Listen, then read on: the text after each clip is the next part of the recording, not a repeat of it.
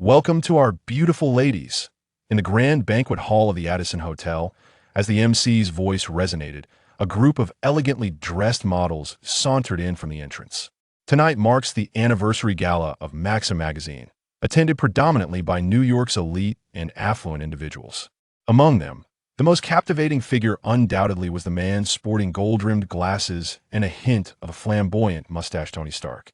The true luminary of New York. As the head of Stark Industries, his wealth is immeasurable.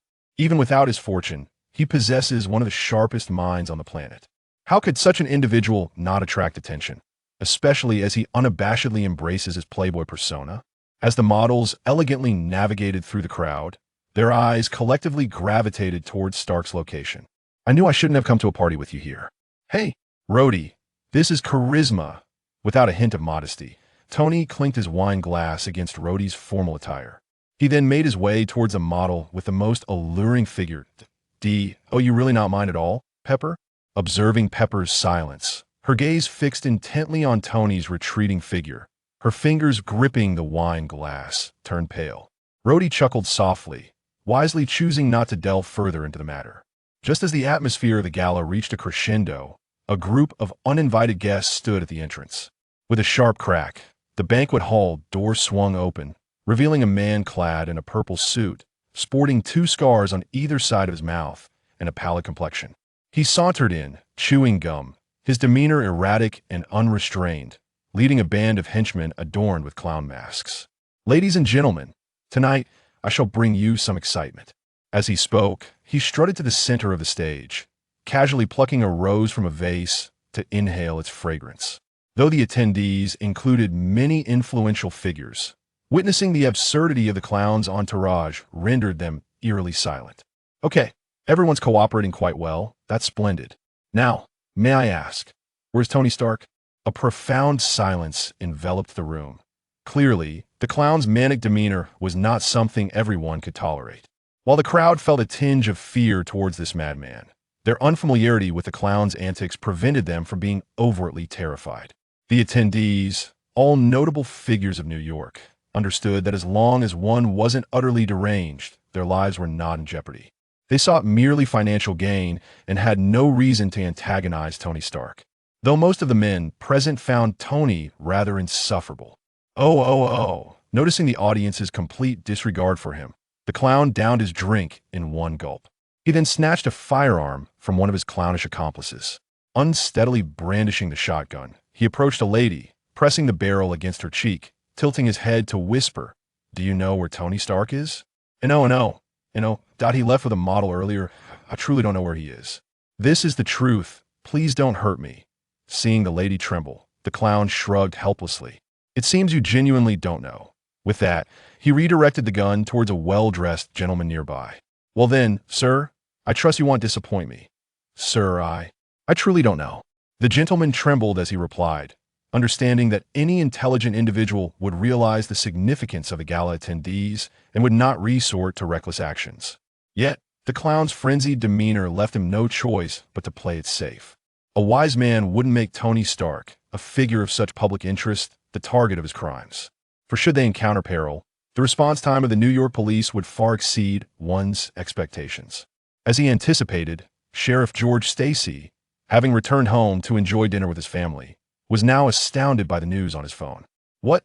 The clown gang is attacking the Addison Hotel. Those lunatics." Fuming, George Stacy hung up the phone, hastily grabbing his coat off the hanger to prepare for departure.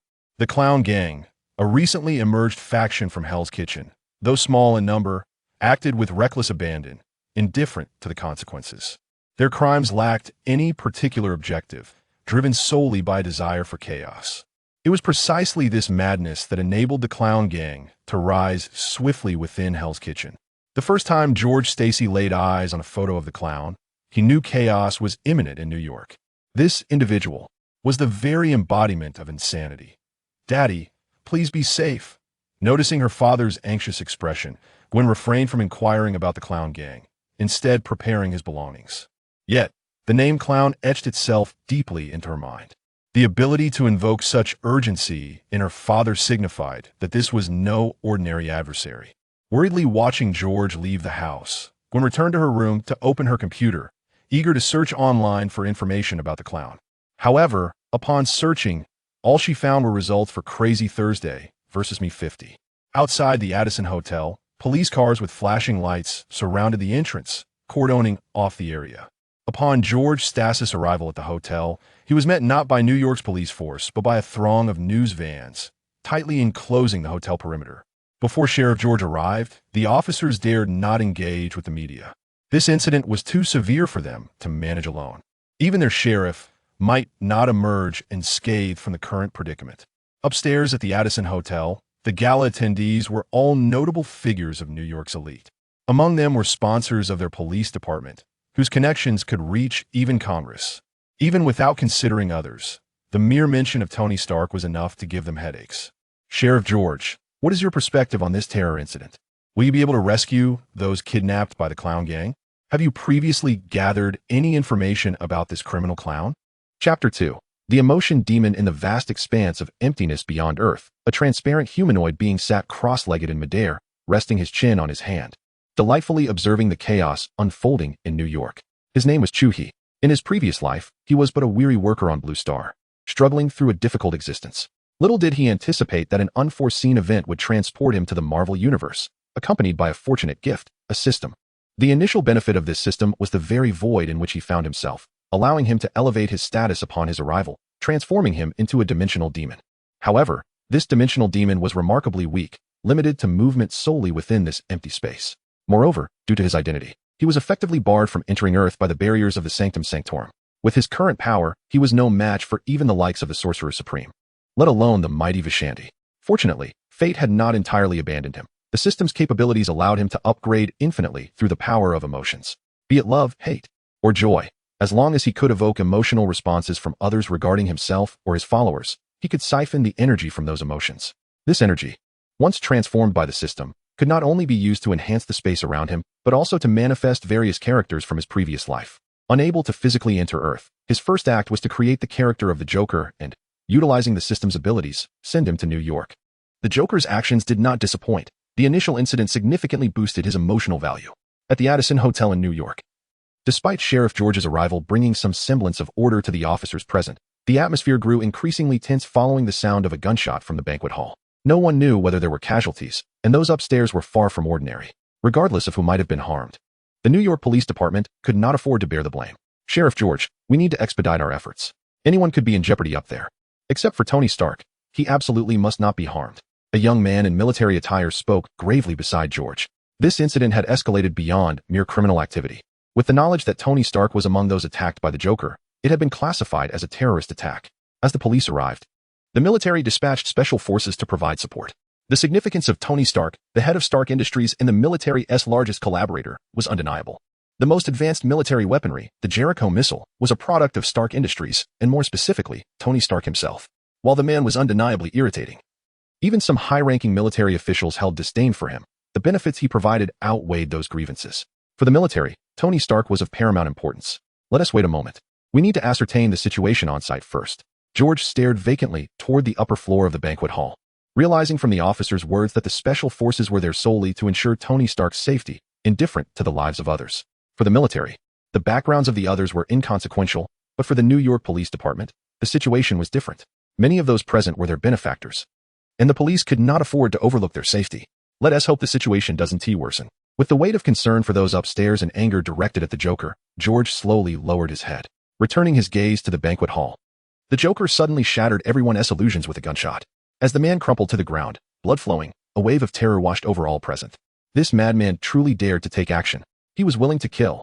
In an instant, the previously lively banquet hall fell into a profound silence, soon erupting into chaotic shouts. In that moment, whether it was the previously elegant ladies or the gentlemen maintaining their demeanor, they were all reminded of one stark truth. In this world, the most equitable reality was that regardless of wealth or social stature, every individual possessed but a single life. And now, their lives rested in the hands of this lunatic. Now, does anyone remember where Tony Stark is? I have a matter to discuss with him. Under the threat of the bloodstain at the Joker's feet, the crowd quickly recognized their precarious position. Each person trembled at the muzzle of the gun, yet regrettably, they were utterly unaware of Tony's whereabouts.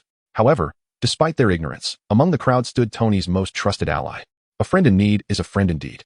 For For the sake of their own safety, they instinctively turned their gaze toward a particular spot in the throng. There, two prominent figures stood out. To offend Stark Industries was an unwise choice, yet the desire to preserve their lives overshadowed any concern for consequences. Vengeance was a luxury reserved for those who survived. Pepper, be careful. I'll handle this. As the crowd's attention shifted toward him, Rhodey understood that he and Pepper could no longer remain uninvolved. He stepped forward, placing himself between Pepper and the Joker, locking eyes with the madman. What business do you have with Tony? If it's convenient, I could help you arrange an appointment.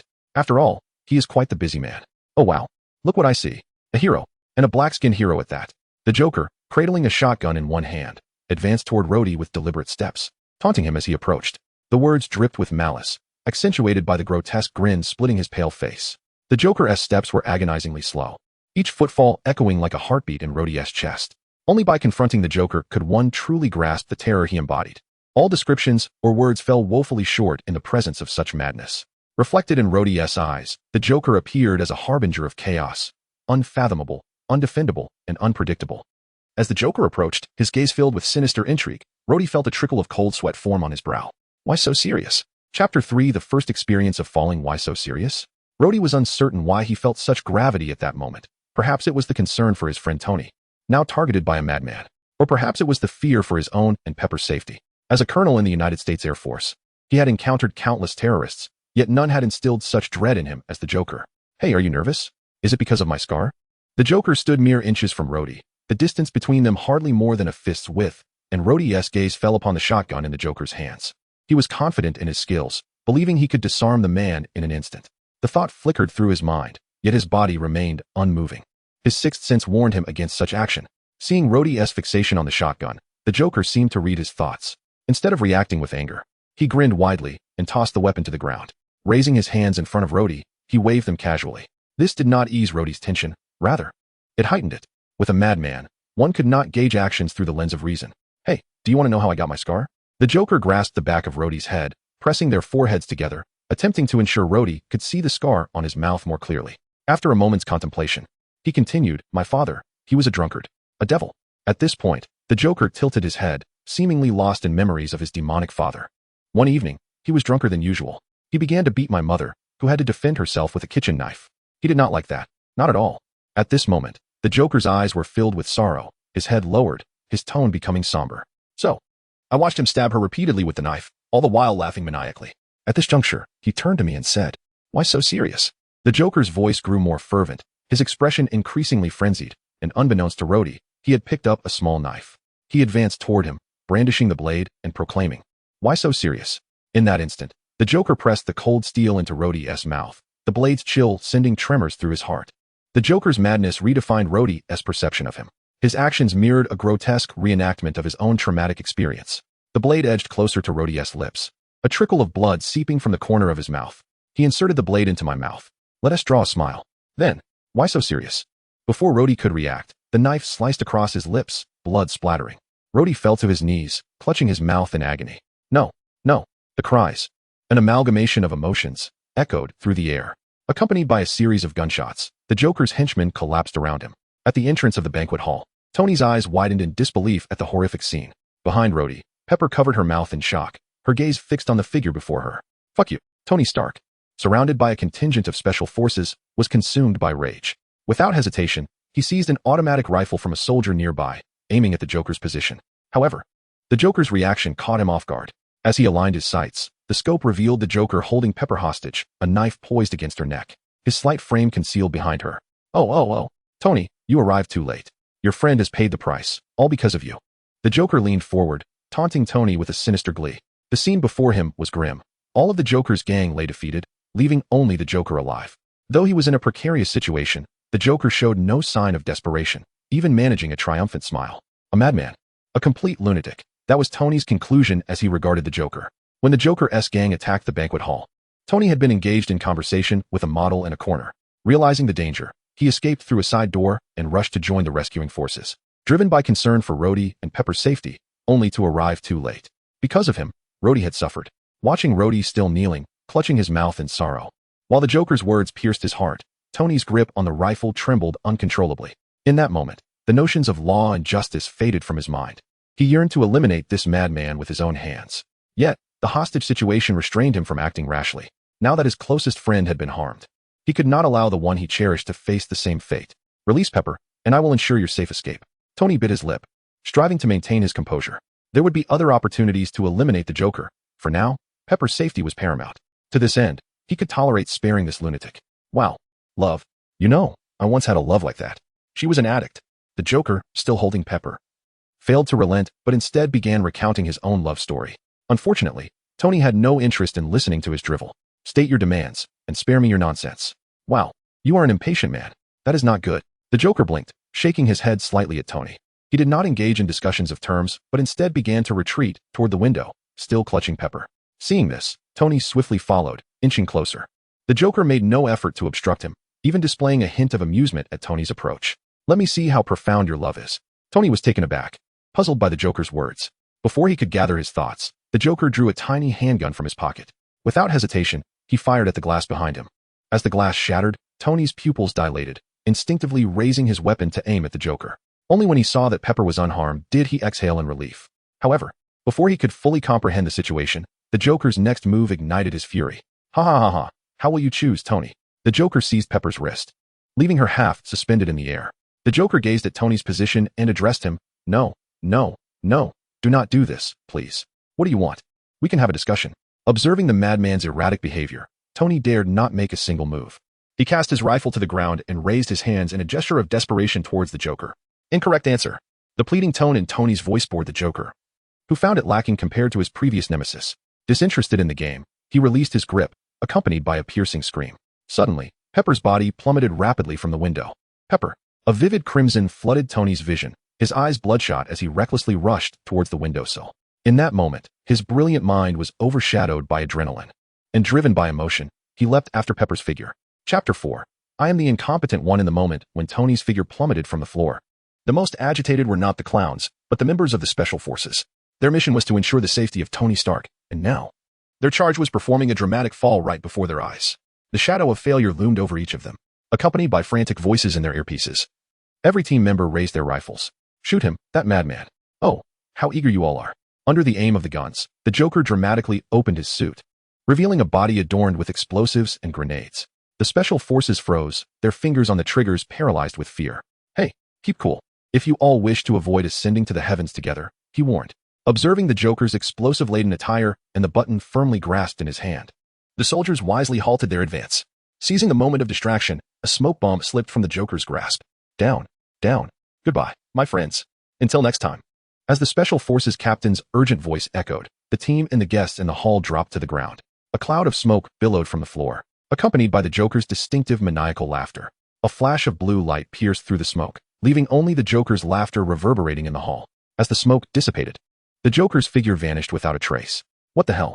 In the earpiece, the captain's voice was filled with confusion and helplessness. Outside, amidst the howling wind, Tony's sanity returned. He quickly gathered himself and rushed to Pepper's side, holding her tightly. The banquet hall was located on the 50th floor, and due to the circumstances, there were no protective measures below.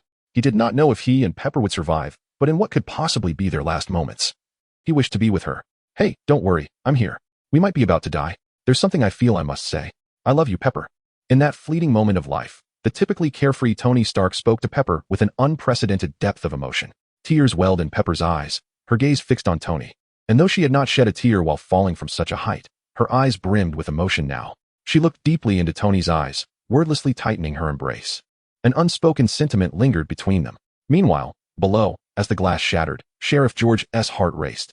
When those two familiar figures fell from the window, he knew that his career as a lawman was about to come to an abrupt end. The suddenness of the situation left him no time to react. He could only watch helplessly as Tony and Pepper drew nearer to the ground. In stark contrast to Sheriff George's despair, the reporters stationed below were enveloped in boundless excitement. A major scoop. They barely cared who fell. All they knew was that their bonuses were about to come pouring in. Countless flashes erupted, and every media outlet instinctively captured the moment, snapping pictures and transmitting them back to the station. The emotions of the two groups diverged sharply. The New York police were engulfed in despair, while the media reveled in jubilation. Yet time does not bend to the will of ordinary mortals. Tony Stark and Pepper were plummeting rapidly towards the ground. Just then, a glimmer of light appeared beneath them, expanding wildly to form a web of light. As their bodies fell onto the web, they plunged into it before bouncing back up. After several chaotic bounces, They lay breathlessly on the web, the day's events leaving them little time to process. Tony regained his composure first, crawling to Pepper's side and lifting her up. They embraced tightly, savoring the warmth of their connection, which had become so precious. Below, Sheriff George, though unaware of the source of this miraculous light web, understood that it had indeed saved Tony Stark and Pepper's lives, as well as his own career, preventing an untimely end to his service. After a brief moment of astonishment, Sheriff George directed the fire truck that had already arrived to rescue Tony and Pepper from the web and arranged for officers to escort them toward the ambulance. Though neither bore visible injuries, a trip to the hospital was standard procedure after such a fall. Tony, supporting Pepper's shoulder, slowly made his way through the crowd. Mr. Stark, what did you experience up there? Mr. Stark, was this attack you're doing? Why did you fall from such a height? Was it intentional or accidental? Mr. Stark, can you respond to us directly? Outside the throng, countless microphones reached out toward the escorted Tony Stark. A cacophony of questions buzzing around him like a swarm of bothersome flies. Already in a foul mood, the noise only heightened Tony's irritation. He snatched the nearest microphone, addressing the media with fervor. Was I responsible for this incident? You should be asking that clown. And perhaps check your own sanity. Even your 70-year-old grandmother wouldn't ask such ridiculous questions. With that, he shoved past the encircling reporters, leading Pepper away from the crowd, even taking a moment to raise a graceful middle finger to the throng behind him. Boss, are you all right? Outside the crowd, a plump figure rushed toward him, calling out nervously, scanning Tony for any signs of injury. I'm fine, Happy, Tony replied, halting Happy's approach, feeling awkward. He had never appreciated excessive concern. It made him feel like a fragile child. Under Happy's guidance, Tony and Pepper finally escaped the crowd's clutches. A large man cleared the way, and they reached the ambulance for a medical checkup. Meanwhile, in the dim light of a street lamp behind them, a man in a suit, looking somewhat worn, extinguished a small flame on his fingertip. Simultaneously, the web that had just saved Tony and Pepper vanished. He gazed in Tony's direction, a faint smile creeping across his lips, akin to a child's delight at seeing a new toy. Only when Tony Stark's figure disappeared towards the ambulance did he slowly light a cigarette. Tony Stark, an intriguing fellow. My act of saving was not without cost, you know. After addressing a nearby camera, John turned and faded into the darkness, knowing that Tony would come seeking him. Chapter 5. The paranoia of persecution in the brightly lit office of the director. Surveillance footage from the Addison Hotel banquet hall and the net of light that caught Tony were continuously playing on loop. As the Joker vanished, a blue light illuminated the smoke, freezing the moment in time. Coulson, can you discern the technology employed? He inquired. Perhaps it is magic? Coulson, whose thinning hair was now evident, smiled in response to the dark-humored figure before him. Upon hearing this, Nick Fury, seated in the director's chair, stiffened momentarily, his one visible eye scanning Coulson, who stood before him. They had yet to ascertain the Joker's method of escape from the scene. It could be technology, or perhaps superhuman abilities. However, as Coulson suggested, one could not entirely dismiss the possibility of magic. Ordinary individuals might be oblivious to the true nature of this world. But for S.H.I.E.L.D., which had long been covertly managing various extraordinary incidents, it was known that this realm encompassed not only technology, but also mutants and magical capabilities. Initially, the incident at the Addison Hotel should not have warranted S.H.I.E.L.D.'s intervention. After all, it was merely a common act of terrorism. Indeed, for S.H.I.E.L.D., even such occurrences were typically regarded as mundane. Yet, when the Joker vanished under the siege of special forces, coupled with the illuminating net that ultimately saved Tony Stark and Pepper, it became unequivocally within their jurisdiction. The Joker, a malevolent criminal suspected of possessing extraordinary abilities, had targeted none other than the son of S.H.I.E.L.D.'s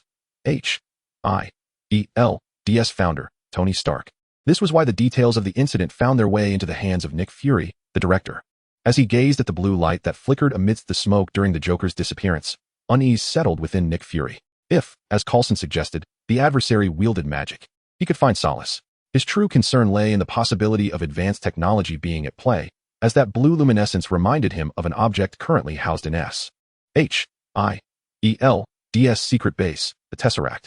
This artifact, which had plummeted into the Atlantic alongside Captain America in 1945, had been quietly resting in S.H.I.E.L.D.'s clandestine facility, retrieved by Howard Stark during his search for Steve. The man known as Steve Rogers, celebrated as the embodiment of American valor, was likewise emerging from the ice, having been propelled from the glacial depths alongside that ancient aircraft. Presently, he was receiving aid at S.H.I.E.L.D.'s secret base. The confidentiality surrounding this matter was exceedingly stringent. Even Coulson, the director's most trusted subordinate and a devoted fan of Captain America, remained unaware. Others might not grasp the implications, but Nick Fury, having experienced the Pegasus Initiative, understood what the blue light heralded. With this thought, Nick Fury felt a surge of urgency. He yearned to depart for the secret base immediately. Only by witnessing the Tesseract intact could he truly feel at ease. As for the net of light that rescued Tony, its originator had made no effort to conceal his intentions. Nearby cameras had clearly captured the figure. Coulson, expedite the investigation into the Joker's affairs. We must swiftly ascertain his whereabouts. He is exceedingly dangerous. Regarding the sorcerer who saved Tony, you shall meet him in person. Watching Coulson nod with a smile before accepting the task and departing, Nick Fury himself made no pause as he exited the office. Meanwhile, the sorcerer in question was quietly enjoying his lunch at a restaurant. Outside, a sports car sped down the street and came to a graceful halt at the curb. I told you I can handle this myself, Tony exclaimed. Boss, that is something you should say to Pepper. I can't oppose her views. Besides, after what you just experienced, it seems prudent to be cautious. As Happy's words lingered in the air, Tony's expression visibly darkened. The Joker, the source of his endless humiliation, had led him to believe that after his fall, the maniac would surely have met a bullet-riddled end. Yet, the following day revealed that the fiend had somehow escaped that dire predicament unscathed. This outcome struck him like a resounding slap across the face. As the head of Stark Industries, the most intelligent man on the planet, he found himself driven to the brink, while the instigator faced no repercussions whatsoever. This reality was intolerable, not merely out of psychological humiliation, but also due to the looming threat of such a reckless madman lurking in the shadows. He felt utterly vulnerable. While he harbored no concerns for his own safety, the well-being of his friends and family weighed heavily on his heart, especially after he and Pepper had finally confessed their feelings for one another. The Joker's presence posed a grave danger to those around him. He was not a man of decorum. Had it not been for Rhodey's assistance last time, Pepper could have suffered unimaginable harm. Consequently, he arranged for the finest security in New York for Pepper and publicly placed a $10 million bounty on the Joker's head. His visit to the restaurant was not solely to express gratitude for the rescue of himself and Pepper, but also to seek the sorcerer's capabilities in addressing the threat posed by the Joker. Who are you? Tony, entering the restaurant alongside Happy, approached with clear intent, sitting directly across from a pale-skinned man clad in British attire. You've arrived rather promptly. You did not disappoint. You knew I would seek you out. John's words did not surprise Tony. The man's conspicuous actions under surveillance cameras made it evident that, should Tony remain oblivious, it would contradict his reputation as the world's most intelligent individual. Speak, what is your purpose? Sitting opposite John Constantine, Tony reclined on the sofa, his demeanor serious. Indeed, John had saved both him and Pepper, but the timing of his appearance felt too coincidental. In his investigations, Tony found John's arrival in New York perplexingly abrupt, with a history that was entirely blank. This outcome compelled him to remain vigilant. The man was shrouded in mystery, and until he understood John's origins, he could not extend complete trust, even in light of the rescue. After all, like the Joker, John was a man without a past. Chapter 6. Exorcist no, scoundrel yes. John Constantine, a recently unemployed exorcist, now works part-time as a detective. How is this response? Are you satisfied? In the face of Tony's somewhat aggressive demeanor, John remained unfazed. He slowly set down his coffee, retrieved a pack of cigarettes from his pocket, and lit one, completely disregarding the no-smoking sign prominently displayed in the restaurant. Happy, please ask all the guests to leave. I've reserved this restaurant for today. John's languid attitude led Tony to believe he would not leave empty-handed today. Once Happy departed, Tony, who had appeared serious just moments ago, finally relaxed his stern expression. He casually crossed his legs and addressed John, who sat across from him. You have yet to disclose your intentions. Also, what is your connection to the Joker? Upon mentioning the Joker, although his posture remained unchanged, Tony's eyes sharpened noticeably. The simultaneous appearance of two individuals with no past connection was too improbable to be mere coincidence. It would be an affront to Tony Stark's intellect to think otherwise.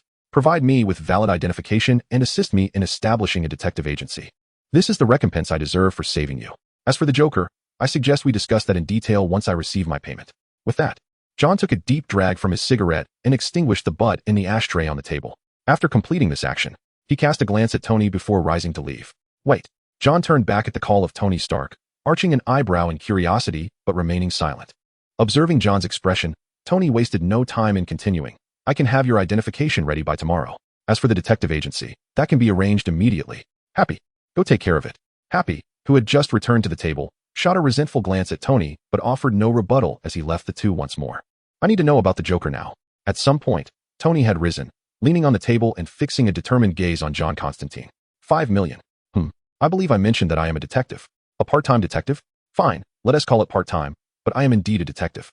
And as a detective, I charge fees. With that, John naturally extended his palm toward Tony, unbothered by the evident displeasure etched on Tony's face.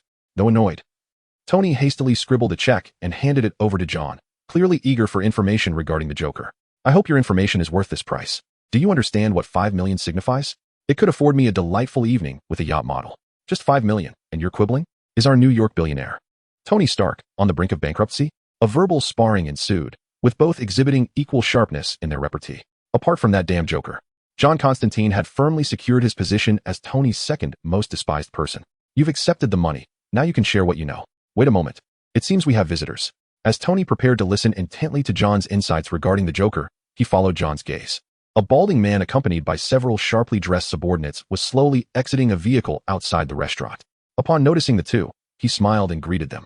Indeed, moments later, the man approached with Happy leading the way. He claims to be with the Department of Homeland Strategic Defense and Logistics. The identification appears legitimate. I could only escort them here. Tony hardly paid attention to Happy's explanation. He was on the brink of obtaining the information he desired from John, only to be interrupted. His mood soured considerably. In America, a gold standard nation, the status of politicians pales in comparison to that of billionaires, especially a top-tier billionaire like himself. So, what is your business? Do you want me to treat you to lunch? Tony's tone was clearly unfriendly.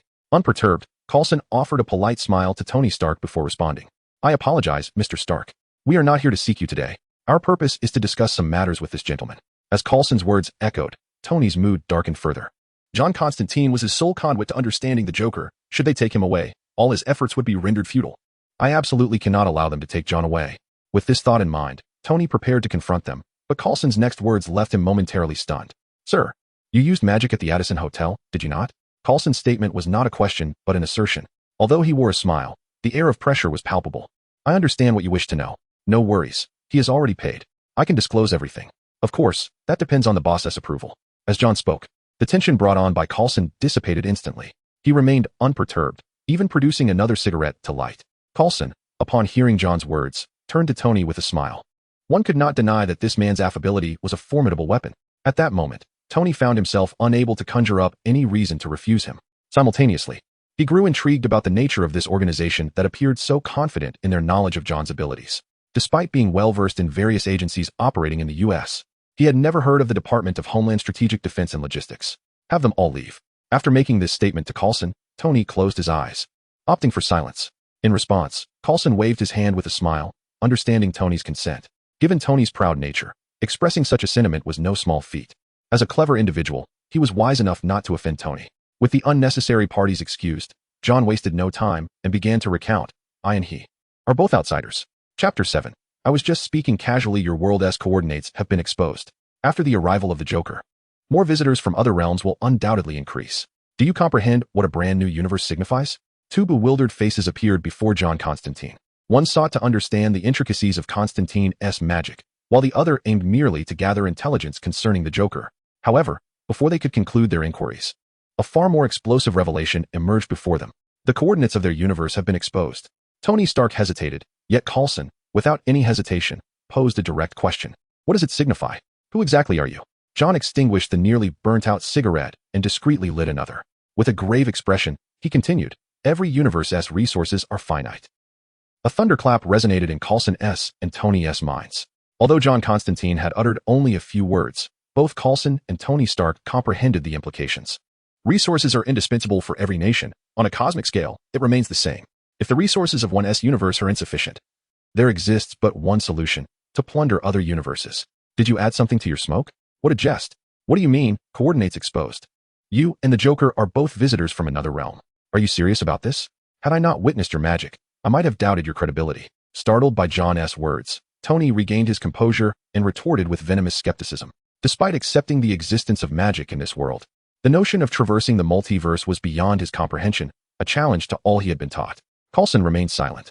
Being part of SHIELD, an organization frequently interacting with extraordinary powers, he had encountered a more vibrant and authentic world than Tony. He understood that the hidden truths of this universe far exceeded his knowledge. Thus, he refrained from questioning John's statements, instead fixating intently on him, his expression inadvertently turning serious. Time drifted by in the silence shared by the three. Observing that John Constantine bore no intention of jesting, Tony and Coulson felt increasingly burdened. I have no need to deceive you. In the future, an influx of visitors will corroborate this point. The Joker is not a native of this universe. He acquired your world's coordinates through a powerful artifact from the void, and I happen to be nearby. A new universe is a treasure that is irresistible to anyone. Moreover, the The fluctuations involved in traversing time and space cannot be concealed within the multiverse. As John S. words lingered, the restaurant fell into silence. Coulson and Tony Stark did not fully believe John Constantine's assertions. Yet, as he mentioned, forthcoming visitors from other realms would serve as evidence. If none appeared, it would indicate that John Constantine was a charlatan. Should other guests truly arrive, however, that would spell trouble. With this, John cast a meaningful glance at the two, yet they remained perplexed by his expression. However, there is no need for excessive concern. Any interuniversal passage incurs a price. Thus, initially, the number of arrivals to this universe will be limited. You need not worry about an imminent multiversal conflict.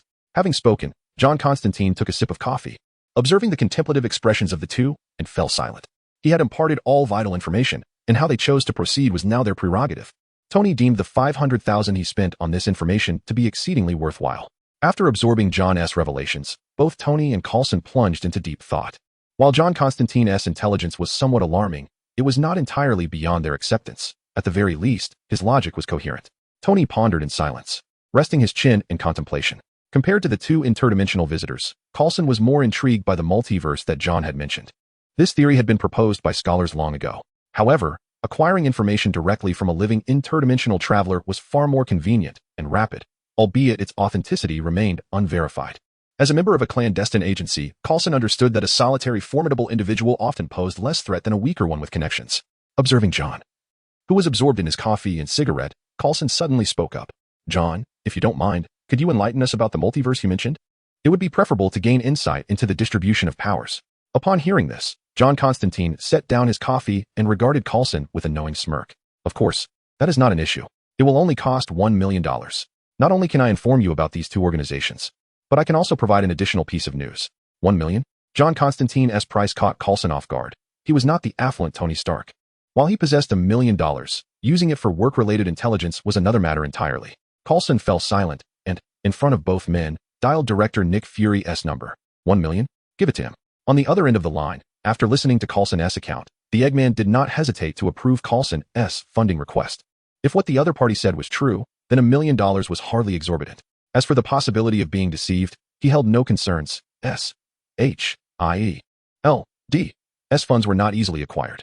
After hanging up, Coulson directly handed a check to John. Then, amidst Tony Stark's amused smile, he awkwardly sat down.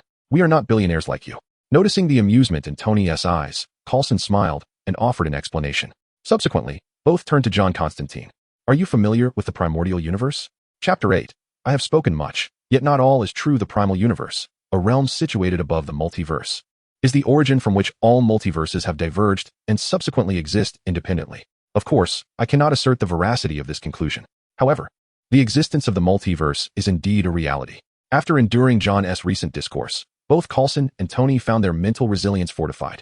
Upon encountering the concept of the primal universe, they no longer reacted with shock and awe. Observing their demeanor, John Constantine wasted no time and delved directly into the core of the matter. How many forces are distributed across the multiverse? This is a question that no one can fully comprehend. After all, even within a single universe, the number of prevailing forces is as numerous as the stars. I can only share with you a few of the factions and their formidable members that I am aware of. At this juncture, John Constantine paused momentarily, as if recollecting something. The most powerful entity in our universe is undoubtedly the Justice League. During my travels through the multiverse, I have heard whispers of various powers. The Kingdom of Light boasts a cadre of luminescent giants adept at delivering righteous beatings. Hades, the sovereign of the fifth parallel universe, is currently waging war against other universes. The most formidable being I have encountered is none other than the All-King, who created 28 universes. Upon hearing John's revelations, both Coulson and Tony were visibly shaken. They genuinely wished to comprehend the chasm between themselves and the other universes. Yet, the figures John mentioned were either giants or cosmic rulers, culminating in the mention of a god of creation. However, a perplexing thought emerged in their minds. Why are it those who traverse the cosmos, such as the Joker and Constantine, individuals seemingly of average power, rather than the titans John described? Sensing their confusion, John Constantine offered an explanation. The greater one's inherent power, the stronger the resistance encountered while traversing space. Furthermore, for time travelers, there exist myriad methods of acquiring power artifacts, faith in deities, sorcery, and so forth. In contrast to power, we prize intellect above all. The force of thought cannot be bestowed by others. It must be cultivated within oneself. The Joker, after all, epitomizes chaos. There is a saying in our universe: the Joker is immortal. Those influenced by him ultimately become him. Upon concluding his remarks, Coulson remained stoic. Yet, Tony's expression shifted dramatically, his face paling. Those influenced by him ultimately become him. A familiar figure flashed before his mind. James Rhodes, his closest companion. To protect Pepper, he had suffered at the hands of the Joker. And after the incident at the Addison Hotel, he had been swiftly transferred to the hospital. Tony had yet to visit him. In that instant, a sense of foreboding washed over him. Happy, quickly connect me to Rhodes Hospital. Inquire about his condition. Tony Stark exclaimed, rising anxiously and calling out to Happy in the distance. At this juncture, if anything were amiss, rushing over would be futile. Contacting the hospital was undoubtedly the swiftest way to ascertain the situation. Moments later, Happy approached Tony, holding a phone displaying a surveillance video sent from the hospital. The video revealed Rhodes lying quietly in bed, his mouth encircled by bandages. Suddenly, he appeared to be trapped in a nightmarish reverie, mumbling incessantly as though engaged in conversation with someone in his dreams. Initially, his expression was one of resistance, but as time passed, the defiance gradually faded, replaced by a burgeoning madness. In an instant, his eyes flung open, and he erupted into manic laughter. The sound crescendoed from a low murmur to a piercing shriek as Rhodes ripped the bandages from his mouth, revealing a grin almost identical to the Joker's. With one final, iconic smile directed at the camera, Rhodes vanished from the room. Tony's grip tightened around his phone. The video concluded, leaving the screen shrouded in darkness. Yet, he remained transfixed, unwilling to divert his gaze. Suddenly, a wave of lethargy engulfed him. The phone slipped from his grasp, and he collapsed helplessly onto the sofa. His friend had been harmed while striving to protect his beloved, and he had failed to safeguard him, allowing the Joker to inflict further injury. As Rhodes' maniacal laughter echoed in his mind, Tony felt his heart convulse. Joker, I will make you pay. At that moment, the fury and murderous intent etched upon Tony Stark's face were unmistakable. His hatred for that madman had seeped into his very bones. Why didn't you warn me sooner? Tony Stark erupted, directing his anger towards John, who sat calmly. In his current state, the weight of his fury clouded his judgment. Due to his nature, he had always had but a few friends, Rhodes, Happy, and a handful of others. And now, his dearest friend had fallen into the Joker's clutches. Although Rhodes had left the hospital of his own accord, his expression spoke volumes, affirming John's words were, indeed, accurate. Rhodes had succumbed to the Joker. After venting his rage, Tony gradually regained his composure. He felt a twinge of remorse for his earlier outburst towards John. Yet, in his pride, he was not one to offer apologies. He merely nodded silently to John as a gesture of contrition. John Constantine, unfazed, recognized that Tony was merely a client, not a friend. As long as payment was rendered, his attitude was of little concern. Having conveyed all pertinent information, John turned to Coulson and Tony. Do you have any further inquiries? If not, I shall indulge in the nocturnal delights of New York. With a casual flick of the check in hand, John Constantine made his intentions clear. In response, Tony remained silent, rising to depart the restaurant with Happy. With their objectives achieved, lingering here served no purpose. He would not squander time any further. Coulson, however, retrieved a document from his briefcase and extended it towards John. This is a treaty formulated by the Department of Homeland Strategic Defense and Logistics, tailored for individuals possessing extraordinary abilities, to ensure the safety of ordinary citizens. It prohibits the arbitrary misuse of powers. If there are no objections, Mr. Constantine, your signature will suffice, and we may take our leave. John scrutinized the document carefully. As a master of contracts, the demon hunter was wary of inscribing his name indiscriminately. A careless mistake could summon his creditors from the depths of hell for an unwelcome reunion. Chapter 9, a new storm has emerged in the desolate outskirts of New York. Within an uninhabited forest, two young men traversed the dimly lit paths, their phones illuminating the way. The moonlight draped itself like a delicate veil through the treetops, casting mottled shadows upon the shadowy thicket. Liam, I fear this is not a wise idea. Do not worry, Ethan. There are no monsters in this world. Those are mere fabrications spun by cowards to mask their own fears. Behind him, Ethan glanced around uneasily, though he did not genuinely believe in the existence of such creatures. Yet the eerie surroundings instilled a sense of trepidation in him. Towering trees loomed all around, and apart from the two of them, no other presence was discernible. The only sound was the rustle of leaves in the gentle breeze, devoid of any animal calls. Liam, however, felt no such anxiety. Instead, he was filled with exhilaration. If he and Ethan managed to survive the night here, they would undoubtedly become the stars of their school. Recently, a rumor had swept through their campus like wildfire. This forest was haunted. A paranormal club that ventured here had mysteriously vanished, their bodies discovered the following day, neatly discarded by the roadside. Upon awakening in the infirmary, the members all recounted the same tale. This forest was indeed haunted, populated by floating specters and skeletal beings rising from the earth. Some even claimed to have been driven mad by fear. Once the school board became aware of the situation, they swiftly suppressed the news and forbade students from venturing out for exploration. However, the antiquated members of the board could hardly comprehend the world of the youth. The more they imposed restrictions, the greater the curiosity among the students, transforming the bans into an invisible challenge. Thus, it was Liam and Ethan who took the first steps into the unknown. As they filmed their adventure, delving deeper into the forest, they remained oblivious to the fact that their every move was being observed by a skeletal figure. How bothersome these flies are, the skeletal observer mused, vexed by the intruders. I have yet to fathom this world's intricacies. If I were to eliminate them, it would certainly draw the attention of the authorities. Yet if I allow them to continue their reckless wandering, my own position will soon be compromised. The ancient being, burdened with artifacts of power, gazed at the two humans displayed on the screen before him, feeling a sense of irritation. Alone in this world, he found himself devoid of the great tomb of Nazarick, the floor guardians, and the battle maids. Having experienced human life in a past existence, he recognized the modern attire of the newcomers as a sign that he had indeed arrived in a contemporary world. In such a civilization, should anyone perish under his watch, the police would undoubtedly launch a widespread investigation. For his own safety, he opted to let the group be. Yet, mere days later, another set of intruders had appeared. How tiresome this is. If only all of Nazarick's denizens were here, perhaps matters would be easier to manage. With a frown, he shifted his gaze from the magical mirror to the floating screen beside him. Countless exchange options glittered before him, accompanied by his current emotional currency. Building, Tomb of Nazarick, 1 million emotion points. Characters, Sebastian, 200,000 emotion points. Shaltir Bloodfallen, 200,000 emotion points. Kozitz, 200,000 emotion points. Gargantua, 100,000 emotion points. Yager Bellafury Mare Bellafury, 200,000 emotion points. Demogorgon, 200,000 emotion points. Albedo, 200,000 emotion points. Items, Map of Nations, capable of sealing opponents in alternate dimensions with over 100 types of spaces. Capable of exhausting their stamina, 2 million emotion points. Hellibis, extremely effective against objects, but less so against humans. Possessing indestructible properties, 2 million emotion points. Will of the Good Deity, exerts powerful effects on targets with negative justice values. Encompassing the entire world, 3 million emotion points. World Will, typically possesses only the power of a common stick, but can grow infinitely stronger. Sufficient to conquer the entire tomb of Nazarick, 5 million emotion points. Beauty that dazzles the nation, possesses charm effects. Capable of brainwashing any target, 5 million emotion points. Return Scroll, once bound to a location, can return from anywhere, 10,000 emotion points. Random Teleportation Scroll, upon use, teleports randomly to a location within the world, 10,000 emotion points. Ain's Old Gown, remaining emotion points 23,156.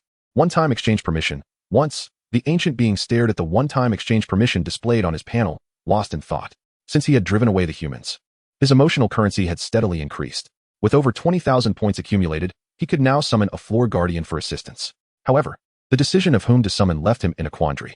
Two candidates occupied his mind, Demogorgon and Seabass. The former, a strategist for the Tomb of Nazarick, was exactly the type of intelligent ally he needed in his current predicament. The latter, though a draconian being, was the only guardian with a human appearance among them. His composed nature would allow him to gather intelligence within human cities, an invaluable asset given the observer's utter ignorance of the outside world. After much deliberation, the ancient being, resting his head on his hand, ultimately concluded that information was paramount. Given the current rate of increase in his emotional currency, he would have an additional 20,000 points in merely 2 days. In just 20 days, he could summon another guardian, affording him ample time to gather further intelligence. With Demogorgon's presence bolstered by this information, he would be better equipped to strategize. With this resolution, he hesitated no longer. A swirling vortex adorned with countless stars materialized before him, and as the light dissipated, a tall, dignified elderly gentleman emerged. Seabass, with his silvery hair and beard, exuded an air of authority and kindness, instilling a sense of steadfast reliability. Upon his arrival, he knelt gracefully, placing his hand over his heart in reverence. Ain Sama I, Sebastian, the overseer of the Tomb of Nazarick, pay my respects to you. For the greatness of the Supreme One, I pledge my loyalty. The name of Nazarick shall resound throughout the world. Chapter 10 Mother, there's a ghost. When Seabass returned, I would finally possess some understanding of this world. For now, it was time to deal with those two bothersome flies. The old skeleton gently pinched his chin with his sharp fingers, murmuring to the mirror image on the magical screen. After summoning Seabass, he issued a command for him to gather intelligence from the human city. Only after Seabass had departed did he remember that there were still 2 human flies flitting about in his territory. Although he could not eliminate them at this moment, instilling a bit of fear in these 2 pests would be quite manageable. Previously, he had merely summoned a few ghosts and skeletons. which had yielded a substantial amount of emotional energy. For these two, he intended to employ the same tactic, albeit this time he would not let them off so easily. In the depths of the forest, Liam and Ethan had ventured quite far and were now resting atop a massive tree stump. It had been over an hour since they entered the woods, yet they had encountered nothing. Logically, this should have been a favorable situation for them, as both were skeptical about the existence of ghosts in this world. However, arriving in such a remote forest during the pitch-black night was undeniably perilous. To protect themselves from wild beasts, they carried firearms. Yet, as they ventured deeper, an ominous premonition grew increasingly intense. Simultaneously, they finally grasped the peculiar sensation that had eluded them before. The forest was devoid of animal sounds. This wilderness, located not too far from New York, was far removed from human activity, and the wildlife had rarely been disturbed. Hence, it was home to countless animals. Upon entering the forest, they had even noticed several warning signs about wild beast dangers. Yet, in their pursuit of becoming campus stars, they had dismissed these warnings. Now, after more than 2 hours, they realized they had seen not a single animal. Not only were there no sightings, but they had also not heard a single animal call. Such a phenomenon was undeniably abnormal. Nighttime was typically when beasts roamed and preyed. Wolves, leopards, and other nocturnal creatures were most active after dark. Yet, they had not even heard a wolf's howl. Exchanging glances, they saw unease and fear reflected in each other's eyes. Liam, I think we should leave. We've been here for over 2 hours without encountering any so-called ghosts. We can return with the footage and claim we completed the challenge. Well, the challenge requires us to stay overnight. Let's push a little further. We are almost at the center. Once we reach that point, we can turn back. Ethan's words echoed in Liam's ears as he pondered. He felt it was essential to reach the forest's center. Otherwise, the others at school would surely dismiss their efforts. They had encountered nothing thus far. Although the eerie silence was undeniably unsettling, they were at the final stage of the challenge. He could not bear the thought of giving up now. Upon hearing Liam's determination, Ethan's unease intensified. The moment Liam finished speaking, Ethan sensed countless eyes in the darkness beyond, fixated on their location. Before he could voice his concerns, Liam stood up, ready to press on. Reluctantly, Ethan followed suit. However, it was too long before trouble arose. Liam stumbled over something, falling flat on the ground. Seeing this, Ethan rushed forward to help him, just as his hand reached Liam's position. A chilling sensation enveloped his entire body. Looking down, he found himself gripping a pallid skeletal hand. In that instant, Ethan's pupils dilated to an unprecedented degree. A piercing scream erupted from his throat, echoing through the silent forest. Realizing what he was holding, he hastily discarded the bone. Meanwhile, Liam, still on the ground, heard Ethan scream and was oblivious to the cause. As he pushed himself off the ground, he glanced down to see his phone's light illuminating the ghastly skull just a mere 10 centimeters from his face, making it seem as though he was locked in a gaze with the skeletal head. In a flurry of panic, he quickly scrambled to his feet, retrieving his phone. Unlike Ethan, his reaction was somewhat muted. It was merely a skull. While it had startled him at first, he felt little fear once he recognized it. After all, a dead object was just that, dead, unless it could rise again. With that thought, he directed the phone's light back toward the skull. Seeing it remain motionless, he sighed in relief and walked over to Ethan. Hey, buddy, it's just a skull, not a ghost. No need to be so startled. He patted Ethan's shoulder, attempting to comfort his friend. However, instead of being reassured, Ethan's expression grew even more terrified. You, behind you. Without a second thought, Ethan turned and fled, scrambling back in the direction they had come. Witnessing Ethan's reaction, a cold sweat broke out on Liam's brow. His expression stiffened as he slowly turned to look behind him. What he saw was the very skull he had just been pressing down upon, now standing upright before him. Its eyes glowed with an eerie green light, and its jaw opened and closed, emitting a series of unsettling clicks that sent shivers down Liam's spine. In response, a scream erupted from Liam, matching Ethan's earlier cry, and he bolted in the same direction as Ethan.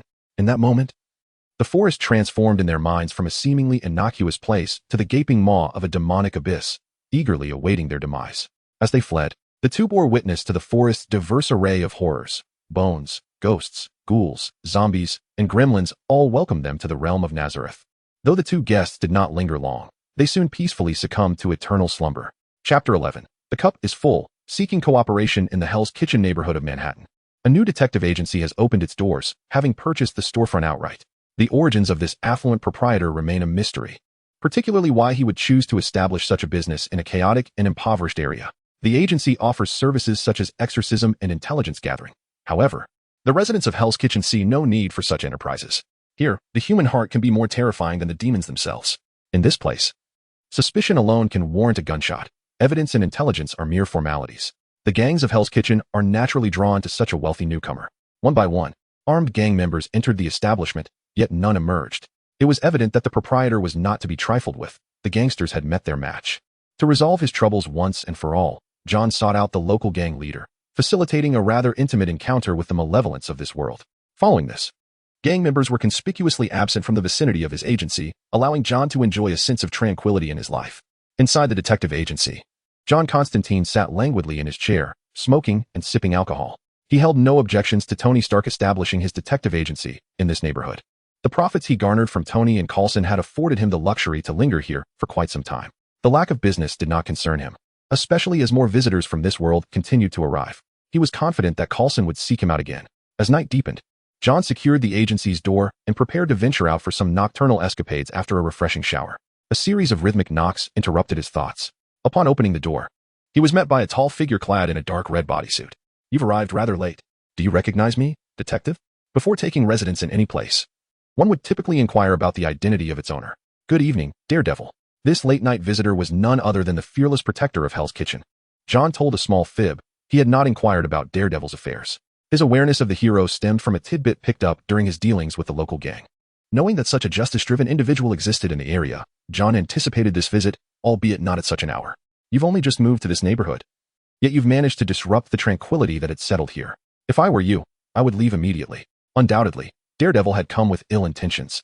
Many so-called heroes possess a strong attachment to their territories, much like Batman's obsession with Gotham, resenting any interference in its affairs. This fearless guardian of Hell's Kitchen similarly abhorred any disturbance to its fragile calm, even if that calm had never truly existed. John refrained from contesting Daredevil's claims of tranquility. Instead, a smirk played at the corners of his mouth, a silent mockery of his visitor. "Do you have something to say?" Daredevil sensed an unsettling aura emanating from John. Recently, he had been preoccupied with assisting the underprivileged in legal battles, leaving him somewhat uninformed about the neighborhood's condition. His partner, Foggy Nelson, had mentioned that Hell's Kitchen had been unusually peaceful lately. Aside from the stir caused by John's arrival, the area was quieter than it had ever been. Crime can never truly vanish. If it grows silent, it merely burrows deeper. "What do you know?" As John's words hung in the air, Daredevil's unease intensified. Hell's Kitchen had never been a peaceful place, yet the recent calm had lulled him into complacency. Now, hearing John's remarks, he realized he must have overlooked something significant. In Hell's Kitchen, ensuring that lawless rogues remained subdued and their schemes clandestine could not be a mere trivial crime. $100,000. You should be able to see the sign at the door. "Oh, sorry, I forgot you were blind. I am a detective, moonlighting as an intelligence broker. Naturally, I cannot provide information for free. So, $100,000 is quite reasonable." Daredevil's face stiffened beneath his mask. The sudden proposal of a fee caught him off guard. The mention of his blindness triggered an instinctive defensive response. More than the sum of money, he was eager to discern how John had discovered his visual impairment. Hell's Kitchen harbored countless blind individuals, but he was the only one who led a normal life. If his enemies were to learn of his identity, it could pose unforeseen dangers to his friends. At that moment, his trusty billy club was firmly gripped in his hand, the versatile weapon that had long provided him with a sense of security. "You know my identity?" Daredevil spoke not of his alter ego, but rather the true self concealed beneath the bodysuit. The wait for an answer felt interminable. Time seemed to crawl for him. Beneath his mask, beads of sweat dotted his resolute face, yet he dared not waver in focus. "Which identity are you referring to?" "Matthew Murdock, attorney at law." Upon hearing John utter his name, Daredevil swiftly pressed his club against John's chest. "Speak. Who are you, and what is your purpose in Hell's Kitchen?" "Hey, take it easy. Since when do heroes aim their weapons at ordinary people? You are no ordinary person." Suppressing his fury, Daredevil hissed at John. He was acutely aware of how detestable his past actions were in the eyes of the gangs. Consequently, he had always concealed his identity well. Apart from his mentor and former comrades, he had never revealed his true self to anyone, not even his close friend Foggy, who remained oblivious to his dual existence. "What do you want? How did you learn about me?" "If you had truly listened to what I said, you would know that I am a detective and a part-time intelligence broker. Your information is not particularly difficult to gather." Chapter 12. Merely Human. Directly overwhelmed upon hearing John's words, Matt retracted his short staff and grasped the collar of his adversary. "Let us not divert the topic. You know precisely what I wish to uncover." All right. Since you were so eager to know, Melvin, a name I believe you are quite familiar with. Your battle attire is remarkably conspicuous, and individuals with such skills are quite rare in this neighborhood. A simple investigation would not fail to reveal his identity, Mr. Matt." With that, John raised his arm and pried away Matt's grip on his collar, gently smoothing out the wrinkled fabric. "Mr. Matt, do you still require intelligence services? If not, I believe it is time for me to enjoy my life. The splendid night belongs to ladies, not tedious men." Casting a glance at the Daredevil before him, John spoke curtly. Seeing that Matt remained unresponsive, John turned and strode away. Once John's figure vanished at the end of the street, Matt withdrew his gaze, feeling somewhat at a loss with John's demeanor. As he had stated, a hero's weapon should never be aimed at ordinary people. John was merely an information broker, devoid of any criminal record. Thus, Matt could not resort to violence against him. Moreover, having discerned the source of his own identity leak, his primary objective now was to meet Melvin Porter and expedite his investigation into the recent events transpiring in Hell's Kitchen. The oppressive tranquility before the impending storm left him gasping for breath. Meanwhile, an elegant gentleman arrived in Hell's Kitchen. Having come to New York, Seabass did not promptly venture into the affluent districts. Rather, after a period of observation, he made his way directly to Hell's Kitchen. It was only amidst chaos that he could more conveniently comprehend this world. His timing was fortuitous. At this hour, ordinary residents had long returned home, locking their doors tightly. Meanwhile, gang members, having received orders to restrain their activities, rendered the nighttime streets eerily desolate. He meandered casually through the streets of Hell's Kitchen until he arrived at a secluded corner. Here, deserted and silent, stood dilapidated factories. Inside the factories, the harrowing sounds of wails reached his ears. For an ordinary person, the walls of the factory would muffle any sound, rendering it inaudible from the outside. However, beneath Seabass's human exterior flowed the blood of a dragon. Even the faintest noise resonated in his ears like a thunderclap. Indeed, it seemed that slaves existed in every world. He murmured to himself as he pressed onward, his steps unwavering. Inside the empty factory, there were no signs of activity, only abandoned containers haphazardly stacked about. Yet, such a scene could not deceive Seabass, the guardian of the great tomb of Nazarick. Employing his fourth-tier magic, True Sight, a faint light flickered in his eyes. Within the factory, footprints of those who had traversed the area and the concealed entrance of a hidden pit revealed themselves to him. Without a moment's hesitation, Seabass leaped down, his feet landing silently on the ground, stirring not a speck of dust. Below the opening lay a pitch-black tunnel, devoid of any signs of concrete. It was evident that the walls bore recent excavation marks. Seabass advanced step by step toward the tunnel's end, only to find a scene that exceeded his expectations. Initially, he had presumed this was merely a transit point for slave trading. However, what unfolded before him resembled a hellish tableau. Ragged individuals, their eyes gouged out and eardrums punctured, stood bloodied and battered. Surrounding them, soldiers resembling ninjas from distant islands were methodically transporting them away. Lady Gao has already located the dragon bones. We require additional manpower to expedite the excavation. Our current resources are insufficient, a tall black man remarked to those beside him. In such a filthy and chaotic environment, he was impeccably dressed in a crisp suit, immaculate and unblemished. It was clear he was the leader of these ninjas. Seabass remained quietly positioned at the mouth of the tunnel, hands clasped behind his back, observing the scene before him with a face devoid of emotion. Though his gaze sharpened considerably, these unfortunate souls were fortunate indeed to encounter Seabass, the only being in the great tomb of Nazarick who harbored goodwill toward humanity. With no attempt to conceal himself, Seabass was inevitably noticed by the ninja soldiers.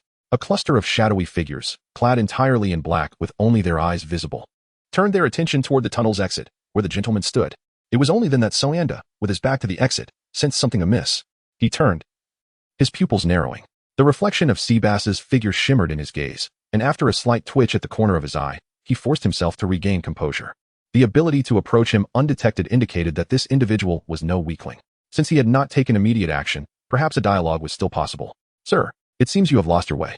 "No, I require your assistance for certain matters, sir." Though Seabass's words were exceedingly polite, they exuded an undeniable air of superiority, stemming from the disparity between his own power and that of humanity. His tone and demeanor expressed this condescension unambiguously. At the very least, upon hearing his words, a flicker of anger ignited in Soanda's eyes. As a prominent figure within the Hand Assembly, he had never encountered such arrogance. Since the gentleman rejected his goodwill, then, attack. Soanda commanded, and in an instant, the ninja soldiers surged forth like drawn swords. The sound of unsheathing blades echoed across the battlefield. The shadows moved with the swiftness of the wind, yet made not a sound as they tread. Indeed, when it came to assassination, the ninjas of the Hand Assembly possessed their unique prowess. However, they were not contending with any mere street hero, but rather with one of the foremost guardians in the great tomb of Nazarick. As the legion of ninjas rushed toward Seabass, his figure vanished in an instant. Moments later, a spray of blood erupted as the soldiers' headless corpses stood frozen for a brief moment before collapsing to the ground, stirring up clouds of dust. Chapter 13. What a deception. I am merely borrowing this in an instant. The scene of the entire ninja army being annihilated flashed before Soanda's eyes, filling him with an indescribable terror that compelled him to cry out involuntarily. Where? As he witnessed the vanishing silhouette of Seabass, his body instinctively adopted a defensive stance. With a swift shadow passing, accompanied by a sharp pain in his neck, he realized his feet had left the ground. Seabass grasped Soanda's neck with one hand, lifting him into the air, his expression unchanged, radiating an air of calmness and composure. For Seabass, exterminating those ninja soldiers was as effortless as crushing a few ants. Soanda could discern no trace of exhilaration or guilt in his gaze, only an overwhelming indifference that instilled profound fear within him. I surrender. Soanda managed to utter, his hands gripping Seabass's wrist tightly, the words escaping his lips with great difficulty. Upon hearing this, Seabass released his grip, allowing Soanda to crash to the ground in a disheveled heap. Sitting on the floor, Soanda was now too preoccupied with his predicament to care about his appearance. He clutched his neck, coughing deeply before raising his head to address Seabass. What is your purpose? I shall cooperate with you. At that moment, he resembled a stray dog begging for scraps from passers-by. Just as Seabass parted his lips to speak, Soanda, bowing his head, stealthily grasped the dagger at his waist. A sharp whoosh filled the air as the dagger ascended towards Seabass's heart. As the distance between them diminished, a smile crept onto Soanda's lips. Yet, in that fleeting moment, his smile froze completely. A hand seized the blade, crushing it without spilling a single drop of blood. With a resounding crack, the dagger was shattered, and along with it, Soanda's flickering hope. Seeing that Soanda was utterly uncooperative, Seabass grew impatient, invoking the fourth-tier spell, Domination. While Seabass excelled in hand-to-hand combat within the Great Tomb of Nazarick, it did not imply he was incapable of wielding magic. Though not particularly adept in high-tier spells, he was quite proficient in the lower-tier arts. As the six-pointed star glimmered, Soanda's eyes instantly lost their luster. They commenced a formal exchange of questions and answers. When Soanda regained his senses, he felt as if he had emerged from a nightmare. His mind remained clouded until he beheld the figure before him, and the harrowing memories surged through his thoughts. What have you done to me? Upon hearing this, Seabass withdrew his gaze from the wretched slaves and turned to face Soanda. Without an ounce of inclination to respond, he simply delivered a swift straight punch. Soanda's head vanished, blood gushing from his severed neck, splattering against the ceiling. One of the 5 fingers of the hand association had thus fallen, returning his attention to the wretched slaves. Seabass frowned slightly. These individuals had been deprived of their eyes, their eardrums destroyed. Even he could not restore them to their former selves. Ultimately, he was merely a warrior, not a healer. With the invocation of the 6th-tier spell, Mass Domination of Humanoids, the remaining living humans in the vicinity fell under his control.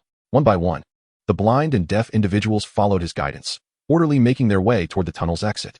Once everyone had emerged from the tunnel, Seabass struck the factory wall with a powerful punch, causing a deafening crash that reverberated throughout the district.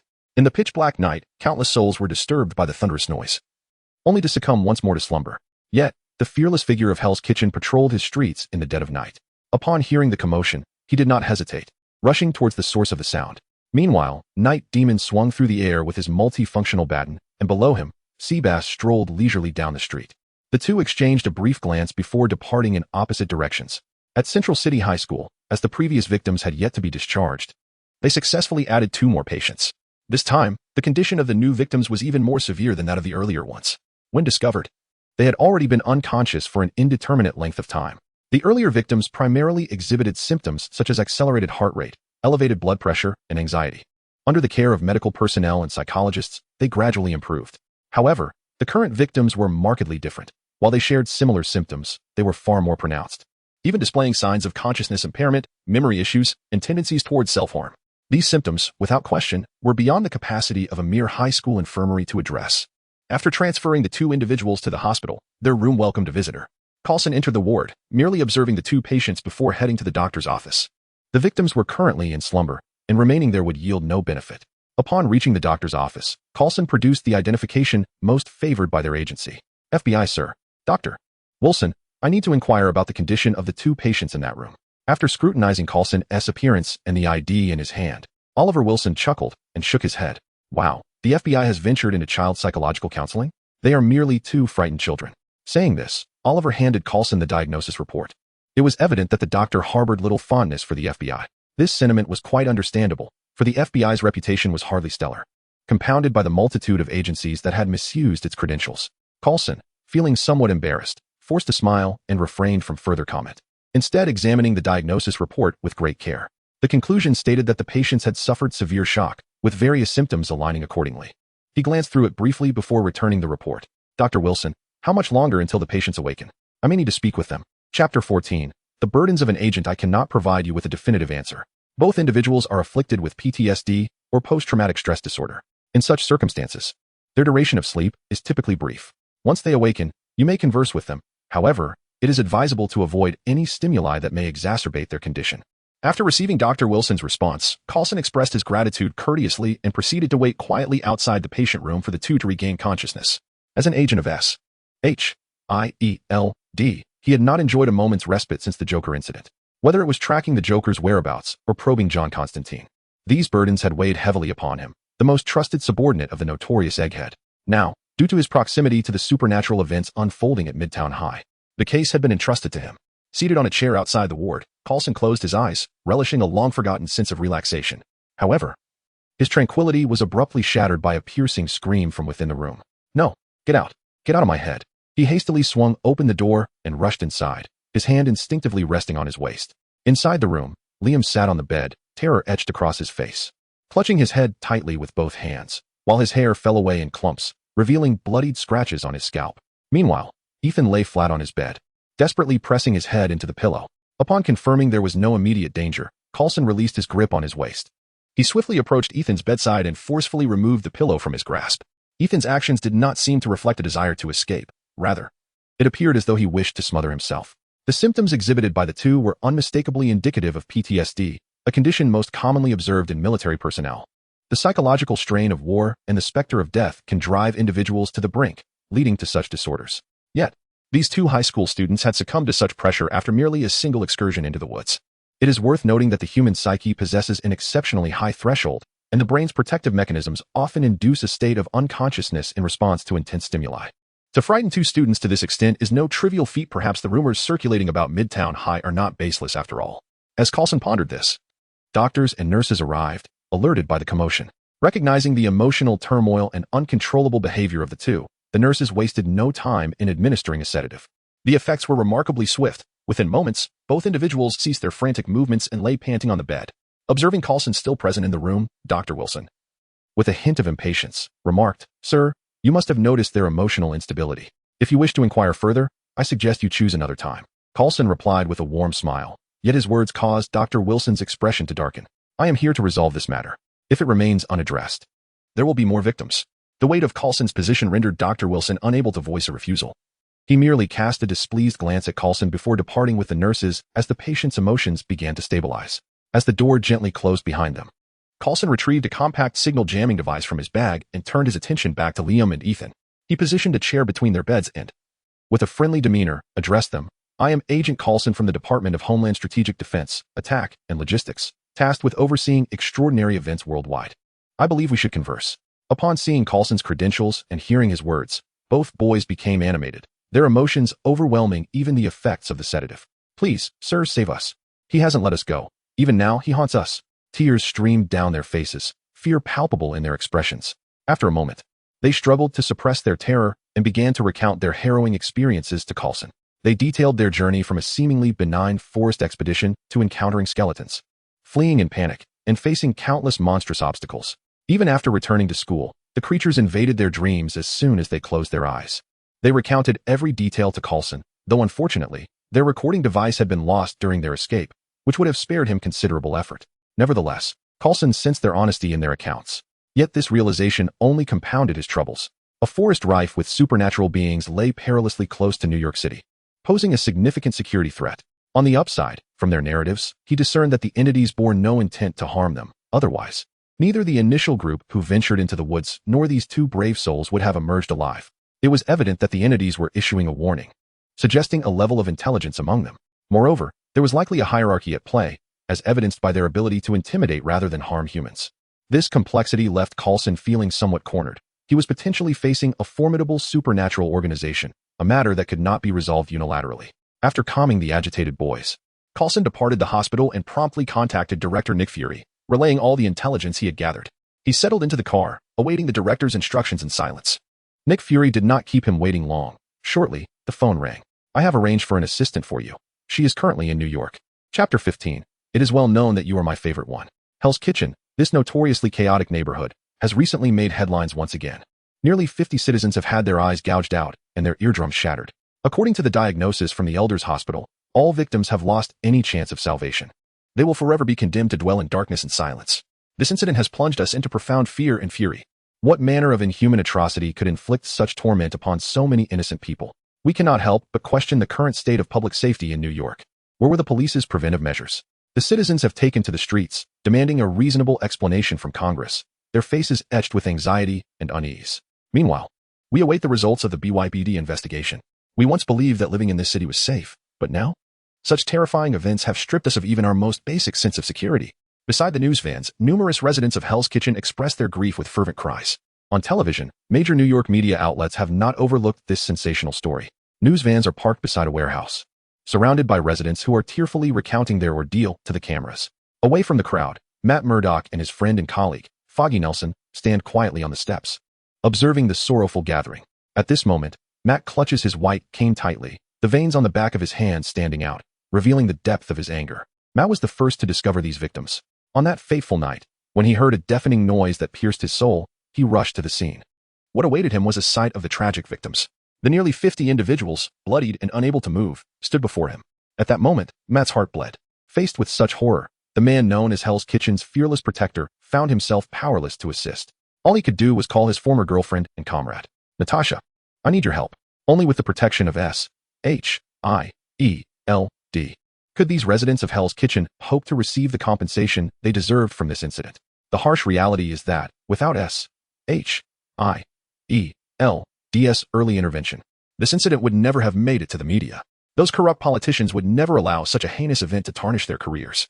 The Hudson River can bury countless sins, especially when the victims hail from the neglected streets of Hell's Kitchen. Matt, do not let your anger cloud your judgment. This matter is beyond our intervention. The New York police have already lost face over this. They will find the perpetrator. You know, we are merely lawyers. Foggy, knowing his friend well, cast a worried glance at Matt. He understood that Matt was a man of strong convictions, which is why he often engaged in pro bono cases. In America, lawyers belong to a high-income bracket, yet the two of them have found themselves operating out of Hell's Kitchen. Just as Foggy was about to offer further counsel, a captivating figure approached them. Excuse me, may I borrow Matt for a moment? With striking red hair and a curvaceous figure, Natasha stepped closer, turning to smile at Foggy. Taken aback, Foggy nodded in a daze. Sensing the need for privacy, he shrugged and stepped aside, leaving the two alone. For reasons unknown, beautiful women often gravitated towards Matt. Shaking his head, Foggy, though curious, was a man of principles and walked away, harboring no intention of eavesdropping. Thank you, Natasha. It's just a small matter. But you, Matt, are you still going to fight this alone? You know, S.H.I.E.L.D.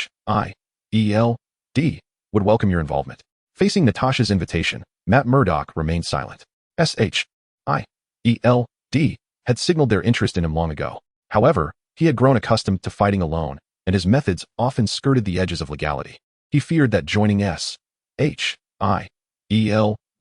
would restrict his actions, preventing him from pursuing justice for the weak in his own way. Thus, once again, he refrained from responding to Natasha's invitation. All right, I understand your concerns. Although I would love to assist you in investigating this incident further, I regret to inform you that I have just received a new assignment. So far, my investigation has only traced back to the hand. If you wish to continue, you can start from there. With that, Natasha stepped forward and embraced the stubborn man. As she released him, she chuckled softly, finding him as unexciting as ever. By the way, we discovered a tunnel inside. It is filled with the corpses of hand ninjas, all struck down in a single blow. Even one of their fingers remains. With that, Natasha showed no hesitation and turned to leave. It was only when her figure began to fade that Foggy approached Matt with a teasing tone. So, who is this girlfriend of yours? Matt offered no reply, still mulling over the information Natasha had just provided. The Hand. That name was all too familiar to him. He could almost consider them his archenemy. His former girlfriend, Erica, had perished at the hands of this organization during their conflict. His animosity towards the Hand intensified with this incident. Matt glanced once more at the grieving crowd before turning to leave with Foggy. By day, he was merely a lawyer, unable to aid those who had suffered. But by night, as Daredevil, he could ensure that those who harmed the innocent would face justice. As Matt Murdock departed, Natasha remained undeterred by their past connection. After receiving a mission from director Nick Fury, she had already reached out to Coulson at Midtown High. After reminiscing with Matt and sharing all pertinent information, she hopped onto her beloved motorcycle and sped away. Chapter 16. John, never speak the truth so. Are you implying that our current objective is a necromancer? He commands countless skeletons or spirits at his beck and call. Wow, ever since I joined S.H.I.E.L.D., nothing seems to surprise me anymore. Even if you told me that aliens were set to invade Earth tomorrow, I would take it at face value. Upon meeting Coulson and receiving the mission briefing, Natasha fixed him with a gaze that spoke of disbelief. It wasn't until she discerned the seriousness etched across his face, devoid of jest, that she adopted a more earnest demeanor. She accepted the documents from him and began to scrutinize them closely. Ghosts, skeletons, zombies. I fear we may be in quite a predicament. After perusing the materials, Natasha solemnly addressed Coulson. If the adversary were human, even with superhuman abilities, she would not display such concern. However, this foe undoubtedly belonged to the realm of magic, not technology. Neither of them possessed experience in confronting such an opponent. Throughout her extensive career as an agent, she had never encountered such enemies. The skeletal and zombie foes did not particularly alarm her. Yet the intangible specter evoked a sense of trepidation. The inability to touch meant that their firearms would pose no threat to the enemy. Entrusting their lives entirely to their adversary was a notion she found hard to accept. On a brighter note, at least the opponent harbored no intent to inflict harm upon anyone. Even when those young men trespassed upon his territory, he merely frightened them without causing any fatalities. Did he not? I believe our camping trip should not entail excessive risk. Coulson's optimistic words did little to alleviate Natasha's worries. Instead, they deepened her unease. She did not share Coulson's buoyant outlook and felt defenseless. They were akin to lambs awaiting slaughter. However, we are not entirely without means of resistance. I recently met a demon hunter. I believe he could provide us with some assistance. Under Natasha's watchful gaze, Coulson spoke to her with a smile. His lack of concern for the mission stemmed partly from his perception that the target exhibited a degree of restraint, as long as their demeanor was not excessively malevolent. Their lives should not be in jeopardy. Moreover, there was that demon hunter he had just parted ways with, John Constantine. Following their separation, SHIELD had not relaxed its surveillance of him. A newly emerged extraordinary individual could not simply be allowed to sign a straightforward agreement. After their parting, the agency deployed agents to monitor John's daily activities closely. Reports of him summoning demons to intimidate gangsters had reached Director Nick Fury's desk by the following day. However, since John had never utilized his abilities against ordinary individuals, their interactions remained uneventful. In Natasha's exasperation, the two climbed into Coulson's beloved car, Laura.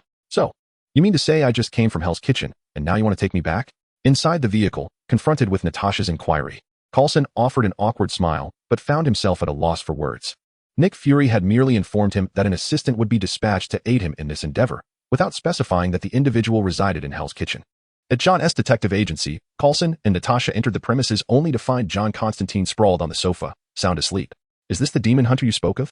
Had it not been for you bringing me here, I would have assumed him a charlatan. Standing beside Coulson, Natasha whispered to him. At that moment, John's appearance was far from impressive. The previous night had been marred by the interruption of a certain spandex-clad hero, leaving him in a foul mood. His nocturnal escapades had not gone particularly well, and upon returning to the agency, he had collapsed onto the sofa without attending to his personal hygiene. The noise of their entrance roused him, and though Natasha's words were soft, he heard them clearly. The speaker was a beauty and, moreover, his client. Naturally, he paid little mind to her assessment. As their gazes met, John propped himself up, stretching languidly. He gestured for Coulson and Natasha to take a seat. Apologies. I was up rather late last night. Please, make yourselves comfortable while I freshen up. With that, he casually ambled toward the back room, leaving the two to arrange themselves in the office. Once he had washed up and emerged, towel drying his damp hair, Coulson and Natasha had already settled at the guest reception table, leisurely sipping coffee. So, what assistance do you require from me? John plopped down on the sofa, allowing the wet strands of hair to drape over his shoulders, addressing them with a languorous tone. Without any pleasantries, Coulson promptly outlined the mission's objectives to John, articulating their need for defensive weaponry. Weapons capable of inflicting harm upon souls? John rested his chin on his hand, staring vacantly into space. To Coulson and Natasha, it appeared he was contemplating.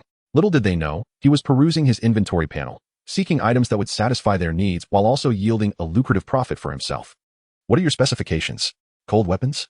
Firearms? Do you require defensive gear? John's inquiry sparked a glimmer of hope in both Natasha and Coulson. His meaning was clear.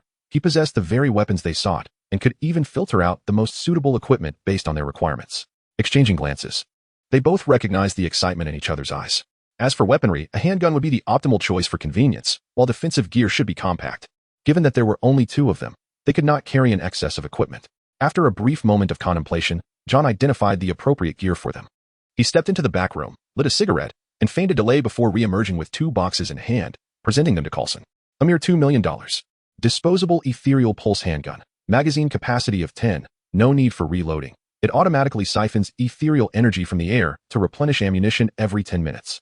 Disposable ice crystal shield bracelet and necklace. Upon activation, it generates a magical shield of icy crystals around the user, capable of absorbing and dispersing energy from magical attacks. Chapter 17. An unpleasant first encounter. To her surprise, Nick Fury was remarkably forthcoming this time. The price was not exorbitant, and the items possessed significant research value. Once the task was completed, these items would no longer remain in their possession. Natasha and Coulson stepped outside together, somewhat taken aback by Fury's willingness to pay so readily. Coulson's words elucidated the reason behind this. The psychic weapons they held were entirely distinct from the weaponry they currently employed, representing a different energy system altogether. This indicated that these items were not merely for self-defense, they also held immense scientific potential. With preparations fully in place, dusk had settled. Without delay, the two embarked in their vehicle towards a secluded forest. After a brief journey, they reached the forest's periphery, now shrouded in darkness. Upon parking, they proceeded towards a campsite situated outside the forest. The area was now encircled by S.H.I.E.L.D., not as an act of war against the forest's inhabitant, but to avert further casualties. For the young individuals involved, the two previous groups of victims could not quench their curiosity, especially since the prior incidents had not posed a life-threatening risk. This only fueled their audacity. To prevent such occurrences, the forest outskirts were now secured by a contingent of suited agents. "What is the situation?" Coulson inquired as he entered a makeshift tent. Addressing a young agent inside, "Sir, there have been no incidents during the day. The energy readings are stable. We searched the perimeter and found no signs of biological activity. Satellite imagery also indicates no anomalies, only trees," the agent reported. Inside the tent, the screens monitoring local energy fluctuations displayed calm, undisturbed waves. Coulson glanced at the day's surveillance records, yielding little to no useful information. "It seems our friend is rather shy." "Your friend may not necessarily be human," Natasha quipped, eliciting a faint smile from Coulson. Although the surveillance yielded no actionable intelligence, it was good news for them. Their considerable commotion during the day had not provoked a reaction from the forest owner, indicating a lack of hostility towards them. This was undoubtedly positive for their impending visit. "Let us rest briefly before we proceed." In the heart of the forest, what had once been barren ground was now dotted with structures. Though sparse, the buildings were conspicuous. During this time, the Skeleton King had not idled. The grand hall beneath had been transformed into a magnificent sanctuary through his efforts.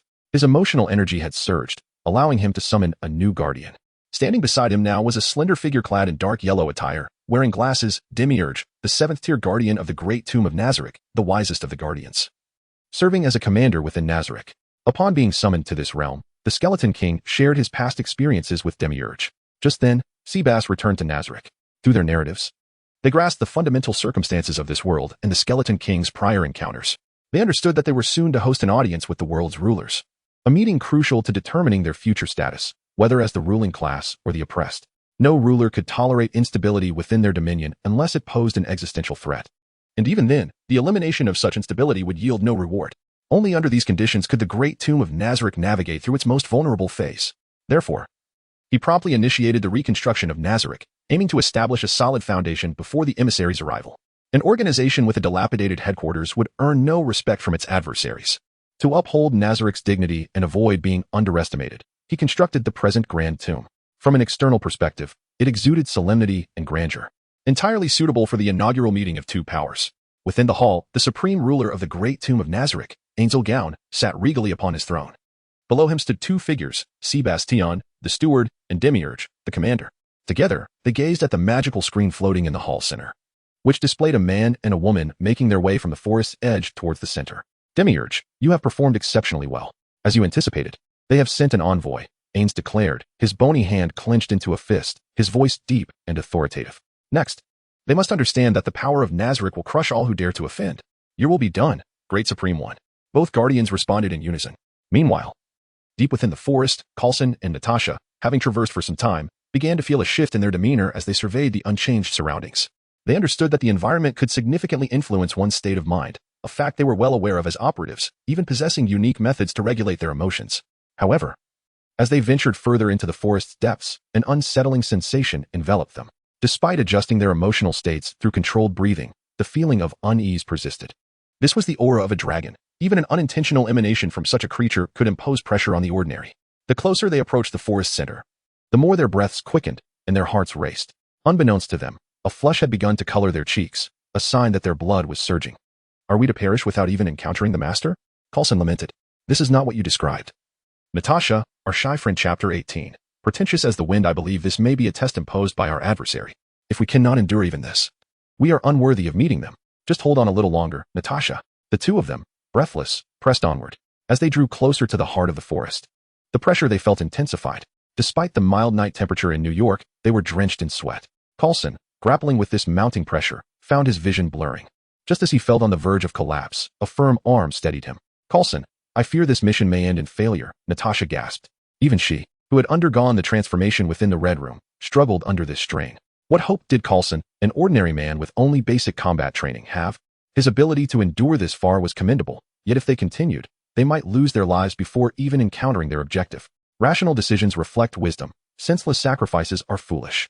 Should they perish here, it would serve no purpose for the greater good. At this moment, Natasha contemplated retreat.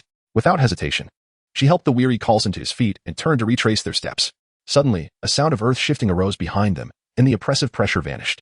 "My lady, the Supreme One has been awaiting your arrival." The voice startled both of them, their pupils dilating in shock. When had this figure appeared behind them, they exchanged glances. And Coulson, now able to support himself, stood upright. Turning around, they beheld a middle-aged man clad in a sharply tailored black suit, standing straight with a serious expression. One hand rested at his waist while the other gestured to indicate their direction, resembling a traditional British butler. Before they could recover from the unexpected appearance, the man addressed them, "This way, please." As Seabass spoke, the trees ahead began to withdraw their roots, and the ground trembled as skeletal warriors emerged from the soil. In the darkness, countless white figures stretched infinitely into the depths of the forest. The purpose of this display eluded them, if the intent was to eliminate them. This butler-like man alone sufficed. His sudden emergence had gone unnoticed, and if he desired their demise, it would have been a simple matter. There was no need to summon these skeletal soldiers. At that moment, the skeletal warriors in front knelt, prostrating themselves to the ground, unveiling a pathway of bones. Simultaneously, phosphorescent lights ignited along the sides, illuminating the path as brightly as day. Upon closer inspection, the flickering lights were held by phantoms, previously described as such by the victims. Seabass stepped onto the path of bones, and after a shared glance, Coulson and Natasha followed suit. The skeletal road, accompanied by phantoms and glowing lights, led them forward. A gentle breeze swirled by, stirring dust from the bones, as if heralding a dirge of death. "Please follow me." Agents of S.H.I.E.L.D. Coulson and Natasha were unperturbed by Seabass's knowledge of their identities. When S.H.I.E.L.D. surrounded this forest, they had made no effort to conceal themselves. The skeletal warriors, possessing intelligence, would naturally gather information. While the name S.H.I.E.L.D. might not resonate with the average person, it was a thunderous presence in the extraordinary realm, the sole organization capable of governing global extraordinary events. Overshadowed only by the World Security Council, they followed Seabass along the path of bones until they reached its end, where a gentleman of impeccable posture awaited them. However, the sharpness of his ears and the tail that swayed behind him revealed his true nature. The demon, unlike the demons of Western mythology, this gentleman was remarkably polite. Upon seeing them, he bowed slightly. "Welcome, I am Demiurge, the guardian of the 7th floor of the Great Tomb of Nazarick, and I extend my greetings to you both. Lord Ains is already awaiting your presence in the main hall. Please follow me." With that, Demiurge approached and began leading them into the entrance of the Great Tomb. As they entered, they noted that the first level was a replica crafted by Demiurge, lacking any monstrous inhabitants. Their pace was unhurried, and soon they arrived at the Grand Hall. Pushing open a door adorned with grotesque carvings, a lavish sight unfolded before them. Golden embellishments adorned the surroundings, and even the towering ceiling was intricately patterned in dark gold. The hanging crystal chandeliers sparkled brilliantly, with gold accents and crystal bulbs. Upon entering the hall, Coulson and Natasha conducted a careful survey of their surroundings. The hall was notably spacious, devoid of anyone apart from Seabass and Demiurge, who had accompanied them. In the center stood a striking throne, though it was currently unoccupied. "Please wait a moment. Lord Ains will be with you shortly." As Demiurge spoke, a figure began to materialize above the throne. The imposing horns of a demon captured Coulson's attention first, and beneath the robes, a colossal skeleton revealed itself. Initially, Coulson had expected the Supreme One to bear a human visage. However, upon witnessing the skeletal figure, Natasha's earlier words resonated with clarity. "Your friend may not necessarily be human." Chapter 19. Always by my side upon the sudden appearance of Lord Ains. Both Seabass and Demiurge immediately knelt on one knee, bowing their heads in reverence. Lord Ains remained silent as a solemn and majestic melody resonated throughout the Grand Hall. Banners emblazoned with the emblem of Ains' old gown unfurled gracefully along the walls. In this hallowed atmosphere, two piercing red lights ignited in the eye sockets of the skeletal king above the throne. "Bow down." With Demiurge's command, both Coulson and Natasha felt their bodies become unresponsive. Almost simultaneously, they performed a gesture of submission towards the throne. Demiurge's previous courteous demeanor did not signify any fondness for humanity. It was merely a reflection of his role as the face of the Great Tomb of Nazarick. Seeing the two before the supreme ruler display such egregious disrespect compelled him to invoke his authority, forcing them into a mandatory kneeling. "Such insolence shall not be tolerated, Demiurge. Yes, rise." Just as Coulson and Natasha had knelt, the skeletal king's words interrupted Demiurge's actions. Upon hearing Lord Ains' command, Demiurge promptly rescinded his magic, allowing the two to stand. Throughout the ordeal, they resembled marionettes. Though their minds remained clear, their bodies were entirely beyond their control. In that moment, even Coulson could not maintain his optimistic demeanor. His previous conclusions seemed to falter. The master of this forest was decidedly unfriendly. This visit had proven to be a miscalculation. Their initial objective was to observe the other party's attitude towards humanity while gauging their strength. Should the reception be amicable, they intended to negotiate an agreement and establish surveillance. Conversely, if hostility was detected, they would test their capabilities and prepare to mobilize forces to eliminate the threat.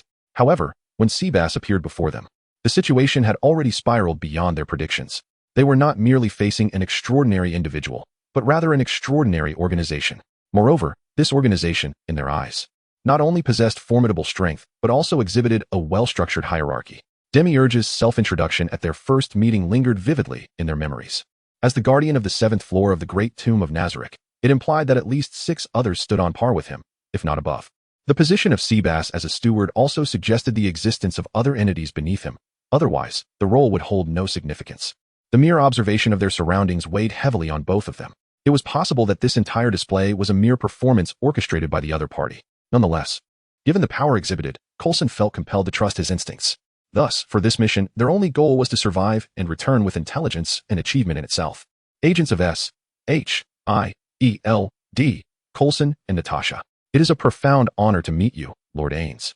Their address elicited a tightening of Demiurge's fists, though they remained oblivious to the fact that the term Lord had long since been cast aside in history. Furthermore, representing S. H. I. E. L. D. could potentially place their lives in jeopardy. Regardless, they resolved to demonstrate humanity's courage. Welcome, agents of S. H. I. E. L. D. I am the master of the great tomb of Nazarick, Ains Olgown. Thank you for your welcome, Lord Ains. Coulson exhaled in relief.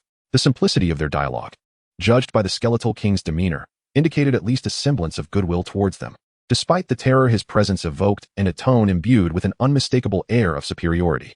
However, compared to Demiurge, Lord Ains' attitude could be deemed relatively amicable. At that moment, Demiurge, standing at the side, began to challenge them. Lord Ains, how dare these lesser beings, these humans, presume to speak to you as equals? This is utter disrespect. Silence, Demiurge. I apologize, esteemed guests. My subordinate has overstepped. The skeletal king's admonition interrupted Demiurge, as he offered an apology to Coulson and Natasha. Whether this apology was genuine or not, they had no choice but to accept it without displaying any dissatisfaction. The term lesser beings clarified Demiurge's attitude towards humanity for Coulson. Although, under Lord Ains' authority, there appeared to be no immediate threat to human life, the moment the king relaxed his vigilance, Demiurge would undoubtedly become a harbinger of chaos. With this concern weighing on his heart, Coulson articulated the purpose of their visit. Lord Ains, the primary reason for our visit is to inquire about your purpose for descending here. Purpose? I merely sensed a disturbance in the void and discovered it to be a cosmic coordinate. The mention of cosmic coordinates sent tremors through Coulson's heart. Neither S. H. I. E. L. D. nor Tony Stark had fully embraced John Constantine's theories regarding the primordial universe. Now, another visitor from an alternate dimension had arrived in New York. Do you know the Joker? The Joker? No, I have no recollection. Coulson tentatively inquired of the skeletal king, who merely pondered momentarily before providing a negative reply. The multiverse is vast beyond measure. However, to obtain a cosmic coordinate is no trivial matter. The skeletal king's response plunged Coulson into silence. He had not anticipated that the king hailed from an entirely new universe. The veracity of John Constantine's intelligence was validated in that instant, yet simultaneously, the future of Earth became increasingly elusive. As for whether Lord Ains and John Constantine were linked, Coulson discreetly surveyed the hall. The skeletal king and the demon Demiurge stood in stark contrast to Seabass, who was the only one resembling humanity. Given the circumstances, the likelihood of their collusion seemed exceedingly low. Lord Ains Olgown, my visit also bears directives from the higher-ups. You are far too arrogant to be human and yet show such disrespect to the supreme ruler. Coulson's words were abruptly interrupted by Demiurge. Directives? The great tomb of Nazarick is not an appendage of humanity. Demiurge was poised to retaliate, but the skeletal king's bony claw halted his advance. Chapter 20, Death. Residing above, Demiurge. Do not be disrespectful. The Bone King once again defended against the duo, Coulson and his companion. However, this time, the Bone King was unwilling to continue listening to Coulson's rhetoric. Coulson, the great tomb of Nazarick does not intend to be adversarial with humanity. You may return. We shall be rather occupied shortly. Coulson had yet to fully comprehend the implication of the Bone King's words when he interjected, Your actions have made me realize something. Even if we do nothing, trouble will still find us. Therefore, I have resolved to transform this area into a forbidden ground for humanity. Upon hearing the Bone King's proclamation, Coulson visibly tensed, beads of cold sweat forming on his brow. The proximity of this forest to New York was alarmingly close. If, as the Bone King suggested, it were to become a forbidden zone for humans, they would find it exceedingly difficult to suppress the news. Having witnessed the power of the Great Tomb, he understood that eradicating Nazarick, led by the Bone King, was beyond the capability of the SHIELD alone, should they need to mobilize the military. The repercussions of such large-scale conflict encircling a major city like New York would be intolerable, even for SHIELD. Thus, after digesting the Bone King's words, he promptly replied, "My Lord Ains, surely, you need not go to such extremes. Our organization exists to mediate between ordinary people and the extraordinary. I believe we can collaborate." "Oh, collaborate?" Seeing that the Bone King did not refute his proposal, Coulson hastily continued, "Yes, cooperate. Of course, the specific terms must be decided by our higher-ups. However, I can contact them immediately, under the gaze of those present." Coulson retrieved his phone and dialed Director Nick Fury. After explaining the situation to Fury, he made an immediate decision. From now on, this forest would belong to the Great Tomb of Nazarick, with personnel dispatched by SHIELD to guard the perimeter and prevent ordinary individuals from entering. Additionally, should there be any subsequent supernatural issues, he hoped Nazarick could send assistance. Nick Fury's requests were not unreasonable. After a moment's contemplation, the Bone King acquiesced to the proposed collaboration. For SHIELD, surrendering a forest in exchange for a powerful ally was a minor sacrifice, while the agents stationed at the forest's edge could continuously monitor Nazarick's movements. For the Bone King, time was of the essence. This collaboration aligned perfectly with his intentions. Currently, the Great Tomb was severely understaffed. Engaging in war with the human world now would be precarious, even if the three of them could vanquish countless foes. Faced with the terrifying power of humanity's ultimate weapon, the nuclear bomb, he harbored no confidence that they could withstand such a threat. Only when the full force of the Great Tomb of Nazarick descended, with all Guardians gathered and world-class artifacts in hand, would he feel secure. After leaving the Great Tomb, Coulson and Natasha exhaled deeply, their bodies relaxing. Exchanging glances, they recognized the relief of having survived a harrowing ordeal. As they exited the forest, Coulson glanced back, realizing that this place would no longer be merely a forest, but rather a citadel of the Dark Lord, crowned by death. With matters regarding the Great Tomb concluded, an equally astounding event unfolded in New York City. Genius inventor and New York tycoon Tony Stark kidnapped in Afghanistan. The headline compelled the citizens of New York to purchase newspapers eagerly. Fresh from the recent Joker incident, this notorious playboy once again found himself in the public eye. But this time as a victim. While ordinary people followed the news with morbid curiosity, those close to Tony Stark reacted as if the sky had fallen. "Pepper, calm down." "How can I be calm? I warned him that place was too chaotic. Yet he disregarded my warnings and went to Afghanistan." Pepper Potts, having recently clarified her relationship with Tony, was now in her office, seething with helpless rage. After venting her fears and anxieties, she pushed past Happy's attempts to restrain her and stormed into Obadiah Stane's office. "Mr. Stane, has the military provided any updates on Tony?"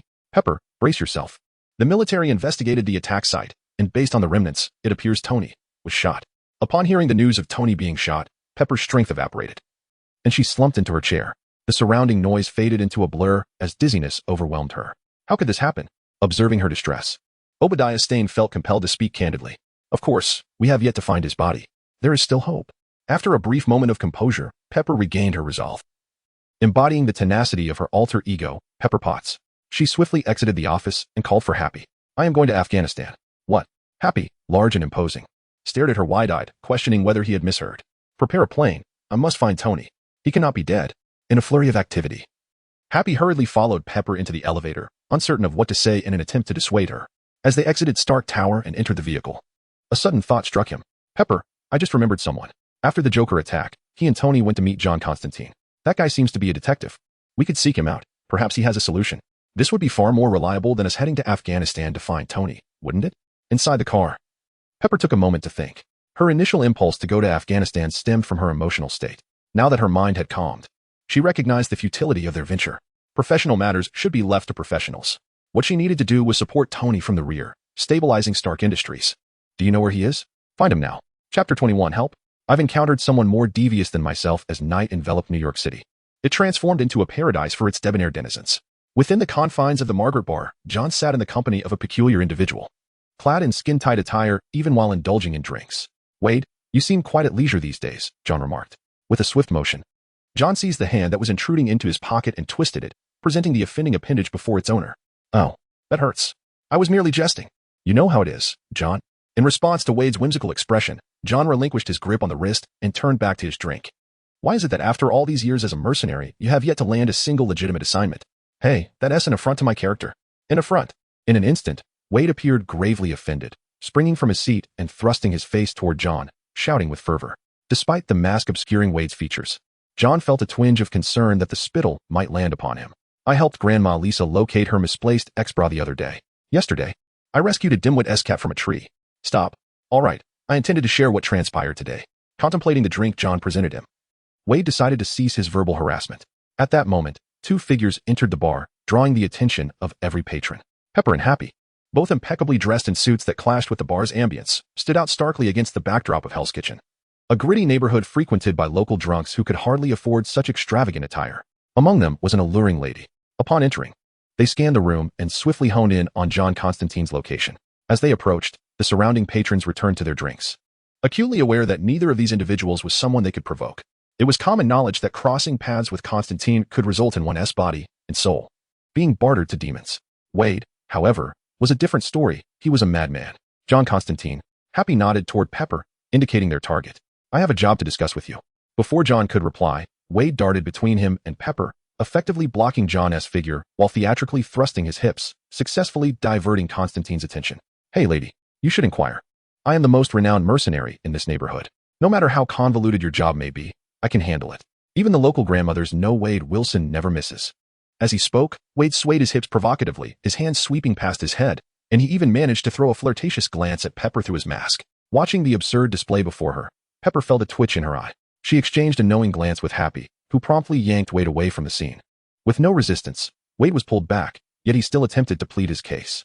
Hey lady, trust me. Wade's nonsensical voice echoed through the bar, familiar to those who had witnessed his antics countless times. Meanwhile, having been interrupted by Wade, Pepper took a deep breath and addressed John. Tony has been kidnapped. Happy said. You might have a way to help. Tell me the details. Tony Stark was a significant client, and John had nearly exhausted the funds he had acquired from him. Such an opportunity was not to be overlooked.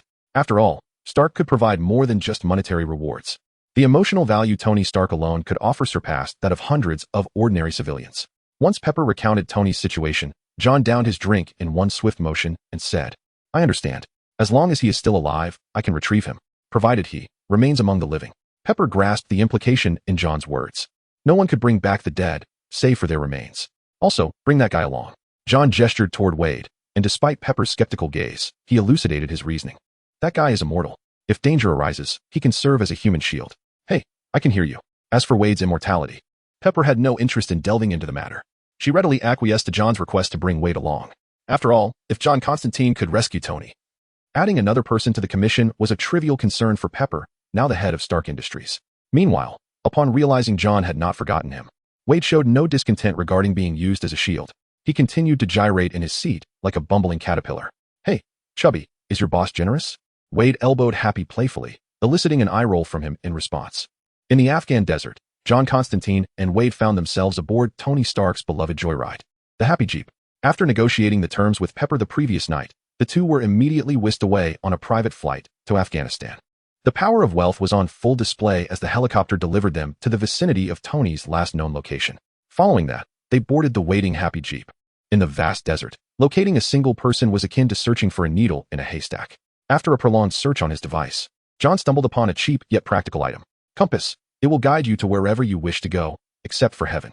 Inside the vehicle, John tossed the compass to Wade after explaining how to use it, then reclined in the back seat and drifted into slumber, worry-free about Wade slacking off. If you wish to earn your fee, simply repeat in your mind that you want to go to the place where Tony Stark is. Chapter 22. Friends from afar. No matter how distant, must be punished. Is this contraption truly useful? Wade pondered as he incessantly waved the compass before his eyes, its needle unwaveringly pointing in a single direction. He harbored deep skepticism about its efficacy, suspecting it to be nothing more than a prank devised by John to keep him awake. The Jeep, under the command of soldiers, steadily traversed the desert. Meanwhile, Tony Stark felt the relentless passage of time weighing heavily upon him. Just 2 days prior, he had accepted an invitation from the military to demonstrate the newly developed Jericho missile in Afghanistan. The missile's formidable display undoubtedly captivated the military's attention. After a successful transaction, he found himself enjoying a pleasant ride in a jovial Jeep, only for their convoy to be struck by a missile, sending them skyward. Luckily, he was seated in the middle of the convoy, which allowed him to escape unscathed. However, it was evident that fortune does not linger for long. The subsequent attack left him wounded and unconscious. When he regained consciousness, he discovered himself in a cave, pain radiating from his chest. A stark reminder that this was no dream. The sole glimmer of hope lay in the fact that these terrorists required his brilliant mind to assist them in weapon creation. In a bid to survive, Tony feigned compliance with their demands. Now, as their patience wore thin, he understood that his life was on borrowed time. If he could complete the armor he was working on before they acted, he would possess the means to retaliate. Otherwise, he would succumb to their gunfire and ascend to the afterlife. Outside the wooden door of the cave, voices in an unfamiliar tongue echoed. Though he could not comprehend their words, the impatience in their tone quickened his hands. "I'll buy you some time. Hurry up, Tony," Ethan urged before making his way toward the exit. Tony wished to say something, yet words eluded him, and he merely accelerated his movements. At the door, local slang filled the air, followed swiftly by the sound of gunfire. When Tony Stark donned his armor and approached the wooden door, his eyes fell upon the sight of Ethan lying in a pool of blood, unconscious. Ethan. Fury and sorrow surged within Tony as he raised his arm. The flamethrower targeting the terrorists surrounding Ethan. Though the culprits had all been vanquished, Tony felt no satisfaction, only a profound sadness. "You have everything, yet possess nothing." These were Ethan's words during a critical moment in Tony's life, words he had not grasped until now, witnessing his savior's demise before his eyes. An epiphany regarding his life began to dawn upon him, yet this mentor and friend had departed from his side forever. Shaking off the tumultuous emotions, Tony stepped outside, piloting his armor into the fray. The terrorists, drawn by the gunfire, had prepared themselves for combat as the wooden door swung open. A barrage of bullets erupted in the valley, flames spewing forth. As he emerged, the overwhelming firepower forced Tony to retreat. Although the armor's defenses shielded him from bullets, it lacked sufficient raw materials, leaving him with only a flamethrower for counterattack. Observing that one of the terrorists had retrieved a grenade launcher from a nearby ammunition pile, Tony felt the familiar sensation of his life spiraling once more into peril. Suddenly, a cacophony of strange cries heralded Deadpool's entrance. Descending from the skies, he landed amidst the chaos, twin swords gleaming as he cut through the throng with ease. In mere moments, no living souls remained in his vicinity. The remaining terrorists shifted their aim toward Deadpool, unleashing a volley of gunfire. Blood blossomed on Wade's chest like flowers at dawn, yet despite the onslaught, he showed no signs of faltering. The terrorists continued to pull their triggers, the weapons emitting dry clicks, their ammunition spent, yet Wade stood defiantly, unyielding. An eerie silence enveloped the scene as he quipped, "You're done firing. Now it's my turn." With a grin, he charged into their ranks like a tiger unleashed from its cage, wreaking havoc. In the valley, more and more individuals discarded their weapons, fleeing in a panic. Faced with an invulnerable foe, their firearms offered them no solace. Moments later, the valley lay silent as hell, save for Wade, who wiped the blood from his body, and Tony Stark, ensconced within his iron armor. "Knock, knock. Are you alive in there? Hey, say something." Wade tapped rhythmically on the armor beside him, incessantly teasing Tony's nerves. Help me get out of this armor." Tony, thoroughly exasperated by Wade's antics, weakly pleaded. Did you say something? What was that?" Hearing a faint sound from within the armor, Wade pressed his ear against the cold metal, eager for a response. After Tony repeated himself, Wade snapped to attention, saluting the armor with a comical military gesture before hastily searching for the release mechanism. "Phew, I nearly suffocated in there. Next time, I must prepare an emergency release button." With Wade's assistance, Tony finally extricated himself from the armor, gasping for breath. Once his breathing steadied, he began to assess the figure who had just saved him. Clad in a form-fitting, dark red suit, Wade's demeanor was strikingly unconventional. Just as Tony prepared to inquire about his unexpected savior, a familiar voice rang in his ears. "Long time no see, Tony." Chapter 23. You kill, I collect money. A pleasant collaboration. Long time no see, Tony. The sunlight in Afghanistan is particularly blinding. At the entrance of the cave, under the sun's rays, a familiar figure gradually came into focus for Tony Stark. "John, how has it been? Has our esteemed celebrity forgotten me?" That is quite disheartening. Although John Constantine spoke of his sorrow, his expression betrayed no hint of sadness. Instead, he regarded the once proud Tony Stark, now in a disheveled state, with evident schadenfreude. "You scoundrel. What a jerk." Tony took no offense at John's teasing. The mere presence of the other man finally allowed him to relax after enduring such tension. Although Wade had just rescued him, his unpredictable demeanor precluded any thoughts of trust. After this ordeal, he was no longer the carefree playboy he once was. The motivations of those who came to his aid were not necessarily pure. He had no desire to leap from the wolf's den into the tiger's lair. It was John's arrival that truly set his mind at ease. Despite John's greed and lecherous nature, he posed no danger to Tony. After resting momentarily on the ground, Tony did not immediately leave this perilous location. Instead, he led John and Wade further into the cave. Standing before the corpse of Dr. Ethan, sorrow washed over Tony's face. "Help me take him back, John." Dr. Ethan had managed to escape from this war-torn and terror-ridden land. Yet, he had chosen not to abandon his underprivileged homeland. Armed with knowledge gained from the Western world, he hoped to bring peace to his native land. Such a pure and simple man, who had sacrificed his life to save Tony, had now departed from this world forever. His ideals and aspirations remained unfulfilled. All Tony could do now was to ensure that Ethan's remains were treated with dignity. At the very least, he could prevent Ethan from being disturbed in death. Huh? Why are you looking at me? Am I the one to carry him? John displayed no desire to act as he gazed at the corpse on the ground. Smoking a cigarette, he turned his head to Wade. Initially scanning the surroundings, Wade noticed John's gaze and uncertainly pointed at himself, tilting his head toward John. Of course. Why not? Deadpool only handles the killing, this task. Before Wade could finish, a single motion from John silenced him, plunging him into a frenzy. John Constantine. You will surely descend into hell. Wade, recognizing John's fingers moving in front of his eyes, understood that he was being threatened with commission. Clearly, this threat was quite effective. Wade clawed frantically at his mask, cursing incessantly. Unfortunately, having been cornered by John, he was left with no recourse other than impotent rage. This vividly illustrated the truth of a well-known adage. Those in debt are truly at the mercy of their creditors.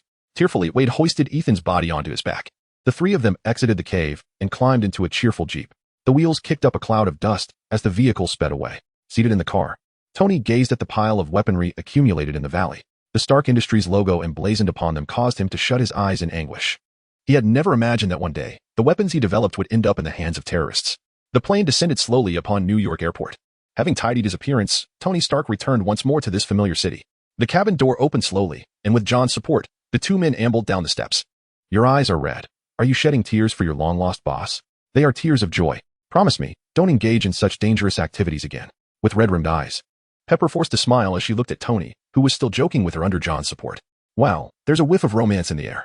Amid the joy of their reunion, Wade's quirky voice interrupted the atmosphere. Having expressed her gratitude to John, Pepper took Tony from him, and the two proceeded toward the car. With the mission accomplished, John and Wade naturally exited the airport. Word to boss? The chubby driver, happy, donned sunglasses as he turned to inquire of the back seat Tony Stark. To the hospital. No. Why? Pepper, I have something more important to attend to. Help me arrange a press conference. The vehicle began to move slowly, and upon arriving at the hotel, they were met by a throng of journalists who had received the news. As the car door opened, the first to approach Tony was Obadiah Stane, the second in command at Stark Industries. Look who has arrived. Tony, I had intended to visit you at the hospital. Welcomed by Obadiah. The two entered the newly set up press conference venue together. At the front, Tony Stark casually sat on the steps, a burger in hand. Can you please take a seat? This way, I can see you, and you can see me. He spoke in a relaxed manner while munching on his burger. Addressing the reporters below. Once he finished his meal, he commenced his formal address. I witnessed those young lives being extinguished. The very weapons I produced to protect them were responsible for their deaths. Moreover, I have acquired a new title, the greatest murderer of this century. At this moment, Tony failed to notice the absence of humor on Obadiah Stane's face beside him. What did you experience there? As the reporters pressed him with questions, Tony stood and approached the microphone. I gained new perspectives. I realized I could do more for this world than merely create explosions. His words ignited excitement among the journalists, who sensed that Tony Stark was about to unveil significant news. In the gathering crowd, the only one whose mood was less than delightful was Obadiah Stane. Tony's return from Afghanistan had begun to make him feel unfamiliar with the man. Under the fervent gaze of the reporters, Tony, without hesitation, announced a bombshell, effective immediately. Stark Industries will cease its weapons production division. Chapter 24. You'd better truly be the Dark King. Hell's Kitchen, a notorious chaos-infested neighborhood in Manhattan, is rife with gangs, where the residents safeguard their freedom with firearms in hand. Amidst this pandemonium stands a figure known as the Dark King, a man whom no faction dares to defy, Wilson Fisk, commonly referred to as Kingpin. Those two simple syllables instill dread in the hearts of all who hear them, save for the few audacious street heroes willing to challenge the status quo.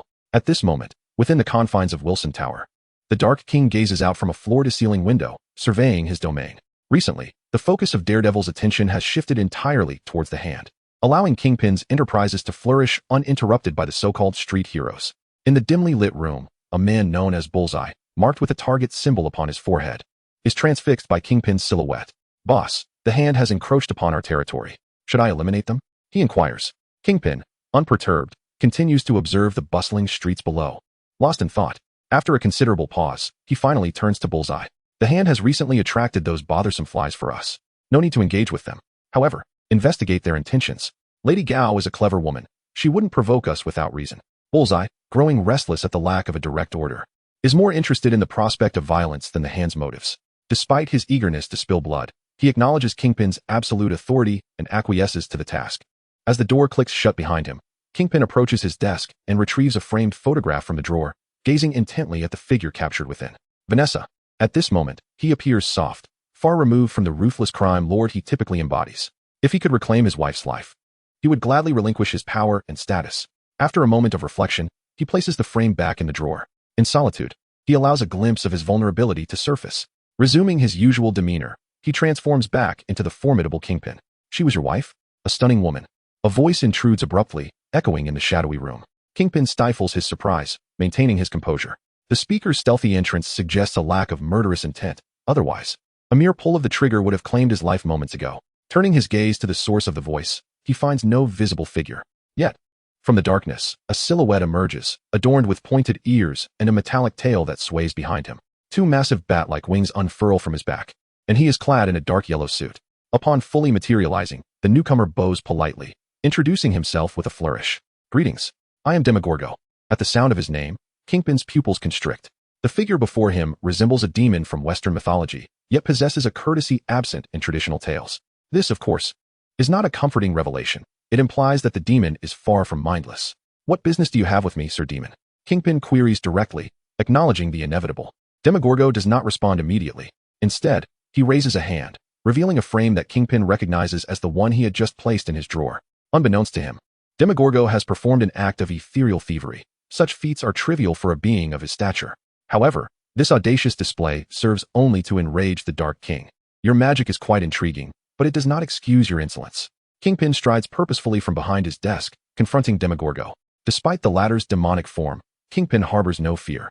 He has long since ceased to venerate life after his initial kill. Through relentless training, he has sculpted his physique to its zenith, over 90% muscle, a mere 2% fat. He feels confident even in the face of what others might deem monstrous. As Kingpin approaches, fists clenched, a smirk creeps across Demogorgo's lips. A mere human dares to oppose him, and with time on his side, he decides to indulge in the confrontation. Come now, demons, Demogorgo declares, and at his feet, a purple light flickers to life. 3 ghouls emerge from a summoned portal, their eyes glinting with a predatory red. With a swift gesture, Demogorgo signals the ghouls, and they launch themselves at Kingpin like arrows released from a bowstring. Combat is imminent. Kingpin, eyes ablaze with fury, feels his muscles swell as he prepares for the onslaught. Seizing the nearest ghoul mid-flight, he drives its head into the floor with a resounding crash. One, he announces, releasing his grip. He then turns his gaze to the remaining 2 ghouls. Standing tall, he does not immediately strike, but instead reaches for his collar. As his suit bursts apart, he reveals a physique of unparalleled strength. With veins bulging, he swings a fist at the airborne gargoyle. In a split second, he seizes its throat, tearing it apart with a single motion, wings falling to the ground amidst a spray of blood that only fuels his exhilaration. 2. Chapter 25. Humanity ultimately has its limits. Only a single ghoul remained, soaring through the air. In this battle, Jean, driven by an escalating fervor, abandoned the feeble creature he had been grappling with. With a powerful leap, he ensnared the airborne ghoul tightly against his chest. Upon landing, the entire room trembled. He summoned his strength, his muscles bulging with effort. The ghoul in his grasp writhed violently, emitting a haunting wail. As Jean exerted his force, the sound of bones snapping echoed from within his embrace. The ghoul, which had been resisting just moments before, had succumbed, its head drooping lifelessly. Jin's arms slightly parted, and the now limp body of the creature slumped to the ground. Having dispatched the 3-headed demon summoned by Demiurge, Jean bore only minor scratches upon his body. Apart from the splatters of the creature's blood that marred his form, he appeared relatively unscathed. This confrontation had not even disrupted his breathing. Was this merely the extent of a demon's power? Approaching the coat rack in the office, he casually draped a jacket over his shoulders, addressing Demiurge with an air of disdain. Instead of an angry retort from the demon, a light applause filled the air. Quite impressive. Without utilizing any martial arts or magical enhancements, you have managed to contend with 3 ghouls solely through your physical prowess. Although they are the weakest of demons, your capabilities as a human have certainly caught my attention. Jean was uncertain whether the demon was merely posturing or genuinely confident. Even after he had vanquished the summoned monstrosities, Demiurge showed no signs of anger, which swiftly extinguished the flicker of pride that had ignited within Jean. An unsettling sense of foreboding washed over him anew. Kneel. Heed the summons of Nazarick. A wave of pressure enveloped Jin's entire being, compelling him to lower himself before Demiurge. As his knee met the floor, shards of the ground scattered. In that moment, Jean ignored the sharp pain in his knee, straining to lift his gaze to the frail figure before him. He had not anticipated that this seemingly unassuming demon could so easily compel him, the king of New York's underworld, to kneel without any capacity for defiance. Jin's mind was exceptionally clear as he fought to mobilize his body, desperate to rise and preserve his dignity. Yet, his body remained unresponsive. He felt humiliated and powerless, a sensation he hadn't experienced since the death of his wife. Obey the Supreme One, Lord Ains Olgaun's command. I hereby summon you, Jin, to become a subordinate force of the great tomb of Nazarick. Of course, you may refuse. As Demiurge's words concluded, the pressure dissipated entirely. Jin struggled to his feet. Despite recognizing the overwhelming power displayed by Demiurge, he harbored no intention of submitting. He was the king of New York's underworld, not a street thug who would grovel before a stronger opponent. Excellent, very good. If it were Cossette's, he would certainly admire you.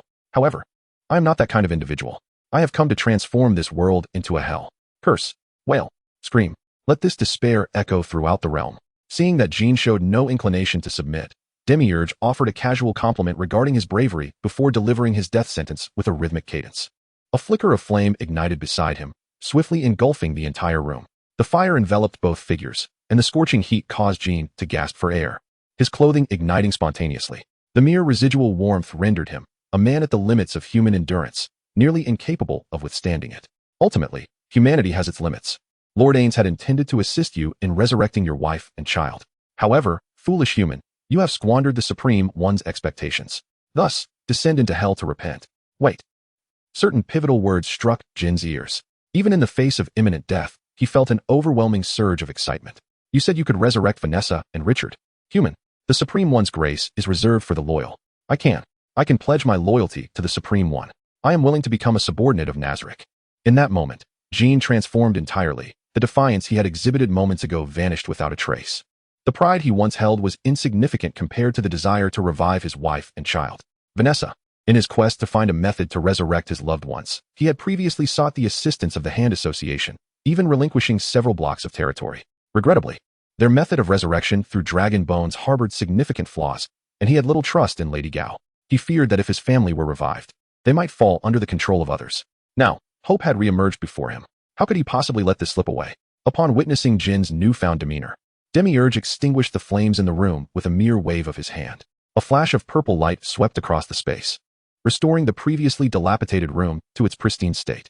Having provided the bait and demonstrated an overwhelming power that left Jin with no means of resistance, Demiurge nodded in satisfaction, pleased with his performance. Once Jin had composed himself, Demiurge scrutinized him to ensure he wouldn't act disrespectfully before Lord Ains, before commencing the teleportation spell. As the magic circle illuminated, the two figures vanished from the room. Concurrently, in the grand hall of the great tomb of Nazarick, Demiurge materialized with Jin at the center. Jin felt as if the scenery shifted around him, and he found himself in an unfamiliar environment. The towering skeletal figure clad in robes at the center of the hall instantly captured his attention. Human, do not be disrespectful. This time, Demiurge refrained from wielding his powers to compel Jin's obedience. Instead, he simply instructed Jin to kneel before the ancient skeleton. Ains Olgaun. This was the closest he had come to the hope of resurrecting his wife and child. Any notion of dignity paled in comparison to the prospect of bringing Vanessa back to life. Chapter 26. The Alliance of Defenders begins. Thank you for your summons, Lord Ains. Although Jin Bing is not entirely convinced that the Bone King can resurrect Vanessa, he acknowledges that given the opponent's strength, there is no necessity for deceit. The sheer power displayed by this superior being leaves him utterly defenseless. To deceive him would be an unnecessary endeavor. At this moment, the ancient skeleton seems to sense Jin Bing's doubts. His skeletal hand stretches to the right, and in an instant, a black hole materializes. The bony claws delve into the abyss. And with a mighty pull, an anguished wolf is extracted. A swift gesture sends the creature arcing through the air, landing at Jin Bing's feet. Kill it. In confusion, Jin Bing looks up at the Bone King, who nods, signaling him to take action. Although uncertain of the underlying motive, he realizes that slaying a mere wolf is a trivial task. Grasping the creature by its neck, he exerts a slight pressure. The sound of bones cracking echoes in his palm as the wolf's head droops lifelessly. He discards the still twitching body onto the floor. The three observers watch in silence as the wolf transitions from feeble gasps to complete stillness.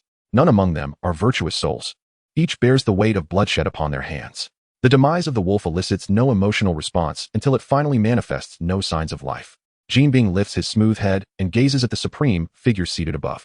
Utilize the magic card, Premature Burial. A card in the Bone King's grasp transforms into a radiant glow, enveloping the lifeless wolf's carcass.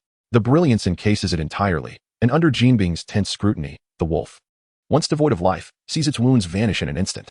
The heartbeat, although faint, reverberates in his ears like thunder. A flawless resurrection. The epitome of revival he has long desired now unfolds before his eyes. Witnessing this spectacle holds greater weight than any spoken word. At this moment, all doubts regarding the Bone King dissipate. The visages of his wife Vanessa and son Richard materialize in his mind, their forms never feeling closer than they do now. Esteemed Supreme One, Lord Ainsul Gown, whatever you require, I shall dedicate myself entirely to fulfill. There is no need for coercion or threats. Jinbing instinctively bows his once proud head. Everything unfolds with a natural ease. Ah, it is fortunate to possess this panel. A sigh of relief escapes the Bone King, who reflects on the expenditure of 10,000 emotional points. This investment yields a stable channel for intelligence, proving not to be a loss. As an undead being, mastering resurrection magic is fundamentally beyond his reach. Among the hundreds of spells he commands, none pertain to resurrection. Such magic inherently stands in opposition to the undead and demonic races. Not even a single guardian from the great tomb of Nazarick possesses such knowledge. Yet, serendipitously, during a leisurely examination of the summoning panel, the Bone King discovers that resurrection magic, deemed nearly impossible for them, can be exchanged for merely 10,000 emotional points. Although the magic card, Premature Burial, only revives those who have recently perished, it suffices for demonstration purposes. This is not deception.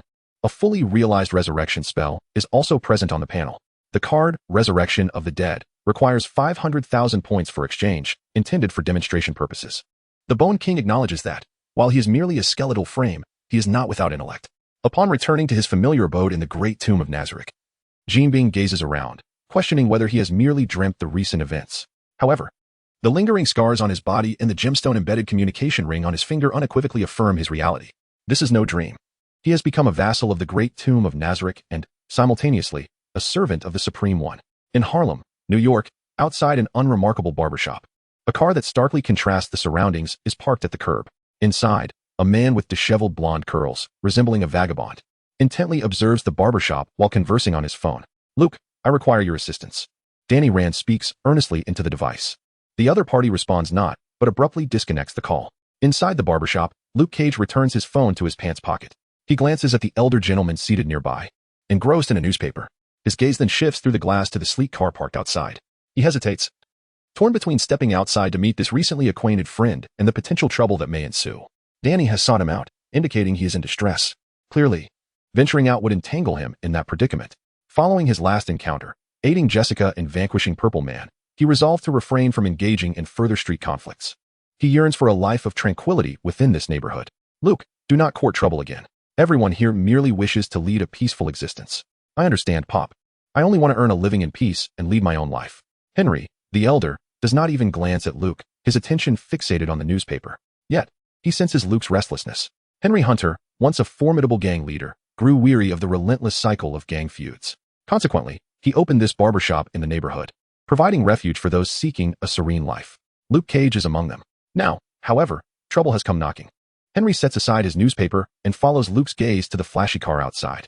Handle your own troubles. If you cannot, I will assist you as much as I can. But understand, everyone here wishes to avoid further conflict. Chapter 27, Divine Power and Iron Fist. Daniel, Luke, I apologize. I don't mean to intrude, but this time, I truly require your assistance. Before Luke Cage could finish his sentence, Daniel Rand interrupted him from within the sleek sports car. Their acquaintance had originated from a fateful encounter.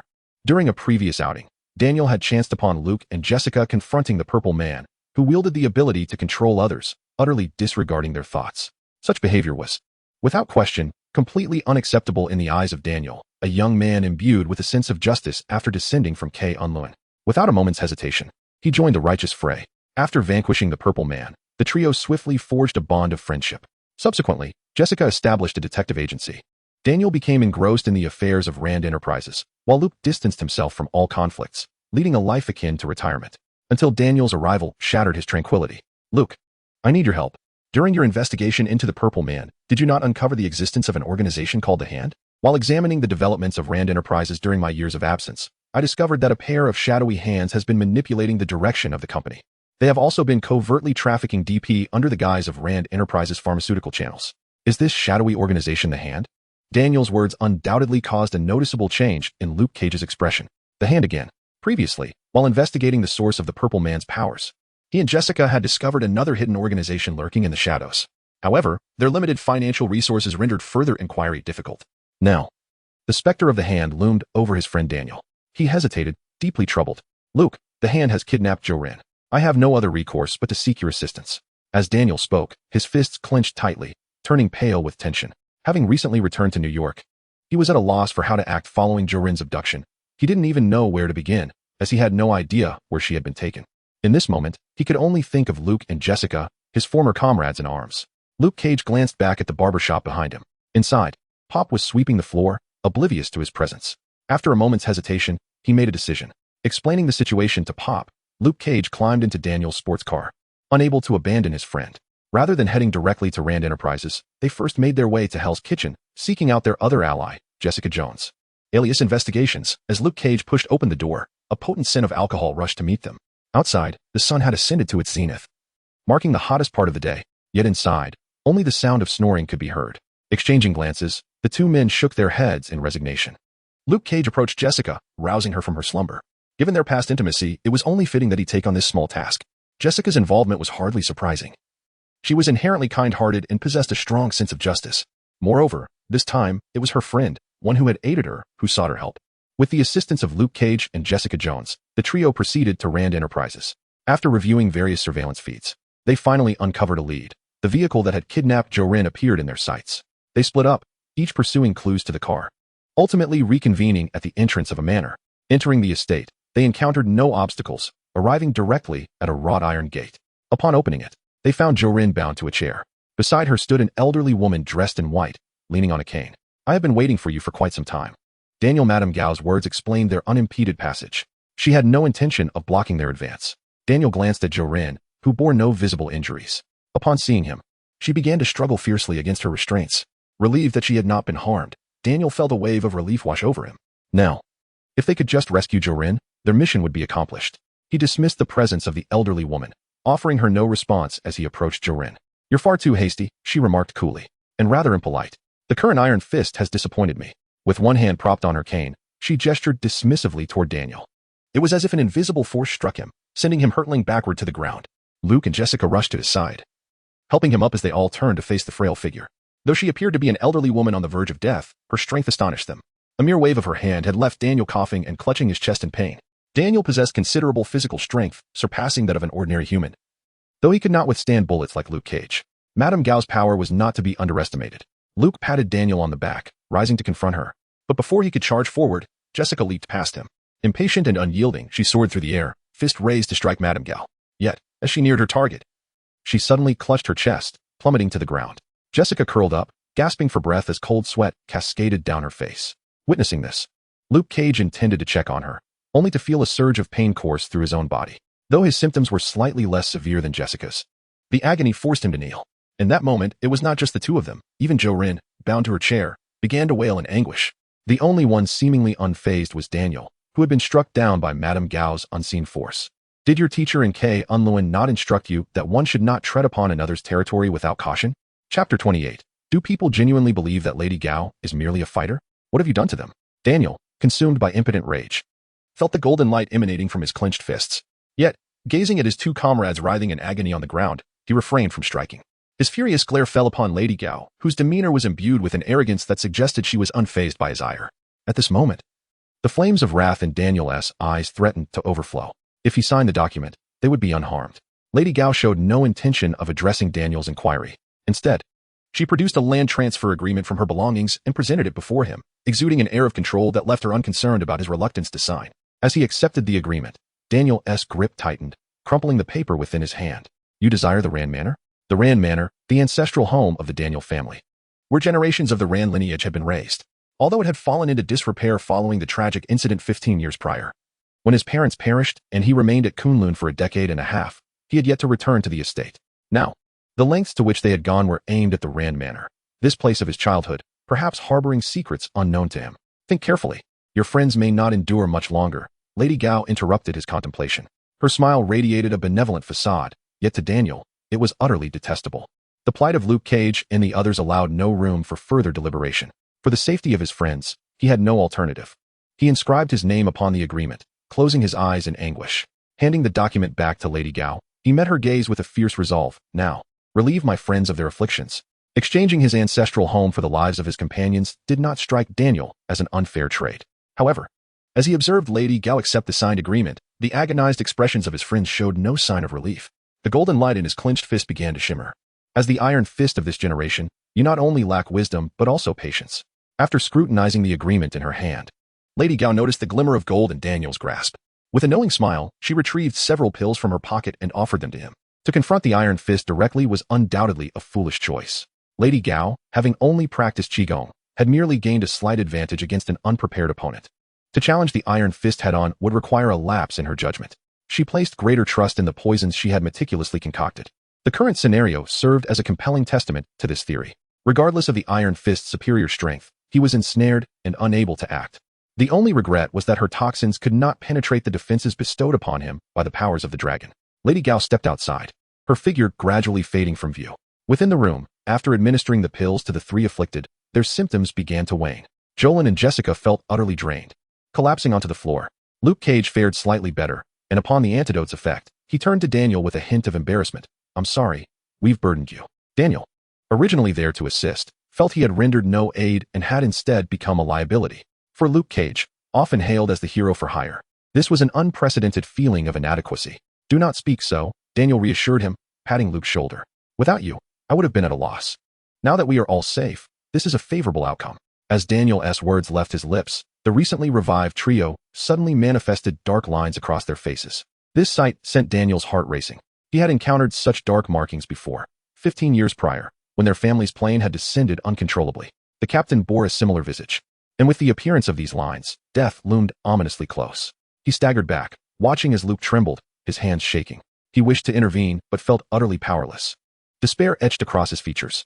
Observing Daniel's expression, Luke, seemingly unfazed, patted his arm. "Hey, what are you doing? We are fine now. Let us go." He then glanced at Jessica, whose face was also marred with dark lines, spreading ominously towards her chest. Luke touched his own face, then lowered his gaze to his chest before turning back to Daniel. "Do you know what this is?"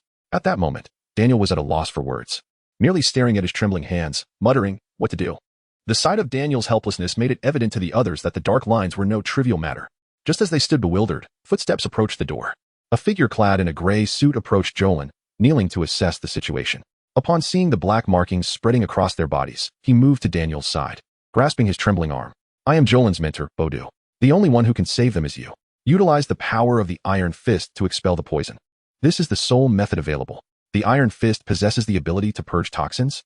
In response to Daniel's confusion, Bodu offered no explanation, instructing him instead to concentrate his energy into his fists and transfer that energy into Jolin's body. As the energy surged into Jolin, the black lines were instantly incinerated. With the disappearance of the markings, Jolin fell into a deep slumber, her breathing gradually stabilizing. In that moment, as the energy dissipated, Daniel felt an overwhelming weakness wash over him. Nevertheless, driven by concern for Luke and Jessica, he steeled himself. After repeating the process twice more, the dark lines on Jessica and Luke vanished, and they too succumbed to sleep, mirroring Jolin's state. Having completed this, the luminescence in Daniel's fists faded, and a wave of dizziness washed over him. "See you tomorrow, Daniel." Chapter 29, The Disgrace of the Alliance, the Gambler, and the Martial Arts Academy. On a row of simple hospital beds, several individuals lying down seemed to have reached a silent agreement, as they all opened their eyes almost simultaneously. "Where are we?" Daniel, the first to regain consciousness, inquired, yet the only response was a profound silence. Jessica and Luke exchanged glances, both shrugging in response to Daniel's question. Remarkably, despite the events of the previous night, none of them had sustained any injuries, indicating that the hosts here, at least for now, harbored a friendly disposition towards them. In this relaxed atmosphere, the trio moved towards the window. Outside, on a spacious training ground, 50 or so individuals were lined up, practicing martial arts under the guidance of a leader. The three watched the martial arts demonstration with great interest, completely unaware of the arrival of another person in the room. "Shall we take a break and have some breakfast, everyone?" came the melodious voice of Jolin, prompting the trio to turn their heads in unison. Their eyes fixated on the assortment of food in her hands. They devoured the meal eagerly. After finishing, Daniel followed Jolin's invitation to another room where the gambler awaited him. Already prepared for their discussion, Daniel had numerous questions swirling in his mind since returning to New York. It seemed that everyone he encountered wanted to learn about the Iron Fist. He struggled to harness the fighting spirit within him, while the gambler, a mere chance encounter, possessed a far greater understanding of its application. These inquiries weighed heavily on his heart, demanding expression. Through the gambler's explanations, Daniel discovered that he was not the first to bear the title of Iron Fist. Over 60 individuals had wielded its power before him. Consequently, the martial arts community was no stranger to the legend of the Iron Fist. The two proceeded to the training ground, embarking on a session of Tai Chi practice. During their exchange, Daniel gleaned insights into the use of fighting spirit, understanding that a tranquil mind is essential for cultivating inner strength. After completing their meditative training, the gambler invited Daniel to his office. Daniel, together we can forge a greater enterprise. Therefore, I extend to you an invitation to join us. Us. Indeed us. Once you join, all present here will be at your command. Standing by the office window, they gazed down at the individuals in training, observing their intense dedication. It was evident that each person was a formidable practitioner. If Daniel possessed ambition, the support of such individuals could prove invaluable. However, the experiences he had endured in Kunlun had left a profound impact on him. The allure of New York's splendor was enticing but merely fleeting for him. Without hesitation, he declined the gambler's offer. Noticing the slight tension in the gambler's expression, Daniel discreetly exited the office. Upon returning to the previous room, he found it empty. His only desire now to locate Jessica and Luke. His recent refusal had undoubtedly displeased their host, and remaining here would only serve as a complication for both parties. At that moment, voices drifted from the adjacent room. One familiar voice prompted him to pause instinctively. Jolan, you must understand your position. Do not become too deeply entrenched. But there are no buts. His existence obstructs the path of the alliance. If he does not join, he must be regarded as an enemy. As the conversation concluded, footsteps approached the door. Burdened with a heavy heart, Daniel stealthily concealed himself around the corner. Once the figure departed, he pushed the door open. Why deceive me? At that moment, his emotions plummeted from heaven to hell. The person he loved had merely been a hidden adversary all along. A truth he had failed to perceive until now. Upon seeing Daniel's intrusion, Jolan's face contorted in distress as she attempted to explain. Daniel, I am a member of the Alliance, but we are not the same as Lady Gao. At that moment, Daniel was devoid of any desire to engage in conversation. Anger consumed him, and all he had learned during training was cast aside. Amidst their escalating argument, a cacophony of hurried footsteps echoed from outside the door.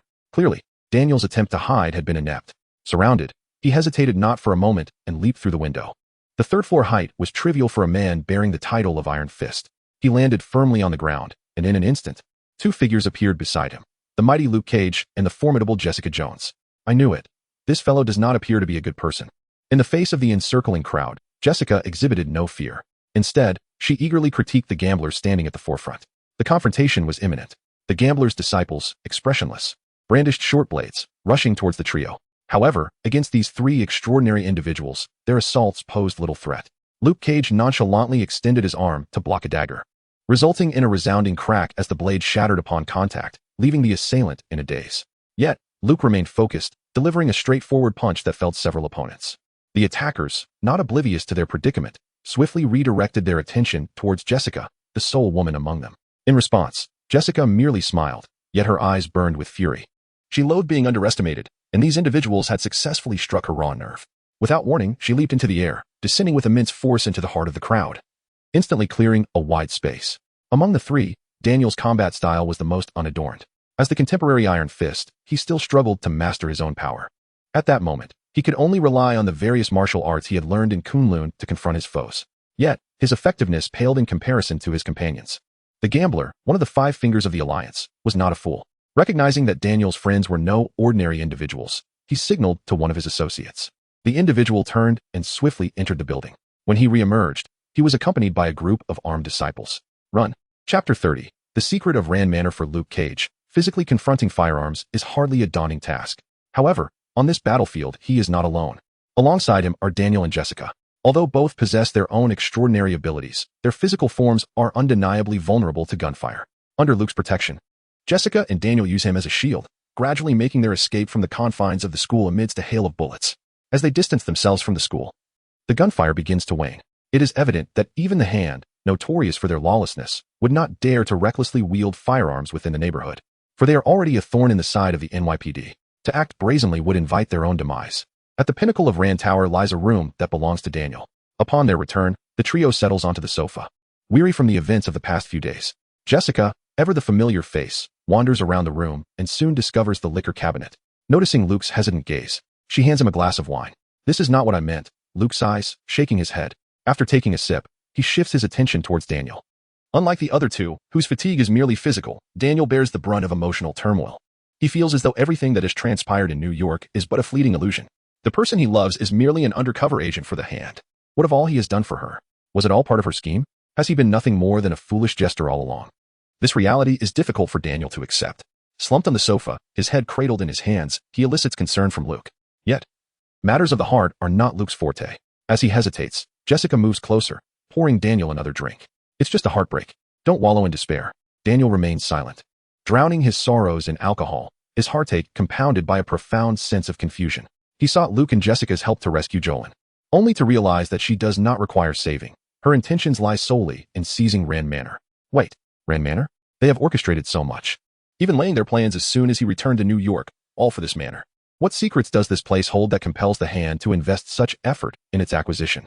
Daniel's mind, previously clouded by intoxication, becomes startlingly clear. After sharing his suspicions with Jessica and Luke, the trio decides on their next destination.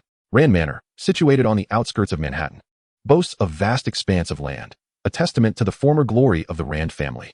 Upon their arrival, however, they find the manor surrounded by a perimeter of electrified fencing. The grand entrance stands closed, monitored by 4 cameras that leave no blind spots. Upon sighting the cameras, they halt their advance.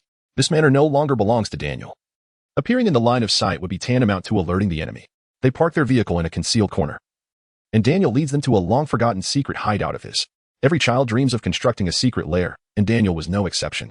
Thanks to his childhood mischief, they managed to gain access to the manor through a hidden passage, emerging from a storage room's basement.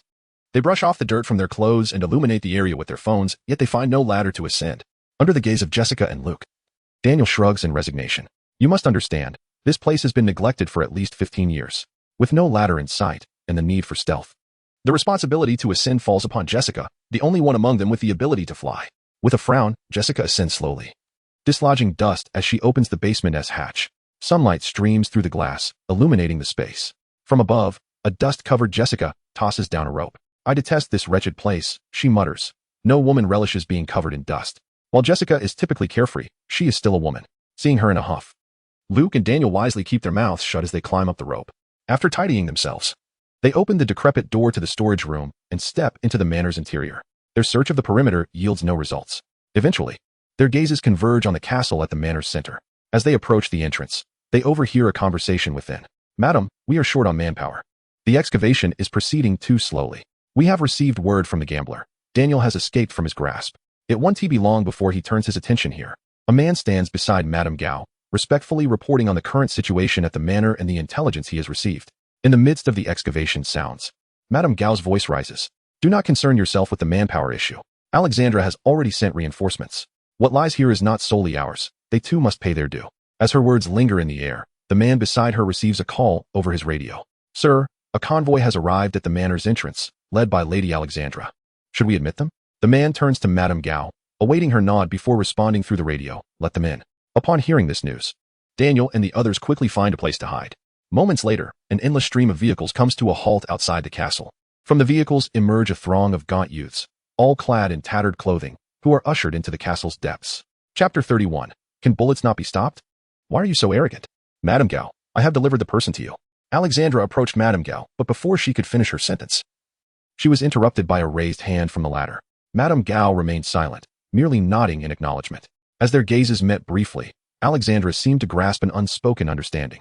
Having endured countless conspiracies and battles, they realized that certain matters did not require explicit discussion. The moment Madame Gao halted her words, Alexandra comprehended her intentions.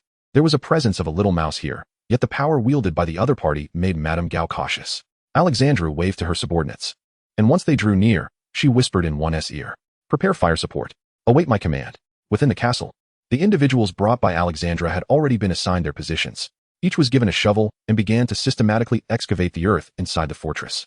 Outside, Madame Gao instructed her nearby subordinate. There will be other convoys arriving shortly. Do not impede them. As time ticked away, the number of vehicles congregating outside the castle grew increasingly substantial. The 5 Fingers of the Hand Guild had not reunited for an immeasurable duration. Yet, on this ordinary day, they gathered here. Swanda, I heard you recently met your demise? The gambler's words were undoubtedly salt on Swanda's wounds. As a black man, Swanda's complexion was already as dark as pitch. Upon hearing the gambler's remarks, his expression darkened to an even more fearsome degree. No one relishes confronting death, even those who possess the ability to resurrect. The Hand Guild, having evolved over many years, had encountered an innumerable amount of battles, with deaths far too many to count. Yet, the last monster he faced still instilled terror within him. In the span of centuries, he had never encountered an adversary that rendered him utterly powerless. It was not merely the opponent's strength that evoked his fear, it was the indifference in their eyes when they ended his life, akin to crushing an ant. This disregard for life struck even one as seasoned as him with trepidation. I am not jesting. That individual is as formidable as a monster. Upon witnessing the grave and fearful expression on Swanda's face, the other four began to take this foe seriously. I do not know the origins of that individual, nor their intentions. However, I later learned that everyone I had previously kidnapped was rescued by him. Do you comprehend what this signifies? Another Punisher has emerged. As Swanda's words fell, a profound silence enveloped the scene, whether it be Iron Fist or Night Devil. Neither posed a significant threat in the eyes of the Hand Guild's Five Fingers. Only one street hero, even they preferred to avoid, was the Punisher. A being that hunted evil in the darkness. He would not speak of the law. Instead, he executed without uttering a word. The existence of the Hand Guild had persisted for centuries, and their supply of dragon bones had dwindled. Captured by the New York police or other street heroes, a small bribe would allow them to emerge unscathed. However, should they fall under the Punisher's scrutiny, it would undoubtedly require the expenditure of dragon bones for revival. Do not worry, this underground conceals the remains of an entire dragon. As long as our operation proceeds smoothly, we need not fret over dragon bones for quite some time. Yet, our primary concern now is to eliminate those pesky flies lurking about. Outside the castle, Daniel and his companions remained unaware that they had already been discovered. How much longer must we hide here? Those individuals have arrived. We could simply eliminate them. Among the trio, the most impatient, Jessica, could no longer contain herself. Upon witnessing the Five Fingers of the Hand Guild gathered together, her eagerness to strike surged. Let us act. Upon hearing Jessica's words, Daniel surveyed their surroundings. No other figures were present near the Hand Guild's 5 members. Now was undoubtedly the opportune moment for a surprise attack. The trio charged directly into the castle, the iron gate crumbling under Luke's might in mere seconds. With a single punch, the iron door shattered into fragments. Within, the members of the Hand Guild displayed no signs of panic upon seeing the 3 figures rushing towards them. Rather, a mocking smile adorned their faces. Daniel, without hesitation, surged towards the Hand Guild's members. The gambler faced off against Daniel. Both were martial arts experts. However, the gambler was merely an ordinary man, while Daniel's body had been enhanced by the Kunlun dragon soul, surpassing the limits of an average human. Their battle resolved in an instant. With Daniel not even needing to unleash the power of Iron Fist, the gambler collapsed beneath him. Having knocked the gambler unconscious, Daniel turned to observe his comrades. Luke Cage was currently struggling against the combined efforts of Madame Gao and Swanda.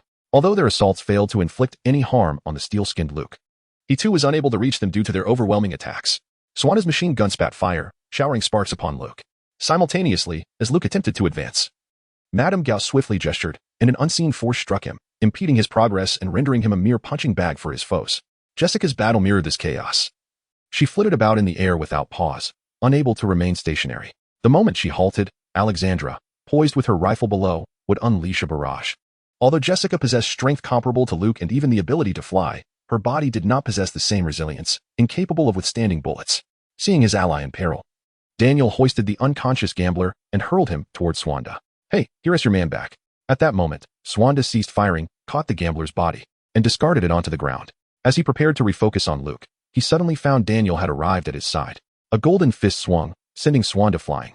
Dust erupted upon impact with the ground, and he tumbled until colliding with a wall, finally coming to a halt. Rest assured, I held back. Chapter 32. The Assembly of the Hands. With a deliberate motion, Daniel brought his palms down to rest upon his dantian, exhaling a deep breath laden with tension. The recent spectacle of Swanda being struck and sent flying had prompted a tacit cessation of hostilities among the group.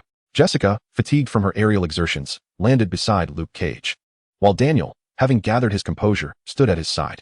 Alexandra maintained her aim with her rifle, her fingers steady, while Murakami moved to the corner to assist Swanda. Observing the current impasse, Madame Gao regarded the trio with an air of calm amusement. I wondered who might be so audacious as to intrude upon my castle. It turns out to be you, the former lord of the Rand estate, Daniel Rand. Are you still pining for my estate? In this verbal sparring match, the 3 youths, collectively younger than Madame Gao, stood no chance against her seasoned wit. A mere exchange of words ignited a tempest of fury within Daniel. The indignation stemming from the audacity of his adversary to flaunt the estate she had so treacherously seized from him. For Daniel, raised in the lap of privilege, no one had ever taught him how to maintain composure in the face of such treachery. His years in Kunlun had not acquainted him with someone as duplicitous as Madame Gao. In contrast, Jessica and Luke displayed little reaction to her taunts. Their lives spent on the streets had rendered them indifferent to the despicable. The barbs exchanged were insufficient to rattle their resolve. Calm yourself, Daniel. This is precisely the reaction she seeks. Remember our objective. Luke's words offered a momentary reprieve from Daniel's tempestuous emotions. Engaging in a battle of words was not his forte, and they had not come merely to quarrel. Regardless of Madame Gao's intentions for the estate, their mission was singular, to thwart her plans and thus achieve success. Luke Cage, possessing a greater sense of rationality than Daniel, recognized the disparity in numbers favoring their opponents. Although they currently held the upper hand, they risked falling into a trap similar to that of the previous night if they allowed their adversaries to regroup. The threat posed by firearms loomed large. They needed to assert control before the enemy could react. Do not linger. Subdue them. With that command, Luke initiated a charge. But his advance was abruptly halted as he found himself frozen in place. Shadows had gathered on the balcony and windows above, each figure armed and poised to strike. Oh, I was unaware that your castle boasted such dungeons. I sincerely hope we are not the inaugural occupants of this chamber, Daniel quipped, his voice light despite the grim circumstances. Bound by ropes within the castle's dungeon, Daniel, Jessica, and Luke shared a moment of levity, with only Jessica daring to jest in such dire straits. My apologies for dragging you into this predicament again, Daniel expressed, unperturbed by Jessica's humor but feeling the weight of responsibility for his companion's entanglement in his troubles. Their collaborative efforts had been beset by misfortune, having now fallen prey to their foes for the second time. I wonder why the Haventy simply eliminated us, opting instead to imprison us. Are we not as good as dead? Luke's inquiry hung in the air, unanswered, eliciting only an eye roll from Jessica. Upon their capture, Madame Gao had administered a small pill, more accurately, a creature, knowing well that the Iron Fist she could dispel any poison. She would not be so naive as to poison them outright. Instead, she employed a mysterious technique from the East. The Iron Fist could neutralize toxins but could not eradicate living entities within the body. Thus, each of the three harbored a creature within their heart, having previously experienced the agony that came with its activation, leaving them disinclined to provoke it further. Are they truly content to imprison us until we perish? Certainly not. Your lives hold great value. Daniel, let us engage in another transaction. As the heavy iron door swung open, the voice of Madame Gao preceded her appearance, addressing their unspoken concerns. Daniel, you remain oblivious to your own worth. I would never so carelessly dispose of you. I am aware that the gambler has extended an invitation to you before, but now I formally invite you to join the Assembly of the Hands. This is your final opportunity. Daniel met her proposition with a scornful gaze, his upbringing forbidding him from uttering foul language. Faced with such a vile opponent, he chose silence, closing his eyes in defiance. It seems you are unwilling to accept my gracious offer. Madame Gao anticipated his rejection. The Iron Fist was indeed significant to the Assembly, yet Daniel was not the first to spurn their advances. Over 60 Iron Fists had emerged from Kunlun before him, all having rebuffed their overtures. Throughout the years, each Iron Fist had viewed the Assembly as an enemy to be vanquished. Were it otherwise, the Assembly would not remain a clandestine criminal organization after centuries of existence. Unperturbed by her failure to recruit him, Madame Gao displayed no sign of disappointment. She retrieved a document from one of her subordinates and tossed it into the dungeon. Sign this agreement, and I shall release you. Your credibility has long been exhausted. Before Daniel could respond, Jessica stepped forward, kicking the document aside with a fierce glare directed at Madame Gao. Their last transaction had been riddled with deceit, had it not been for Daniel's chi. Both she and Luke would have met their demise that fateful night. This move undoubtedly angered Madame Gao, her expression darkening as she prepared to unleash the creature within them as retribution. Yet before she could act, urgent knocks at the door interrupted her intentions. A figure hurried to her side, whispering urgently in her ear, Madame Gao, we have intruders. Chapter 33, Defenders, Assemble. Lady Gao received news and, without a glance at the three individuals in the dungeon, departed the premises with her entourage. Though the informant's voice was barely audible, Daniel, having subtly enhanced his senses through the application of his fighting spirit, comprehended every word with clarity. Their opportunity to escape had arrived with the intrusion. Lady Gao had presumed that threatening the lives of the captives with her sorcery would deter them from fleeing. Little did she know, some birds are destined never to be caged. Their feathers shimmer with the brilliance of freedom. As night fell, the Rand Manor, due to years of neglect, had its electrical circuits long rendered inoperative. The dimly lit corridors were illuminated solely by hastily prepared oil lamps. The recently unearthed underground tunnel was shrouded in darkness. At this moment, Lady Gao was led by her subordinates to a temporary hideout of the syndicate. Within, a number of syndicate members lay unconscious, their lives not in peril, but suffering from blunt force trauma, likely inflicted by clubs. The assailants were presumed to be the Night Demon, a familiar adversary to the syndicate's leaders, who were well acquainted with the Night Demon's methods of attack. The marks of injury allowed them to deduce the identity of their foe. Lady Gao nodded in acknowledgement. Currently, 5 fingers of the hand, including Sawanda and the gambler, were injured, leaving only 3 to coordinate the actions. She and Murakami were responsible for the outside, while Alexandra and the syndicate's secret weapon, Black Void, handled matters within. Regardless of the side, there was no need to fear the Night Demon. Both factions had capable fighters. The Night Demon was not formidable, and neither Murakami nor Black Void would likely face defeat. Notify everyone. We must locate the Night Demon. Lady Gao's concerns lay not with the Night Demon's strength, but rather with the potential disruption to their plans. Should the Night Demon become aware of their situation and disseminate the information, the NYPD would undoubtedly be the first to arrive, bringing with them a multitude of laborers, mere homeless individuals from the streets of New York. The sudden disappearance of so many people would surely prompt an investigation by the police. Such news could not remain concealed for long, and they had no intention of hiding it indefinitely. Once the bones of the dragon were excavated, these individuals would lose their value. Extracting the dragon's bones was a mission they must accomplish. Without them, their current reserves would be insufficient for future resurrections. The syndicate faced numerous enemies. If deprived of their means to revive, their lives would inevitably descend into a countdown. The longer one lives, the more one fears death. A sentiment shared among the syndicate's 5 fingers. We found him. He.S. in the basement. A sudden voice crackled through the radio before Lady Gao. Without hesitation, she sprang to her feet. Notify Murakami. To the basement. A sense of foreboding flashed through Lady Gao's mind. Why would he be in the basement? Could it be that Daniel had summoned reinforcements? Given that the dungeon lay within the basement, her thoughts were not unfounded. At that very moment in the basement corridor, Daniel and his companions were at a standoff with the Night Demon, clad in dark crimson garb. The dimness of the passage concealed the identity of their adversary, leaving the trio in a defensive posture. For Matt, however, the encroaching darkness was not an obstacle. It served as his cloak of protection. It has been said that when God closes a door, he opens a window. Matt, blind yet possessing an acute sense of hearing, perceived the defensive stances of his opponents. The faint whisper of the wind began to form a mental map in his mind. The 4 adversaries edged closer, each maintaining their vigilance. As they approached, Jessica, one of the trio, seemed to recognize the identity of their opponent. Night Demon, is that you? What are you doing here? Wait, he is not the enemy. With the tension rising and her companions preparing to strike, Jessica quickly interjected. Having navigated Hell's Kitchen, she had long heard tales of the Night Demon, his exploits against evil in the shadows igniting her curiosity about his true nature. Yet, he had been adept at concealing his identity, leaving her in the dark until now. A mere glance at his costume was enough for her to ascertain that the Night Demon was certainly not affiliated with the Syndicate. Coupled with Daniel's earlier revelations, it became clear that the intruder was indeed the Night Demon. With the misunderstanding resolved, Daniel and Luke lowered their stances. Observing this, Matt took a step back, preparing to depart. Having witnessed Lady Gao's exit, he had initially assumed there was a secret worth uncovering. Now that the situation was clarified, he had no reason to linger. Wait, Night Demon, we can assist you. The Syndicate is our enemy as well. No, take care of yourselves. Leave quickly. Jessica's offer was abruptly interrupted by Matt. He required no assistance, only hoping these individuals would vacate swiftly, avoiding any encumbrance. This aloof demeanor from Matt matched Jessica's expectations. He was the embodiment of a stoic hero, clad in his battle attire, striking against evil from the shadows, cold yet powerful. With Matt unwilling to engage, they too opted not to pursue the matter further. The 4 split into 2 groups, with the Night Demon leading the way, followed closely by Daniel and his companions. While they refrained from forming a team, the basement had but one exit, compelling them to travel together for the time being. As they neared the exit, the sound of a door creaking open echoed through the corridor.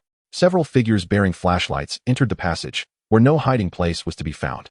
Without hesitation, Matt retrieved his cane from his calf and sprang into action. In an instant, he was amidst the throng. His movements fluid as he struck down the Syndicate members who had just entered. Matt's gaze swept toward the door, where an individual, radio in hand, was reporting the situation. Found him. In the basement. After relaying this, the individual produced a short knife from their wrist. Despite knowing they were outmatched, they charged at Matt without a second thought. Chapter 34. The bronze giant gate beneath it appears that you require assistance. Rest assured, we shall not hinder you. Following closely behind Matt, Daniel and the others also received the report from their companion. In the distance, countless figures began to materialize, drawn by the transmission from the radio, members of the Hand Association, arriving to offer their support. In such circumstances, even Matt sensed the predicament. The followers of the Hand were not typical gangsters. They possessed a complete disregard for fear. Even when aware of their inferiority, they boldly brandished their blades against their foes. The Hand's methods of indoctrination were formidable, having adapted the techniques used to train ninjas in the islands for their own purposes.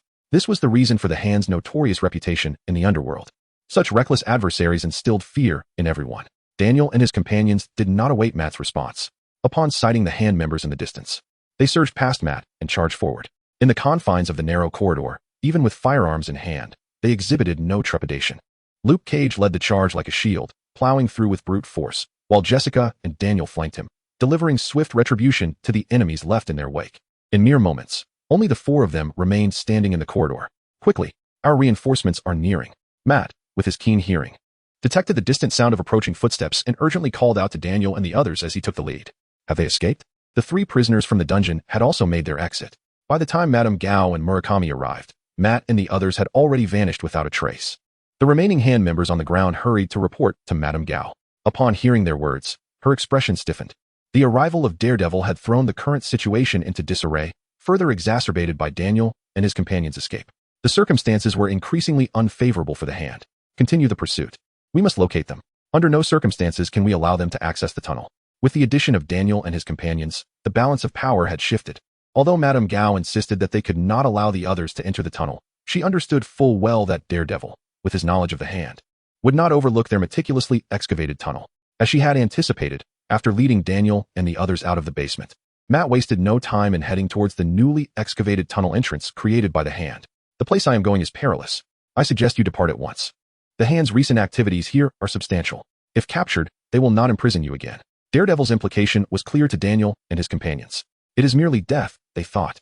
Had they feared death, they would not have escaped from their confines. They were more afraid of dying without purpose. The Hand is not merely your enemy. Do not underestimate us, Daredevil. Matt's counsel did not deter Daniel and the others. Rather, it ignited their competitive spirit. They surged past Daredevil, first entering the tunnel. Luke Cage led the charge, followed closely by Daniel and Jessica.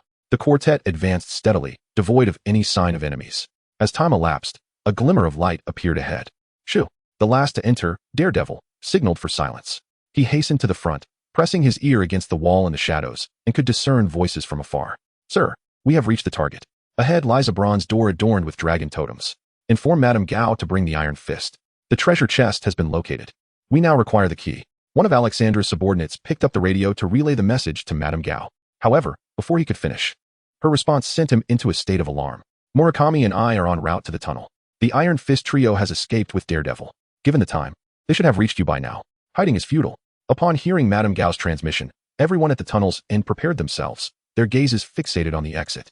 Rather than being trapped within the tunnel, Matt believed it would be more advantageous to emerge at that moment. At the very least, the open space at the exit would afford them better maneuverability.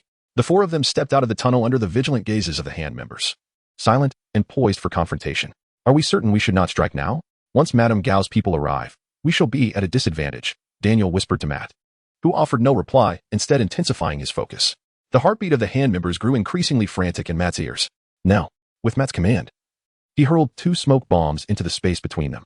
A dense fog enveloped the area, turning the battlefield into Daredevil's domain. Upon hearing Matt's call, Daniel and the others sprang into action, scattering to charge. In the swirling mist, Matt navigated effortlessly, impervious to harm from the Hand members. Conversely, adversaries were caught off guard by the sudden appearance of his baton, each strike resulting in a Hand member collapsing. Luke Cage barreled through the haze, unconcerned about injury. He was akin to a tank, requiring no special techniques. Anyone struck by his formidable force would hear the sound of breaking bones. In the fog, the only glimmer of light emanated from Daniel's golden aura. Yet this luminous beacon did not illuminate the path for the Hand members. It served as a guiding light leading them to their doom. Facing a barrage of bullets, Daniel raised his fists in defiance. Empowered by his fighting spirit, his senses heightened. He could perceive the trajectory of each bullet with clarity. Each projectile that struck his iron fist was instantly crushed, causing him no harm whatsoever. Having endured countless betrayals and deceptions, Daniel showed no mercy against the Hand members. Beneath the brilliance of the Iron Fist, the ground was drenched in the blood of countless foes. Among the four, only Jessica found combat to be the least taxing. Soaring through the air, she easily pinpointed the location of enemies obscured by the fog, while they remained oblivious to her presence. Each of her dives felled multiple adversaries, and upon landing, she ascended again, rendering their firearms ineffective as they could not discern her whereabouts. Chapter 35, Erica? No, I am the Black Void. The situation for the Alliance in the thick fog grew increasingly dire. However, Alexandra found herself devoid of effective solutions to this predicament. She could only gather her subordinates around her, retreating step by step to a corner, while fortifying her defenses. As time passed, the dense fog began to dissipate gradually towards the tunnel's exit. The prolonged smoke effect produced by 2 smoke grenades was largely attributed to the surrounding environment, which offered only a single outlet. As the fog lifted, the balance of power shifted dramatically. The Alliance, once boasting numerical superiority, now consisted solely of Alexandra and a few of her guards. In stark contrast, Daniel and his companions, having merely exerted some effort, were not a single wound upon their bodies. Yield. You have lost, Daniel declared as the 4 of them advanced towards Alexandra's position. Jessica's naive encouragement for surrender elicited no response from Alexandra, whose expression remained inscrutable. The Alliance members guarding her exhibited no sign of emotion, maintaining their stoic demeanor. However, Matt, possessing a deeper understanding of the Alliance from their previous encounters, glanced back in surprise. He knew well that the Alliance members were unafraid of death. The notion of surrender was entirely absent from their minds. The minions trained by the Alliance were akin to death warriors. Do you believe you have already triumphed? The battle has merely commenced. As Alexandra found herself encircled by Daniel and his companions, her previously impassive demeanor shifted, and she suddenly smiled at the four. Matt's ears perked up, and his expression changed drastically. Be cautious. Scatter. As he propelled himself away from his position, he simultaneously shoved Jessica aside. Daniel and Luke, upon hearing Matt's warning, immediately took defensive stances. Daniel's fists shimmered with golden light, while Luke crossed his arms to shield his head. In an instant, the Alliance members who had been protecting Alexandra raised their weapons and opened fire. Simultaneously, from the shadows of the tunnel, tongues of flame erupted, having evaded the gunfire. Matt and Jessica wasted no time in launching an assault on the nearest Alliance members. The adversaries were still focused on Daniel and Luke, leaving them vulnerable to Matt and Jessica's swift attacks. Within moments, the guards in front of Alexandra were incapacitated. Alexandra adopted a martial arts stance, but under the combined efforts of Jessica and Matt, she too succumbed, becoming a captive. As the skirmish concluded, the flames at the tunnel's entrance extinguished. It was only then that Daniel dispelled the golden light surrounding him. Unlike Luke Cage, who utilized his abilities effortlessly, Daniel required complete concentration to withstand bullets with his iron fists. This placed a significant burden on his mind. During the heat of battle, the focus allowed him to momentarily forget the strain, but once the conflict ended, the overwhelming weakness washed over him, rendering his body almost incapable of action. Just like now, as the golden light faded, Daniel began to gasp for breath. As he attempted to move, his body swayed perilously close to collapsing. Seeing this, Luke quickly stepped in to support him alongside Matt. Daredevil, your appearance has taken me by surprise. We should not have done anything recently to warrant your relentless pursuit. Shadows emerged from the tunnel, revealing not only Lady Gao and Murakami, but also the previously injured Soanda and the gambler, who followed closely behind. Dozens of minions, armed with rifles, spread out to encircle the four against the wall. Jessica, brandishing a long knife she had retrieved from the ground, pressed it against Alexandra's neck. At this moment, their only bargaining chip was Alexandra, one of the 5 fingers of the Alliance. Upon hearing Lady Gao's words, Matt's expression visibly darkened. Done nothing? What about those you gouged out the eyes of and destroyed their eardrums? Because of your vile actions, they will spend the rest of their lives in darkness. Matt's words prompted Lady Gao to nod knowingly. She glanced at Soanda but chose to remain silent. The actions of the Alliance were considered standard operating procedure. Their primary source of profit stemmed from ZD and FD, and to prevent information leaks, they would destroy the eyes and ears of their subjects. Losing sight and hearing would not impede their ability to perform mechanical labor, but it served as an effective means of secrecy. As for how those individuals would manage their lives henceforth, that was not her concern. Very well, since you have interfered in this matter, you shall perish here. Your very existence is a nuisance. Lady Gao's words caused Jessica to tighten her grip on the knife. They were prepared to strike without regard for their own safety. With such doubts, Jessica turned to Matt. Matt merely shook his head, equally perplexed by Lady Gao's intent. In an instant, Matt grasped the nature of their reliance. The sound of a knife clattering to the ground made him turn back. Daniel and his companions suddenly clutched their chests and fell to their knees. Seizing the opportunity, Alexandra swiftly turned the tables, capturing Jessica. The abrupt reversal of fortunes left Matt unprepared. Bastard. The tension and exhilaration of the preceding battle had made Daniel and his companions forget the presence of a ticking time bomb on their hearts. It was only now, as the agonizing pain surged, that the reality struck them once more. Daniel's scathing remark evoked a faint smile from Lady Gao. This generation's Iron Fist was almost too naive for her to comprehend. Perhaps the elders of Kunlun had lived so long that they had begun to lose their faculties. Choosing such a fool as Iron Fist, in a life-and-death struggle, to invoke such terms as despicable was laughable. Means were never judged by their morality. As long as they achieved their objectives, that was the Alliance's modus operandi. Meanwhile, Matt was far from being as emotionally driven as Daniel. Faced with the current predicament, he pondered how to salvage the situation. After witnessing the battle, he had already come to regard Daniel and the others as his comrades and could not abandon them. Matt's gaze shifted to Lady Gao. The situation had begun to spiral out of control only after her arrival. Simultaneously, Daniel and his companions had fallen under her sway. It seemed Lady Gao realized that Matt's focus was on her. Without waiting for an attack, she unleashed the Alliance's secret weapon.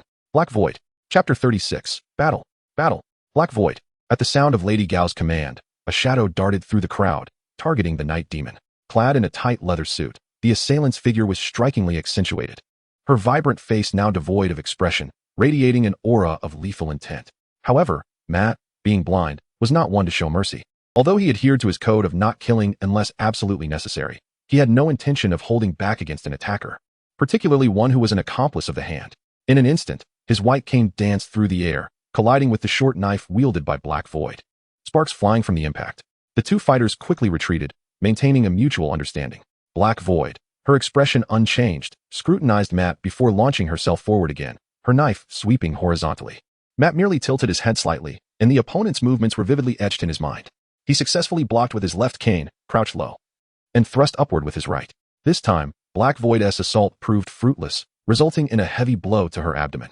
Doubling over in pain, she took a few steps back before regaining her stance. With a flourish, she split her knife into two, now wielding one in each hand. As she assessed Matt's movements anew, yet, each of her steps echoed in Matt's mind, forming a vivid image. No matter how she tried to observe, he revealed no weaknesses. Meanwhile, Lady Gao appeared utterly unconcerned with the Night Demon, brimming with confidence in her secret weapon, Black Void, believing wholeheartedly that she would vanquish him. She commanded, "End this swiftly. Eliminate him." "Understood," came Black Void's crisp reply, still fixated on Matt's figure without turning. However, that single, clear sound caused Matt's body to stiffen. His hands, gripping the cane, began to tremble. A warrior who cannot hold onto his weapon faces dire consequences. And Matt embodied this reality. In that moment of distraction, Black Void seized the opportunity to strike. There was a flaw. Her eyes narrowed as she lunged at Matt with her dual knives. Lost in the echo of Black Void's voice, Matt was too late to defend himself. In a desperate attempt, he managed to block one knife with his cane, but the other blade sliced through his chest unimpeded. Blood erupted, a gaping wound tearing through his battle attire and leaving a stark, crimson mark on his body. The blood soaked through his already scarlet clothing, rendering it even more vivid. Black Void retreated swiftly, re-establishing distance between them. Her methods mirrored those of a stealthy ninja, silent and lethal. At that moment, Matt paid little heed to his injury. Despite the pain radiating from his chest, for the reunion with his lost love overshadowed all. Erica, why? Why are you with the hand? The memory of Erica's death haunted him. He had witnessed it firsthand, cradling her lifeless body. In his quest for vengeance, he had pursued the murderer relentlessly, only to see her resurrected before him, now a member of the Hand. This revelation was too much for Matt to fathom. Yet, Black Void showed no sign of recognition at the mention of Erica's name. It stirred no emotion within her. Sensing the Night Demon's emotional turmoil, she seized the moment to attack. However, now that Matt had regained his focus, he was no longer an easy target. Regardless of the angle from which Black Void swung her knives, he anticipated and defended against her every move. But her identity rendered him unable to retaliate. Matt's heightened senses surpassed even Spider-Man's precognitive abilities. While Spider-Man's instinct merely alerted him to imminent danger, Matt's extraordinary perception allowed him to foresee his opponent's next actions as soon as they initiated a strike. Images would materialize in his mind in 3 dimensions, unimpeded by obstacles. It was as if his mind housed a super radar, making Black Void's every maneuver futile. As the battle intensified, Black Void relentlessly pressed her attack. While Matt focused solely on defense, unable to counter, he called out Erica's name repeatedly, but his cries fell on deaf ears. Meanwhile, having witnessed Black Void successfully ensnare the Night Demon, Lady Gao turned her attention to Daniel and his companions, dragging them closer. Exhausted from the torment of the parasites within them, the 3 lay helplessly before Lady Gao, their situation dire. Yet, despite their predicament, none showed any inclination to surrender. A brief exchange of glances among them solidified their unspoken resolve to face death together. "You need not wear such expressions, dear ones. I have no intention of killing you," Lady Gao declared. Daniel and his companions remained stoic, their trust in her already shattered. Her words bore no weight in their minds. Seemingly aware of her tarnished reputation among them, Lady Gao refrained from further dialogue and proceeded with her next move. She approached Jessica, kneeling before her, and let her hand glide over Jessica's heart. A wave of excruciating pain engulfed Jessica, causing her to break out in a cold sweat as she gritted her teeth and spat defiantly. "Kill me if you can, bitch." Lady Gao, unfazed by Jessica's hostility, continued her approach, moving her hand from Jessica's heart towards her throat and then to her mouth. Overwhelmed by nausea, Jessica suddenly turned and retched, expelling a small worm from her mouth. Instantly, she felt a weight lifted, a wave of relief washing over her as she exhaled deeply. But upon seeing the worm she had expelled, Jessica was seized by another wave of dry heaves. After a moment of respite, she disregarded her surroundings and stomped down with all her might, crushing the wretched creature beneath her foot. "This is my sincerity. That bronze door can only be opened with the strength of an iron fist. Help me unlock it, and I will rid you both of the parasites within you. A fair trade, wouldn't you agree?" Chapter 37. It is well known that Lady Gao is untrustworthy. I must first extract the insects from Luke's body before I can place my faith in you. No. You so-called heroes are always reckless with your own safety, yet you place immense value on the lives of your companions. Therefore, Lady Gao had absolutely no intention of acceding to Daniel's demands. She approached him, unfazed by the fury evident in his eyes, and repeated the actions she had enacted on Jessica, now upon Daniel. Daniel rose to his feet, gazing at the wicked old woman beside him, a smile dancing on her lips, feeling an overwhelming urge to shatter her skull with a single blow. His fists were clenched tightly, beginning to shimmer with a faint golden light. However, his display of fury failed to intimidate Lady Gao in the slightest.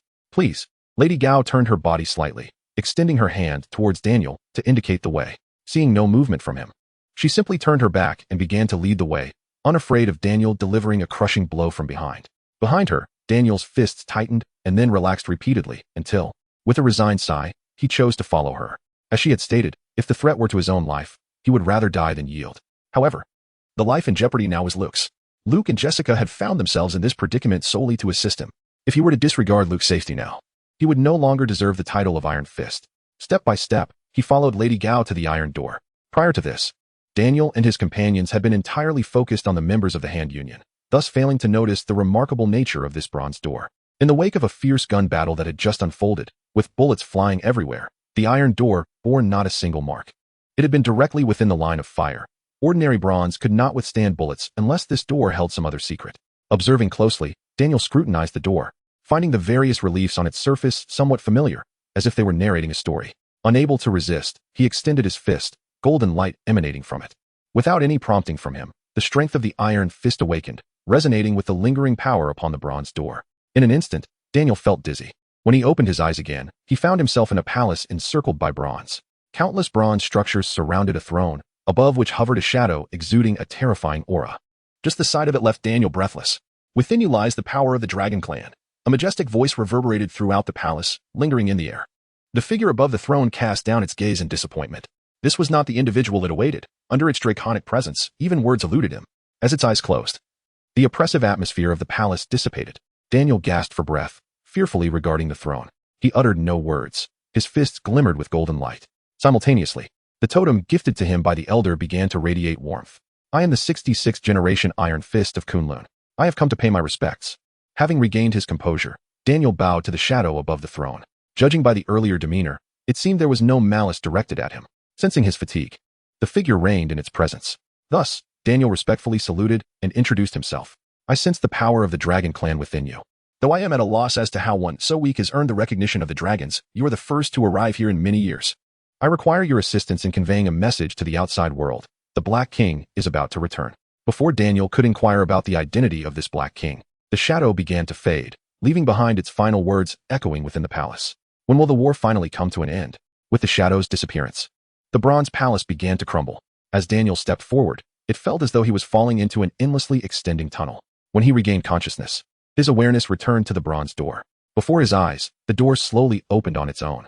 Before he could discern what lay beyond, a sharp pain pierced the back of his neck, sending him into a dizzying stupor. You, bastard. Clutching his neck, he turned his head just in time to see Lady Gao retracting her hand. A fleeting thought crossed his mind. He should never have trusted her. With that, he collapsed onto the ground, unconscious. In the distance, Jessica noticed and immediately sprang into action. However, a piercing cry of pain instantly drew her attention. Luke lay on the ground, clutching his heart, writhing in agony. The anger that had flared within her was swiftly replaced by concern. Stay still, do not interfere with us. A member of the Hand Union tossed Daniel's body beside Luke and relayed Lady Gao's warning to Jessica. Furious, she glared at the retreating figure, her clenched fist striking the ground in frustration. With Luke held as a hostage, there was nothing she could do. You all, go inside and assess the situation. Do not cause any damage, Lady Gao commanded, and the Hand Union members began to enter the bronze door. An awe-inspiring sight unfolded before their eyes. Upon entering, they seemed to have stepped into another realm, the walls crafted of bronze. Countless bronze columns flanked the pathway, adorned with dragons in various poses. As they proceeded, flames ignited upon the columns. Beneath the green flames, a bone-chilling cold began to envelop them. Continuing onwards, they arrived at a grand staircase, which led to a magnificent bronze palace. Fearless, the members of the Hand Union ascended the steps and forcefully pushed open the grand doors. Before them stood countless soldiers clad in bronze armor, standing in perfect formation before the throne. Above the throne, the skeletal remains of a colossal dragon coiled, its head tilted skyward as if gazing at something unseen. We have found the dragon bones, but we require tools. These bones are quite large. Chapter 38. Treasures? Mine. All mine. Amidst the crowd, a man holding a radio emerged. He stood before the dragon bone, gesturing with his hand. It was merely a single bone, yet it was already broader than his entire form. Without tools, it was impossible for just a few of them to move this colossal bone. Lady Gao? Outside the bronze door, heard the fragmented voices emanating from the radio. Although the sounds were somewhat chaotic, she grasped a few key points. Found it, dragon bone, large tools. Upon receiving this news, Lady Gao's face lit up with joy, a sentiment echoed by the other few bystanders who had been merely spectating. Lady Gao decided to leave herself and 2 others to oversee the situation while the other 3 led the laborers into the bronze door. Naturally, she wished to enter as well. The dragon bone held significant importance for them. With these dragon bones, their lives would be extended. Furthermore, they would no longer need to tread lightly in the face of any adversaries. Lady Gao's gaze shifted towards the location of Night Demon. In the corner, Matt was still entangled with Erica. Reluctant to harm her, Matt found himself unable to unleash his full fighting potential, while Erica had no such reservations. Each of her strikes aimed directly at Matt's vital points. The 2 were at a stalemate, but Lady Gao's patience had worn thin. She exchanged a knowing glance with Murakami, who nodded expressionlessly in response. Drawing a long knife from his waist, he stealthily approached Matt from behind. With a silent stroke, he struck, but achieved nothing. A casual deflection from Matt thwarted Murakami's surprise attack effortlessly, his expression remaining unchanged. For Matt, who possessed superhuman senses, ambushes were the least of his fears. Murakami had only just begun his assault when Matt's subsequent movements were already projected in his mind. All he needed was to prepare a defense in advance. Faced with the combined onslaught of Erica and Murakami, Matt felt no pressure whatsoever. However, unlike before when he couldn't retaliate, he now had Murakami as a punching bag. In a moment, Murakami's entry into the fray did not assist Erica, but instead left him battered and bruised. Adhering to the spirit of Bushido, Murakami did not choose to concede despite being overpowered by Night Demon. Yet, after sustaining a few injuries, he became more cautious and began to follow closely behind Erica, evading to her side after each of her strikes. This strategy made it difficult for Matt to counter, any swing of his weapon wrist striking Erica instead. For a time, Matt found himself in a precarious position. On the battlefield, the hand association undoubtedly held the upper hand. Once Matt's stamina waned, capturing Night Demon would be effortless. Daniel and his companions were in no better position. With Luca's leverage, they could mount no resistance. Meanwhile, within Wilson Tower, Kingpin gazed out the window, quietly listening to the reports from Bullseye. After assigning Bullseye to gather intelligence on the Hand Association, this was the first time he returned. It was evident he had obtained crucial information. The Hand's objective was the dragon bones beneath Rand Manor, and they were already in the midst of extraction. Moreover, several street heroes from Hell's Kitchen had become embroiled in the conflict. The battles were fierce, and it appeared the Hand had discovered an entire dragon skeleton. Upon hearing Bullseye's report, Kingpin's emotions stirred profoundly. If it were merely a hint about dragon bones, he would not have reacted so strongly. The Hand's capability to resurrect using dragon bones was not a secret to him. However, the existence of an entire dragon skeleton was a different matter entirely. The dragon bones undoubtedly possessed extraordinary power. An entire dragon skeleton could represent a significant achievement since his affiliation with Nazarick. The orders from the Bone King included scouting for intelligence and seeking extraordinary artifacts. This dragon bone was a prize he must acquire. Having solidified his determination, Kingpin refrained from acting impulsively. Instead, he raised his hand, and the gem embedded in his ring shimmered brilliantly. A magical screen unfolded before him. He had no intention of concealing his association with Nazarick from Bullseye. The latter's loyalty was built upon the foundation of his strength. As long as Kingpin remained stronger, Bullseye would remain loyal. Thus, he unreservedly initiated contact with the Great Tomb before Bullseye. On the screen, a figure appeared, not the Bone King as Kingpin had anticipated, but Demiurge, the commander of Nazarick. Greetings. You seem somewhat disappointed? Not at all. It is an honor to see you again, Lord Demiurge. The Supreme One is quite busy. Is there something you wish to report? After relaying Bullseye's recent findings to Demiurge, Kingpin refrained from offering any suggestions, choosing instead to await a response. As a subordinate, he understood the necessity of maintaining his role. Decisions were the prerogative of those in power. Kingpin was acutely aware of his position. He would not overstep, even if he desperately desired to seize the dragon bones. Should he hear any opposition from Demiurge, he would cease all actions. Compared to the revival of his family, all his ambitions paled in significance. Please hold on. The magical screen abruptly disconnected, and in Bullseye's somewhat astonished gaze, Kingpin selectively shared recent events.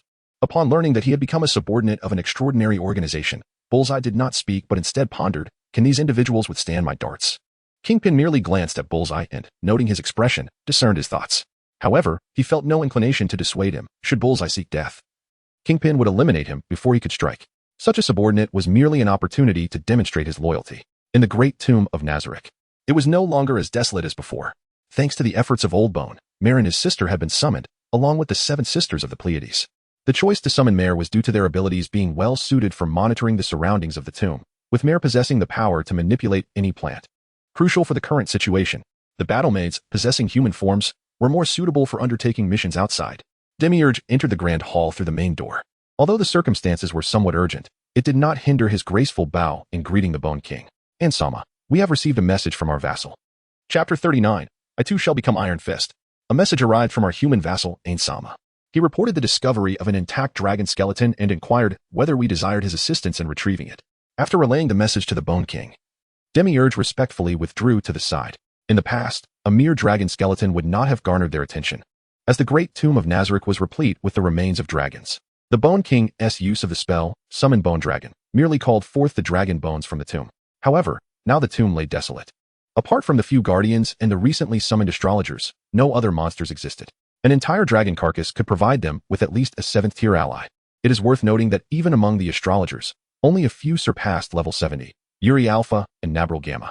This operation shall be entrusted to the two of you. Yuri, you will be the team leader. Ensure that Nabril does not cause any trouble. Simultaneously, I shall dispatch Seabass to remain near you, ready to provide support at any moment. The Bone King contemplated briefly before selecting the combat personnel. Yuri, as the vice-captain of the battle-made team, was responsible and bore no ill will toward humans. Nabril, on the other hand, was the strongest among the battle-maids, second only to Captain Oriole Omega. Though her approach was rather blunt and inflexible, she was a far cry from the other members who were solely intent on killing. The two accepted their mission and stepped out of the maid team. Nabril's expression remained impassive, while Yuri respectfully expressed her gratitude for the Supreme One's trust. With personnel confirmed, the ring in Demiurge's hand glowed. The magical screen unfurled once more. Following the command of the Supreme One, Lord Ains, Olgown, Kemp, bring the dragon bones back to Nazarick intact. 2 assistants have been dispatched by Lord Ains for your aid. Success is mandatory, failure is not tolerated. There is no place for failure in Nazarick. As Demiurge's teleportation magic illuminated, Yuri and Nabril vanished from the Grand Hall. At the same time, within Wilson Tower, the teleportation magic circle activated beneath Kemp's feet, and 2 figures clad in maid attire appeared beside him. So, they merely sent 2 women? As the brilliance of the magic circle faded, a derisive voice echoed in the room. Just after their arrival, the already irritable Nabril frowned and turned toward the source of the voice. A bald man with a target tattoo between his brows immediately came into her view. Bug. With a flicker of lightning, Nabril unleashed a 3rd-tier spell, Thunderstrike. The once arrogant figure now emitted smoke, his eyes rolling back as he collapsed to the ground. I knew it. Nabril, Yuri exclaimed, rubbing her forehead in exasperation. Meanwhile, Nabril turned away with an expressionless face. Who attacks their allies upon first meeting? Although the man's words were indeed offensive, Yuri turned to Kemp and offered him an apologetic smile. Just as she began to speak, Kemp raised his hand to interrupt. Do not mind it. This fellow is simply rude. I ask that you do not take offense, ladies. Ladies Yuri's brow twitched slightly, however, knowing he was oblivious. She refrained from chastising him. The term ladies was indeed a polite expression among humans, but it did not quite suit them. After all, she was a headless horseman, while Nabril was a doppelganger. Seeing lightning flickering once more in Nabril's hand, Yuri firmly grasped her arm. Nabril, obey the orders. With a huff, Nabril extinguished the lightning in her hand, her displeasure evident. Let us speak of the matter at hand. Where is the dragon bone? Nabril, though discontent, ceased her actions. Yuri turned to Kemp and inquired. Kemp gestured for them to follow him as he led them out of the elevator and into the waiting vehicle. Only then did he begin to share the intelligence he had gathered. Upon learning that others had entered the dragon bone south hiding place before them, both Yuri and Nabril frowned. However, the situation had already unfolded, and all they could do was hasten to their destination. Inside the Bronze Palace, members of the Hand Association had begun to disassemble the dragon bones piece by piece. In their synchronized efforts, each bone was removed without a scratch. At that moment, one of the Hand Association members appeared to discover something. He called out loudly, "My lord, there is something here." Upon hearing this, Swanda, who was directing the scene, hurried over. At the base of the dragon bones, a bronze vessel lay undisturbed upon the throne. He stepped back a few paces, scrutinizing the posture of the dragon bones. The corpse of this divine dragon coiled from the throne on the ground, extending upward. The dragon's head was raised in a mournful cry, as if lamenting to the heavens. The bronze vessel that caught his eye seemed to be an item of great significance, treasured by the dragon before its demise. With this thought, Swanda carefully maneuvered through the dragon bones and approached the throne. Cradling the bronze vessel delicately in his hands, he became entranced by its surface. At the moment the vessel was lifted from the throne, the bronze soldiers in the palace simultaneously ignited their eyes with crimson light. Such a large-scale illumination could not escape the notice of the many members of the Hand Association. As their expressions turned to confusion, the bronze soldiers raised their weapons. Their heavy forms moved with a speed that belied their appearance. A one-sided massacre began to unfold within the palace. The Hand Association's members, undeterred by death, faced the oncoming monsters with drawn daggers. Yet, These were merely desperate struggles. The bronze soldiers, their eyes glowing red, existed on an entirely different plane of power. Blood stained the palace as the bronze soldiers vanquished all intruders, then turned to face the bronze door. At that moment, three figures were frantically escaping through the tunnel behind the bronze door. "What have you done, Swanda?" One among them, Alexandrina, shouted at Swanda upon seeing the bronze vessel in his hands. Their previous efforts to disassemble the dragon bones had proceeded smoothly until they witnessed Swanda seize that vessel, and the terrifying scene had commenced. There was no doubt that everything was connected to the bronze vessel in Swanda's possession. He merely ran without offering any response to Alexandrina. He himself did not understand why such events transpired, but one thing was clear: the vessel held immense importance. The three hastened toward the bronze door. "Quick, close the bronze door. There are monsters inside," Alexandrina and the others simultaneously shouted, successfully capturing Lady Gao's attention. Observing their disheveled state, Lady Gao felt a sense of unease wash over her, though she could not comprehend why. The anxious expressions of the three prompted her to immediately arrange for the door to be closed. She approached the three individuals, her expression grave as she inquired, "What transpired within? Where's the dragon bone?" Swanda clutched the bronze vial tightly, while the gambler lay sprawled on the ground, gasping for breath. Conversely, it was Alexandra, the sole woman among them, who still possessed the strength to respond. She panted heavily, gradually recounting the events that had unfolded behind the bronze door to Lady Gao. With each detail she revealed, Lady Gao's complexion grew increasingly ashen. "Fool, what have you done?" she scolded, stepping closer to Swanda with a severe tone. The five fingers of the Hand Association held no hierarchy. Decisions were typically reached through consensus. However, Swanda's actions today were utterly intolerable to her. What treasure could possibly surpass the dragon bone, which bestowed the gift of prolonged life? Within that vial resided the power of a dragon. Chapter 40. This is my strategy. The escape within the confines of this vessel lies the power of a dragon. The five fingers of the Hand Union are all forsaken disciples of Kunlun, having once been privy to the formidable strength of the Elder of Longevity. It would be a fallacy to assert that they have not coveted the might of the Iron Fist. Yet, having been cast out by Kunlun, their chances of regaining the dragon's favor have become utterly non-existent.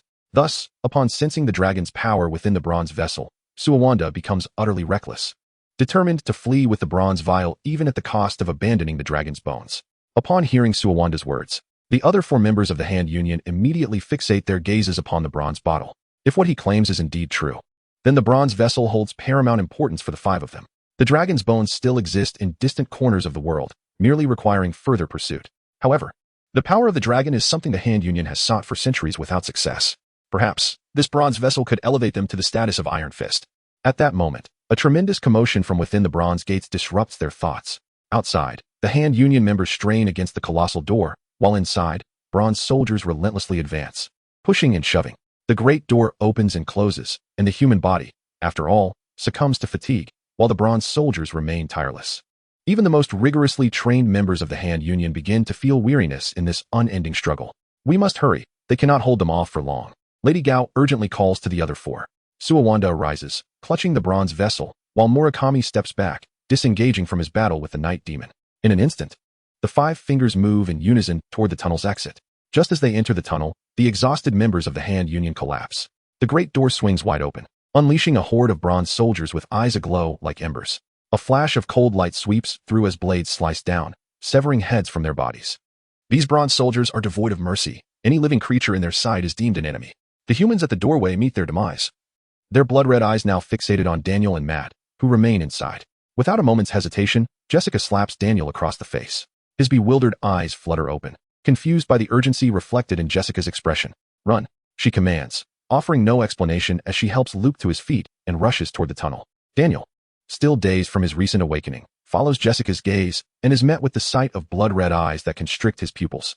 The incessant dripping of blood from their weapons compels him to turn and pursue Jessica's lead. "What are those things?" Daniel asks, panic evident in his voice as he trails behind Jessica. Meanwhile, Jessica, preoccupied with their escape, offers no response. On the other side, Matt mirrors Jessica's decision. Having no desire to confront the bronze soldiers, he understands their terror far better than Jessica. With his heightened senses, he perceives their terrifying speed. The short blades of the Hand Union members strike against their armor, leaving not even a scratch. Swift and formidable, these soldiers exhibit no sign of a heartbeat, heightening Matt's dread. Matt is merely an ordinary human. He has no delusions of confronting such monstrous beings armed only with a short stick. The five fingers of the Hand Union flee, leaving the black void behind, allowing it to continue its entanglement with the night demon. Perhaps they intend to leverage the bronze soldiers to eliminate this nuisance, or perhaps they consider the Black Void a disposable asset. However, for Matt, the situation differs immensely. Erica is his beloved. Even in flight, he cannot abandon her. With that thought, and seeing Daniel and the others begin to flee, Matt acts decisively. He strikes at Erica, who is engaged in battle. His short stick snakes through the openings of her twin blades, and with a swift motion, he pulls back, destabilizing her. Seizing the moment, Matt pivots behind Erica and delivers a powerful blow to the nape of her neck. In an instant, she collapses into his arms. With Erica cradled securely, Matt joins the fleeing trio, escaping the tunnel just as the castle stands empty. The surroundings are eerily silent, akin to a haunted house. Clearly, the Five Fingers who preceded them have already evacuated. Without hesitation, Matt suggests to Daniel and the others that they leave. His foremost concern is to ascertain what has transpired with Erica. After enduring so much, the group shares no inclination for pleasantries. Once Matt departs, Daniel and the others gather items to barricade the tunnel exit before heading to the hospital. The parasites within Daniel and Jessica have been extracted, but Luke remains a concern, as a time bomb still resides within him. Their worries mount, for none among them possess knowledge of the art of curses, leaving them to place their faith in modern medicine. As they depart, the Rand Manor stands devoid of any presence. As time passes, the items blocking the tunnel entrance begin to tremble violently. With a resounding explosion, debris scatters, and heavy footsteps emerge from within. Pairs of crimson eyes appear, heralding the advance of the bronze soldiers. The foremost soldier, adorned with a helmet, scans the surroundings before locking onto the direction of the items they guard. Under his command, a battalion of bronze soldiers begins its march, setting its sights on the distant Manhattan district of New York. Chapter 41. The act of slaughter. The bronze soldiers advanced at a leisurely pace, a stark contrast to their lightning-fast assaults. Their movement could only be described as tortoise-like. Despite their sluggishness, they maintained a solemn formation, three abreast, and impeccably aligned as they traversed the streets. By the time they reached the Manhattan district, the clock had struck 6 in the morning. At this hour, office workers, distanced from their workplaces, began to emerge. The streets teemed with pedestrians and vehicles. The bronze soldiers moved through the center of the road, cleaving anything in their path with a single stroke. Scarlet blood danced through the air, splattering against the surrounding edifices. Human corpses and the wreckage of vehicles piled upon the streets. The cacophony of car alarms filled the air as people began to scatter in terror. No one comprehended the chaos unfolding before them, nor could they grasp the nature of these rampaging bronze soldiers. All they could do was flee. In the wake of this catastrophic event, the NYPD arrived at the scene with remarkable swiftness. As the piercing wail of sirens echoed, the crowd was hastily dispersed, and a barricade was established at the end of the street. Officers clad in blue took cover behind their squad cars, raising their firearms to aim at the advancing bronze soldiers. NYPD, regardless of your identity, drop your weapons. Cease all actions. This is your first warning. At the forefront of the police line, Sergeant George Stacy wielded a megaphone, directing his warning at the bronze-clad soldiers. Behind him, curious onlookers and arriving news media flashed their lights in anticipation. George lowered the megaphone, glancing helplessly at the crowd behind him. He wished to disperse them, but found himself at a loss. Ever since the incident involving the Joker, the New York Police Department had been labeled ineffectual by the public. This time, the city government had issued him a mandate to restore the reputation of the NYPD and to alter the public's perception following this incident. Sergeant George felt a headache brewing as he observed the bronze soldiers, who paid no heed to his warnings. An unsettling premonition washed over him. Were these truly human? The bronze soldiers towered at nearly 2 meters, brandishing a variety of bronze weapons. Upon witnessing one of them slice a car in half effortlessly, George inhaled deeply. Rather than issue another warning, he turned to his team. Open fire. His command was followed by a barrage of gunfire. Countless tongues of flame erupted from the officers' weapons. However, upon striking the bronze soldier's armor, the bullets merely flattened and ricocheted, producing only sparks upon impact, failing to inflict any harm upon the soldiers. Their advance remained unimpeded. The officers' gunfire seemed to trigger a counter-response in the bronze soldiers. The previously plodding soldiers now shone with a crimson light in their eyes, their pace transforming from a slow march to a rapid sprint. In mere moments, the bronze soldiers, who had been hundreds of meters away, closed in on the barricade, their weapons raised high. The corroded bronze weaponry, paradoxically sharp, cleaved through the frontline officers with the force of a gale. George's pupils dilated in horror as he stood frozen, witnessing the sacrifice of his colleagues in such a brutal manner. His hand instinctively reached for his sidearm, but he was abruptly seized by 2 arms, one on either side. Retreat! Retreat! A chorus of panicked shouts erupted as officers scrambled to flee. Among the crowd, bystanders and journalists, who had been snapping photos moments before, now wished fervently for additional legs to escape.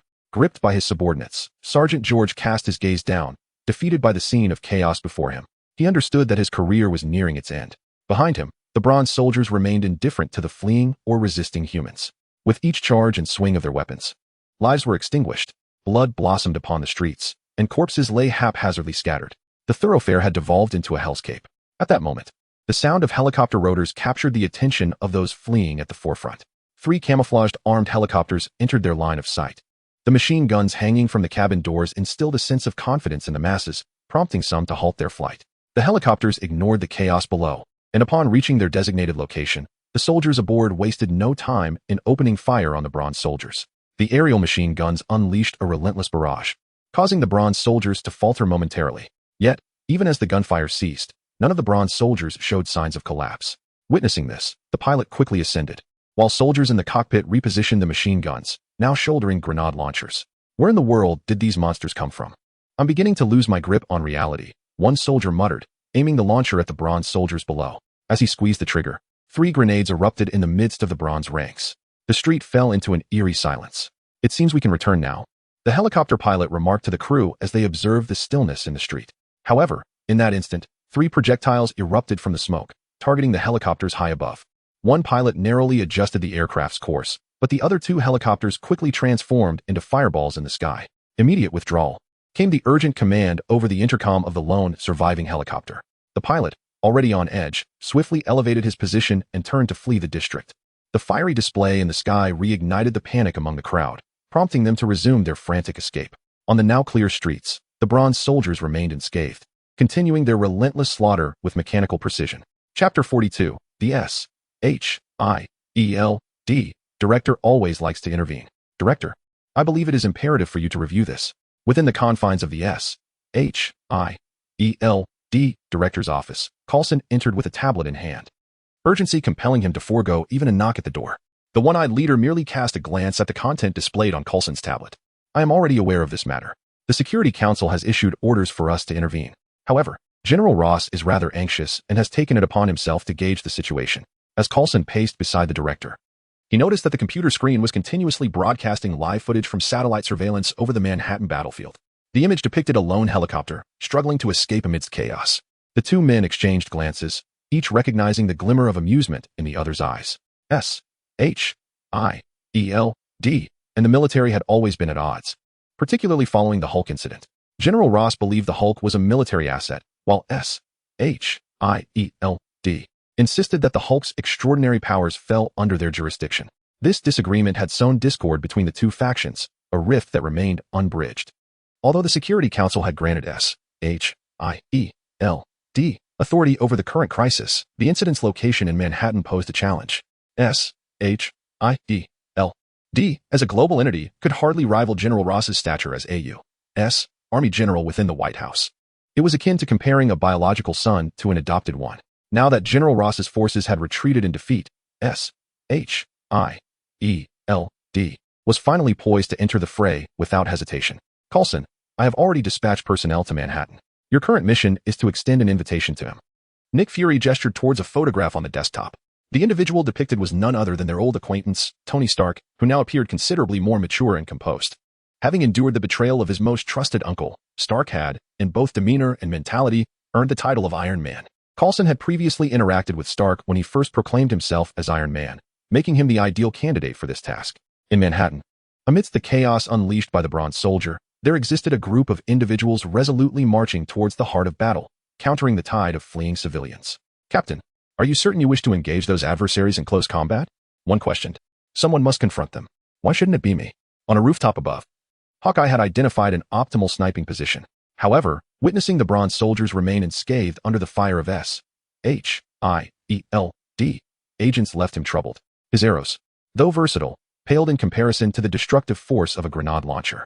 If these soldiers could withstand such firepower, how could his arrows inflict any damage? He loosed arrows towards the throng below, their explosions serving only to momentarily delay the enemy, but at least buying time for the civilians to escape. Meanwhile, the captain, having readied his shield, hurled it adorned with the American flag. It struck a Bronze Soldier, rebounding back into his grasp.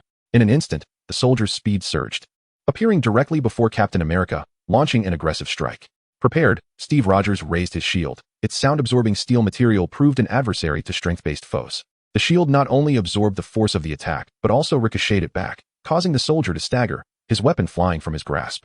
Seizing the moment, Steve advanced, executing a sweeping kick that toppled the soldier. With his shield raised, Steve brought the sharp edge down upon the soldier's helmet, sparks flying upon impact. Yet, astonishingly, the bronze soldier seemed unfazed. With a glow in its eyes, the fallen soldier retaliated with a powerful blow to Steve's midsection, sending him reeling backward, rolling twice before finally regaining his footing on one knee. "Captain, do you still stand by your assessment?" Hawkeye quipped through his earpiece. Observing the soldier rise once again to attack, he swiftly shot an explosive arrow, interrupting the oncoming assault. Spitting blood, Steve responded through the earpiece. His observations suggested these bronze soldiers were not human. During his earlier confrontation, he had felt no heartbeat from the one he had subdued, nor had his shield's collision caused any disorientation, an impossibility for a human. Realizing their inhumanity, Steve's tactics grew increasingly ferocious, each strike aimed at joints and vital points. With his extensive combat experience, he discerned their vulnerabilities, gaps unprotected by armor. Communicating this insight to Hawkeye, the two coordinated their efforts. Steve charged once more, delivering a punch to the soldier's helmet, which merely caused the soldier to sway slightly before retaliating. As Steve raised his shield defensively, he deftly redirected the force of the soldier's punch, taking advantage of the soldier's unsteadiness to drive the edge of his shield into the gap between the soldier's helmet and armor. The bronze soldier raised its hands in a futile attempt to extract the shield, but Steve stepped back, delivering a forceful kick to the shield's edge. The soldier was swiftly bisected, marking a significant reduction in their ranks. This is my combat style. Chapter 43. The unmatched mower. As the crimson glow in the eyes of the bronze soldier gradually dissipated, Steve finally exhaled in relief. At last, they were no longer floundering in confusion. Concurrently, this spectacle bolstered the confidence of the S.H.I.E.L.D. agents. As long as the adversary possessed vulnerabilities and could be vanquished, victory would ultimately belong to humanity. After an extended period of rescue efforts, the streets were now devoid of civilians, save for S.H.I.E.L.D. personnel. Many agents had fallen victim to the bronze soldiers' relentless assaults. Nonetheless, this event had at least instilled a sense of courage, prompting the agents to fight valiantly against their foes. The agents began to zero in on the necks of the bronze soldiers with their scopes. Hawkeye, too, swapped his explosive arrowhead for a more streamlined blade arrow. With everyone working in concert, the number of bronze soldiers on the street began to diminish in an orderly fashion. Although much work remained to cleanse the area and many comrades continued to sacrifice themselves, the light of victory had begun to flicker. Amidst the collective struggle against the bronze soldiers, the sound of rock music suddenly resonated through the air. Accompanying the melody was none other than New York's most popular star hero, Iron Man, Tony Stark. Wow, what do I see? A man draped in the stars and stripes. Who brought this old fellow out of the museum? As Tony hovered in midair, he teased Captain America while simultaneously launching his own attacks. He had already been apprised of the situation in Manhattan through the news. However, due to recent troubles, the military had taken a keen interest in his armor and had been causing him difficulties. Under Pepper's watchful gaze, he had been unable to sneak away until Coulson arrived with an official invitation, allowing him to join the fray. The laser cannon in Tony's palm fired, striking the armor of a bronze soldier, merely kicking up a bit of dust without inflicting any real damage. Fortunately for Tony, the bronze soldiers lacked any ranged attack capabilities and could only retaliate with thrown weapons against the airborne Iron Man. Such methods posed no threat to Tony. He unleashed a barrage of palm lasers while simultaneously launching his Jericho missiles. However, as the dust settled, not a single bronze soldier had fallen. How is this possible? Tony muttered incredulously within his armor, witnessing the futility of his attacks. Jarvis analyzed these creatures' weaknesses. The armor's optics emitted several infrared beams scanning the block. Based on the ground troops' attack vectors and the corpses of already neutralized enemies, Jarvis concluded that the bronze soldiers had a vulnerability at the neck, where the armor did not fully encase them. Recommend energy constriction for cutting attacks. Jarvis, deploy the lightsaber. Upon hearing Jarvis's assessment, Tony resumed his offensive, but this time he did not rely on long-range palm blasts. Instead, he soared beside a bronze soldier and activated his laser emitters, unleashing a razor-sharp beam. As he glided through the street with arms outstretched, every bronze soldier in his path was cleaved in two. The efforts of the S.H.I.E.L.D. agents and Captain America, who had labored for so long, paled in comparison to Iron Man's few minutes of devastation. Meanwhile, within a car at the street corner, 3 individuals observed Iron Man's display of power. "Just now, you wanted to assist those bugs, didn't you?" said Navarro, expressionless as she regarded Yuli beside her. "For those from the great tomb of Nazarick, humanity is the enemy. Assisting humans without Supreme One's command is treachery against the tomb." At least in Navarro Gamma's eyes, this was the case. However, for the few righteous beings within Nazarick, such notions were not so absolute. Yuli Alpha happened to be one of them. Her creator, Yawaraka, was one of the only 3 women in Nazarick, and she had bestowed upon Yuli a morality score of 150, endowing her with empathy towards humanity, unlike others in the tomb who viewed humans as mere insects. though she had indeed felt an urge to help humanity. She had restrained herself upon recalling Bone King's orders. Yuli was unfazed by Nabral's disrespectful words. After all, Nabral's morality score was negative 400. And Yuli found it surprising that she hadn't rushed out to assist the bronze soldiers in slaughtering humans. "Let us depart," Yuli stated, glancing at Qin, the designated driver, indicating that they should proceed. The battle of humanity was of no concern to them. They had merely halted due to the bronze soldiers' rampage obstructing their path. The car then drove onto the street, slipping away under the watchful eyes of S, H, I, E, L, D, and Tony, utilizing the bronze soldiers as a natural barrier. The agents and Tony Stark were unable to intervene and stop the vehicle's escape. At that moment, the sound of a motorcycle engine reached Tony's ears. On the ground, Steve, with his shield on his back, twisted the throttle of his bike. "Stark, this is your domain. I'm going after that car.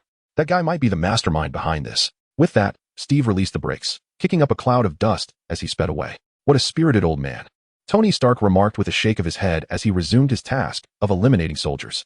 Meanwhile, Steve, after a series of evasive maneuvers, successfully broke away from the battlefield, tailing the car closely. "There is someone following us. Should we eliminate him?" a voice inquired. "Keep it low-key." In that instant, Nabral remembered their mission. Yuli was the captain. Upon hearing the response, she extended her hand outside the window. Third-tier magic. Thunderball. 3 shimmering spheres of lightning materialized in her hand. With a flick of her fingers, the 3 thunderballs shot forth. Steve, riding the motorcycle, had no time to react as the luminous orbs appeared beside him, followed by a sudden wave of paralysis coursing through his body. His motorcycle flipped over, crashing to the roadside. By the time the paralysis subsided and he stood again, the road bore no trace of the fleeing car. Chapter 44. Steve is the Avatar. "The shield is my true form." With a fierce punch, Steve struck the ground, yet he harbored no thoughts of surrender. He dragged his motorcycle onto the road, continuing the chase by following the tire tracks left by the fleeing vehicle. For Steve, fortune smiled upon him as he noted the blood smeared on the tires when the enemy's vehicle had departed from the street. Even if he lost sight of the adversary, he could still trace their path through the bloodstains. "How much longer?" asked Naberius coldly, glancing at Jean. The typically disdainful Naberius found herself cramped in a vehicle with a human, her impatience mounting as she yearned to complete her mission and return to the tomb. Jean surveyed the scenery outside, confirming their location before responding to Miss Naberius. "There are approximately 10 minutes remaining." His choice of address struck a nerve with both women. Yet Jin's status prevented them from retaliating. Naberius and Yuli exchanged glances, their mutual annoyance palpable as they simultaneously turned to gaze out the window. A sudden gust of wind swept through, causing trees along the roadside to bend, and even the vehicle they occupied was nearly overturned. The 3 inside felt the oddity of the wind. However, Jean, being human, could not discern its strangeness, unlike Naberius and Yuli. That wasn't merely wind. It was the result of their incredible speed. That individual must be the leader of the bronze soldiers, Jean learned through the conversation between the 2 women. Yet, he sensed a hidden malice in Naberius's tone that suggested a deep-seated delight in the unfolding chaos. As the car continued its journey, they soon arrived at their destination, the Rand estate. The grand gate stood open, granting them unhindered access. Under Jin's guidance, they reached the colossal bronze doors. The ground was littered with blood and human corpses, rendering the scene somewhat macabre. However, none of the trio were prone to fear in the face of such horrors. They traversed the blood-soaked ground without hindrance and entered the bronze palace. Inside, not a single bronze soldier could be found. Only the bodies of the Hand Association members and a chaotic heap of dragon bones lay scattered across the floor. Upon sighting their target, Yuli and Naberius wasted no time activating their storage rings, swiftly collecting the dragon bones until the palace was emptied of them. The ease with which they accomplished their task left them both astounded. Aside from a longer travel time, they had encountered no obstacles whatsoever. Didn't he say the dragon bones had already been claimed? Yuli cast a sidelong glance at Jean, but withheld her words, deciding to report the dubious intelligence upon returning to the tomb. Jean noticed Yuli's unusual demeanor and shared her confusion. He, too, was unaware of the events that had transpired here. It seemed as though the Hand Association had been ambushed. The wounds on the corpses reminded him of the bronze soldiers wreaking havoc in Manhattan, though he remained uncertain. Having completed their mission, the trio exited the palace and made their way towards the bronze doors. Just as they stepped outside, an unexpected figure entered their line of sight. Captain America, clad in his star-spangled uniform, stood with his shield raised, his gaze fixed intently upon them. "Who are you? What is your connection to the events that have transpired here?" Naberius and Yuli, eager to return to the tomb, paid little mind to his inquiry. Among them, Jean, the least conspicuous, remained silent as the 2 women did not respond. Steve's expression grew more severe upon witnessing their disregard. The wounds on the corpses suggested that the bronze soldiers causing chaos in Manhattan had indeed come from this location. And these 3 silent figures appeared to be the primary suspects. They not only appeared at the scene of the bronze soldiers' rampage but also at this very site. Realizing this, Steve tightened his grip on his shield, preparing himself for a confrontation. He adopted a battle-ready stance. However, to Naberius, he was merely an irritating insect. Due to Yuli's warning, the magic Naberius unleashed in the vehicle was not particularly potent. His survival did not surprise her. But she found it intolerable that he dared to impede their return. This time, Naberius was not inclined to show mercy. Lightning began to flicker in her hands. And even Yuli refrained from intervening. While she bore no ill will towards humans, she believed that those who overstep their bounds deserve their fate. 5th tier magic, Thunder Dragon. A serpentine bolt of lightning surged forth from Naberius, aimed directly at Captain America. Anticipating the attack, Steve did not raise his shield in defense, but instead rolled to the side, successfully evading the strike. However, Naberius's expression darkened, for an insect had dared to elude her magic, a profound insult. 7th tier magic, Chain Lightning Dragon. With her hands clasped together, Naberius unleashed a torrent of lightning that erupted from her palms, scattering in all directions. The ground erupted in a spray of dirt as the bodies lying on the ground were vaporized upon impact. In an instant, the lightning surged towards Steve, and the vast area of her attack left no room for escape. Steve raised his shield in a final act of defense, bracing for the inevitable impact. As the tempest of electricity dissipated, a smoking figure knelt before him, shield raised, yet still clinging to life. Not dead yet. Truly a resilient creature, Naberius remarked, her irritation mounting as she heard the heartbeat of the still-living human. Having endured her Chain Lightning Dragon, the fact that he had not succumbed was infuriating. Just as she prepared to strike again, Jin's voice halted her. It's best not to kill him. Captain America is quite renowned in this country. If he were to perish at your hands, it would create significant complications for Nazarick. You intend to stop me? Damn insect. Chapter 45, Word Spirit. The dustless land in the Manhattan district. The streets have been cleared by Tony Stark, leaving only a handful of surviving soldiers. Agents of S.H.I.E.L.D. are methodically loading the dismembered remains of the soldiers into vehicles. Although these soldiers lack intelligence, the armor on their bodies and their sudden acceleration capabilities are worthy of study. J.A.R.V.I.S. How much energy is left in the suit? Sir, the suit currently has 19% energy remaining. At the current rate of consumption, it is expected to sustain combat for 5 minutes and 32 seconds. That will suffice. Lock onto the remaining soldiers. Let's eliminate them in one sweep. With that, Tony's armor activated and dove down. In a mere instant, the remaining soldiers lay defeated on the ground. Having identified the weaknesses of these bronze soldiers, for Tony, dispatching them was as effortless as slicing through a ripe melon. Ascending into the air, the suit circled rapidly above the Manhattan district. After confirming there were no oversights, Tony landed on a rooftop. Clint, are you the commander here? Technically, I'm just the temporary commander. The real commander just went off to chase a car. Clint Barton, leaning against the rooftop wall, replied to Iron Man, who had descended from the sky. Captain America, Steve Rogers, had always been the commander during this battle. However, due to his pursuit of a suspicious vehicle, Clint had taken temporary command of the battlefield. Uncertain of Tony's intentions, Clint felt it best to clarify. The soldiers have been eliminated. I need to take one body. Tony Stark's words came across not as a request, but rather an announcement. In response, Clint merely shrugged indifferently. There was little he could do to stop him. It was wiser to allow Tony to proceed than to provoke the man's notorious temperament. If there were issues, they would fall to his superiors. Pepper, send a vehicle over to collect my spoils. All right, boss. I'll come personally to ensure your spoils are secure. Inside the armor, Tony contacted Pepper through J.A.R.V.I.S. to arrange for transportation. He then removed his helmet in Clint's presence. Once I return, I need to update the suit's ventilation system. J.A.R.V.I.S. Make a note of that. With his helmet off, beads of sweat glistened on Tony's forehead. He shook his head, sending droplets flying into the air. You've worked hard, great hero. Hero? I am no hero. That is not a flattering term in my view. You may refer to me as a billionaire or a playboy. Those titles are far more appropriate. Casually catching a water bottle tossed by Clint, Tony began to correct his companion's terminology. He had little fondness for the title of hero, largely due to the attempts of certain congressional figures to morally bind him with such a label. However, he recognized Clint's intentions were innocent, so his tone remained measured. This vantage point is quite excellent. If you could set up a camera, you might earn quite the bonus today. After surveying the rooftop, Tony's words dripped with sarcasm.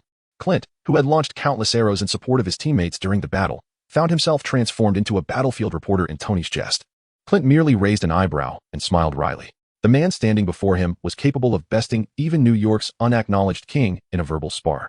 Below S.H.I.E.L.D. agents continued their labor. Meanwhile, on the rooftop, Clint and Iron Man casually observed their surroundings. Suddenly, a cloud of dust stirred by a fierce wind swept into their eyes. The dust approached rapidly, a clear indication that something was moving towards their position. Everyone be alert. Clint signaled through his earpiece. Tony Stark swiftly donned his helmet once more.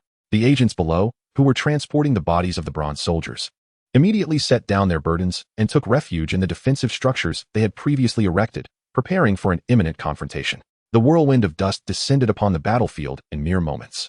The swirling debris, filled with dirt, tossed the agents huddled behind their defenses into disarray. Even with preparations made, the force of the wind proved overwhelming. As the dust gradually settled, the agents lowered their arms and gazed up. A figure, indistinguishable from the bronze soldiers, hovered in midair. Unlike the mindless soldiers below, this figure exuded an indescribable aura of power.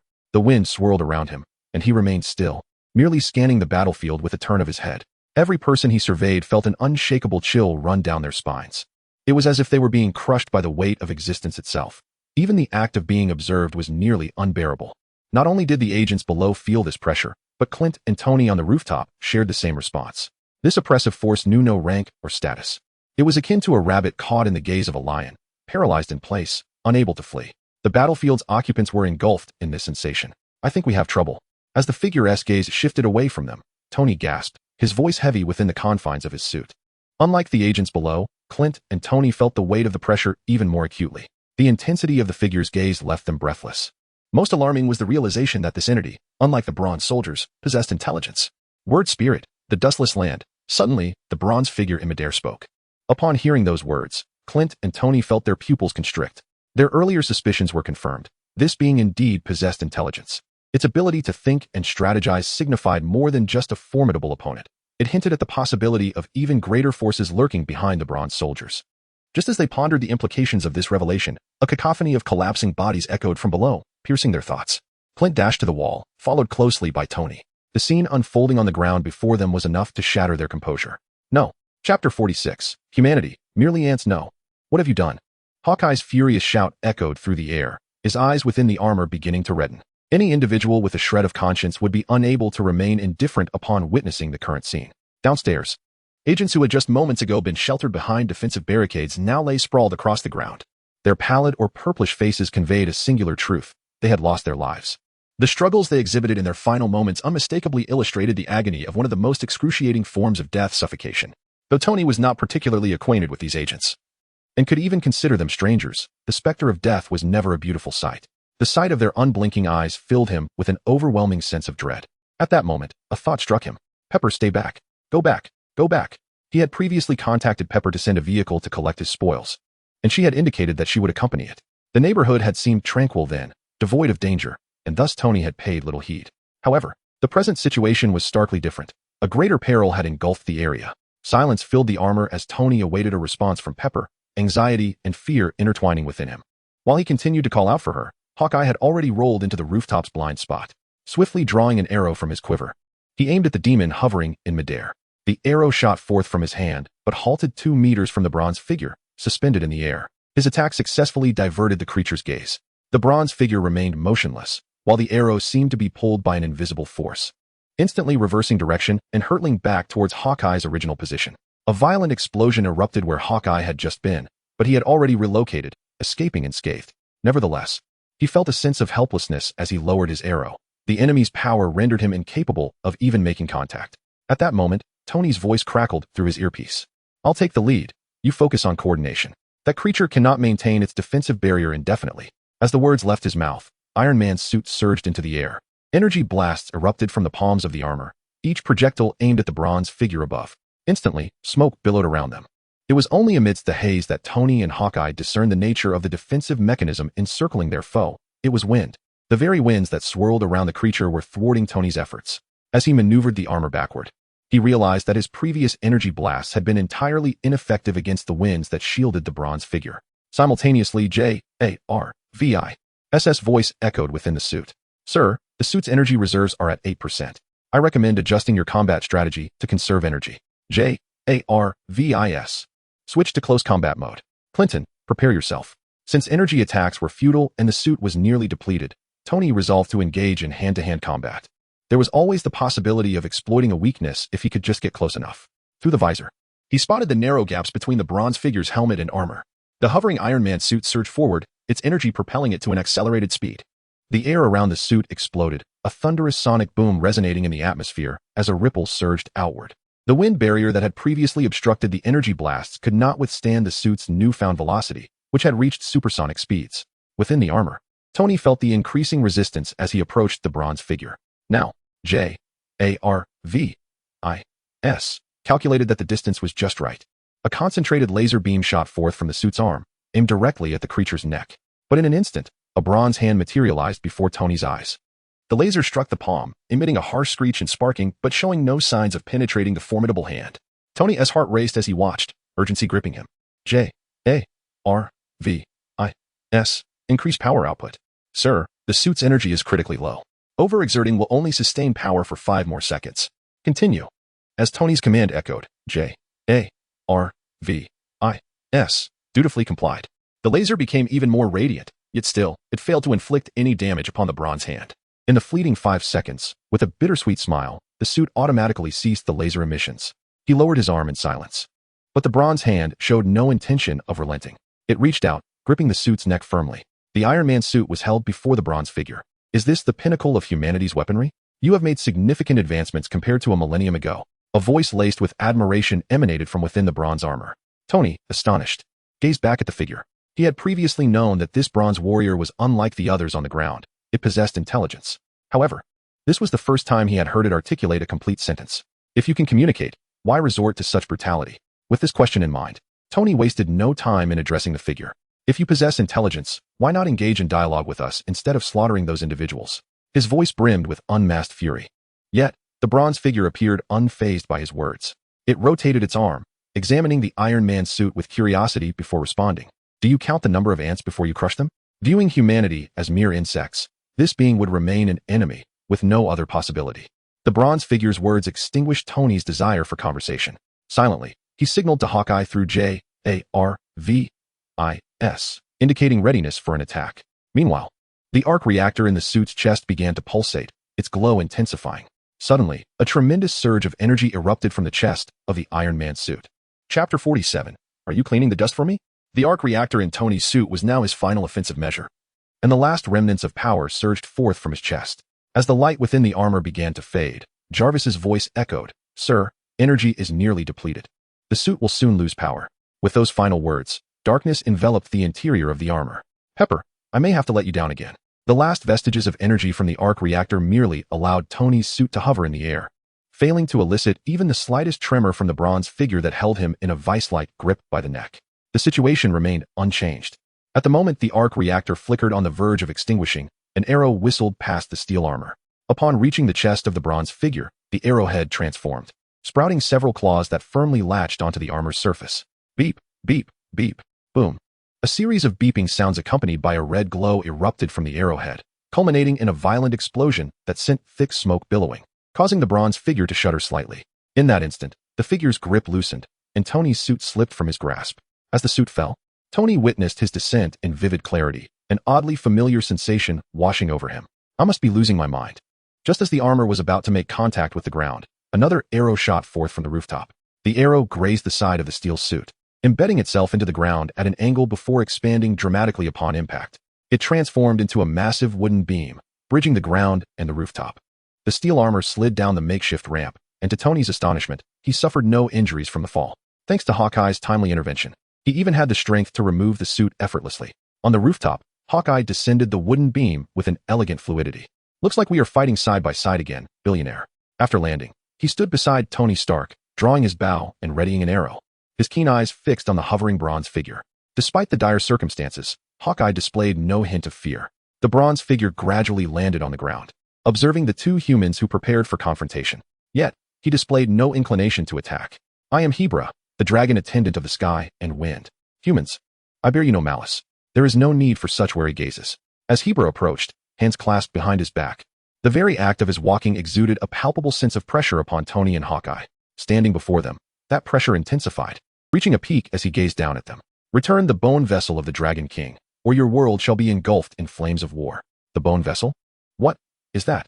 Under the weight of Hebra's presence, Tony struggled to keep his composure as he inquired, realizing the cause of the bronze figure's appearance. Someone had stolen this so-called bone vessel, prompting the dispatch of soldiers to recover it. Only upon his arrival had Hebra emerged. Hebra opened his palm, and a gentle breeze danced around it, revealing a bottle formed of wind before their eyes. You humans have thieved the bone vessel of the Dragon King. Anyone who obstructs our retrieval will face annihilation. Tony and Hawkeye scrutinized the bottle, firmly convinced they had never encountered such an object on the battlefield. Hawkeye retrieved his phone, capturing a photograph and sending it to S.H.I.E.L.D. headquarters before their attention returned to Hebra. Humanity does not fear war. This is not a justification for the slaughter you unleash upon the city. Tony retorted defiantly. Perhaps someone had indeed pilfered Hebra's possession, but that did not excuse the devastation wrought upon the city's inhabitants. The remnants of those slain still lingered around them. While Tony and Hawkeye lacked the strength to combat Hebra, they held steadfast to their humanity. Relay this message to your rulers. Do not impede our path. This is my final act of goodwill toward you. Hebra paid no heed to Tony's defiance. To him, humanity was merely a species that cowered beneath the might of dragons. The loss of a few humans was insufficient to warrant forgiveness for the theft of the bone vessel. With that, Hebra ascended once more, an ominous aura radiating from him. This time, he was prepared to unleash his full power. A tempest roared around him, shattering the glass of nearby buildings and causing the structures to tremble. With a thunderous sound, Hebra surged forward, and as the winds howled around him, Hawkeye and Tony dashed into the building. Even so, the magnitude of Hebra's power left them awestruck. The mere aftermath of his force forced them against the walls, gripping the handrails tightly, fearful of being swept away by the tempest outside. As the winds outside gradually subsided, the two cautiously emerged from the building. A creature that can control the wind. This is no ordinary foe. I must return to upgrade the suit. Next time, I cannot feel this powerless. With Hebra now departed and his armor devoid of energy, Tony recognized his presence was no longer of use. He exchanged a brief farewell with Hawkeye, waving at the approaching Stark Industries vehicle. Thank goodness you arrived in time. Otherwise, your boss would have had to walk home. As he settled into the vehicle, Tony jested with Pepper, who sat in the back seat. Yet, she was far from in the mood for humor. She knew she could not prevent Tony from facing such dangers and did not wish to burden him with her own anxieties. She fought to hold back her tears, forcing a faint smile. I'm still waiting to see your spoils. Chapter 48. The second visit, each with their own agenda regrettably. The spoils that Tony spoke of had already been swept away by the tempest at the moment Herb fled. Of course, the vehicle he summoned was not without merit, for it could at least assist in transporting the now lifeless iron armor from the ground. Moments after Tony departed, a Harrier jet descended upon the street. The rear hatch opened, revealing none other than the ever-busy Agent Coulson of S.H.I.E.L.D. I expected someone else to come for me. Is that someone you referred to me? Natasha. Hawkeye jested as he stepped through the hatch. It was common knowledge that Coulson was perpetually the most occupied individual within S.H.I.E.L.D., to the extent that he had begun to show signs of baldness in his relatively early 40s. His playful remark, however, prompted the lady in the pilot's seat to turn her head towards him instantly. Friends reunited, emotions ran high, especially when two long-separated companions met again. Natasha, once a Red Room operative, had joined S.H.I.E.L.D. upon Hawkeye's invitation. Although their commitments to S.H.I.E.L.D. kept them apart, the bond between them had not waned in the slightest. As the jet ascended slowly, it soon vanished into the sky. Inside the cabin, Coulson handed a tablet to Hawkeye. The screen displayed the storm unleashed by Herb after he departed from this neighborhood. Following his exit from Manhattan, he had not disappeared into obscurity but rather roamed the city amidst the tempest, seemingly in search of something. Hawkeye relayed all the intelligence he had gleaned from Herb to Coulson, only to discover a familiar figure lying in the cabin. Captain, what happened to him? Hawkeye inquired. Turning to Coulson, his gaze filled with concern. Coulson showed no inclination to conceal the truth, promptly explaining, while you were engaged in battle with the Bronze Soldier, the rest of S.H.I.E.L.D. was also working diligently. We accessed surveillance footage along the route and pinpointed the location where these soldiers first appeared, Rand Manor. That was their initial site of emergence. As he spoke, Coulson gestured towards a photograph hanging on the wall of the jet, showcasing the ravaged Rand Manor, which had suffered at the hands of the Hand and the Bronze Soldier. Natasha and I discovered a tunnel upon entering, and within it, we found the captain in this condition. I quickly brought him aboard the jet and utilized the emergency medical device. Do not worry. Although it appears severe, these are merely superficial injuries. The captain's skin is badly burned, but his internal organs are intact. Upon hearing Coulson's narrative, Hawkeye released a sigh of relief. The captain lay within the emergency medical device. His skin charred. Had it not been for Coulson's clarification, Hawkeye would have assumed he was on the brink of death. Diverting his gaze from the captain, both men once again focused on the tablet. The screen revealed no sign of Herb, only the fury of the hurricane wreaking havoc throughout the city. Crowds of people, shrieking in terror, were being ushered into shelters by the police. Are we to simply allow this to transpire? Has Nick offered no solution? Hawkeye asked Coulson, his expression grave as he surveyed the fleeing populace. Coulson's demeanor remained serious, though he appeared more composed than Hawkeye. This individual has been wandering the city. Conventional weaponry cannot penetrate his outer storm. As for more destructive missiles, we cannot deploy them in the heart of New York City. Coulson's words bore the weight of the dire situation, which everyone was keenly aware of. Yet, faced with the reality before them, they found themselves devoid of alternatives. The singular solution lay within their intended destination. Are we to do nothing? Nothing at all. No, our current destination is indeed the key to resolving this incident. That place, in truth, had not been revisited since their last departure. Neither Coulson nor Natasha had harbored any desire to return, for the forest had left an indelible impression upon them that had yet to dissipate. However, they had no choice among those they knew. Only the great tomb of Nazarick seemed to possess the power to confront Herb. The jet sped forth, its destination situated on the outskirts of New York, not far from their current location. During their conversation, the aircraft arrived at its destination. The trio disembarked, greeted by a forest enclosed by barbed wire. S.H.I.E.L.D. agent stationed there had already received the alert, and as Coulson and the others stepped off the jet, someone approached them. Director, there have been no anomalies in the forest during this time. The entryway has been cleared for you. Under this individual's guidance, Coulson and his companions arrived at a gate fashioned from barbed wire, which now stood ajar, awaiting their arrival. Once inside, refrain from speaking. I will handle everything. As Hawkeye cast a glance of mild confusion, Coulson and Natasha stepped into the forest, with Clinton closely trailing behind. The interior of the forest remained unchanged, devoid of any sounds from wildlife. To be precise, there were no traces of life whatsoever. Their visit proceeded smoothly, as they encountered no obstructions and soon reached the forest center. Coulson stood at the forefront, calling out loudly towards the palace of the Great Tomb. Mr. Ains, I am Agent Coulson of S.H.I.E.L.D.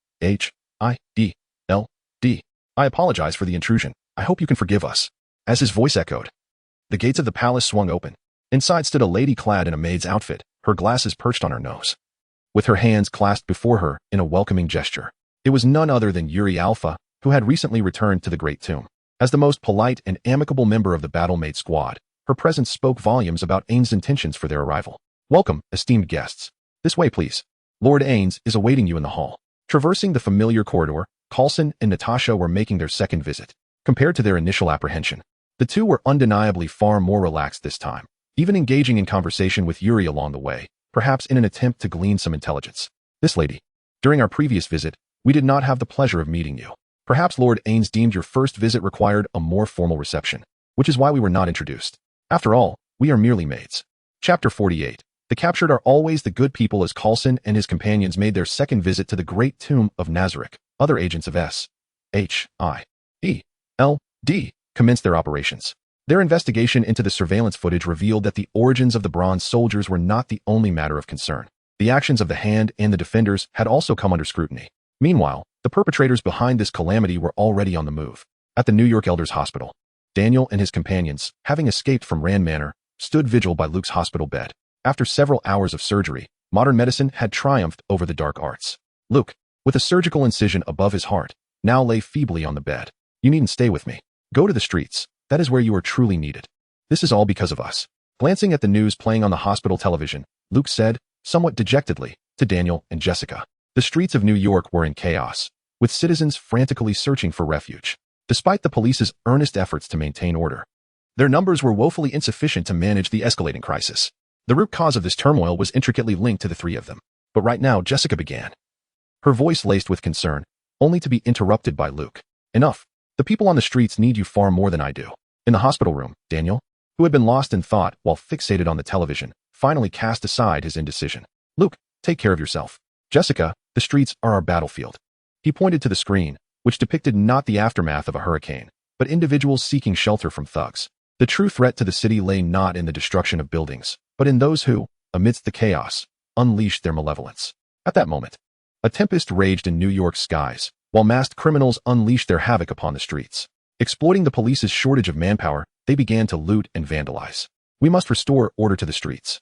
The damage is too great, Daniel declared resolutely, gazing at the screen where distraught citizens wept under the threat of armed assailants. With that, he flung open the hospital door, only to find it blocked by a cohort of fully armed soldiers. The moment the door swung open, Daniel was confronted by the barrels of numerous firearms. His expression of determination faltered, replaced by bewilderment. Department of Homeland Strategic Defense and Logistics. I'm afraid you can't go anywhere, sir. You three, please come with us.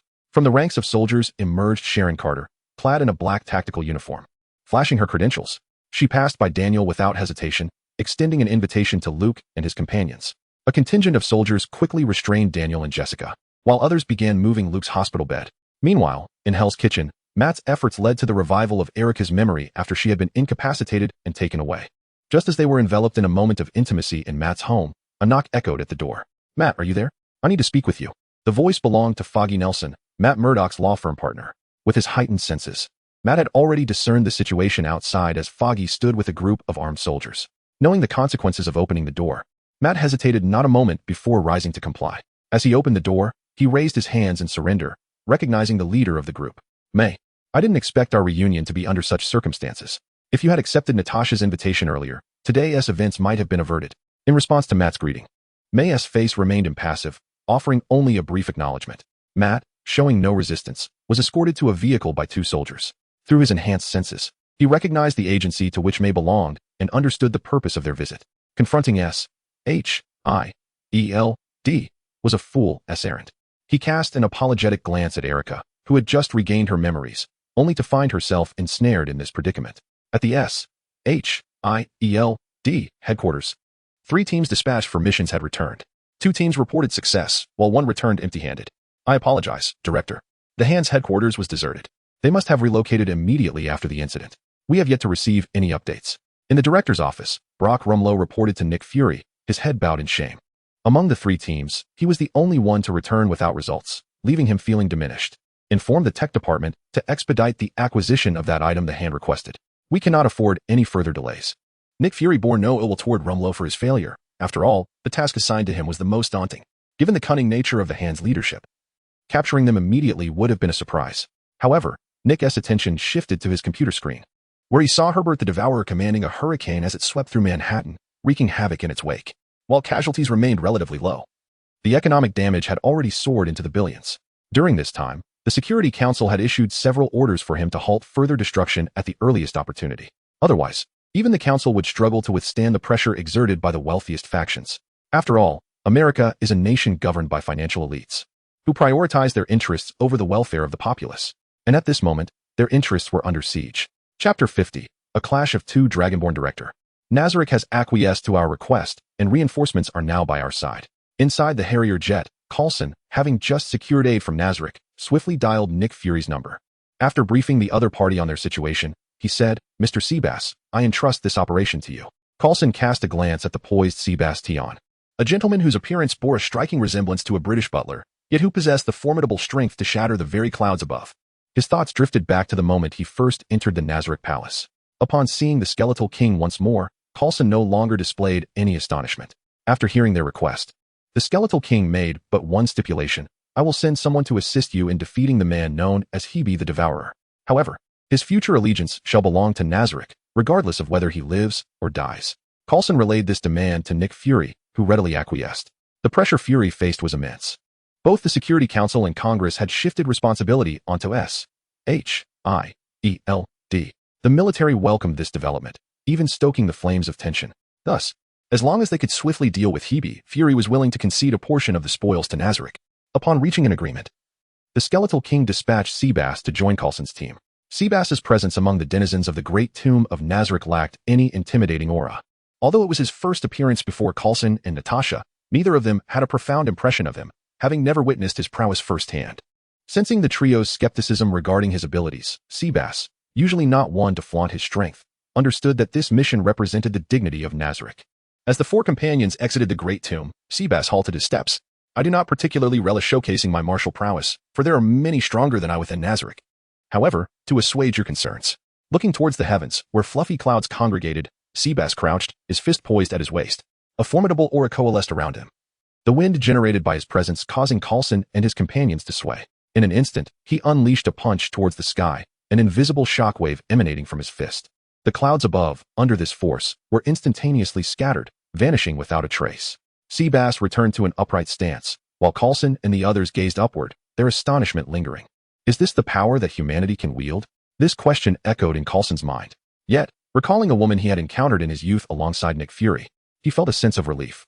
Compared to the one birthed from the Pegasus Project, Seabass's strength, though formidable, remained within the realm of his comprehension. The jet sped towards Hebe the Devourer's location, and Coulson emerged from his reverie, fortified by Seabastian's support.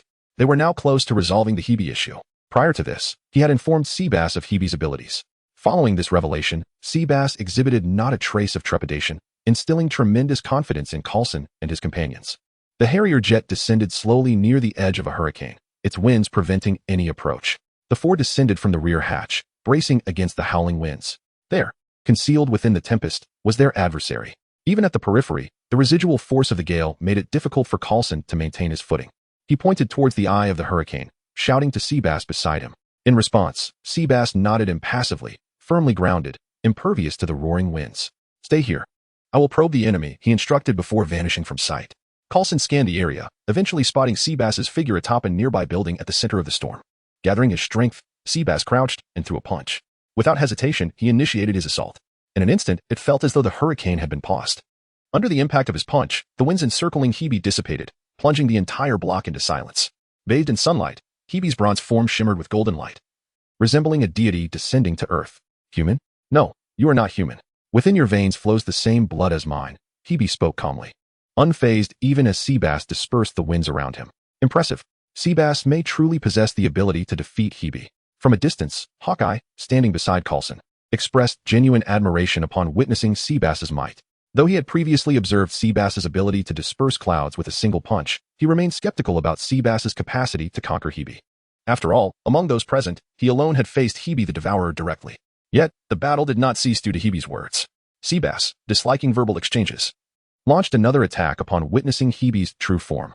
Grounded, he swiftly ascended into the air, confronting Hebe without hesitation, his fist poised for a strike. As their fists collided, time seemed to freeze. Both combatants displayed no emotion, their forms unwavering. Suddenly, an immense pressure erupted from their point of contact, causing nearby buildings to tremble. Glass shattered around them, and the pressure wave swept towards Coulson and his companions, sending them crashing against the side of the aircraft. Hawkeye helped the fallen Coulson to his feet, yet Coulson appeared hesitant. He gazed towards the battleground of the two combatants, then turned to Hawkeye and Natasha. "I believe we should maintain our distance. We are still too close." Chapter 51. The struggle is always so unadorned. You possess the bloodline of dragons, yet willingly submit to the dominion of humanity. When the dragon race returns, there shall be no refuge for you in this world. The words of Heber the Devourer left Seabass utterly perplexed. Of course, he had no desire to comprehend them. The so-called dragon race bore no relevance to him. His sovereign resided solely upon the throne of the great tomb of Nazarick Ainzelgown. Without uttering a word, Seabass swung his fist once more. This time, however, Heber chose not to engage in a clash of fists. Clad in armor forged by the King of Bronze and Fire, his strength was significantly enhanced. Yet, even with the augmentation of his armor, he found himself at a disadvantage in the confrontation with Seabass.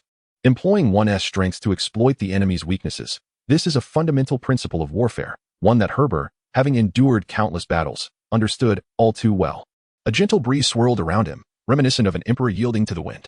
With a mere flick of his wrist, Heber invoked his power, causing Seabass to freeze mid-advance before being violently propelled away. Observing this, Heber continued his assault without hesitation.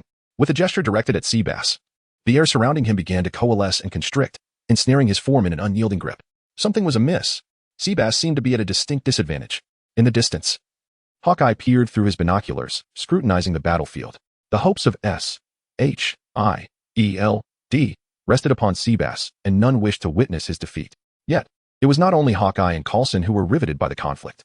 Satellites in orbit had also focused their gaze upon the spectacle, monitoring the battle between Seabass and Heber from the moment it commenced.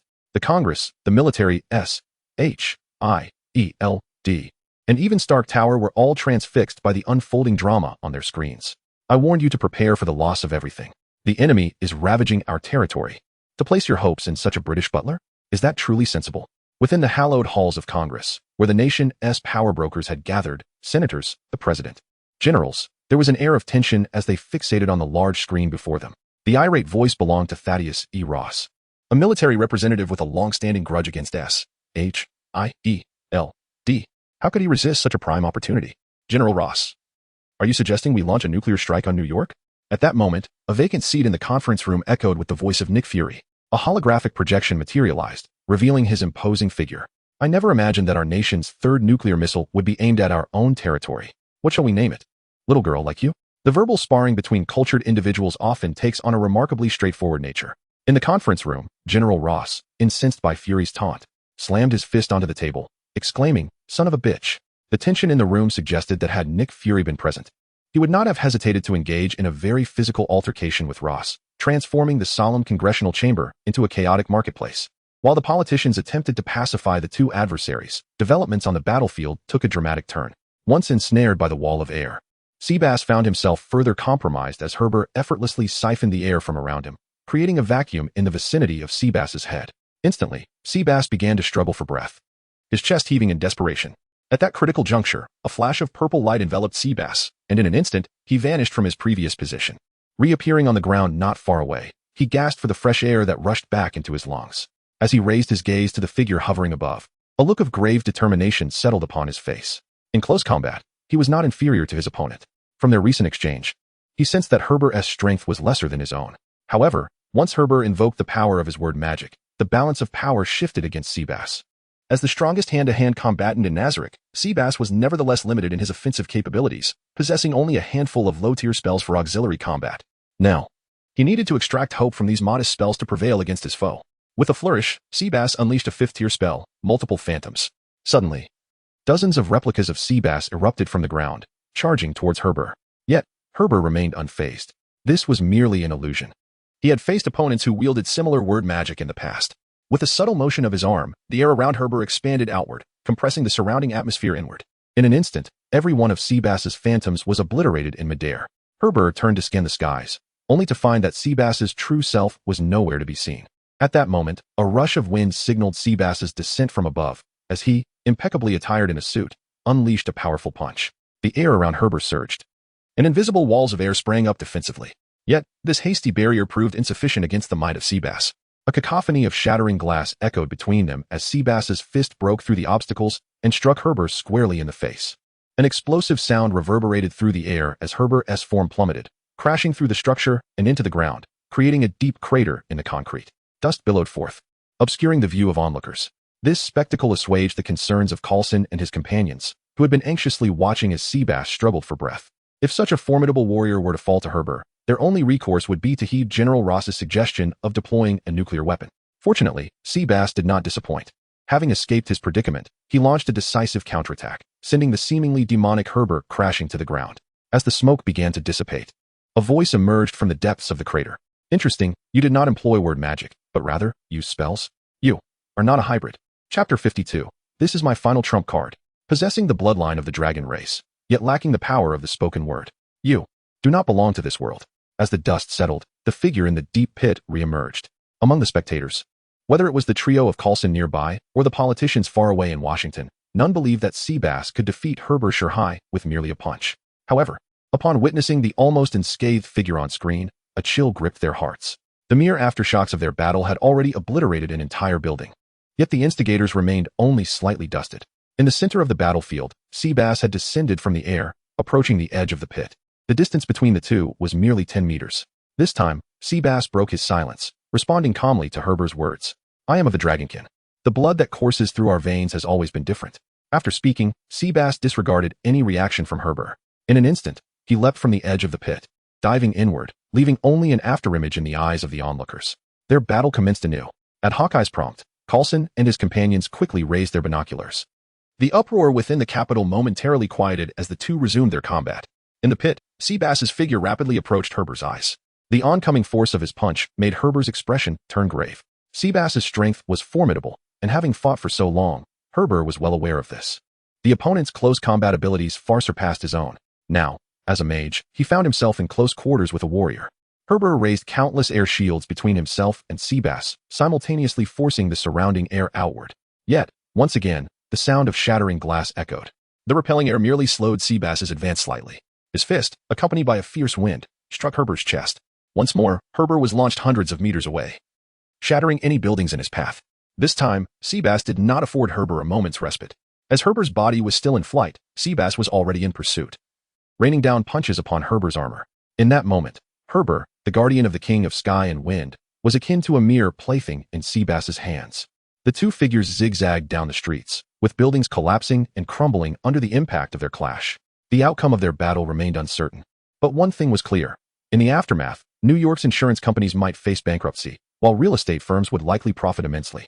Hawkeye and Natasha exchanged glances. their expressions reflecting a sense of incredulity at Coulson's casual jest amidst the chaos. Coulson, sheepishly meeting their gazes, said nothing further. The three refocused on the battlefield, where Heber now appeared as a mere punching bag, relentlessly assaulted by Seabass's ferocious strikes. Their figures ascended once more into the air, but unlike before, Heber was now utterly incapable of resistance against Seabass's fists. Seabass's silhouette suddenly materialized above Heber, gathering strength for a powerful punch that sent Heber crashing back to the ground. Once again, a massive crater formed on the street, shrouded in smoke. Breathless from exertion, Seabass hovered in the air, his gaze sharp as an eagle, fixated on the pit below. As the dust settled, Heber Sherhai lay sprawled within the crater, blood seeping from the cracks in his bronze armor and pooling at the bottom. "Shall we continue the fight?"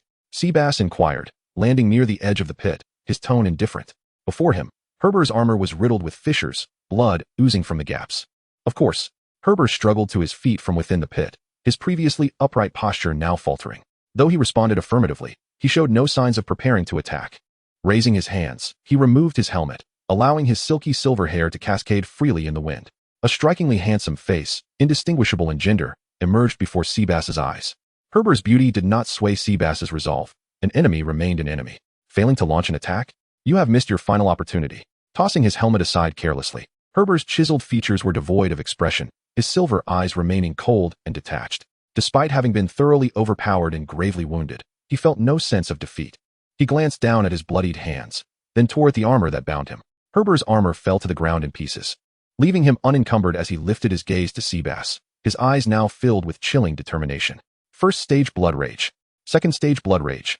Third stage blood rage. Fourth stage blood rage. The fourth stage blood rage was the pinnacle of his current abilities. To ascend beyond this would risk losing consciousness. You are the strongest opponent I have ever faced in physical combat. I shall bury you with my utmost power. Heber Sherhai, suppressing the agony coursing through his body, declared to Seabass. At that moment, countless dragon scales appeared across Heber's form, with vein-like patterns surfacing on his face. His once silver eyes now glowed with a haunting crimson light. A cloud of smoke erupted from the pit, expanding beyond the impact zone of Heber's descent. Seabass had no time to react, his body propelled backward as if struck by a cannonball. It wasn't until a while later that the excruciating pain in his abdomen registered in his mind. While still airborne, Seabass found a hand covered in dragon scales suddenly appearing before his face, gripping him fiercely. How is this possible? How could his speed increase so dramatically? Chapter 53. Wait a moment, I haven't transformed yet. How is this possible? How could he be so quick? No one answered Seabass's doubts. The only response was another wave of excruciating pain radiating from the back of his head. The hand that gripped his face showed no hesitation as it forcefully slammed him into the ground.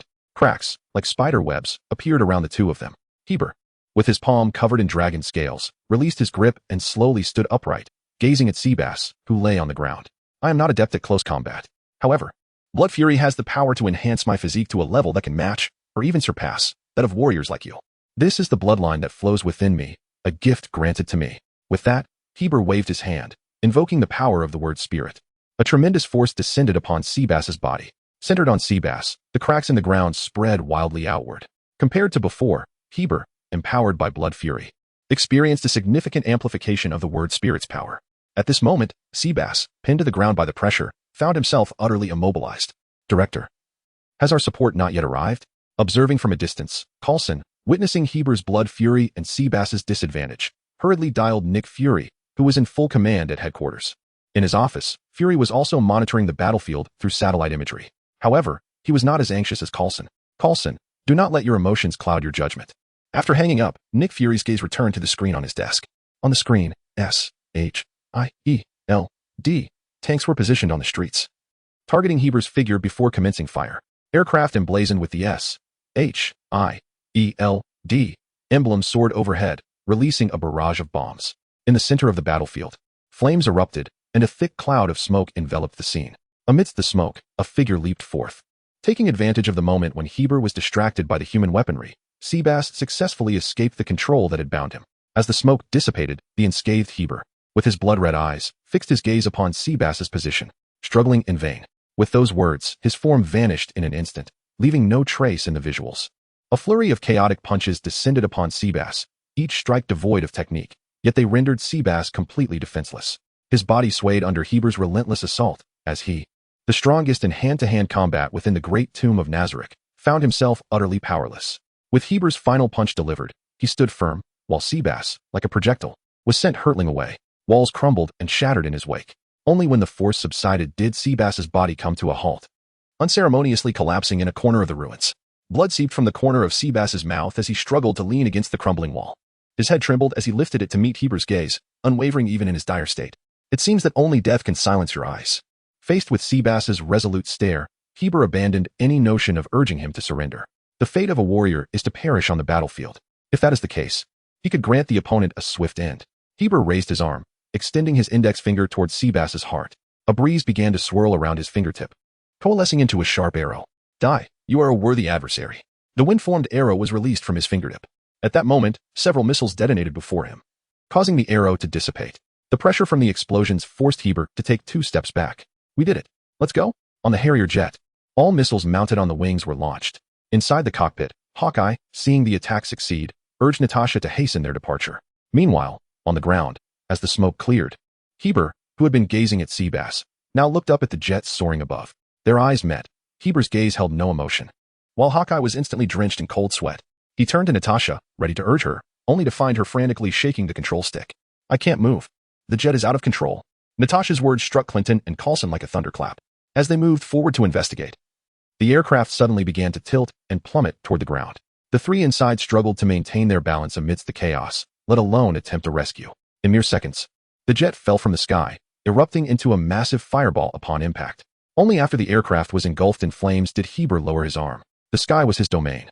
To attack him from above, one must be prepared for utter annihilation. Heber turned his attention back to Seabass. Only this man was his true opponent. After a brief moment of respite, Seabass had risen from the ground, facing Heber's renewed gaze. He spread his legs and raised his hands, adopting a martial arts stance. The opponent's strength had transcended what Seabass could contend with. Continuing the battle would surely lead to Seabass's demise. Lord Ains, please allow me to intervene. I shall retrieve the humiliation Seabass has suffered. The dignity of the Great Tomb of Nazarick shall never be desecrated by anyone. Within the Great Tomb of Nazarick, the Bone King's magical projection hovered above the palace. The Guardians and the members of the Asterism were watching the battle between Seabass and his enemy. Amidst the Bone King's worried tone, Demiurge volunteered, expressing his desire to join the fray. No, the Bone King replied after a moment of contemplation, firmly rejecting Demiurge's request. Within the tomb, Demiurge was not a guardian known for his combat prowess, although he possessed unique domination magic that allowed him to command spells with a word. His effectiveness in the current battle involving Seabass would likely be less than ideal. After all, Demiurge was also a practitioner of the magical arts. Chapter 54, Gothic Lolita. Shaltir with the speed of the enemies on the battlefield, Demiurge's words may not have even escaped his lips before the adversary closed in. Not to mention, the enemy possessed the ability to manipulate air. Once the environment was rendered a vacuum, Demiurge's Dominion magic would be utterly ineffective. After all, Dominion magic necessitates that the target hears it to be successfully cast, and in a vacuum, sound cannot propagate. The Skeletal King's eyes, glowing red, scanned all the figures within the Grand Hall, yet he remained indecisive. Among those present, if given the necessary time, both Mare and Demiurge had the capability to overcome the foe displayed on the screen. However, what they lacked at this moment was indeed time. They must annihilate the enemy with the swiftness of lightning. Otherwise, Nazarick would face disgrace. Simultaneously, their own weakness would be exposed before humanity. Therefore, come forth, Shaltir Bloodfallen. As the palace shimmered with starlight, a Gothic Lolita clad in an exquisite black and red gown emerged from the celestial glow. Oh dear. Am I not the first? She mused. Guardian of the Great Tomb of Nazarick, Shaltir Bloodfallen. I pay my respects to Lord Ains. The moment Shaltir stepped forth from the starlight, she slightly tilted her head to survey the palace.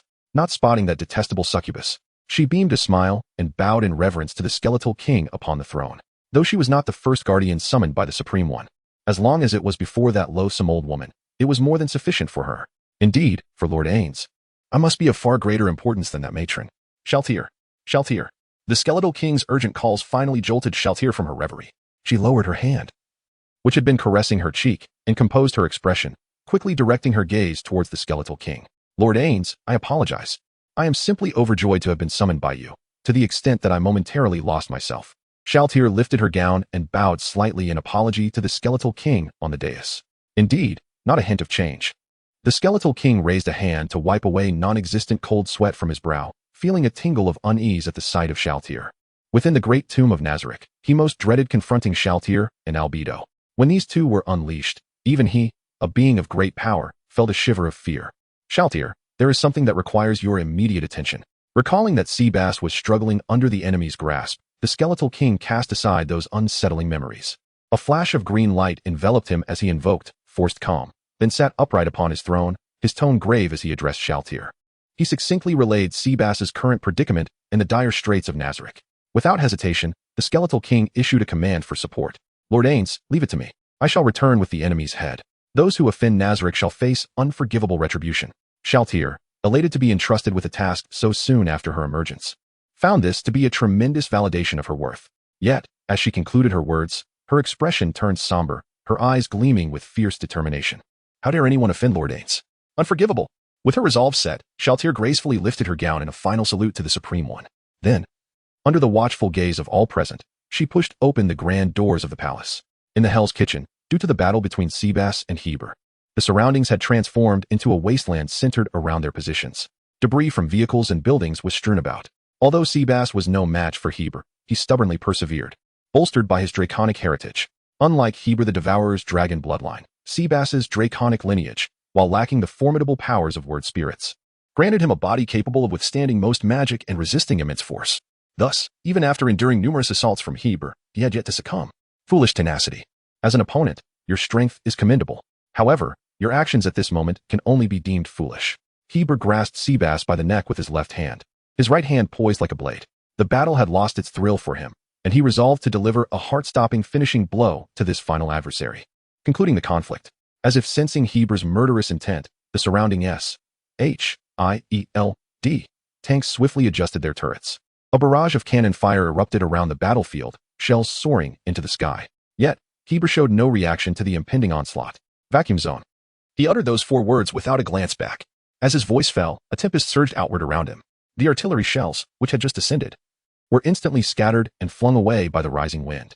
Meanwhile, the tank drivers, who had initially felt secure behind their armored vehicles, suddenly found themselves enveloped in silence. In that instant, a suffocating sensation enveloped them. Within this zone, there was no oxygen left for human respiration. In the midst of this eerie stillness, the area transformed into a graveyard. Empowered by bloodlust, Heber's vacuum domain expanded rapidly, and the newly arrived S.H.I.E.L.D. agents departed this world in agony.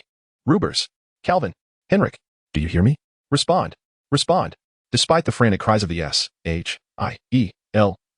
headquarters liaison, the combatants on the battlefield had lost all hope of reply. With no disturbances left, this battle had reached its inevitable conclusion. Having spoken, Heber thrust his right hand forward with ferocity. His palm sliced through the air, creating a whooshing sound. Yet, Seabass displayed no trace of fear. He had not yet reached his limit. He merely disliked his current form.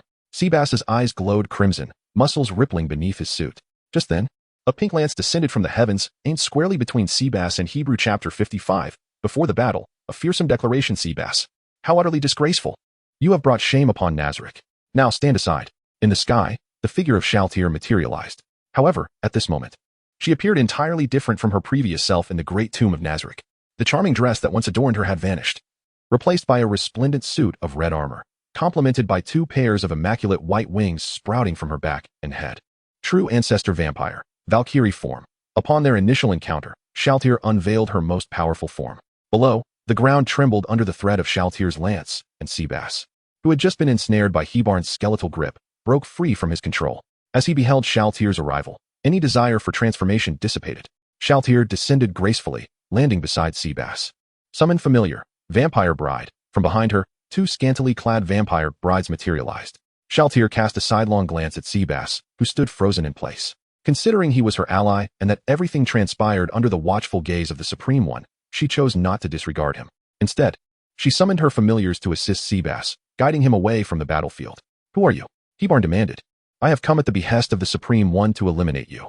Shaltir had no intention of introducing herself. She merely stated her purpose of annihilation. With a languid yawn, she placed her hand over her mouth, then turned her gaze toward Hebar. You are remarkably arrogant. Shaltir's disdainful demeanor successfully ignited Hebar's fury. Despite the formidable power he had displayed when throwing his lance, it did not instill in him a sense of trepidation. As the air around them began to stir, the infuriated Hebar lost any desire for dialogue and launched his assault. An invisible pressure surged toward Shaltir's position. In response to this attack, Shaltir merely smiled dismissively. Her palm illuminated with a radiant white light. Purity throwing lance. The white light elongated swiftly in her grasp, transforming into a lance that hurtled toward Hebar. Before the oppressive force could fully materialize, Shaltir's purity-throwing lance had already struck. Hebarn, attempting to evade the luminous projectile, soon discovered he was rendered immobile. Glancing down, he noticed a minuscule magical circle had appeared on his chest. The lance pierced through him, creating a fist-sized void. Despite the protection of his dragon scales, the purity-throwing lance's penetrating power remained remarkably potent. Hebarn staggered, and his chest wound began to heal slowly. He glanced at Shaltir, momentarily pausing on the ground before charging toward her once more. Since his word magic could not harm her, he resolved to unleash his current strength. Hebarn's figure darted left and right, leaving afterimages across the battlefield as he rapidly closed in on Shaltir. This spectacle only deepened Shaltir's contempt. With a slight opening of her hand, the lance she had previously thrown reappeared in her grasp. As Hebarn's fist hurtled toward her, Shaltir merely raised the lance to block. Instantly, the two engaged in a flurry of clashes, the sound of fists meeting lance echoing across the battlefield. Is this all? Seabass has truly grown complacent. He could not vanquish an enemy as feeble as you. With a casual flick of her lance, Shaltir even found the energy to mock Hebarn. Upon hearing this, Hebarn retreated momentarily, creating distance between them. A considerable amount of time had passed since he activated his blood rage, and fatigue began to envelop him. Yet, a more formidable adversary now stood before him. Hebarn sensed his bodily functions declining. To defeat this foe, there is but one way.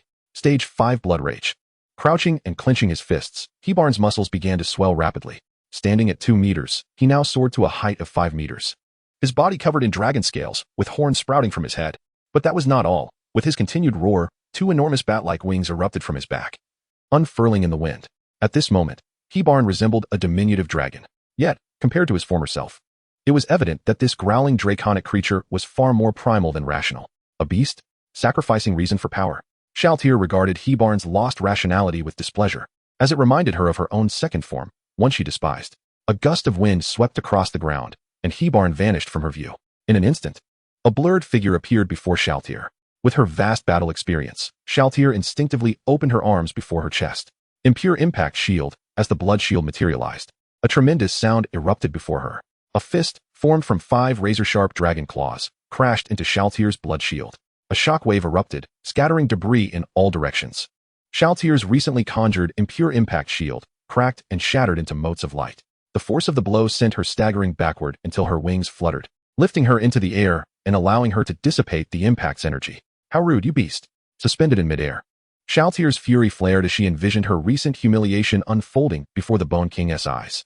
I have only just emerged, and you dare to subject me to such indignity. Summon familiar, heroic spirit. Before Shaltir, a stream of white liquid materialized, twisting in the air until it formed a figure identical to her own. The only distinction lay in their coloration. Aside from that, Shaltir's strength, skills, and heroic spirit were all perfectly replicated. From the shadows behind her, the familiars of the true ancestor vampire began to emerge. Chapter 56. A heart that soars with refreshing coolness. It appears that Shaltir is more than capable of confronting the enemy. Nevertheless, this world is indeed as I had anticipated. Beyond humanity, other extraordinary forces also exist. Within the palace of the Great Tomb of Nazarick, all core members are gathered to observe the battlefield. Just as Shaltir had surmised, her performance in combat has not escaped the Bone King's notice. However, contrary to her expectations of disgrace, the formidable nature of the enemy is evident from Seabass's current condition. Shaltir has managed to seize the advantage the moment she enters the fray. The Bone King is thoroughly pleased with her performance. Lord Ains, you truly are the supreme ruler. It seems all of this was within your foresight. Let us first establish amicable relations with humanity. When they encounter insurmountable foes, they will naturally seek our assistance. Subsequently, we shall dispatch guardians to probe the hidden powers of this world, utilizing humanity's position. Upon hearing the Bone King's remarks, Demiurge stepped forward from among the shadows, ready to elucidate the situation to those still bewildered. His flattery towards the Bone King was effusive. Truly, your wisdom is an unattainable pinnacle for us mere mortals. Is that so? Did I really consider all of that? The Bone King felt a hint of embarrassment as he rubbed the back of his head. Yet when he noticed the adoring gazes of the maids from the Pleiades cluster and the mare's siblings, he found himself unable to retort, silently acquiescing to Demiurge's assumptions. Meanwhile, on the battlefield, countless minions leapt from the shadows behind Shaltir, engaging in fierce combat with the frenzied Hebra. Thanks to the distractions from the minions and the valiant spirit's resistance, the enemy was unable to launch an attack towards Shaltir's true form. Hovering in the air, Shaltir did not cease her onslaught. The tranquil throwing spears continuously flew from her hands, piercing Hebra's dragon form, creating circular openings upon his body. Despite his transformation into a humanoid dragon, his regenerative capabilities were severely hampered, causing blood to seep profusely from his wounds. In mere moments, His entire being was drenched in his own lifeblood. What a bothersome creature. Even after sustaining such grievous injuries, he refuses to succumb. Shaltir, observing Hebra from above, felt impatience creeping in. She had accepted the Bone King's command to eliminate this adversary. Initially, she intended to obliterate him with overwhelming force, thereby not only fulfilling the Supreme Ruler's task but also restoring the dignity lost by Seabass. However, Hebra's tenacity exceeded her expectations. In a bid to hasten the resolution of this battle, Shaltir began her descent, unfurling her black bat-like wings. She was now prepared to execute a direct assault. It seemed that S.H.I.E.L.D. had dispatched new reinforcements. Angels? Wasn't he had said that their ranks were composed of undead? Could this young girl truly contend with such a foe? She appeared rather unimpressive. Within the capital, as Shaltir's figure appeared on the screen, a cacophony of discussions erupted. Among them, General Ross's gaze remained fixated on Seabass. Upon witnessing the relief evident in Seabass's eyes, he understood immediately. This newly arrived young girl must possess strength that commands respect. Without delay, he moved aside to call his subordinates. Dispatch the troops. They must head to the battlefield immediately. Regardless of the victor, we must acquire the corpse of the vanquished. The spoils of war must belong to our military. General Ross was unaware of the origins of these individuals sourced by Nick Fury, nor did he care. The power they currently exhibited left him envious. If such strength could be harnessed by the military, S.H.I.E.L.D. would pose no threat to him. As for the agency that played a pivotal role in this incident, whether the spoils rightfully belonged to them, Ross maintained that in America, except for the highest echelons of wealth, the military is the progenitor of all organizations. At the center of the battlefield, each illumination of the syringe spear signified a step closer to victory for Shaltir. Hebra's wild dragon strength was gradually siphoned by the spear. Under the relentless assault from the valiant spirit and Shaltir, Hebra found himself devoid of the capacity to retaliate. The more Shaltir fought, the more invigorated she became, while Hebra's stamina dwindled. With each thrust of her spear, Shaltir's gaze grew increasingly sharp. Filth. The battle is over. Magic enhancement, rib binding. With a flap of her wings, Shaltir retreated momentarily, disengaging from the combat. Concurrently, a crimson magic circle materialized in her hand. Instantly, Hebra, who was battling the valiant spirit, felt a constriction enveloping his form, accompanied by excruciating pain that rendered him immobilized. Witnessing this, Shaltir, having just withdrawn, aimed her spear at Hebra and charged forward. The air was filled with the splatter of blood. At the moment the syringe spear pierced through Hebra's dragon form, the crimson glow in his eyes dissipated, revealing his haunting silver irises. Yet, it was far too late for his reason to return. Blood gushed from his mouth, and the healing of his pierced body slowed to a crawl, while the dragon scales upon him gradually began to shed. Clutching the shaft of the spear that had impaled him, Hebra gazed at Shaltir, his lips moving as if to utter something. However, Shaltir, devoid of any interest in his words, cast a disdainful glance as she yanked the spear from his body. Blood erupted from the wound, and his support crumbled, causing him to collapse to the ground. Trash should know its place. Your dying words hold no value. With a flick of her wrist, Shaltir flung the syringe spear, splattering the blood that clung to it upon the ground. As the valiant spirit dissipated under Shaltir's gaze, she regarded Hebra's lifeless form on the ground with a look of revulsion. I still need to take this back, but it's so filthy. I don't want to dirty my dress. Chapter 57. The Arrival of the Delivery Person. Warning. Warning. Remove the corpse from your vicinity. That is our trophy. Huh. Amidst the blaring of loudspeakers, several light combat vehicles sped towards them, accompanied by the whirring of helicopter rotors. In the somewhat impatient gaze of Shaltir, a squad of American soldiers emerged from the vehicles. We have received military orders to apprehend the assailants involved in this incident. Please vacate your position to avoid unnecessary misunderstandings. Upon hearing the spokesperson among the soldiers, Shaltir could hardly suppress her laughter in exasperation. Before departing from Nazarick, the Bone King had informed her that the enemy's corpses belonged to the spoils of Nazarick. Now, there were those audacious enough to attempt to seize what rightfully belonged to Nazarick. Humans. Truly, they are a foolish species, arrogant in their ignorance.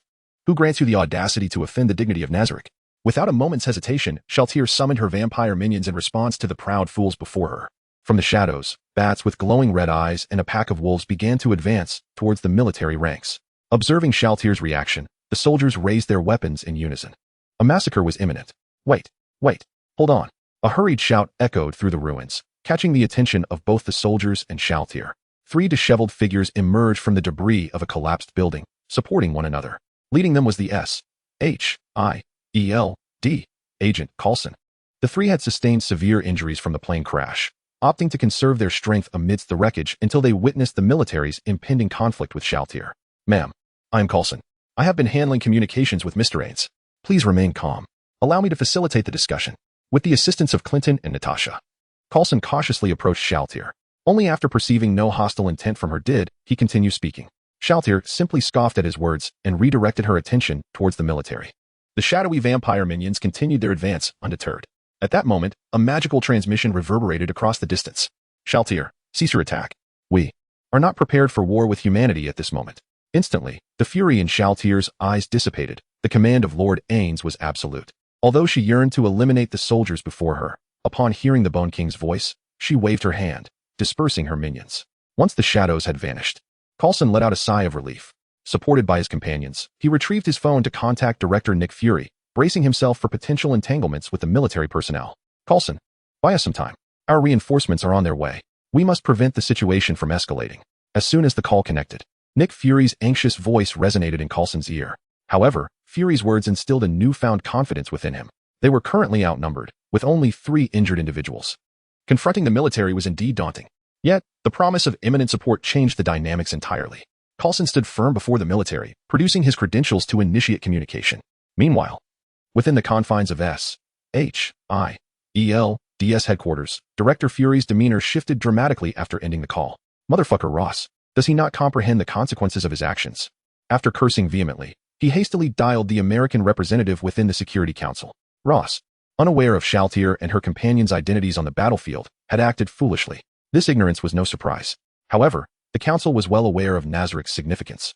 They needed to exert pressure on the military to prevent further escalation. Fury was not keen on addressing yet another major issue after just resolving one. In his eyes, Nazarik was indeed a colossal problem. One Hebe had already caused them considerable turmoil. The prospect of Nazarik launching another attack was alarming. If one Hebe could devastate 2 city blocks in New York, what destruction could Nazarik wreak? Fury was resolute in his desire to avert such calamity. In the heart of the battlefield, as Coulson negotiated with the military, SHIELD, reinforcements arrived swiftly. Their first action was to encircle the military personnel. Amidst the soldiers' seething expressions, Coulson offered a reassuring smile, shaking his head gently. The negotiations concluded, and the outcome was now inevitable.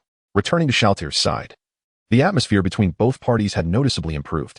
Before Coulson could speak, Shaltir, now adorned in her beloved dress, took the initiative. I am Shaltir Bloodfallen, guardian of the first 3 layers of the great tomb of Nazarik.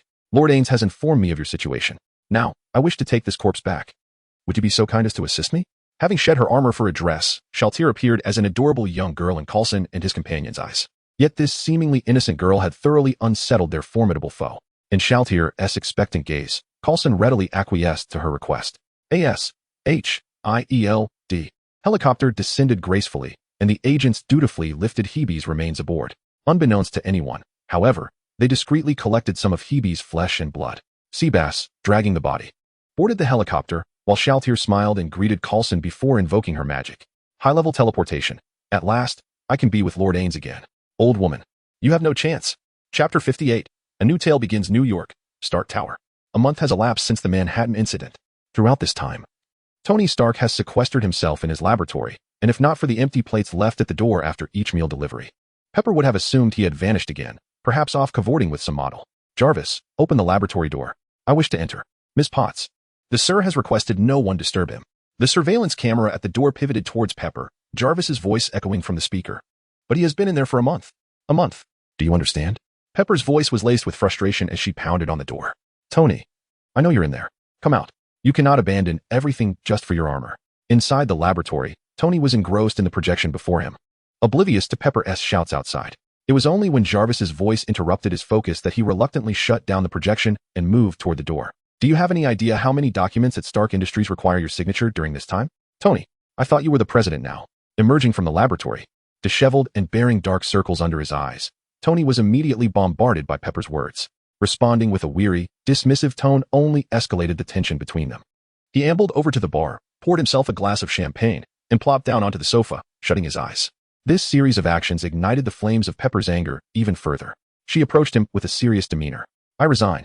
At the utterance of those words, Tony Stark, who had just appeared fatigued, was instantly alert. He opened his eyes to see Pepper's expression devoid of any jest.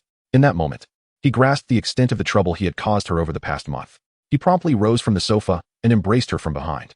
Sorry, Pepper, I was worried. Tony had watched the Manhattan incident unfold through satellite feeds, witnessing the battles of Hebe, Sebastian, and Shuri. In comparison to the power they exhibited, his armor felt like mere scrap metal. What would he do if another being like Hebe emerged, threatening his safety or that of his loved ones? This urgency compelled him to upgrade his armor, ensuring that he would not be sidelined in future conflicts. Perhaps sensing Tony's vulnerability, the sternness of Pepper's face began to soften. She had always known that Tony was not as resilient as he seemed. Beneath the facade, he retained the heart of a child. Turning around, she wrapped her arms around him and rested her head on his shoulder. You know you're not alone. You can confide in me about anything. If you keep bottling this up, you'll drive yourself mad. In a moment of tenderness, Tony, utterly exhausted, succumbed to sleep under Pepper's comforting presence. Even in slumber, his brow remained furrowed, a testament to his weariness. With the resolution of their conflict, Pepper stepped out of the room. Though night was falling, as the president of Stark Industries, she could not simply leave work behind. Happy, take me back to the office. You can head home afterward. I might not return tonight. Once inside the car, she addressed Happy, who was at the wheel. During Tony's month of seclusion in the lab, Pepper had managed all the affairs of Stark Industries. Despite her strength, the weight of such responsibility had inevitably stirred feelings of anxiety within her. This was the root of their earlier argument. Yet, recalling Tony's weary visage, she sighed and resolved to remain his steadfast support. Downstairs at Stark Tower, the once bustling atmosphere had quieted considerably. The security guard showed no surprise at Pepper's return, having grown accustomed to her relentless work ethic. I think you should take a break. Miss Potts, thank you for your concern, but I still have matters to attend to. Upon entering Stark Tower, the guard expressed his regard for the new president. Aware of her tireless dedication, each day, she was the first to arrive and the last to leave. After expressing her gratitude, Pepper made her way to her office, where a plethora of documents awaited her attention. As night enveloped New York, a seemingly ordinary SUV rolled into the underground parking lot of Stark Tower. The barrier rose smoothly. Welcome, Mr. James Rhodes. The automated announcement echoed through the lot. This vehicle belonged to Colonel Rhodes, a longtime friend of Tony Stark who had been absent for quite some time. Their friendship had endured many years, with Rhodes frequently visiting Stark Tower. Thus, Tony had long since granted his vehicle access. The car came to a gentle halt in a corner of the parking area. The driver exited, revealing a familiar face marked by a prominent scar. Tony, my old friend, I've come to find you. With a manic grin, Rhodes began to wander the parking lot, oblivious to the watchful eyes of the security personnel monitoring from the control room. To avoid any potential trouble, the guard decided to investigate the situation himself. After a brief search, Rhodes could not locate Tony's distinctive Audi R8, but he did spot Pepper's vehicle, the infamous Little Mouse. Just then, the guard, sensing that something was amiss, entered the parking area. Hey, is anyone there? What are you looking for? The echo of the guard's voice reverberated through the empty lot, prompting a smirk to form on Rhodes's lips as he considered the unfolding circumstances. Chapter 59. What does not kill me only makes me. Are you looking for me? A voice, tinged with a hint of madness, emerged from behind the security guard. A glinting dagger was poised against the guard's throat. Who are you? What do you want? Please, don't hurt me. He was merely a lowly security guard. Why did he have to encounter such a dire situation? The chill against his neck left him paralyzed with fear. Although he had received professional training, the instinct for survival overshadowed all else in this moment of peril. Who am I? I am, of course, your boss, Tony Stark's best friend. So, can you tell me where he is? At this moment, Rhodey, more accurately, the maniacal Rhodey, stroked the guard's neck while speaking. The guard trembled, a wave of goosebumps spreading across his body. The icy touch at his throat and the deranged words from behind him shattered his composure. Please don't hurt me. I beg you. Tony Stark is not here at all. He hasn't been to the company in a long time. Pepper is in charge of Stark Industries now. She is upstairs. I saw her go up myself. I've told you everything. Please, don't harm me. The security guard, in a state of emotional collapse, shouted out everything he knew. The thought of preserving his well-paying job was insignificant compared to the value he placed on his life. Rhodey withdrew the blade from the guard's neck and positioned him to face him. I appreciate intelligent individuals. Clearly you are one. Would you like to join my team?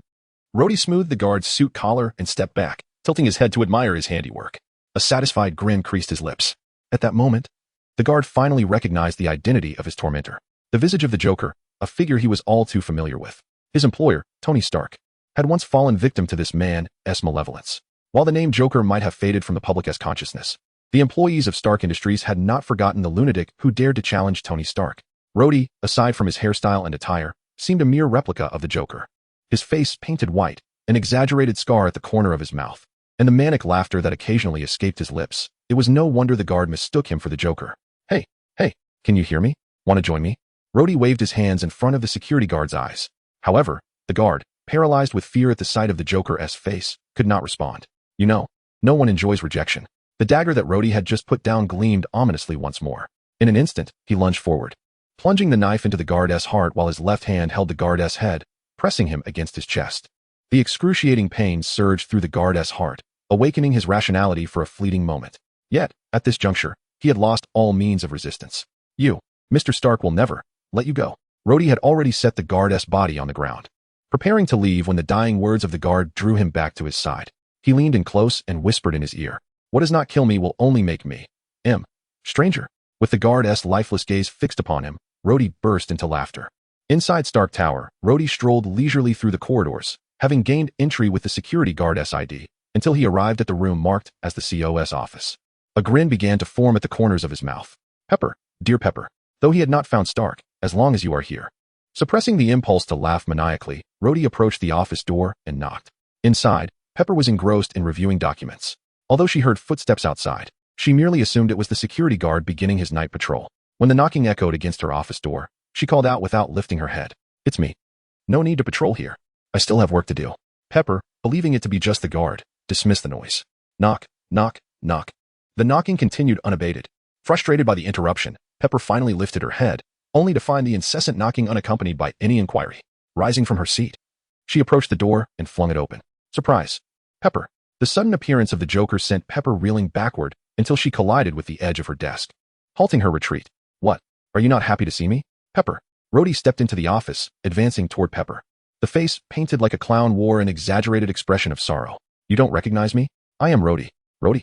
Upon hearing the name from the horror-stricken visage before her, Pepper's expression transformed from fear to shock, as she recalled Rhodey's features. His familiar voice triggered memories within her. Why have you become like this?" "Become like this?" Rhodey muttered Pepper's words, lowering his head as he inched closer to her. The distance between them was but a sidestep. Suddenly, Rhodey jerked his head up, his grotesque grin inches from Pepper's face. "You don't know why I've become like this. It's all because of you, Pepper." In an instant, Rhodey raised his arm, a cloth materializing in his hand, pressing it against Pepper's face. Within moments, she felt her body weaken, her eyes fluttering shut as she collapsed to the floor. Chapter 60. Swift rescue. Inside the vehicle, Rhodes glanced at the mirror. In the back seat, a woman lay peacefully. "Pepper, it is because of you that I have become this way. Yet you, not the slightest bit concerned about my plight. If so, let us adorn our faces with smiles." Rhodes withdrew his gaze from the mirror, his palm stroking his cheek as he murmured to himself. The thought of soon transforming Pepper into his own likeness caused a sinister grin to curl at the corners of his mouth. On the silent street, the ordinary SUV echoed with a maniacal laughter before it surged forward at an alarming speed. "Sir, Miss Pepper's movements are erratic." Awakening from slumber, Tony Stark resumed his endeavors in the laboratory when Jarvis's warning pierced the air. Had it been any other matter, Tony might have dismissed it outright. For this moment was pivotal. However, the news concerning Pepper prompted him to sever the projection before him and check her location. Following the chaos instigated by the Joker, he had installed tracking devices on the phones of everyone around him, ensuring he could respond promptly should they face danger. As Tony stepped toward the laboratory's exit, he activated the projection on his wrist. A translucent map floated before him, depicting a red dot representing Pepper racing down the street. Yet, her trajectory did not lead towards the villa. Jarvis, suit up, standing on the circular terrace of the villa. The Iron Man suit was meticulously equipped onto Tony by the mechanical arms. Once donned, the suit's eyes illuminated, and energy surged from his palms and feet. "Iron Man, engage." "Jarvis, activate Pepper's phone recording feature. I must know what has transpired." Inside the suit, Tony's expression was grave. At this moment, he was far from the calm exterior he projected. Countless individuals bore animosity toward him due to his nature, yet he understood them well. They lacked the audacity to abduct Pepper, as it would shatter the unspoken rules of high society. But those capable of such a deed, an ominous premonition swelled within him. The suit's energy output surged, propelling him to unprecedented speeds. Meanwhile, Jarvis executed Tony's command, and a cacophony of deranged laughter erupted from Pepper's phone. "Oh ho ho ho. Tony, I want you to feel my pain. It begins with Pepper. Joker. Bastard." Upon hearing that familiar laughter, Tony's countenance transformed dramatically. This unmistakable sensation, this recognizable laughter, it was indeed that madman. In that moment, Tony could no longer maintain his composure. "Jarvis, accelerate." "Sir, the suit has reached critical velocity. Further acceleration may pose unknown risks." "Accelerate."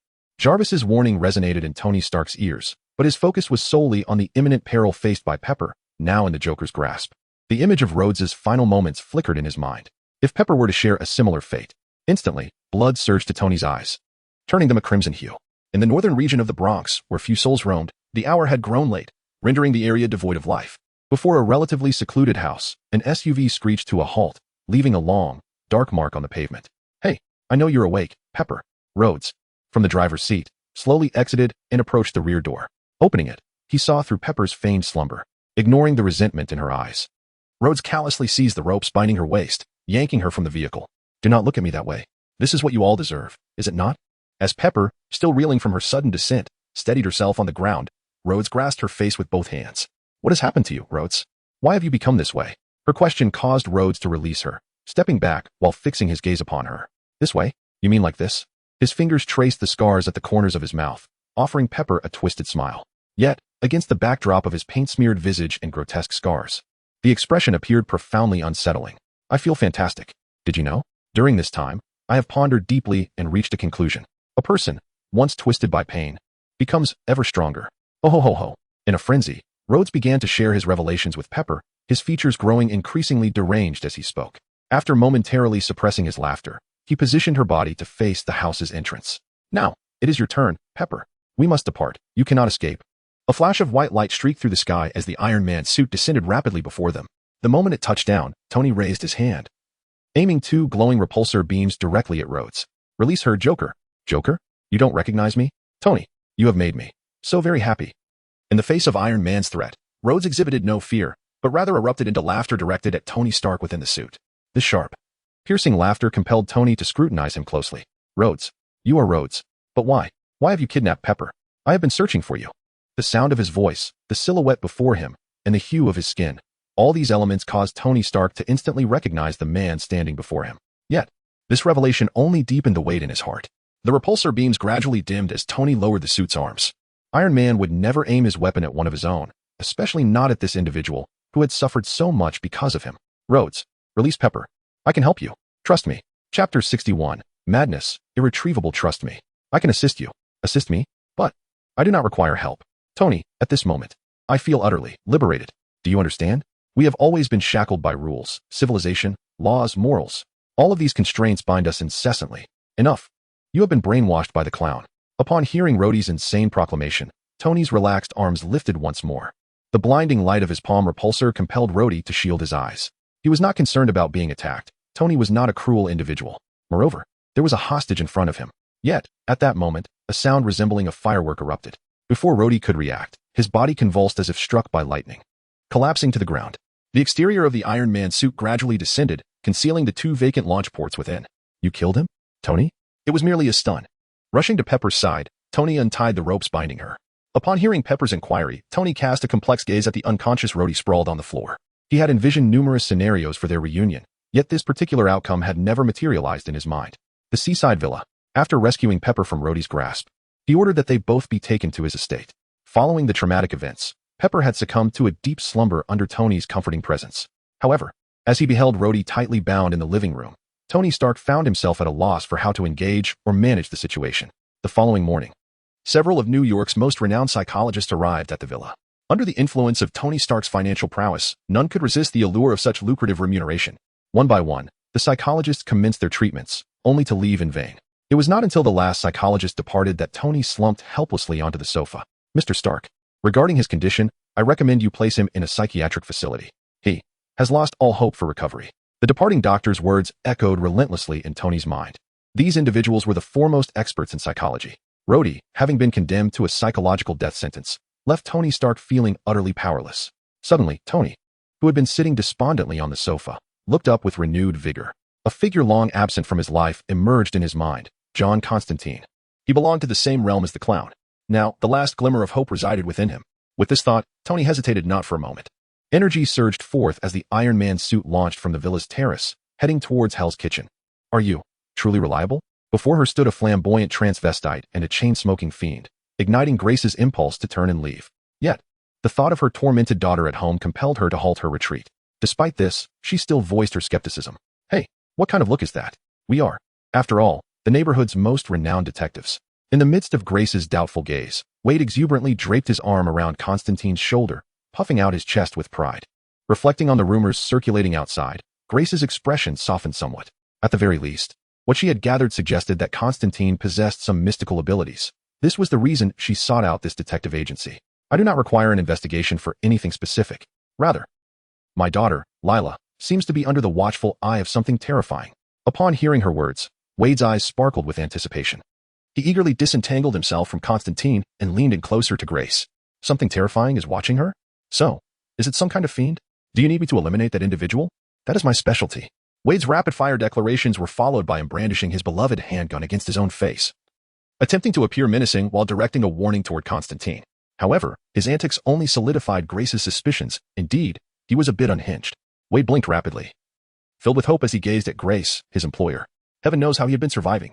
Ever since the incident involving Tony Stark, he had not received a single commission. Each day was spent loitering in bars with Constantine. This agency had essentially become his second home. Unlike the perpetually single Constantine, he had a girlfriend to support, and as he watched his finances dwindle, Wade found himself yearning for a new case. Confronted by the unusual transvestite before her, Grace felt a greater sense of safety with the chain-smoking fiend. She took 2 steps back, distancing herself from Wade, and then approached Constantine. Truly, when would this world, which so often judged by appearances, show me a kinder side? Watching Grace gravitate towards John, Wade felt as though he had lost all motivation. He slumped, arms drooping limply by his sides. John Constantine's presence undoubtedly surpassed Wade's in terms of allure. At the very least, upon witnessing the depth of stories reflected in Constantine's eyes, Grace's anxious heart began to settle. Hell's detective, John Constantine. I have inquired about your reputation and am aware of your means to confront demons. My purpose for coming here is precisely that. Grace seated herself across from Constantine, producing a photograph from her pocket and placing it on the table. John glanced up at her momentarily. The worry etched across Grace's face was unmistakable. He extinguished his cigarette and raised the photograph to his gaze.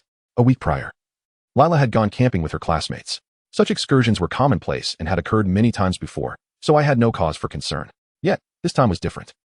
Grace's voice trembled, her eyes growing moist. Unbeknownst to her, her tone thickened with emotion. Ever since her return home, Lila's behavior had become increasingly peculiar. She often exhibited terrifying smiles. It was only after that incident that I resolved to seek the assistance of a professional. Chapter 62. The demon strikes on that fateful evening. I detected a peculiar disturbance emanating from the kitchen. As I stealthily descended the stairs, I was met with an alarming sight. Layla. She was gnawing on a stray cat, a living, breathing feline.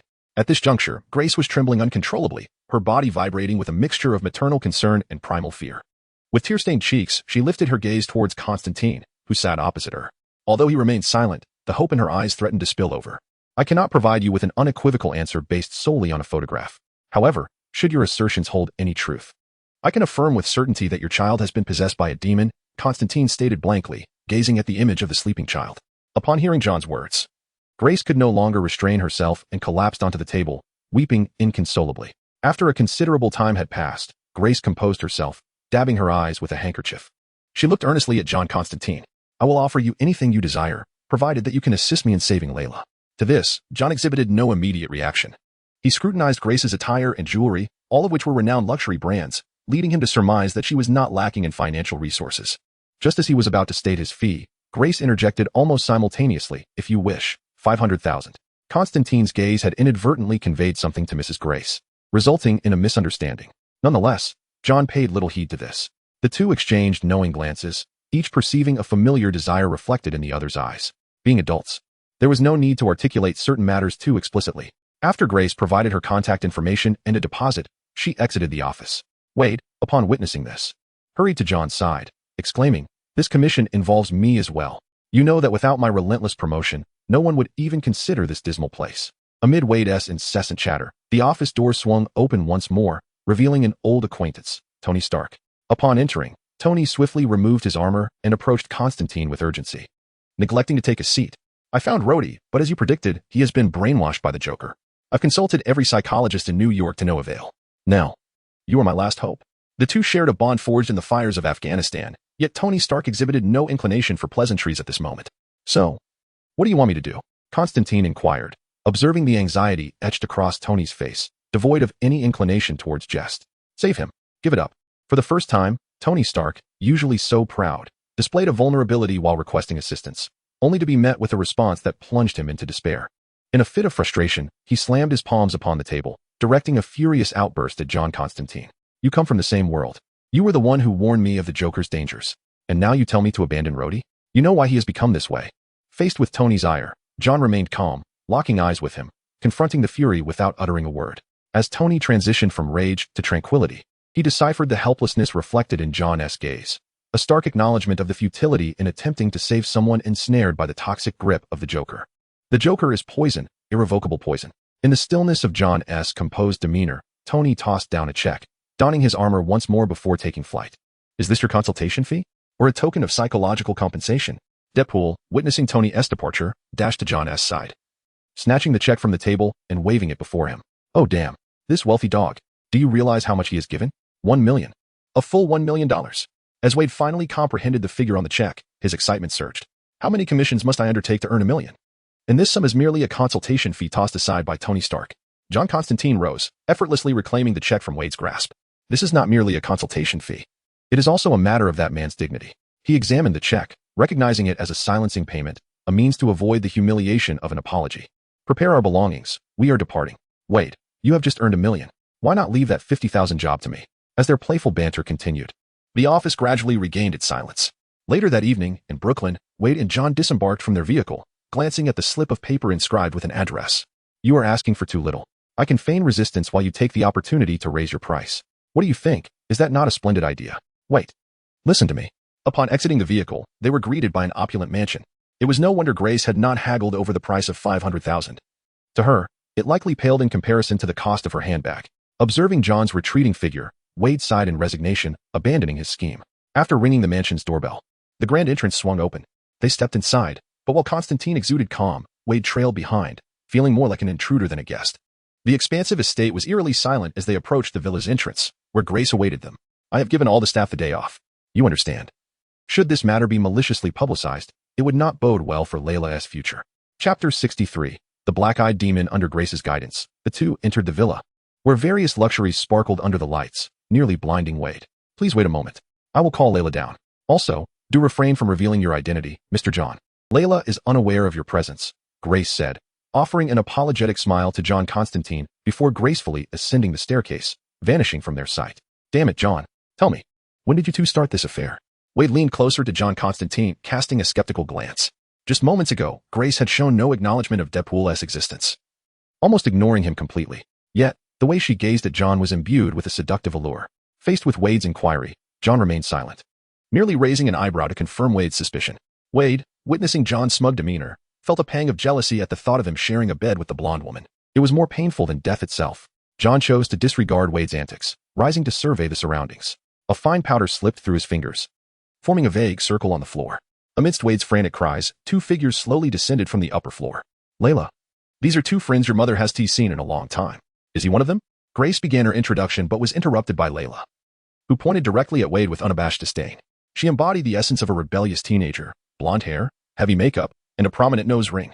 Under Layla's openly scornful gaze, Wade seethed with rage. Calm down, Wade. As Wade's hands instinctively reached for the knife at his back, John swiftly intervened, halting his movement. Lifting his gaze to Layla, he caught the glimmer of malice in her eyes. Sensing the shift, John lost the desire to pretend. A tattered cloth had somehow found its way into his grasp, and without hesitation, he ignited it with his lighter. No. The sight sent fear coursing through Layla as the shroud ignited in John's hands. A blinding white light erupted, momentarily dazzling Grace and Wade, yet when it touched Layla, it felt as if invisible flames engulfed her. Wisps of white smoke ascended from her form, akin to a sauna experience. A piercing scream escaped Layla's lips.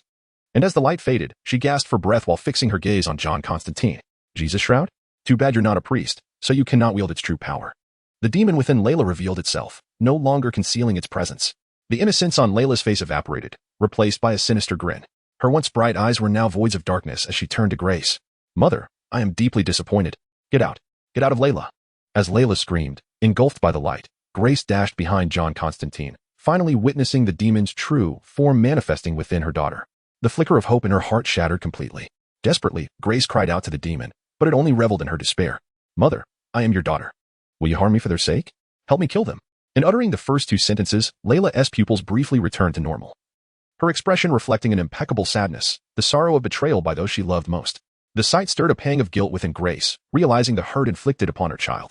Yet, with the last phrase, Layla reverted to her demonic state, her tone now laced with malice. You are quite adept at manipulating emotions, unlike those I have dealt with before. Those fellows? It appears, sorcerer, you are skilled in dealing with demons. If so, how about this time we refrain from disturbing each other? You may take whatever you desire from this house. Just do not intrude upon my journey. The demon's words brought a serious glint to Constantine's eyes. Its cunning and manipulative prowess starkly contrasted with the demons he had summoned previously. However, he knew all too well that demons were never benevolent beings. My career has taught me, Demons are never to be trusted. It seems our negotiations have collapsed. As Layla's words fell, an invisible force swept over John Constantine, sending him and Grace tumbling backward. I warned you, Constantine. You're hopeless at negotiations. At that moment, Wade, ready for battle, sprang into action, his dual blades glinting as they sliced through the air towards Layla. Yet, she merely cast a fleeting glance at Wade before subtly gesturing. The stools against the wall seemed to be yanked by an unseen force, hurtling towards Wade midair. As Wade attempted to strike, he found himself ensnared, unable to move. I knew it. Under the assault of the stool, Wade was cornered.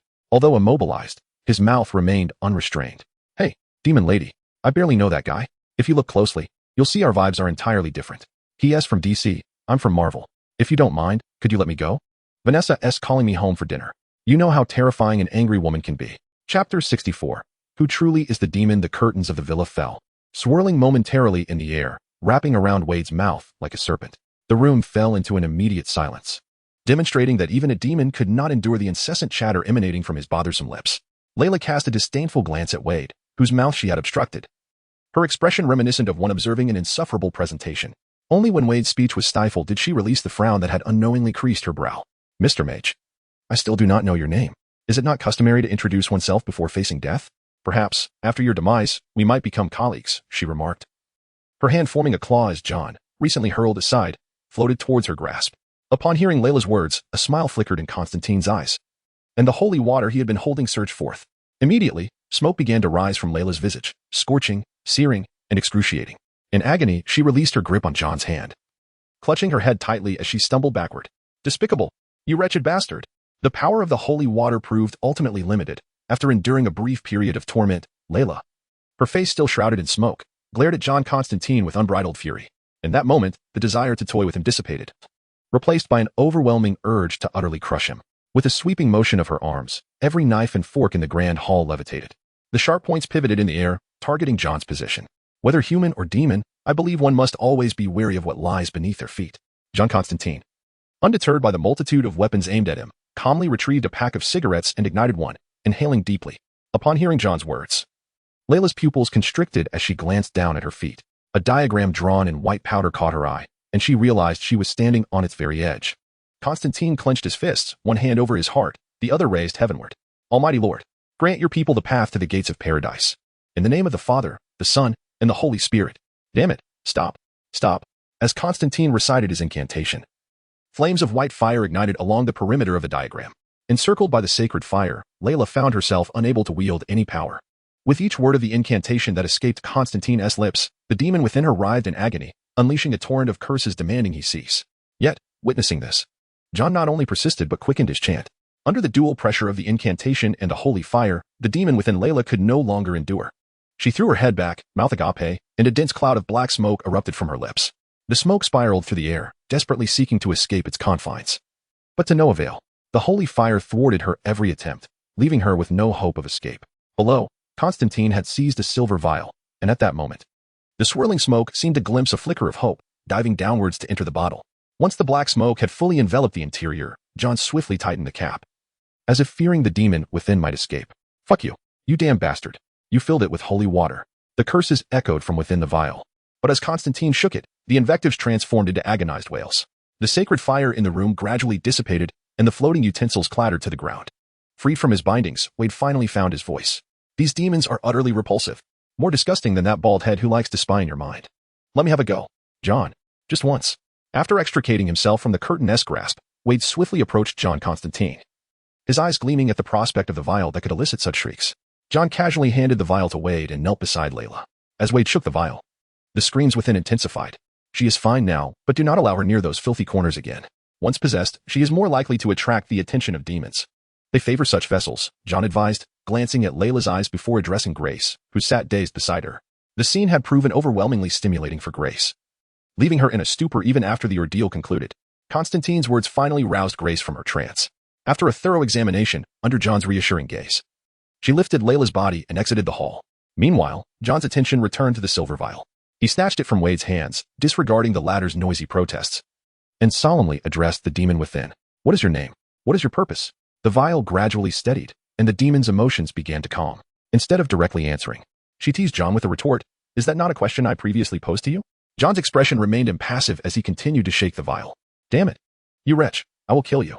Bastard. The cries within the vial persisted until they began to weaken, eventually yielding to more subdued utterances from the demon. My name is Megan. I am merely here to fulfill the orders from above, arriving on Earth ahead of schedule. You gain nothing by crossing me. Soon, Earth will fall to Hell's dominion. You are a clever man. You should make a wise decision. Upon hearing Megan's words, John's demeanor shifted to one of grave concern. He had sensed something amiss in her earlier attitude. No demon would so readily cower before him, a mage. Indeed, there was a deeper conspiracy at play. Speak. Who is behind you? What is your true objective? Megan's coaxing fell outside the realm of John's considerations. His enemies spanned the depths of hell. And even this new inferno was no exception. Though her time in this world was brief, every demon he had summoned harbored a profound animosity towards him. One could not deny that this was an impressive talent. Chapter 65. The clown reemerges. What lies behind me? You would rather not know. I can only tell you that I serve Azazel.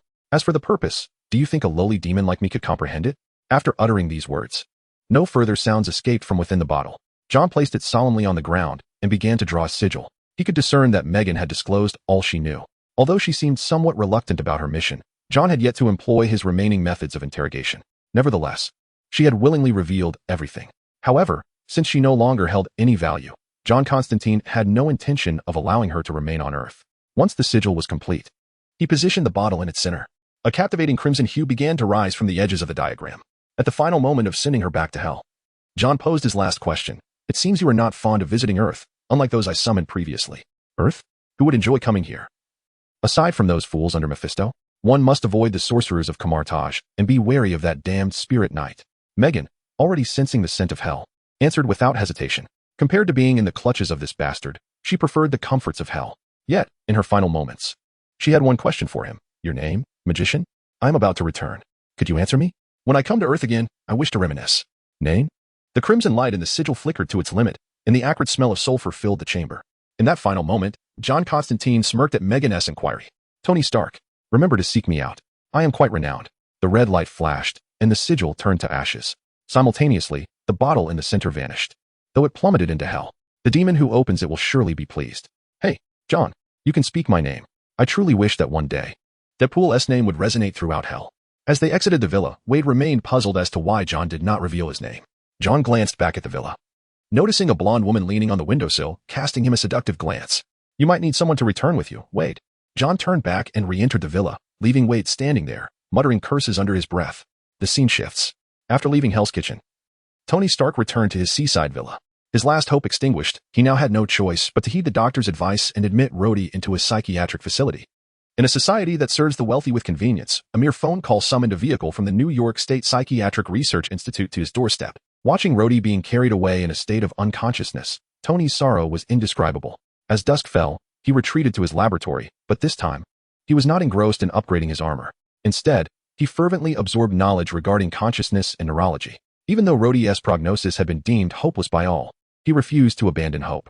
Days turned into weeks, and before long, months had passed without any significant progress in his research. Meanwhile, on the other side of the city, a conspiracy was unfolding against him. So, your plan is to confront him and then, whip him? Not a good idea, not at all. In a residence within the Bronx, the long-absent clown made his reappearance, this time not alone. In the room, a taciturn man with a hint of weariness amused himself with a parrot perched on his shoulder. He exhibited no reaction to the clown's remarks. Do you intend to kill Tony Stark with those two whips? The clown swayed toward a pile of equipment on the table, playfully lifting the two long whips from the surface. Without the reactor, they appeared rather unremarkable. Hearing the clown critique his gear, Ivan Vanko finally ceased his antics with the parrot. You have no idea what it signifies. Stepping forward, Ivan regarded the array of equipment with a complex expression, particularly the glowing reactor that shone brightly. It was this very device that had cost Ivan his father's life. His purpose was never solely to eliminate Tony Stark. He sought vengeance against the Stark family. He aimed to publicly expose them as contemptible thieves.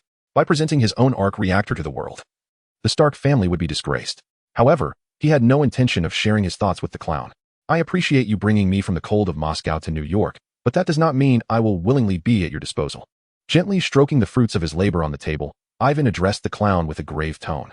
He had his own objectives and no interest in playing house with the clown. I know your hatred for the Stark family runs deep, and I make no effort to deter you. However, I have an even grander idea. I have crafted a larger stage for you. In response to Ivan Vanko's defiance, the clown showed no anger, instead offering a soothing tone. All the plans had already formed in the clown's mind, and Ivan Vanko was the most crucial part of this scheme. Directly killing Tony Stark held no appeal for the clown.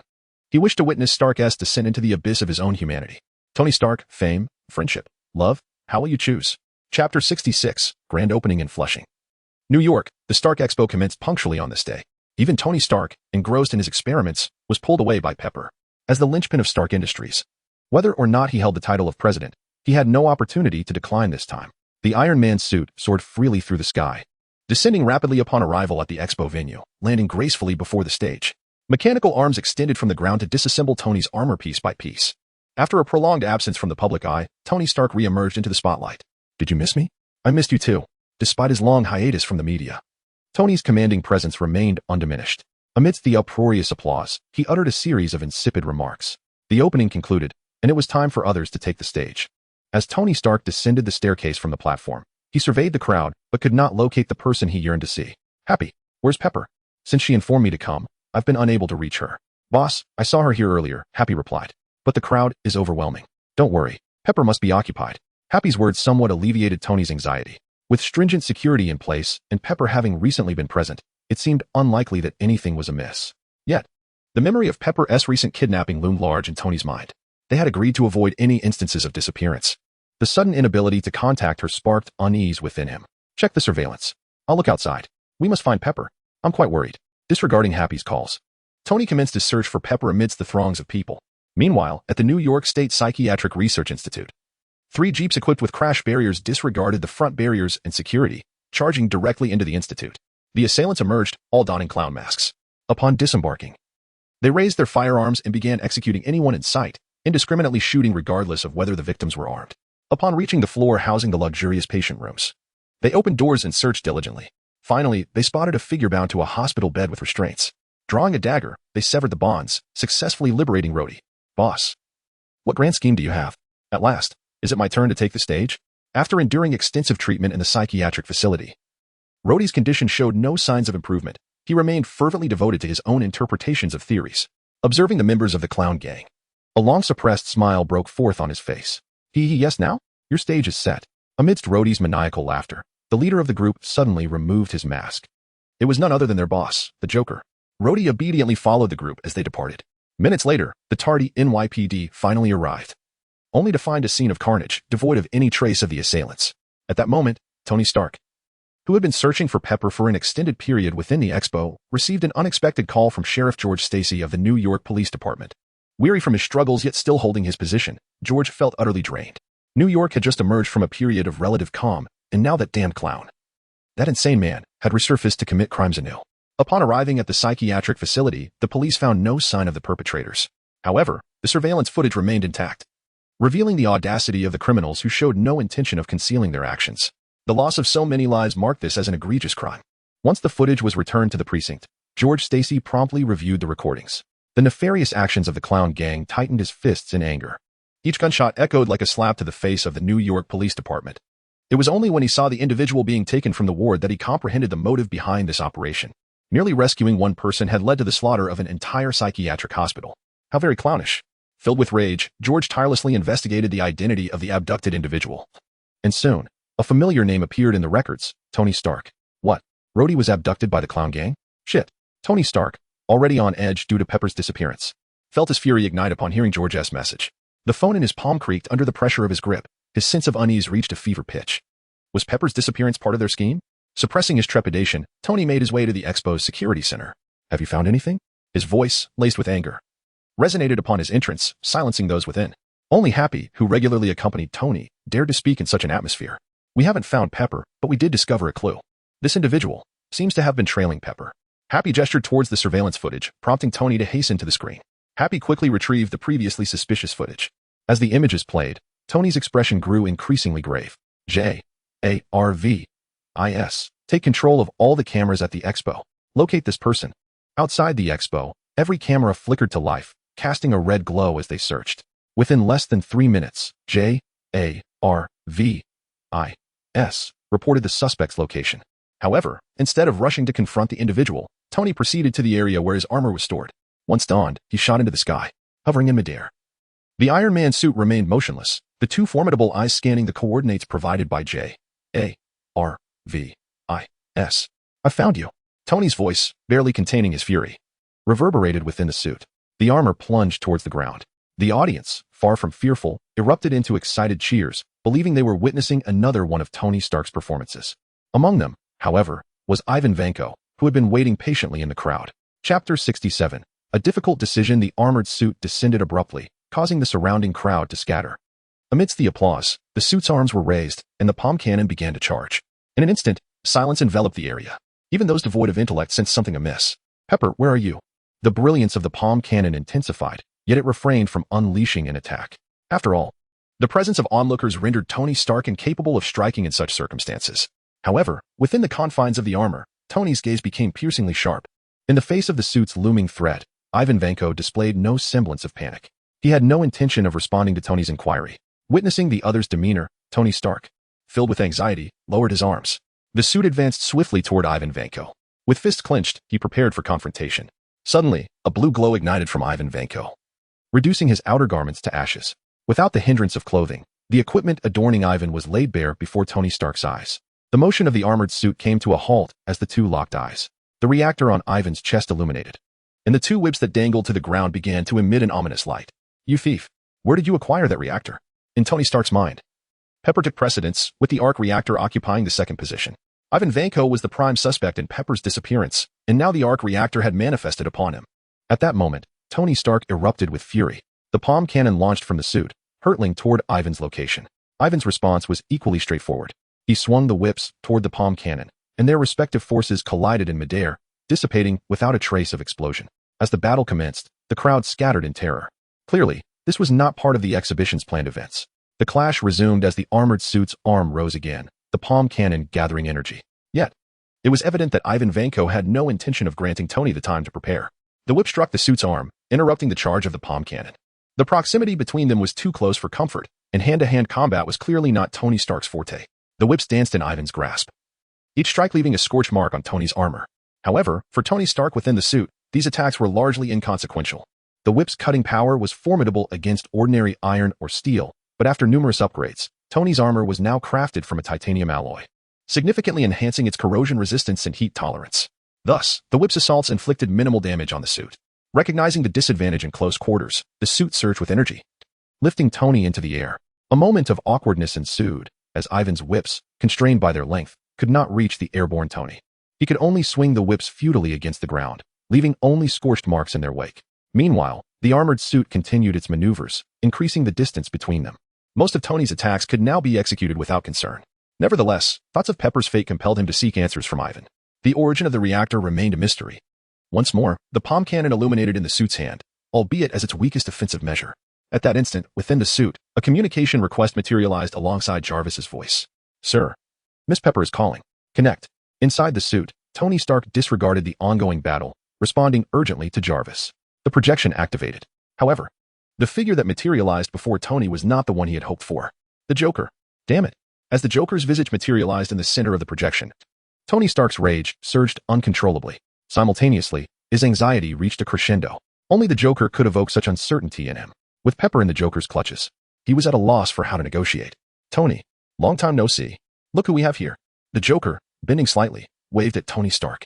He positioned Pepper's phone on a stand and stepped back. Bound to a chair, Pepper struggled helplessly. However, what drew Tony's attention was the bomb strapped around Pepper's waist. Its red light pulsating ominously, the countdown ticking away. "What do you want, Joker? Tell me what you desire. Don't harm Pepper." Tony Stark screamed furiously at the projection, his heart racing with urgency as the countdown continued to flash before him. "Jarvis, locate her." "Sir. Miss Pepper's signal is located on Staten Island. We have captured the real-time position. Our time is sufficient." Just then, the Joker reappeared in the center of the screen, his terrifying white grin accompanying his manic laughter. "Oh, how clever. Have we been exposed? It seems I must withdraw. However, before I leave, I think you should take a look at this." In the projection, the Joker revealed a smartphone. On its screen was a man undergoing a similar fate as Pepper, a man Tony Stark knew all too well. "Rhodey, damn it." Tony gritted his teeth, realizing that the Joker had rescued Rhodey from the asylum only to subject him to this torment. Watching the countdown lights flashing on Rhodey's chest, Tony's frustration boiled over, the anger within him threatening to erupt. "I've placed Rhodey in a warehouse in the Bronx. If you wish to save him, you must act swiftly, my friend." Chapter 68. Death, like a shadow, sir. Our time is limited. Rod's location was far from concealed by the clown. The imagery prominently displayed recognizable landmarks. However, after Jarvis's calculations, a despairing message echoed from his voice. The Bronx lies at the northernmost point of New York, while Staten Island rests at its southernmost tip. From his current position, before the bomb detonates, he could only rush to one location for rescue. This meant that he had to choose between Pepper and Rod, sacrificing one of them. Flashes of memories featuring Rod flickered through Tony Stark's mind. He was his closest friend. Pepper Potts, silently working behind him, had single-handedly upheld Stark Industries for his research. Both were his dearest companions, and now he faced the agonizing choice of abandoning one. Inside the armor, Tony Stark's mind raced as he fixated on the bomb's countdown strapped to Pepper's waist. Simultaneously, Jarvis's voice urged him insistently, "Sir, you must make a decision immediately." As time slipped away, a resolute glimmer appeared in Tony Stark's eyes, though guilt contorted his features. "We go to Staten Island." "Rod, I'm sorry." In his heart, the weight of Pepper ultimately overwhelmed his thoughts of Rod. He understood that this decision would cost Rod his life and plunge him into a perpetual state of remorse. Yet Tony helplessly closed his eyes. The armor's thrusters surged to life, and Jarvis initiated an automatic course. In that instant, the fair's large screen suddenly illuminated with the figure of Ivan Vanko. His voice resonated through the surrounding speakers. "Tony Stark, you are nothing but a thief, just like your father, Howard Stark. A despicable, shameless thief." Ivan Vanko's words echoed, reaching the ears of countless spectators. Everyone turned their attention to the armored figure. "You stole my father, Anton Vanko's research, and this is the clearest evidence." He pointed to the arc reactor embedded in his chest, shouting at Tony Stark above. This scene, projected onto the large screen, was vividly witnessed by all present. According to the unfolding events, Tony Stark should have descended from the sky and engaged in a heated debate. At least, that was what the audience anticipated. But did Tony Stark truly have the luxury of time? Jarvis's voice grew increasingly urgent, while Ivan Vanko's tone became more defiant. A buzzing filled Tony Stark's head, plunging him into dizziness. He could no longer consider the consequences. Saving Pepper was his paramount concern. The armor ascended, and 2 small missiles launched from its rear, creating a cloud of smoke where Ivan Vanko stood, leaving a deep crater in the ground. Severely injured, Ivan Vanko lay within the pit. Yet as he watched the armored figure swiftly depart, a victorious smile graced his face. "Tony Stark, you have lost." "Jarvis, accelerate." 2 fleeting minutes passed before Tony crashed through a building upon arriving at his destination. The instant he laid eyes on Pepper, unharmed, a massive weight lifted from his heart. He swiftly tore the time bomb from her person, enveloping her tightly in his embrace, relying on the armor's defense to withstand the explosion's impact. Once the shockwave subsided, Tony cautiously examined Pepper as they exited the room. Aside from some dust on her face, she was entirely unscathed. But Tony Stark gazed at Pepper in silence. "Go. Check on Rod. I'm all right here." With his helmet raised, the guilt in his eyes threatened to spill over. Pepper, concerned, cupped his face in her hands and spoke gently. But having just rescued her from peril, how could Tony dare leave her alone? As the flashing lights of police cars arrived, Tony watched Pepper being escorted into one. Their eyes met through the window, bloodshot with anguish. The helmet descended once more, and the Iron Man soared into the sky. Upon arriving in the Bronx, where Rod was located, the area was already swarming with police and fire trucks. The arrival of Iron Man sent the gathered media into a frenzy. "Mr. Stark, are you truly a thief? Mr. Stark, why did you not defend yourself but instead killed him? You are no superhero. You are a murderer. How did your adversary possess your technology? Were you silencing him?" Ivan Vanko's death was not an end, but rather a new beginning. The media, oblivious to the urgency that had enveloped Tony Stark, only perceived that he had slain another who wielded similar technology without offering a defense. The reputation he had built as Iron Man evaporated in an instant, potentially leading to dire consequences, as he had attacked in full view of countless witnesses. "Mr. Stark, you may need to accompany us." A police officer, having received a call, approached Tony Stark with a respectful demeanor. The media cared only for their ratings and sales, indifferent to Tony Stark's identity. However, the NYPD sought the support of Stark Industries. Inside the armor, Tony remained silent in the face of the officer's words until a body was lifted from the accident scene. In an instant, the armor activated, parting the crowd before him.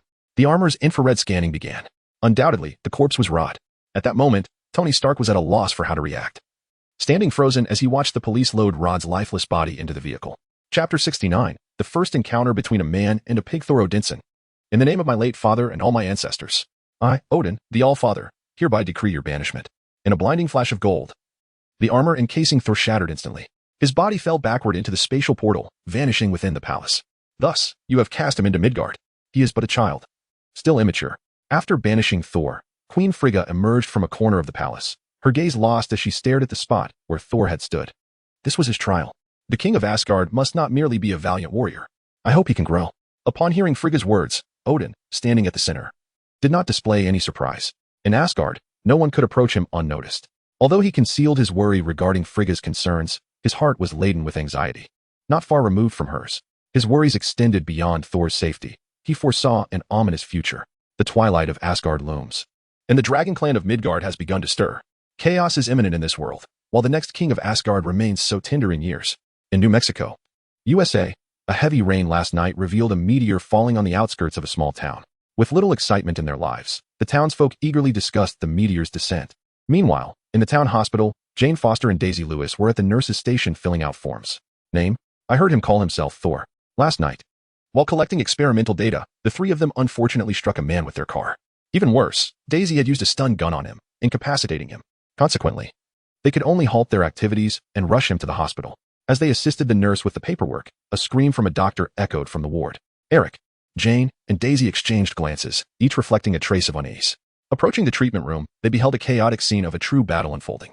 Thor Odinson, pinned against the wall by several security guards, shouted defiantly, "You are no match for me." Yet, under the influence of a tranquilizer, he soon succumbed to slumber. Simultaneously, as the townsfolk searched fervently, they failed to locate the meteor's landing site. However, they stumbled upon another intriguing object, a hammer. A hammer embedded in the ground that no one could lift. Thus, an impromptu strongman competition ensued among the residents. In the hospital, after enduring a rough encounter, the clever Thor chose not to engage in combat this time, but stealthily slipped away from his hospital bed. When Jane Foster and her companions arrived, they found the bed empty. We must find him. Upon reviewing the experimental data from the previous day, they realized that Thor had not wandered into that land by accident. He had arrived with the storm. Their experiment's outcome might be intertwined with him.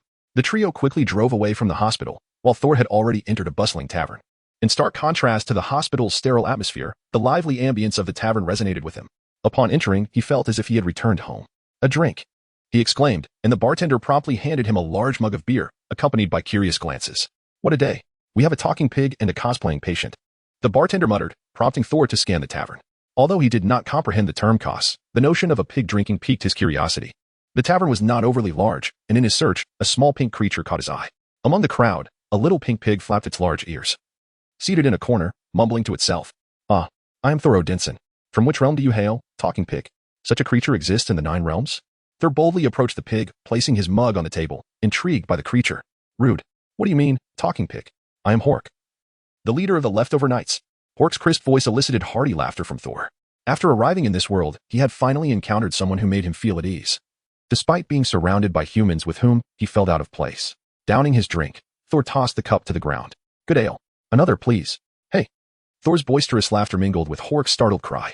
However, contrary to their merriment, all other patrons in the tavern ceased their activities, turning their attention toward the two. The bartender approached slowly, casting a stern glare at Thor. "Sir, are you here to cause trouble?" In an instant, the surrounding patrons rose from their seats, an air of tension enveloping the room. Hork trembled in fear, while Thor remained oblivious to the unfolding situation. "Cause trouble? Of course not. I simply find your ale quite delightful." Thor's words eased the expressions of the bartender and the nearby patrons. They resumed their seats, while the bartender began tidying up the area. Simultaneously, he addressed Thor. "One drink costs 50 coins. Compensation first, then you may order more." "Haha, of course, no problem." Thor's cheerful voice rang out as he reached into his pocket. Yet, after a moment, he awkwardly looked up. "I didn't bring any money today, but fear not. When I return to Asgard, I shall reward you handsomely." The tavern doors swung open as Hork and Thor, one man and one pig, were unceremoniously ejected from the establishment. Fortunately, Hork was not served as roasted pig, and Thor only bore a few bruises. "So, the one who dined and dashed was you. Why was I thrown out as well?" Chapter 70. Hawk strike Hawk. Come with me to a certain place. I seem to have found the direction home. "Hey, you're not planning to kidnap me and roast me like a pig, are you?" "Ha. How could I? We are friends." At the tavern's entrance, Thor rose from the ground. While inside the tavern, he had overheard a conversation among the patrons. It was revealed that a hammer had fallen into a basin on the outskirts of the town last night. Many had attempted to lift it, yet none succeeded. As this information echoed in his ears, his best companion, Mjolnir, instantly appeared in his mind. If he could only grasp the hammer, he would return to the realm of the gods. With such thoughts, he and Hawk stood up and began their journey down the street. Meanwhile, inside a moving SUV, Jane Foster and her companions, having circled the town, finally spotted their target. The vehicle halted in front of Thor, and Daisy's voice emerged from within. "How did you escape from the hospital?" Thor glanced up at the woman who had knocked him down with a single blow. He had no interest in responding. The shame of that incident left him devoid of the courage to reminisce. With merely a fleeting glance, Thor continued walking forward alongside Hawk. The vehicle slowly revved up and followed beside him. "Where are you headed? Why are you in the storm? Hey, are you mute?" Inside the car, Eric was initiating conversation. while Jane and Daisy in the backseat bombarded Thor with questions. Growing impatient, Thor halted, his expression impassive as he replied, "Don't follow me. I'm going to find my hammer." As he spoke, the vehicle ceased its pursuit. However, Jane Foster's remark caused Thor to awkwardly stop in his tracks. "If you're searching for that hammer, it seems you're going the wrong way. You didn't even know the way and led me this far." A talking pig. Under Jane Foster's invitation, Thor and Hawk, one man and one pig, entered the vehicle. Thor's embarrassment went unnoticed, as the talking hawk successfully captured the attention of the occupants. Unlike the indifference he faced in the tavern, Jane and her companions, being scientists, possessed considerably more curiosity. To them, the talking pig was an excellent subject for research. In the midst of their intense scrutiny, Hawk stealthily approached Thor. "These humans are too dangerous. We should make a run for it." "Don't worry, I'll protect you," Thor proclaimed confidently, patting his chest under Hawk's doubtful gaze. The vehicle turned around and continued onward. They did not arrive at the hammer's location until nightfall. However, the area no longer resembled its former self. A series of barbed wire fences had encircled the site, and several temporary tents had been erected within. Along the perimeter, lookout posts were even established. "I think we should reconsider and head back. It appears this place is under some sort of department as control." Eric Shavik, the eldest among them, had dealt with government entities multiple times and was the least inclined to stir up trouble. Yet, before he could finish his thought, several young people had already opened the car doors. With a resigned shake of his head, he followed them out of the vehicle. "The paths here are completely sealed off." "What now?" The group circled the area, discovering that the barbed wire had fenced off every corner. The only passage was situated between two observation posts. Upon perceiving this, Jane Foster and her companions contemplated retreat. However, how could Thor, having reached his destination, relinquish the opportunity to return home? In the moment Jane Foster and her companions were still in shock, Thor and Hawk dashed towards the main gate, engaging in a scuffle with the guards. "Looks like the intruder is quite formidable. Do you want me to intervene?" "Wait a moment. Let him through." Inside the makeshift command center, Coulson observed the surveillance footage with a slight smirk, intrigued by the unfolding events. Upon receiving a response through his earpiece, Hawkeye set down his bow and arrow, keenly watching the skirmish below. Ordinary soldiers could not impede Thor's advance, especially with the support of the remaining members of the Knights of the Leftovers. Hawk, flapping his ears and taking flight, repeatedly struck the soldiers in the face with his rear. Though the impact was minimal, the humiliation was profound. With orders from their superior, they could not fully restrain Thor and his companion, so they resorted to their dramatic performances. In mere moments, all the soldiers lay unconscious on the ground. Believing themselves to be overwhelmingly powerful, the duo cheerfully proceeded towards the command center. Once they departed, the recently incapacitated soldiers quietly stood up, directing their gaze at the bewildered trio of Jane Foster. In the command center, everyone had evacuated before Thor's arrival. In another tent, Coulson had fixated on the screen of his notebook, monitoring every move of Thor and Hawk once they entered. In the footage, Thor, upon entering the tent, fixated his gaze upon the hammer, unwilling to look away for even a moment. "Mjolnir, at last, I have found you." Recalling his journey, Thor was eager to lift the hammer and return to the realm of the gods. Approaching the hammer's edge, Thor confidently grasped the handle and pulled. The hammer remained utterly immobile, and Thor's confidence evaporated in an instant. With disbelief, he exerted all his strength, tugging at the hammer's handle repeatedly. Yet, it refused to budge. "No." In the face of Hawk's disdainful gaze, Thor collapsed to the ground, raising his voice to the heavens. "Father, why? Why?" Amidst his cries, Coulson, flanked by soldiers, re-entered the tent. Ignoring the lamenting Thor, he knelt slowly before Hawk. Having previously encountered immortals and dragons, a mere talking pig did not pose a significant concern for Coulson. "Hello there. What is your name?" Chapter 71. The Thunder God Hawk's affinity for Coulson has always been a formidable weapon. At least in Hawk's eyes, this man with thinning hair was deemed a good person. When faced with Coulson's inquiry, he readily responded without the slightest hesitation. "Reporting in. Hawk, captain of the Leftover Knights." As he spoke, one of his ears perked up, and he saluted Coulson. This scene brought a smile to Coulson's face, eliciting a sense of amusement. After demonstrating his harmlessness to those present, Hawk found himself alone, for evidently no one paid heed to a pink little pig, even if it could speak. Coulson strolled over to Thor, who remained ensnared in his own sorrow. "Where do you come from? What is your purpose?" Thor's vacant gaze was fixated on Mjolnir as he muttered, "Father, Mjolnir," showing no regard for Coulson's questions. Observing this, Coulson shrugged helplessly. Two soldiers stepped forward, lifting Thor's arms.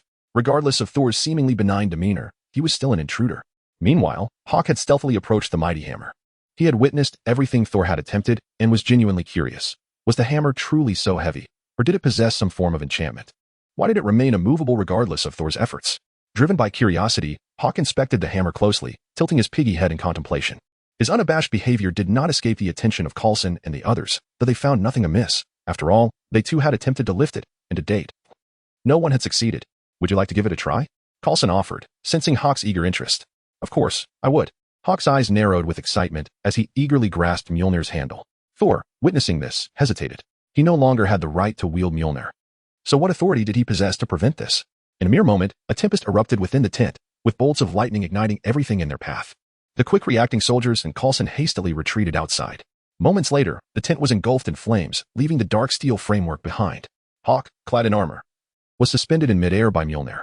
The once starry sky was shrouded in dark clouds, as countless bolts of lightning descended, encircling Hawk as though to herald the birth of a new thunder god. Coulson and Thor, now distanced from Hawk, were wide-eyed in astonishment.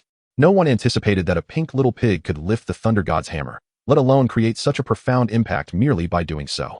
As time flowed, the surrounding lightning began to subside. Mjolnir gradually retracted its power, and Hawk gently descended to the ground. The soldiers encircling him were now poised for action, with Coulson regarding Hawk with a scrutinizing gaze. Hawk, do you feel anything? Feel anything? A tingling sensation, perhaps? Hawk, still naive and innocent, remained unchanged. Coulson, relieved by Hawk's response, exhaled deeply. This clear yet foolish expression was undeniably genuine, reminiscent of freshly graduated students. The atmosphere lightened, and smiles returned to everyone's faces except for Thor. Thor's expression was a tapestry of emotions: resentment, regret, astonishment, confusion. Countless feelings flitted across his face. He had envisioned many possibilities. Perhaps someone stronger or more virtuous than himself would lift Mjolnir. Yet, never did he conceive this outcome. The thunder god's hammer being hoisted by a pig. He felt diminished, inferior to a mere pig. At that moment, however, no one noticed Thor's distress. All eyes were on Hawk, as various scanning devices whirred to life. Coulson began to tout the merits of S-H-I-E-L-D. This was a force that was evidently powerful, wielded by an innocent little pig. If they did not recruit him now, when would they? Brother. Loki, having sneaked out from the realm of the gods, approached Thor, intending to weave his schemes. Yet, the sight of Hawk clad in the armor of the thunder god halted him. This scene was as shocking as if the President of the United States had fallen in love with a janitor in the White House. A new thunder god was a pink little pig. The impact on Loki was profound, leaving him at a loss as to whether to continue his deceptions. Did even the All-Father suffer from midlife crises? Amidst Loki's confusion, Thor appeared jubilant. His brother had come to seek him out. Could it be that their father had changed his mind? Hope glimmered in Thor's eyes as he looked at Loki. Loki, father has died. What? By your own hand? Ah? Tears streamed down Thor's face as he bowed his head, unwilling to open his eyes, praying it was merely a nightmare. Loki, witnessing Thor's reaction, scoffed disdainfully. Their father, Odin the All-Father, could not so easily succumb. Thor was simply too gullible. Why? Why has this happened? You were exiled, and the threat of war with Jotunheim proved too much for father to bear. As Thor inquired, Loki had already composed himself, his own eyes glistening with moisture as he responded to Thor. Seeing Loki's expression deepened Thor's sorrow. Can I return? No, Thor. The terms of the truce with Jotunheim demand your perpetual exile. This is my last visit. From now on, the burden of the throne rests upon my shoulders. Live well in Midgard. As their conversation drew to a close, the soldiers observed Thor as though he were having a mental breakdown, conversing with thin air. However, Hawk saw things differently. A man adorned with green antlered helm was speaking with Thor, and as the dialogue unfolded, Thor's sobs grew ever more profound. Chapter 72. The God of Lies and Deceit. It is important to note that Hawk had long regarded Thor as his friend. The sight of his friend being bullied to tears was utterly intolerable for Hawk. Under the gaze of many, the hammer of the thunder god began to crackle with electricity in his grasp. In the starry night sky, a bolt of lightning suddenly descended from the void, aimed directly at the ground before Thor. At the moment the lightning struck, the soldiers surrounding Hawk retreated a step, their eyes filled with caution. Thor, are you all right? I'm here to protect you. With Hawk's voice, the sorrow in Thor's eyes began to fade slightly. However, upon lifting his gaze to the hammer, Mjolnir, in Hawk's hands, Thor's expression shifted once more to one of despair. Simultaneously, at the spot where the lightning had just struck, a figure clad in green armor and adorned with antlered helm gradually materialized. Loki, with his dark visage, exhaled a cloud of black smoke. The murderous intent within him had never been more palpable than at this moment. A mere swine dared to confront him. The Prince of Asgard, the God of Lies, Loki. Such disrespect. Loki, do not be angry. Hawk is merely somewhat naive. He might have misunderstood something. Allow me to explain. Observing Loki's demeanor, Thor stood up in a flurry, placing himself protectively in front of his brother. Having spent nearly a millennium together, Thor understood Loki well, proud, deceitful, and skilled in disguise. Recognizing Loki's mood, he knew the god was already enraged. Thor, you are but a mortal now. Live your life as one. Loki's eyes were fixed intently on Hawk, unwavering even as Thor stood in his path. Thor opened his mouth to speak, wishing to say something, but before he could, Loki's figure had already appeared beside Hawk. With a swift motion, a dagger clashed against armor, sparking bright flames. In that instant, Loki retreated a step and vanished again. Hawk, the pink-skinned swine, swayed left and right. Where is he? Where is he? The hammer of the thunder god, gripped tightly, mirrored his frantic movements. If not for the protection of armor, Loki's dagger would have pierced Hawk's heart. At this moment, not only was Hawk tense, even the soldiers and Coulson around them narrowed their pupils, anxiously scanning their surroundings. Facing an invisible enemy, they felt utterly helpless. They began to step back cautiously, leaving Hawk, the bewildered swine, alone in a state of panic. In an instant, the vanished Loki reappeared, his dagger lunging fiercely towards Hawk's neck. As the dagger drew nearer, a victorious smile curled on Loki's lips. Even with the power of the thunder god, in the end, he was nothing more than a foolish pig. However, at that very moment, a hammer materialized abruptly, interposing itself between Hawk's neck and the dagger. Upon contact, sparks flew. A bolt of lightning shot from the hammer, coursing through the dagger and into Loki. Mjolnir. Loki's heart roared. The paralysis from the electricity coursed through him, rendering him incapable of any further action. The dagger slipped from his grasp as he collapsed to the ground, trembling like a stranded fish. Aha. Thank you, hammer. I have triumphed. No more bullying, my friend. Hawk, suspended in the air, placed the hammer before his eyes, expressing his gratitude loudly. Then, he turned to the fallen Loki. At that moment, soldiers who had retreated at Coulson's signal rushed to Loki's side, promptly placing a silver bracelet upon him while he remained incapacitated. In the distance, Thor yearned to plead for his brother, but other soldiers firmly restrained him, preventing him from advancing. Under the watchful eyes of all, Hawk descended from the air, placing the tightly gripped hammer upon the ground. He released his hold on it without a trace of reluctance. This hammer is yours once again. Thank you for allowing me to play with it for so long. Balding uncle. As he relinquished the hammer, Hawk's armor vanished simultaneously. After expressing his gratitude to Coulson, he bounced over to Thor's side.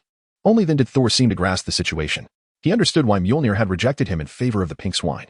Thor, in a daze, led Hawk out of the stronghold, unimpeded by the soldiers along the way. Outside, Jane Foster and her companions awaited them. Due to their association with Thor and Hawk, they had also been apprehended by the soldiers for routine questioning. However, having committed no acts of aggression, the three had been released promptly. The group sat in silence as they climbed into a vehicle, heading back toward town.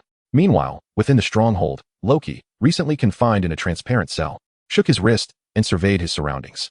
Sir, I believe you may need to explain why you attacked our stronghold, Coulson inquired, standing alongside Hawkeye outside the cell. Inside, Loki maintained a leisurely demeanor, showing no inclination to respond to Coulson's questions. Instead, he casually remarked, such an attitude makes it difficult to discern who is interrogating whom. Humans, after thousands of years, seem to have forgotten who the true superior is. I am Loki Odinson, Prince of Asgard. You should kneel and pay your respects. Loki's words caused Hawkeye's brow to twitch. He cast a skeptical glance at Loki within the cell before turning to Coulson. Are you sure this guy didn't escape from a mental institution?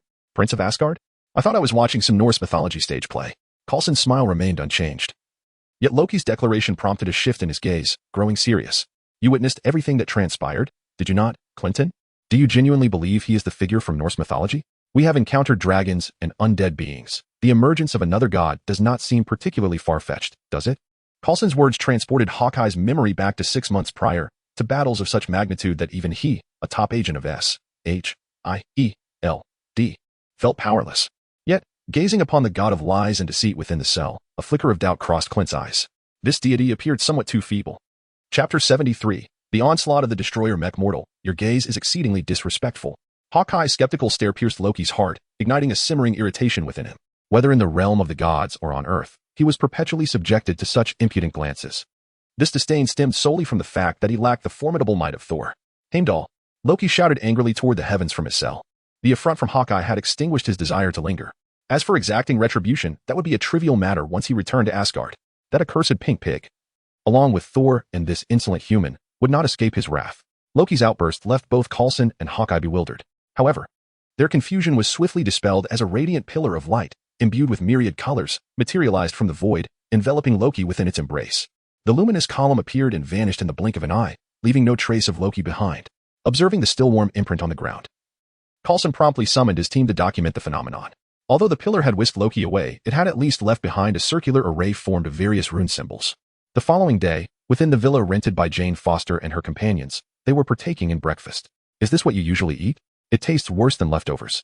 Hawkeye lamented, forcing down a mouthful of buckwheat bread with a grimace. Would you prefer roasted piglet? Roasted piglet?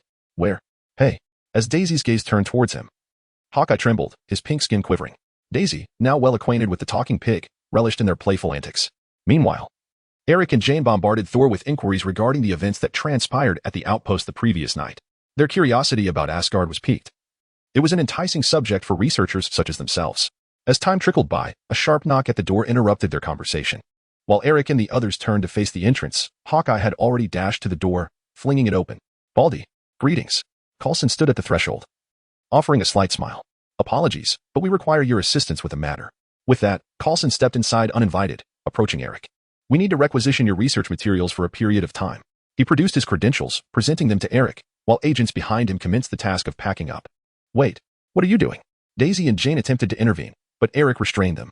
Upon glimpsing Coulson's credentials, he realized he had no authority to refuse. SHIELD was a department more formidable than the FBI. He had a friend who once encountered this organization, so he possessed some knowledge of its influence. Once the room was stripped of its research materials, Coulson turned to Thor. "Mr. Thor Odinson, and all of you, I would like to invite you for a drink. Could we perhaps change venues?" They returned to the familiar tavern, albeit with a different server. As they settled in, Coulson delivered troubling news. "Your brother has escaped." His parting gaze left me unsettled, he said, handing a photograph to Thor. The image prominently displayed the rune markings left by the Bifrost. The Bifrost. Heimdall. Upon seeing the photo, Thor fell into a trance, whispering to himself. Despite calling for Heimdall countless times, there had been no response. Yet Loki could traverse the Bifrost with ease, confirming the truth of Loki's words. "Father is truly dead. It is all my fault." Recalling Loki's words from the previous night, Thor's eyes welled with tears cascading down his cheeks. Even as a prince, he and Loki were unable to command the Bifrost at will. Heimdall had always obeyed the commands of the Allfather. Now, Loki wielded the power to command Heimdall freely. Everything had unfolded just as Loki had claimed. He had ascended to the throne. Thor remained oblivious to the significance of the information he relayed. He answered every question Coulson posed.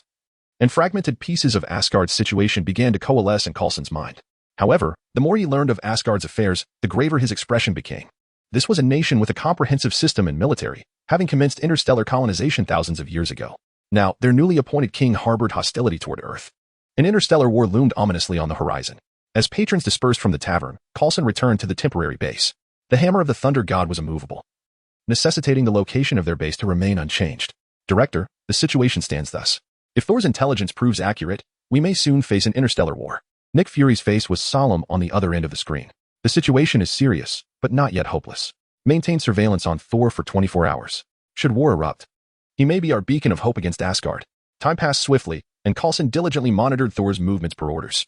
Meanwhile, Thor, with the assistance of Hawkeye and Jane Foster, gradually adapted to life on Earth. During this period, sparks of romance ignited between him and Jane, just as Coulson believed that time would continue to flow smoothly. A fiery projectile from the heavens shattered his hopes. "Quick! Evacuate the populace." A fleet of black vehicles surged into the town, issuing evacuation orders to the residents. Meteor strike. Emergency evacuation. Panic engulfed the town as people surged towards safety, shoving and pushing in their haste. Inside the villa, Thor gazed at the celestial fireball, lost in memories. Once, during his battles in distant realms, such a fireball had come to his aid in times of peril. The Destroyer. "Loki, what exactly do you intend to do?" Having matured amidst the town's turmoil, Thor had come to understand that war was far from glorious. He himself had been exiled due to conflict, and his father had perished because of it. He could not fathom why Loki would unleash an assault upon Earth, yet he knew he must act to prevent it. Chapter 74. The Call of Hawk. Thor's resolve could not alter the trajectory of the fireball. With a blinding radiance, the fireball descended and struck the heart of the small town. The shockwave swept outward, scattering countless homes. As the dust settled, the entire town lay in ruins. The residents, who had long fled, wept bitterly, their lives reduced to ashes in that moment. "I must go. It is my duty." Do you know what that is? The strongest weapon of the Celestial Palace, the Destroyer. Thor, with a serious expression, replied to Coulson, who stood before him. The words "the strongest weapon." The Destroyer compelled Coulson to involuntarily step aside. Yet, he chose not to flee but instead followed closely in Thor's footsteps, opting to accompany him to the site of the fireball's impact. At this critical juncture, the small pink pig trailing behind them was rendered virtually invisible. In the center of the town, a silver iron sphere emanating heat stood silently in the crater. When Coulson and Thor arrived, this was the sight that greeted them. Thor gazed intently at the sphere, and after a moment, he shouted to the heavens. "Loki, humanity is not the enemy of the Celestial Palace. Retrieve the Destroyer." Thor's voice echoed through the ruins. However, no radiant light of the Bifrost illuminated the sky. Instead, the iron sphere at the bottom of the pit began to slowly unveil its form. Under the sun's rays, a massive suit of armor gleamed with silver light. Towering within the crater, flickers of red light pulsed from within the armor, as if undergoing some activation ritual. The red glow gradually stabilized, and the figure of destruction materialized before Thor. Having fought alongside the Destroyer countless times, Thor had never before felt such an oppressive weight emanating from the armor. Until now, they stood in opposition. A 3-meter-tall figure loomed before Thor, shrouded in the armor's shadow, leaving him devoid of any desire to resist. Loki, this war is utterly meaningless. It will only bring suffering to the people of Earth and Asgard. If your newly acquired divine authority is provoked, I would willingly sacrifice my life to end this conflict. With that declaration, Thor spread his arms beneath the shadow of the Destroyer's armor, adopting a posture of submission. At the very moment he uttered those words, Thor's hammer, Mjolnir, began to shimmer with lightning at the S-H-I-E-L-D base. A gentle breeze swept through the ruins, stirring up clouds of dust. Minutes had passed since Thor's proclamation, during which the Destroyer's armor remained still, devoid of any action. Thor, who had just closed his eyes in resignation, slowly opened them, a smile gracing his face. Indeed, Loki remains my dear brother. Father's choice was not in vain, Thor mused silently. Loki. He lifted his gaze to meet the eyes of the Destroyer, poised to speak. But the Destroyer's arms suddenly swung, and in an instant, Thor was sent flying like a golf ball. Thor, you are too naive. Loki sneered from the throne of Asgard, his eyes radiating the same crimson glow as the Destroyer. In the small town of New Mexico, following Thor's expulsion, the Destroyer commenced a merciless assault on the surroundings. Coulson's S-H-I-E-L-D agents unleashed a barrage of gunfire, yet their weapons inflicted no harm upon the Destroyer's armor. A red light flared within the helmet, blindingly crimson. Retreat! Retreat! Coulson's cries reverberated through the ruins. A beam of scarlet energy shot forth from the helmet, sweeping across the battlefield as the Destroyer turned its head. Coulson, peeking from behind a wall, witnessed the agents who had fiercely resisted moments ago now reduced to charred remains under that laser. The sorrow in Coulson's eyes was indescribable, yet, maintaining his composure, he understood that rushing forth would serve no purpose. The only glimmer of hope to resolve this chaos lay in the small pig cradled in his arms. What are you staring at me for, bald uncle? Coulson remained silent, cradling Hawk as he began to run backward. Allowing Hawk to grasp Thor's hammer was his last resort. Wow, let me down. I can run by myself. The pink pig wriggled incessantly in Coulson's embrace. Running, leaping, I'm keeping my eyes shut. The series of motions nearly made Hawk nauseous. Upon hearing Hawk's words, Coulson immediately released him. Follow me, I'll take you to get the hammer. As Hawk's feet touched the ground, his eyes sparkled at Coulson's words. With all 4 legs planted firmly, he dashed off. The hammer? I can play with lightning again. In the desolate ruins, the sight of a man and a pig racing together was quite striking. Observing the scene from the Destroyer's vantage point, Loki clenched his teeth in frustration. Die, foolish pig. The image of being defeated by a pig resurfaced in Loki's mind. The Destroyer abruptly halted, its gaze fixed on Hawk, and a laser shot forth. Still lost in fantasies of wielding Thor's hammer once more, Hawk's body froze. A tantalizing aroma of roasted pig wafted into Coulson's nostrils, causing him to involuntarily halt his escape and turn back. Hawk, once a vibrant pink, was now charred black. Ouch, it hurts. Meliodas, come save me. Witnessing that Hawk had not yet succumbed, and still possessed the strength to speak, Coulson hurried to his side and scooped him up. Just as he intended to flee with Hawk, another laser followed closely behind. Embracing Hawk, Coulson shut his eyes, resigned to his fate. Yet, moments later, he felt no pain. Opening his eyes, the first thing he saw was not the distant Destroyer's armor but a small blonde figure standing protectively before him. Oh, hello there. Please take care of Hawk for me. With that, a thick cloud of smoke enveloped Coulson. As the dust settled, the Destroyer's armor lay defeated on the ground, while Meliodas hovered serenely in the air. Honestly, Hawk, where have you summoned me to? The air is so murky, and there is no sign of magical energy. So, it seems there is an exorcism barrier. After vanquishing the Destroyer, Meliodas paid no heed to the defeated foe. The surrounding environment felt foreign to him. Only upon looking up at the barrier in the sky did he realize that Hawk had summoned him to a new world. Chapter 75. Do you understand the concept of the 7 deadly sins? A piercing beam of light surged toward Meliodas, only to be effortlessly swatted away by him. Nevertheless, it succeeded in snapping Meliodas' thoughts back to the present. What were these unfamiliar runes? Was this the essence of power in this world? In an instant, Meliodas appeared beside the Destroyer, though he refrained from launching an attack. Instead, he curiously observed the runes adorning the Destroyer. Meanwhile, Loki, far away in the Celestial Palace, was far from calm. He had dispatched the Celestial Palace's strongest weapon, the Destroyer. It had not achieved the desired outcome. In fact, the Destroyer found itself utterly defenseless against the suddenly appearing Meliodas. As this realization dawned on Loki, the crimson glow in his eyes faded. The Destroyer's autonomous action mode activated. Freed from Loki's hindrance, the red light in the Destroyer's eyes intensified. Having just been knocked down, the Destroyer vanished from the ground, only to reappear with its fist raised before Meliodas. With a thunderous punch, dust exploded into the air. The ironclad rule of combat, where there is smoke, there is no injury, held true, as Meliodas stood unscathed beside the Destroyer's fist. Its strength and speed had undeniably surged, yet it was still insufficient. Suddenly, Meliodas delivered a swift kick, fracturing the Destroyer's arm. But this was not the end. After that kick, Meliodas flashed to the Destroyer's head. In the blink of an eye, He swung his fist, causing the destroyer's neck to elongate, its head twisting violently to the side. Had it not been for the superior material of its armor, Meliodas might have severed its head with a single blow. Nonetheless, the impact made the destroyer's armor shimmer with red light, seizing the opportunity while the enemy was off balance. Meliodas reappeared at the destroyer's waist, delivering another powerful kick. With a resounding crash, the destroyer collapsed to the ground. Impressive. From a distance, Coulson, cradling Hawk, marveled at the scene of the destroyer falling. Despite the S.H.I.E.L.D. agents concentrating their fire for so long without causing any damage. This ally brought by Hawk had simply struck a few times and felled the destroyer. Such combat prowess was something Coulson had witnessed only during the previous battle in Hell's Kitchen. Thank you for looking after Hawk. I am Meliodas. With the destroyer down, Meliodas instantly appeared before Coulson. After introducing himself, he crushed a gem of incantation, summoning a green barrier around them. As the green light dissipated, Coulson felt all his pain and fatigue vanish. Simultaneously, a vibrant voice echoed from within his embrace. Meliodas, you have finally arrived. Hawk, who had been in Coulson's arms, sprang forth, his eyes and nostrils glistening with tears as he recounted the hardships he had endured. Yet, as they exchanged joyful conversation, the fallen destroyer's red glow began to stabilize. Rising from its prone position, the distortion in its neck quickly reverted as it scanned the surroundings. Locking onto Meliodas and his companions, the destroyer unleashed a red laser aimed directly at them. However, Meliodas, with his back to the incoming beam, exhibited no sign of alarm. Full counter. As the laser made contact with Meliodas, it abruptly expanded, redirecting back toward its origin with doubled ferocity. This was the magic of Meliodas, the sin of wrath from the 7 deadly sins. The returning laser pierced through the destroyer's chest, creating a gaping hole large enough to reveal the scenery beyond. Yet, despite such a grievous injury, the destroyer's movements remained unaffected. Continuous lasers erupted from its eyes, forcing Meliodas to yank up Coulson and Hawk, evading the onslaught. The lasers ravaged the ruins, enveloping them in smoke and debris. Once he set down his companions, Meliodas vanished once more. When he reappeared, he was locked in fierce combat with the destroyer.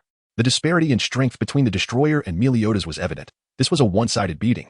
Nevertheless, the destroyer showed no signs of yielding. Regardless of the wounds inflicted, it would swiftly recover. The battlefield descended into a state of stagnation. It's futile. The destroyer is the Celestial Palace's most formidable weapon. No matter the damage sustained, it can restore itself to full strength. You all must flee. I will hold it off. At that moment, Thor, who had been unconscious since the battle commenced, finally awoke. As his eyes opened, he beheld Meliodas relentlessly pounding the destroyer. However, no matter how horrifying Meliodas' attacks were, they proved ineffectual against the destroyer. Understanding the creature's terrifying resilience, Thor urged retreat even amidst Meliodas' advantage. Meliodas cast a puzzled glance at Thor. Retreat? Why should we retreat? It is merely an enemy capable of regeneration. Isn't that a common trait among the Demon Clan? Although perplexed, Meliodas chose not to respond verbally, continuing to engage the destroyer in combat. Just as the battle reached a stalemate, the sky darkened ominously, clouds gathering thickly. Lightning began to streak across the heavens. Sensing this, Thor raised his arm, a gust of wind accompanying the crack of thunder as it landed in his hand. Mjolnir. Grasping the hammer of the thunder god, Thor rejoiced with astonishment. No longer consumed by the desire for battle, he understood the meaning of protection. He had once again gained a hammer-esque recognition. Turning his gaze toward Meliodas and the destroyer, who continued their clash in the rain, Thor lifted Mjolnir high. The dark clouds above crackled with electricity as a colossal bolt of lightning descended, illuminating the sky in blinding white. The destroyer, enveloped in black smoke, fell in response. Thor swung Mjolnir and flew to Meliodas' side. Although he found Meliodas' expression oddly perplexing, he dismissed the thought. The two of them drifted together to Coulson and Hawk's side. Thank you for safeguarding this town. With the hammer in hand, Thor's demeanor shifted to that of the boisterous thunder god. He clapped Meliodas on the shoulder. Meliodas remained silent, continuing to regard Thor with an odd expression. Isn't this a bit excessive? You didn't even put on a show? Just like that, a single bolt of lightning took him down? Chapter 76, The Imminent War, Transition Chapter. Thor, unable to shake his concerns regarding the state of the Celestial Palace, summoned the Bifrost and departed from Earth. Meanwhile, amidst the ruins of a small town, Coulson extended an invitation to Hawk and Meliodas. Coulson was acutely aware that both the man and the pig were visitors from another realm.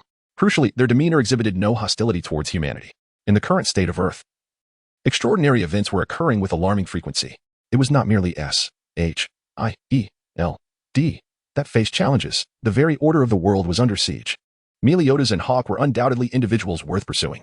Hey, Meliodas, the wine here is exquisite. Is that so? Then let us indulge together. Though it meant parting with Elizabeth for a time, a new journey beckoned him. Moreover, it was not impossible to bring Elizabeth along. Meliodas cast a glance at the panel floating before him. Coulson's spirits lifted at this, and he began to walk towards the outskirts of the ruins. As time swiftly passed, it had been a year since the events in New Mexico. During this period, extraordinary incidents erupted around the globe. The kin of dragons began to emerge, accompanied by a group of humans who referred to themselves as Dragon Slayers. Leaders worldwide soon realized the depths of the world's mysteries.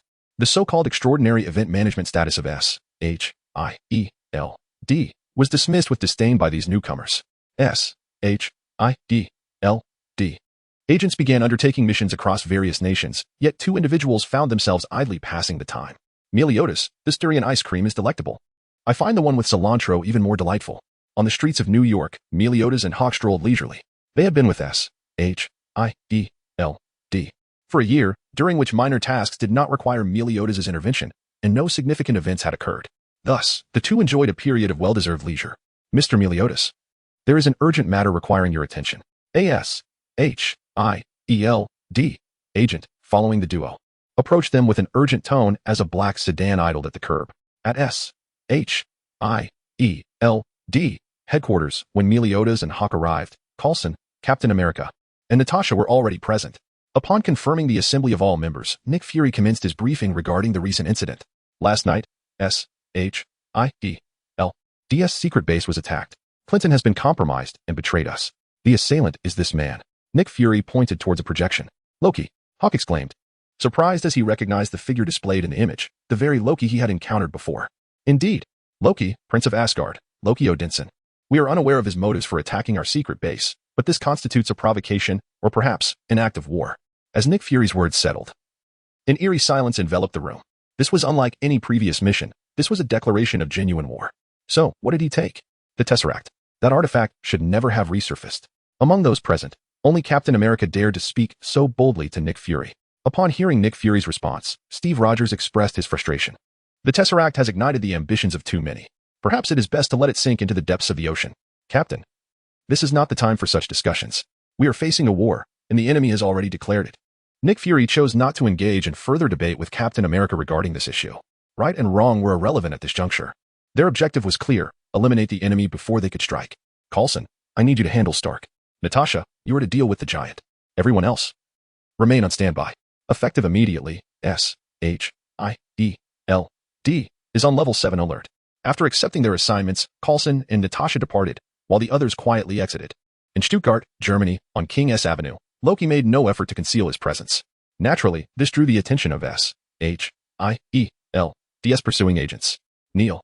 Such was the nature of humanity. Unfortunately for Loki, the agents pursuing him were not Captain America. As his grandstanding commenced, he was swiftly met with an unexpected blow.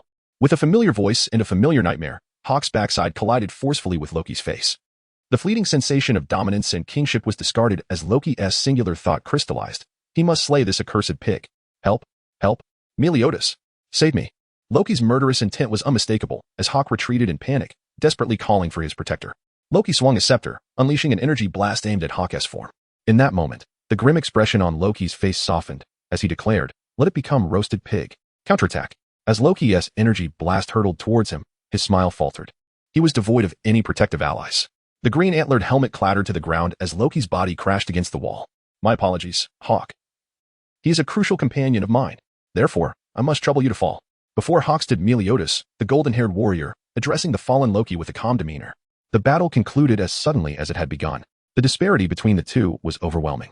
Successfully securing Loki aboard their aircraft, Natasha and Coulson bore expressions of inevitability. However, their return journey was anything but smooth. Suddenly, the skies roared with ferocious winds, and lightning crackled. Inside the aircraft, Loki's expression shifted to one of trepidation, while Hawk anxiously twitched his pig nose. Thor. It is Thor who approaches. Hawk's eyes brightened at the thought of his first friend on Earth, whom he held in high regard. It had been ages since he and the pig had seen Thor return to the Celestial Palace. As the rear hatch of the aircraft swung open, Thor materialized, accompanied by crackling lightning. What do you intend to do, Loki? Come with me back to the Celestial Palace for judgment. That may not be feasible. He is now my prisoner. As Thor attempted to seize Loki by the wrist, Meliodas abruptly interjected, having long wished to test his mettle against the god of thunder. The last time Thor had unleashed lightning to vanquish the destroyer, it had rendered Meliodas' previous efforts appear trivial. Chapter 77. The Avengers assemble. Please, cease your fighting. Hawk exclaimed, standing beside Loki, directing his plea toward Thor and Meliodas. Moments earlier, Thor had disregarded Meliodas' attempts to intervene and had forcibly yanked Loki from the aircraft. Following closely behind, Meliodas accompanied Hawk. Meliodas, I have no desire to battle you. Allow me to take Loki back. Thor insisted. That is out of the question. This is our first mission together. He replied with a hint of resignation. He could see that Meliodas was not jesting. He was genuinely prepared for a confrontation. Are you ready, Thor? Meliodas declared, instantly appearing before him. A powerful punch landed squarely against Thor's chest, indenting his armor. Blood surged up his throat, which he managed to swallow back down. Thor knelt, leaning on Mjolnir, gasping for breath. Having witnessed Meliodas' previous battle with the Destroyer, he understood the latter's formidable strength. Yet, only by facing him directly did he realize the vast chasm separating their powers. A single blow had nearly incapacitated him. Wow, I was eager to hear your insights. But it seems you have no time for that now. Thor, Loki remarked with a hint of schadenfreude. Observing from the sidelines with Hawk as Thor was sent reeling by Meliodas' strike. Thor, acutely aware of Loki's taunt, shot him a fierce glare. His expression turned grave as he focused on Meliodas. I am serious now. Be cautious. With that warning, Thor's hammer erupted with crackling electricity. The thunder in the sky roared in response, both energies illuminating the arena. A bolt of lightning surged from Mjolnir, aimed squarely at Meliodas. In a swift counter, Thor was thrust backward, but this time, it was not Meliodas' fist that struck him. Rather, it was his own electrical force. Meliodas appeared beside Thor and delivered a swift blow to his head. Thor promptly succumbed to a childlike slumber. The outcome of this battle only solidified Meliodas' conviction. The Destroyer was merely an actor. The fight concluded with an unexpected turn, as both Thor and Loki were returned to the aircraft, receiving identical treatment. As for Hawk, he was capable of flight on his own. Within the S.H.I.E.L.D. helicarrier, Loki found himself confined in a cell not meant for him. Thor awakened from his infantile slumber. Led by an agent as all those summoned by the Black Egg convened. Loki is a prince of Asgard. He is my brother. You cannot keep him like this. Thor protested, eyeing Loki trapped in a transparent cell. However, Natasha's remark prompted him to shift the subject. He killed 80 people in 2 days. He is adopted. Thor nonchalantly redirected the conversation. Loki commanded an army, the Chitauri, notorious for their ferocity across the cosmos. I suspect Loki has made a deal using cosmic magic, Thor concluded. And the focus of the others shifted entirely to the looming threat of the alien army. Strategies were devised, and some began searching for the Tesseract. Just as they were preoccupied, a group of uninvited guests arrived on cue. 3, 2, 1. Boom. A massive hole was blasted into the side deck of the cloaked helicarrier. Those most familiar with its vulnerabilities were, of course, its own people. Under Hawkeye's assault, chaos ensued aboard the helicarrier. The unfolding events mirrored one another as Tony Stark repaired the ship, while Hulk wreaked havoc, and Loki, aided by Hawkeye, successfully escaped to the Stark Tower in New York, opening a portal in the sky. Above Earth, a gaping rift materialized. And wave after wave of Chitauri soldiers rode through on their space motorcycles. The first to notice the incursion, Tony Stark, initiated an attack, but his efforts proved woefully insufficient. Increasing numbers of soldiers emerged from the wormhole, wreaking havoc on the streets. Energy blasts indiscriminately obliterated vehicles, sending them flying. People scattered in a frantic search for refuge. Like ants in disarray. We must ascend. A Quinjet, struck by enemy fire while battling Chitauri soldiers, made an emergency landing on the street. Captain America, Black Widow, and Hawkeye escaped in disarray. Observing the surrounding chaos, Steve Rogers issued orders to his companions. The Chitauri soldiers' rampaging required immediate attention. But more pressing was the need to disable the portal above Stark Tower. If they failed to do so, even if they eradicated the current invaders, more Chitauri would continue to emerge. At that very moment, as the trio looked skyward, they beheld the Chitauri's true war machine, the Leviathan. Its sheer size promised destruction far exceeding that of the soldiers who had just emerged from the wormhole. Moreover, the Leviathan carried within it countless soldiers. As it barreled down the street, it obliterated every building in its path, while innumerable Chitauri soldiers leapt from its body. Steve, witnessing the colossal creature, felt a sense of urgency, yet helplessness. His shield could not pierce the Leviathan's massive form. Stark, did you see that creature? Indeed, Captain. But, a creature of that size. I believe we need Hulk, Tony Stark replied as he trailed alongside the Leviathan. With no solution at hand, he could only watch as it rampaged. J.A.R.V.I.S. Locate its weakness. The Iron Man suit's infrared sensors scanned the Leviathan. Just then, a familiar blonde figure caught Stark's eye. Meliodas unleashed a punch that crumpled the Leviathan into a heap of scrap metal, causing it to crash to the ground. What the hell? Stark exclaimed, unable to contain his astonishment at seeing the seemingly insurmountable Leviathan reduced to ruin by a single blow. Captain, I think you need not worry about that behemoth anymore. And remind me to avoid provoking that little rascal. Chapter 78. The nuclear bomb strikes. I witnessed it. Not only Tony Stark saw this scene, Captain America, Hawkeye, and others fighting on the battlefield also beheld it. The colossal Leviathan soared through the skies of New York, an attention-grabbing sight, especially as they had to remain vigilant against the occasional emergence of Chitauri soldiers from within its vast form. At the moment the Leviathan was crushed, The spirits of all Avengers soared. On the streets, after coordinating with the New York police, Steve rushed back to Hawkeye and Natasha's side, clearing the area of enemies. As he surveyed the surroundings, contemplating tactical maneuvers, Tony Stark's voice, accompanied by the whooshing sound of his armor, reached him. Following closely behind was Thor, clutching his waist. "Captain, guess who I just saw?" Before Steve could respond, Dr. Banner appeared on a small motorcycle before the group. "All right, now, Avengers assemble." Tony's riddle had already found its answer with Banner's arrival, which undeniably invigorated everyone anew. Above them, Meliodas was casually tossing stones while Hawkeye admired the view. Each stone thrown by Meliodas was accompanied by the fall of a Chitauri soldier. "I miss Ban and Diane," Hawkeye said, his large ears drooping with a hint of melancholy as he gazed at the assembled Avengers below. "We used to be like that in the Seven Deadly Sins. No matter the challenges ahead, as long as we were together, we feared no hardship. Don't worry, we can call them over later. Britannia is quite dull right now, and the Seven Deadly Sins could use a new adventure," Meliodas reassured. Hearing this, Hawkeye's ears perked up again, and his expression brightened. "It's a promise." When the Avengers were formed, Nick Fury had once invited Meliodas to join. However, bound to his own knights, Meliodas had declined the invitation. Even now, apart from his comrades, he could only be the leader of the Seven Deadly Sins. It was a pact he had made with his teammates. As Meliodas continued to leisurely toss stones, the Avengers below commenced their actions. More Leviathans reappeared from the wormhole, but with the assistance of Hulk and Thor, the Avengers were now capable of handling them independently, making Meliodas and Hawkeye's tasks considerably easier. As time progressed, Natasha discovered a way to deactivate the spatial device in Stark Tower. The Chitauri soldiers on the ground were gradually being cleared. The battle against the extraterrestrial invaders was nearing its conclusion, with the dawn of victory appearing on the horizon.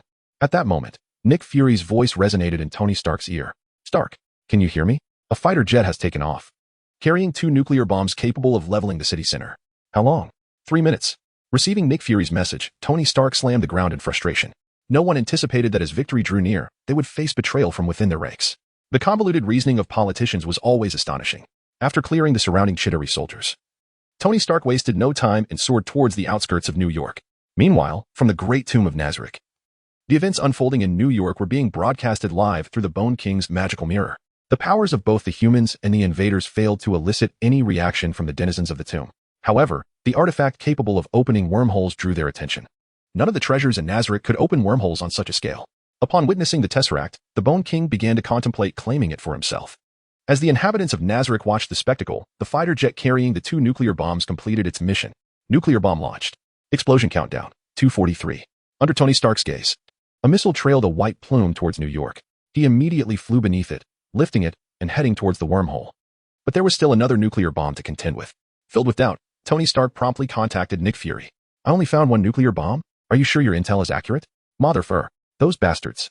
The target of the other nuclear bomb was not New York. It was the Great Tomb of Nazarick. At that moment, Nick Fury seemed to grasp the upper echelon's intentions. If New York was to be abandoned, then surely the nearby Nazarick could be obliterated as well. Those who are not of our kind must have different hearts. This adage was a lesson all leaders learned. Moreover, the Great Tomb of Nazarick housed the undead, often portrayed as quintessential villains in literature and film. Nick Fury now hoped for Nazarick's annihilation beneath the nuclear bomb. Otherwise, after dealing with the Chitauri invaders, they would face the threat of the undead army. With the missile on his back, Iron Man plunged into the wormhole at the last moment. Under the watchful eyes of all, his armor fell helplessly from the sky. The wormhole closed safely, and the nuclear bomb did not detonate. All was well. As Thor soared up to catch Iron Man's armor, smiles spread across the faces of the Avengers. However, in that instant, a shockwave struck them, accompanied by the mushroom cloud rising from the outskirts. The other nuclear bomb had detonated successfully. What just happened? Wasn't the bomb sent into outer space? Nick Fury had only informed Tony Stark about the 2 nuclear bombs, which explained the shock among Captain America and the others. There are 2 nuclear bombs. Those up there intend to obliterate both New York and Nazarick, along with us freaks. Chapter 79, The Superior Opening Move. In honor of respect, the joyful expressions of the Avengers swiftly vanished, replaced by solemnity. They were not unaware of the situation. Rather, they chose silence. Upon learning of the deployment of a nuclear weapon by the higher-ups, it became evident that the Avengers had been relegated to mere pawns. However, Captain America gazed at the citizens emerging from the debris, a profound sense of satisfaction blossoming within him. The Avengers had never fought for the sake of politicians, but for the very people standing before them. "Let it be, Stark. We have unfinished tasks," Steve interrupted Tony Stark, who was about to voice his concerns. As the atmosphere grew increasingly somber, their primary focus was to eliminate the remaining Chitauri soldiers rather than indulge in grievances against unscrupulous politicians. The citizens still required their protection. Under Captain America's guidance, the Avengers composed themselves once more and set out to eradicate the remaining foes. Meanwhile, at the site of the great tomb of Nazarick, the once lush forest had transformed into a desolate expanse. The devastation wrought by the nuclear blast had yet to dissipate. The air was filled with cries of vengeance. Resonating with bitterness and fury, a demon with immense bat-like wings emerged from the earth, followed by another figure soaring skyward, Shaltir in her Valkyrie form. A sapling sprouted amidst the ruins, slowly unfurling, as the mare's siblings descended from above. Finally, a black portal materialized, heralding the arrival of the Sorcerer King, Ains Ulgaun. Unscathed. However, unlike the Bone King, Seabass and the members of the combat made squad emerge from the portal, each bearing injuries. Shaltir, be silent. The Bone King's voice was unusually grave as he surveyed his surroundings, the green light flickering around him. Despite possessing the passive skill of forced calm, he found it increasingly difficult to suppress the fury within him. Initially intent on coexisting peacefully with humanity, he now resolved to grant them the war they desired. Wait. Lord Ains, since humanity dares to strike, they may have prepared an ambush capable of countering us. You cannot take such risks. My suggestion is Pandora. In an instant, the figures of all Nazarick members vanished, reappearing in the heart of New York City. This scene unfolded before Nick Fury and the congressional representatives, who were gripped by a sense of dread. No one could maintain composure after surviving a nuclear attack. Upon witnessing the instantaneous disappearance of the Bone King and his cohorts, a flurry of commands erupted from the congressional hall. Within the airborne command ship, Nick Fury immediately contacted all Avengers. Avengers, retreat. Immediate withdrawal. His voice echoed in the ears of the team, yet urgency was the only explanation provided. Fury, why? We have remaining foes to eliminate. Nazarick seeks revenge. You must withdraw. This is not our mission. Before he could finish speaking, the Bone King, accompanied by the Guardians, appeared in the skies above New York. The heavens seemed as level ground, with all Nazarick members standing firmly in midair. I have come to battle. With a simple declaration of war, the Bone King raised his hand and unleashed a superior spell, Offering of Dark Abundance. Enormous magical circles unfurled around the Bone King, and in an instant, a black aura enveloped the city center.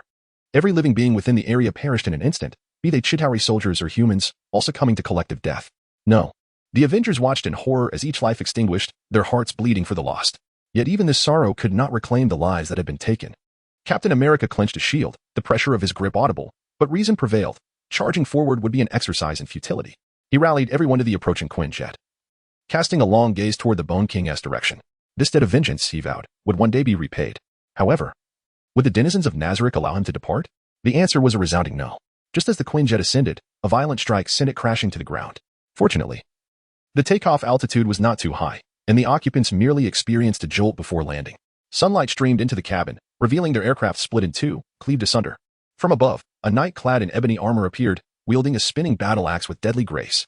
Those who dare offend the dignity of Nazarick shall face death. Yerbed leapt down, swinging her Hell's menacingly toward the Avengers. In response, Dr. Banner transformed into the Hulk, ready to retaliate. Yet Captain America preempted him, positioning himself protectively in front of his comrades. Hulk, breach the hatch. This is no place for battle. The Hulk hesitated for a moment, but he appreciated being addressed by name. With a single punch, he shattered the hatch, and the Avengers leapt from the craft. Captain America, having shielded them from an initial wave of attacks, followed closely behind. However, he did not leap out voluntarily. Rather, he was forcefully propelled by an incoming strike. Captain, your shield. Hawkeye's voice trailed off as Steve glanced at his shield, which had absorbed Yerbed's attack, now bearing a significant crack. The artifact, Hell's Abyss, was designed to penetrate even the most formidable defenses. Within the cabin, several axe shadows flashed, causing steel fragments to rain down. Yerbed leapt through the gap she had carved, approaching the Avengers with feline grace. We can negotiate. The nuclear attack that struck you was not our doing. Natasha, aside from Coulson, had interacted most frequently with the inhabitants of Nazarick. She had no desire to engage in combat with them. In terms of individual combat power, the Avengers, apart from Hulk and Thor, stood little chance against their adversaries. However, Yerbed was disinclined to entertain any notion of negotiation. Filthy humans. Death is your best destiny. With a flourish of Hell's Abyss, her axe glimmered ominously. Captain America, steeling himself, raised his shield to defend. The immense force of the impact pushed him back, carving a straight line in the ground beneath his feet. Negotiation proved fruitless. Battle was imminent. The Avengers commenced their righteous assault. The Hulk soared into the air. Thor wielded his hammer with ferocity, and Hawkeye and Natasha sought cover to launch their attacks. Meanwhile, our dear Tony Stark commanded, Jarvis, deploy a new suit for me. Chapter 80. The 7 deadly sins come to aid in the heart of New York City. A black orb plummeted from the sky. Upon striking the ground, it oozed countless streams of dark liquid, which soon enveloped the lifeless corpses surrounding it. Moments later, The eerie cries of several goats echoed through the desolate streets, a sign of the successful hatching of Cthulhu-inspired black goat offspring. With the seventh tier spell, the March of the Dead, the Bone King unleashed an onslaught of undead legions upon New York. The ground trembled as skeletons, zombies, and phantoms began to emerge from the earth. Go forth. Slay all humans, commanded the Bone King, and the undead horde commenced their rampage through the city. Those humans who had narrowly escaped the clutches of the Chitauri soldiers found no respite, for the specter of the undead loomed dangerously close. The threat to civilians was now more dire than ever, as the Chitauri would not invade the buildings to attack, yet these undead creatures would. They pursued the living relentlessly, with phantoms capable of traversing walls. The more humans perished, the more undead would rise from their remains. As long as the Bone King retained sufficient magical power, the army of the undead would not relent. What are we to do now? Didn't you say a nuclear bomb could eliminate them? Do you have any idea of the pressure I am under? The media has surrounded us. In the congressional chamber, the current president of the United States was vociferously berating a group of oblivious lawmakers. Due to their foolish decision, not only had they failed to eradicate the grave threat, but they had also turned New York into a city of the dead. Concealing this catastrophe was now utterly impossible, which major media outlet lacked its own private satellite. The dire situation in New York had already been broadcast nationwide, reaching even foreign shores. Yet, the legislators in the chamber displayed no signs of panic. After all, they would not be the ones held accountable for the consequences. While the president continued his furious tirade, the legislators began scheming on how to profit from the calamity. The president's ire was directed at the most vocal military representative, Thaddeus E. Ross, who had proposed the nuclear bombardment. The president's gaze was filled with menace, as his departure from office seemed inevitable, but he was determined to avoid being remembered as a historical disgrace. General Ross, launching the nuclear strike was your idea. Now, what shall we do? We have no way out. Let New York perish, bury everything in the ruins. The murderous glare of the president made General Ross flinch. Though his departure from office was imminent, Ross feared that this man would drag him down with him. Reluctantly, he mustered the courage to speak. The room fell into a profound silence, devoid of conversation. To propose such a plan, one must either be deranged or a lunatic. Destroy New York. Do you not realize there are still many living souls within the city? That necromancer has only taken over the city center. This is the life of over 8 million people. As Ross uttered these words, those around him instinctively recoiled. None wished to be associated with this madman, lest they be labeled as accomplices. What alternative was there? Conventional weapons posed no threat to the undead. Utilizing missiles would yield casualties indistinguishable from those of a nuclear strike. Having already launched 2 nuclear warheads, what difference would a few more make? Regardless of Ross's arguments, none dared to support him, and only the president's eyes reflected uncertainty. In the heart of New York City, the presence of Yalbed was forcing the Avengers to struggle for survival. Neither Thor's lightning nor Hulk's might could penetrate Yalbed's dark armor, and the feeble weapons wielded by Hawkeye and Black Widow proved equally ineffective. Tony Stark, clad in his newly equipped armor, hovered above, casually firing repulsor blasts. Captain, where's that blonde little guy? I think he would be more suitable for this opponent. Meliodas? I have no idea where he is. He was summoned by Fury. He is not one of S.H.I.E.L.D.S. agents. What a pity. As they conversed, Meliodas was in the city center, hurling stones to provide remote support. He had observed the Avengers battle but refrained from intervening, as they still managed to hold their ground. In stark contrast, the humans in the city center faced a true crisis. Countless undead pursued them, leaving no safe haven. A moment's hesitation could lead to death, a terror far worse than any horror film. If not for Meliodas' distant assistance, the humans would have been decimated by the Bone King's undead legion long ago. We lack manpower. If Ban were here, his artifacts would be perfect for this situation. Hey, I can call him over. Upon hearing Meliodas' remark, Hawk perked up. Ban, come help us. In a flash of starlight, Ban, sporting a spiky hairstyle and a red waistcoat, appeared atop a building. Captain, what is going on? Where is this place? Ban, who had just arrived, dug into his ears and surveyed his surroundings. The scene of undead attacking humans met his gaze. Yo, Sassy Delara. Ban, could you clear this place out? Ugh, how annoying. Despite his disdain, Ban's body moved in earnest. With arms outstretched, the holy staff Kirishizu materialized in his hands. Ban leaped into the air, grasping the ends of the staff, and wielded it to create a flurry of strikes. Light orbs erupted from the tip of the staff, raining down like a celestial shower. In mere moments, the undead in the city center were eradicated. Such a magnificent display did not escape the notice of the Bone King, who issued a command to his subordinate, Cosetts. Go assess that individual's strength. Test the waters to see if he can be eliminated. If not, call for reinforcements. Cosetts, a towering figure at 2.5 meters tall, with an insect-like appearance, exhaled hot breaths through his nostrils, brandishing his weapon like a grotesque fusion of demon and man. Chapter 81. The innately malevolent clan at your command, Lord Ains. After receiving orders, Cosetts soared directly towards Ban. Prior to this, the image of Ban wielding the holy staff had traversed the globe via satellite, informing everyone that New York had not been forsaken. Superheroes were engaged in a fierce battle to protect the populace. Simultaneously, the footage of the Avengers confronting Yalberd was broadcasted. Across the world, spontaneous applause erupted. Go, Avengers! Eliminate those fiends. Those worthless legislators should step down. Countless voices of support resonated from every corner of the globe. Alas, they were not Ultraman. Otherwise, with such light, they could have easily vanquished the Bone King. In stark contrast to the public's fervor, the members of Congress were not pleased upon witnessing these events. The more the Avengers shone, the more they appeared as mere detritus in the eyes of the populace. Yet, they found themselves powerless, merely spectators to the live broadcast. Resigned to fate, only the president, upon witnessing Ban's magnificent display, exhaled in relief. Regardless of the outcome, as long as the citizens of New York survived, he would not face the wrath of the masses even if he were to resign. Ban, I leave this to you. I shall provide support. What? This is too hectic. Meliodas turned to survey his surroundings. The undead that Ban had just vanquished showed signs of resurrection, while the Avengers were nearing their breaking point under Yalberd's assault. After descending from the sky, Meliodas offered a casual reminder before hastily departing.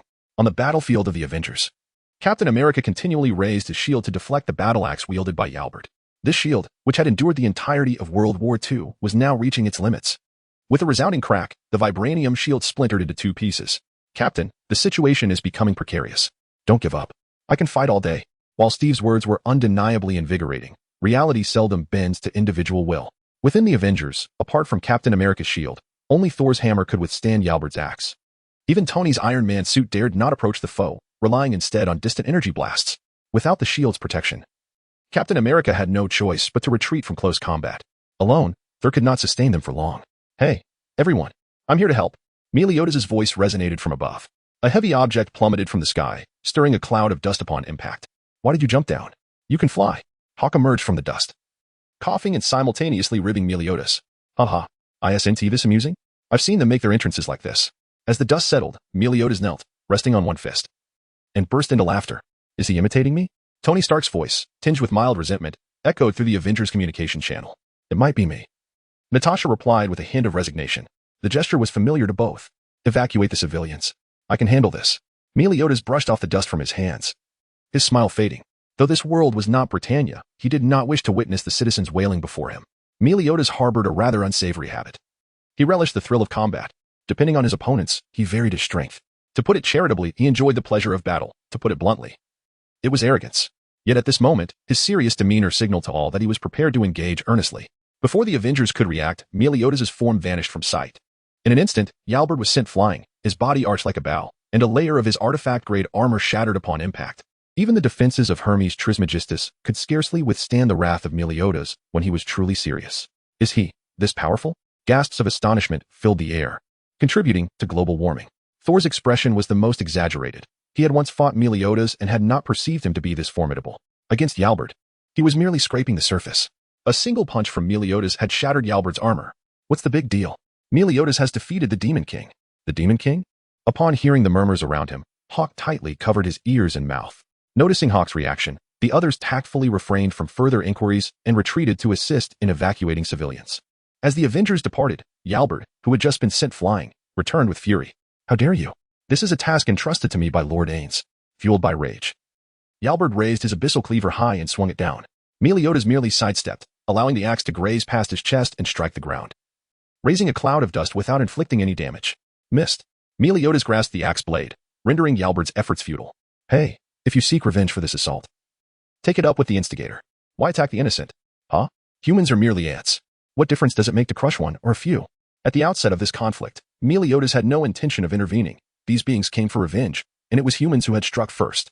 Had it not been for that towering skeleton targeting civilians, he might have continued to observe alongside Hawk until the very end. Murderers must possess the resolve to be slain. After a millennium of battles on the continent of Britannia, he had long accepted this truth. Thus, he typically abstained from conflicts rooted in vengeance, regardless of one side's weakness. The sole exception arose when innocent lives were at stake. Upon hearing Yalberd's response, Meliodas seemed to grasp the essence of the situation. These creatures were unlike any race he had encountered before. Whether it be the demon or goddess tribes, there were both virtuous and vile among them. However, these undead appeared to harbor an innate animosity towards the living, a clan born of malevolence. Chapter 82, Ban vs. Cosette's. Meliodas cast a penetrating glance at Yalberd, as if attempting to decipher her thoughts through her helmet. His expression was grave and piercing. Yalberd remained unyielding, realizing the futility of retrieving the abyss of hell from his grasp. With a reluctant release of her grip, she leaped backward, inwardly seething at the indignity of being humiliated in front of Lord Ains. How could these ignorant wretches force her into such a predicament? Distanced from Meliodas, Yerbed gazed longingly in the direction of the Bone King, sensing his watchful presence, which only intensified her frustration. Having finally been summoned by Lord Ains, she was already at a disadvantage against that diminutive adversary. A failure in her mission would be catastrophic. Overwhelmed by despair, Yerbed collapsed to the ground, her eyes fixed on the retreating figures of the Bone King and Shaltir. No, absolutely not. I cannot afford to fail. In reality, a green glow emanated from within Yerbed's helmet as she grasped her head in helplessness, her claws beginning to shimmer with light. In the heart of New York City, Kosets, having received orders from the Bone King, approached Ban. Under the captain's directive, Ban was idly striking at the resurrected undead minions atop the building. The arrival of Kosets filled Ban with uncontainable joy. As Kosets landed, the rooftop was instantly encased in ice, a manifestation of his passive skill, Frost Aura, which radiated an extreme chill centered around him and could extend over hundreds of meters if actively expanded. It was a formidable tool for clearing out minions. Unfortunately, his opponent was Ban, who could withstand even the most hellish of environments. The mere chill from Kosets, while clad in a simple vest, barely registered on Ban. I'm one of the supreme servants of His Majesty Ainzelgown. Kosets, known for his stubborn and methodical demeanor, did not immediately engage in battle. Instead, he stood before Ban, brandishing his axe spear, Decapitator, as he commenced a formal introduction, reminiscent of a samurai duel. Ban, slightly exasperated, raised the corners of his mouth. He found himself at a loss with Kosets' rigid personality, ultimately offering a perfunctory introduction of his own. The 7 deadly sins. The sin of greed, Ban. Shall we commence the battle? Ben playfully lifted his holy staff, teasingly provoking Kosets. The contrast in their personalities was stark. Kosets was formal and unyielding, while Ban was frivolous and carefree. Their gazes locked, tension crackled in the air. To those who dared disrespect the supreme sovereign, slice. Cold air erupted from Kosets' nostrils as he raised Decapitator, poised to strike with a mighty blow. The blade gleamed with icy light. Yet Ben effortlessly parried the attack with his staff, suffering no harm. Is that all you have, insect? Such force cannot inflict damage upon me. With a wild grin, Ben jumped, dislodging the blade from his staff and swinging it with ferocity against Kosets' carapace. The insect-like warrior staggered back a couple of steps, and in that moment, Ban's contempt for him vanished entirely. Kosets relinquished his grip on Decapitator, allowing it to hover around him, while he summoned an arsenal of weapons from his repository. Each weapon launched itself toward Ban, initiating an autonomous assault, with no need for a wielder. Yes, just like that. Surrounded by over 20 weapons, Ban bore numerous wounds. Yet these injuries vanished almost instantaneously. With each infliction, Ban's excitement surged. Every injury he sustained amplified his strength, while simultaneously weakening his attackers. This was the essence of Ban's ability, theft. With this skill, he had once managed to match the captain, Meliodas, blow for blow. As time ticked away, the airborne weapons ceased to pose any threat to Ban, their speeds diminishing. Observing this, Kosets recalled his weapons into his arsenal. Oh, I see. This is your ability? The capacity to absorb your opponent's strength while diminishing theirs. Truly formidable. You even possess rapid healing. Engaging you in a protracted battle would be a nightmare. After extensive observation, Kosets had pieced together the nature of Ban's powers. In summary, no one could prevail against Ban in a war of attrition. No, you're mistaken. It is not rapid healing, but immortality. With his staff resting on his shoulders, Ban leisurely descended from the air. Upon hearing Kosets' words, he candidly corrected the misconception. Ban never concealed his information, for there was no need to do so. Arrogant fool. No, arrogance belongs to Escanor. I am greed. Ban reiterated his correction, deeming Kosets' arrogance trivial in comparison to Escanor's. Once more, icy breath billowed from Kosets' nostrils. To provoke the honest Kosets to such a degree was a testament to Ban's talent. Immortal? Preposterous. I shall cleave you in twain. With a swift motion, Kosets drew a long blade from the void, a divine artifact bestowed upon him by his creator. The warrior Kanamitsukami. Divine Slasher. Kosets gripped the hilt tightly, raising it high before delivering a downward strike. Empowered by the Divine Slasher, a flash of cold light surged forth. Ban, caught off guard and devoid of any defense, was cleaved in half instantaneously. Arrogant wretch. Utter nonsense. With a flick of his wrist, Kosets cast away the bloodstains from the Divine Slasher. However, before he could sheath his blade, Ban's bisected form showed no signs of collapsing. In an instant, the two halves rejoined, and Ban resurrected anew. Shall the battle continue? Ban nonchalantly shook his neck, a smirk gracing his lips. 3-path slash. Kurakara. With a flourish, Kosets unleashed the Divine Slasher, unleashing several beams of light that sliced through Ban's form once more. Yet, once again, it proved futile. In mere moments, Ban's body reformed. Revived yet again. Impossible. Absolutely impossible. How can such an overwhelming ability exist in this world? Chapter 83, Death. Let all die. The winds of death danced as the insectoid form of Kosets circled around Ban. With the god-slaying blade in hand, he unleashed a flurry of slashes, tearing Ban's body asunder. Yet, this time, Ban's resurrection occurred with astonishing swiftness. No blood spilled forth, and the wounds upon his form vanished without a trace. On the icy surface, Cosette placed the god-slaying blade into the void. As he extended his arm once more, the decapitating fong was tightly gripped in his hand. An immortal being. It was unfathomable that such a power could exist in this world. Cosette exhaled a frigid breath, gravely addressing Ban. None of his strikes could inflict harm upon him. More alarmingly, Ban's adaptability only intensified. From initially severing him to merely leaving superficial scratches, Ban was becoming increasingly formidable under his onslaught. Since killing him was impossible, he resolved to entomb him forever within the icy depths. Cosette clenched the decapitating fong with increasing force. In this duel, the confidence to slay his opponent had waned, replaced instead by the desire to seal him away. For a warrior's spirit like Cosette's, this was undoubtedly a humiliation. However, through the void, his insect-like eyes gazed toward the Bone King. The edict of the Supreme Overlord was absolute. Even at the cost of his honor, Cosette raised the decapitating fong, its blade glinting ominously. With a forceful strike, the axe blade met the ground, causing the ice to tremble. Frostburn strike. Columns of ice erupted from the ground, blossoming into a magnificent ice flower atop the building. Encased within the ice was the greed-infused Ban, firmly imprisoned. You are a worthy opponent. Observing the frozen Ban, Cosette released 2 more icy breaths. Noticing Ban's stillness, Cosette hovered in the air, preparing to depart. Suddenly, a sound of cracking ice broke the silence. Snap, crackle. The ice flower shattered instantly, its fragments sparkling in the sunlight. Ban emerged from his icy prison. Is this your last resort? Breaking free from the icy confines, Ban shook the holy staff in his hand. Tilting his head to gaze at the suspended Cosette offered no reply. Instead, an array of weapons began to materialize around him. The god-slaying blade was once again firmly in his grasp. Let us conclude this. With Ban's declaration, he leaped into the air, wielding his holy staff with blinding speed. The weapons encircling Cosette shattered one after another. Cosette thrust the god-slaying blade forward, impaling Ban through the chest. Simultaneously, Ban's holy staff struck the crown of Cosette's head. Bang, bang, bang. The insect king's body stiffened, blood gushing from his neck. A 6-eyed insect head writhed upon the ice. Lord Ains, I have served faithfully. Ban retreated step by step, slowly withdrawing the blade from his chest. He crouched down, returning Cosette's head to its rightful place. A rather commendable adversary. Suddenly, the Bone King felt an unsettling disturbance in the city center. Moments later, Cosette's name began to fade from the guild panel. The Bone King directed his gaze toward Cosette's location, his body radiating a forced calm green light. Despite having the upper hand, how could he have been slain so abruptly? The battleground where Cosette and Ban clashed was not far from the city center, and the Bone King could even see the ice columns. Yet, in mere minutes, Cosette had met his end. It was a reality he struggled to accept. Was there hidden strength among the humans? Abruptly, the Bone King seemed to grasp something. He stared intently at the guild panel, noticing that the health and mana of Albedo had plummeted. Quickly, Shaltir, Demiurge, go assist Albedo. The urgency in the Bone King's voice left his companions no time to question. In an instant, their figures vanished from sight. Hold on, Albedo. With Cosette now dead, Albedo could not afford to fall. To secure victory in this war, the Bone King had exchanged all his emotional points for a guardian, ensuring no room for error. Yet, he had never anticipated Cosette's swift demise. Although the guardian possessed resurrection abilities and his emotional points surged, the Bone King still hoped to spare his subordinates from the experience of death. I originally intended to use you to lure some of your companions over, but it appears that plan has faltered. Meliodas stood over Albedo, his expression devoid of emotion as he spoke. The sin of wrath, Meliodas, had never been known for his compassion. The shattered helmet revealed Albedo's strikingly beautiful visage, her fury failing to diminish her allure. Despair. Your scheme shall never succeed. Kill me.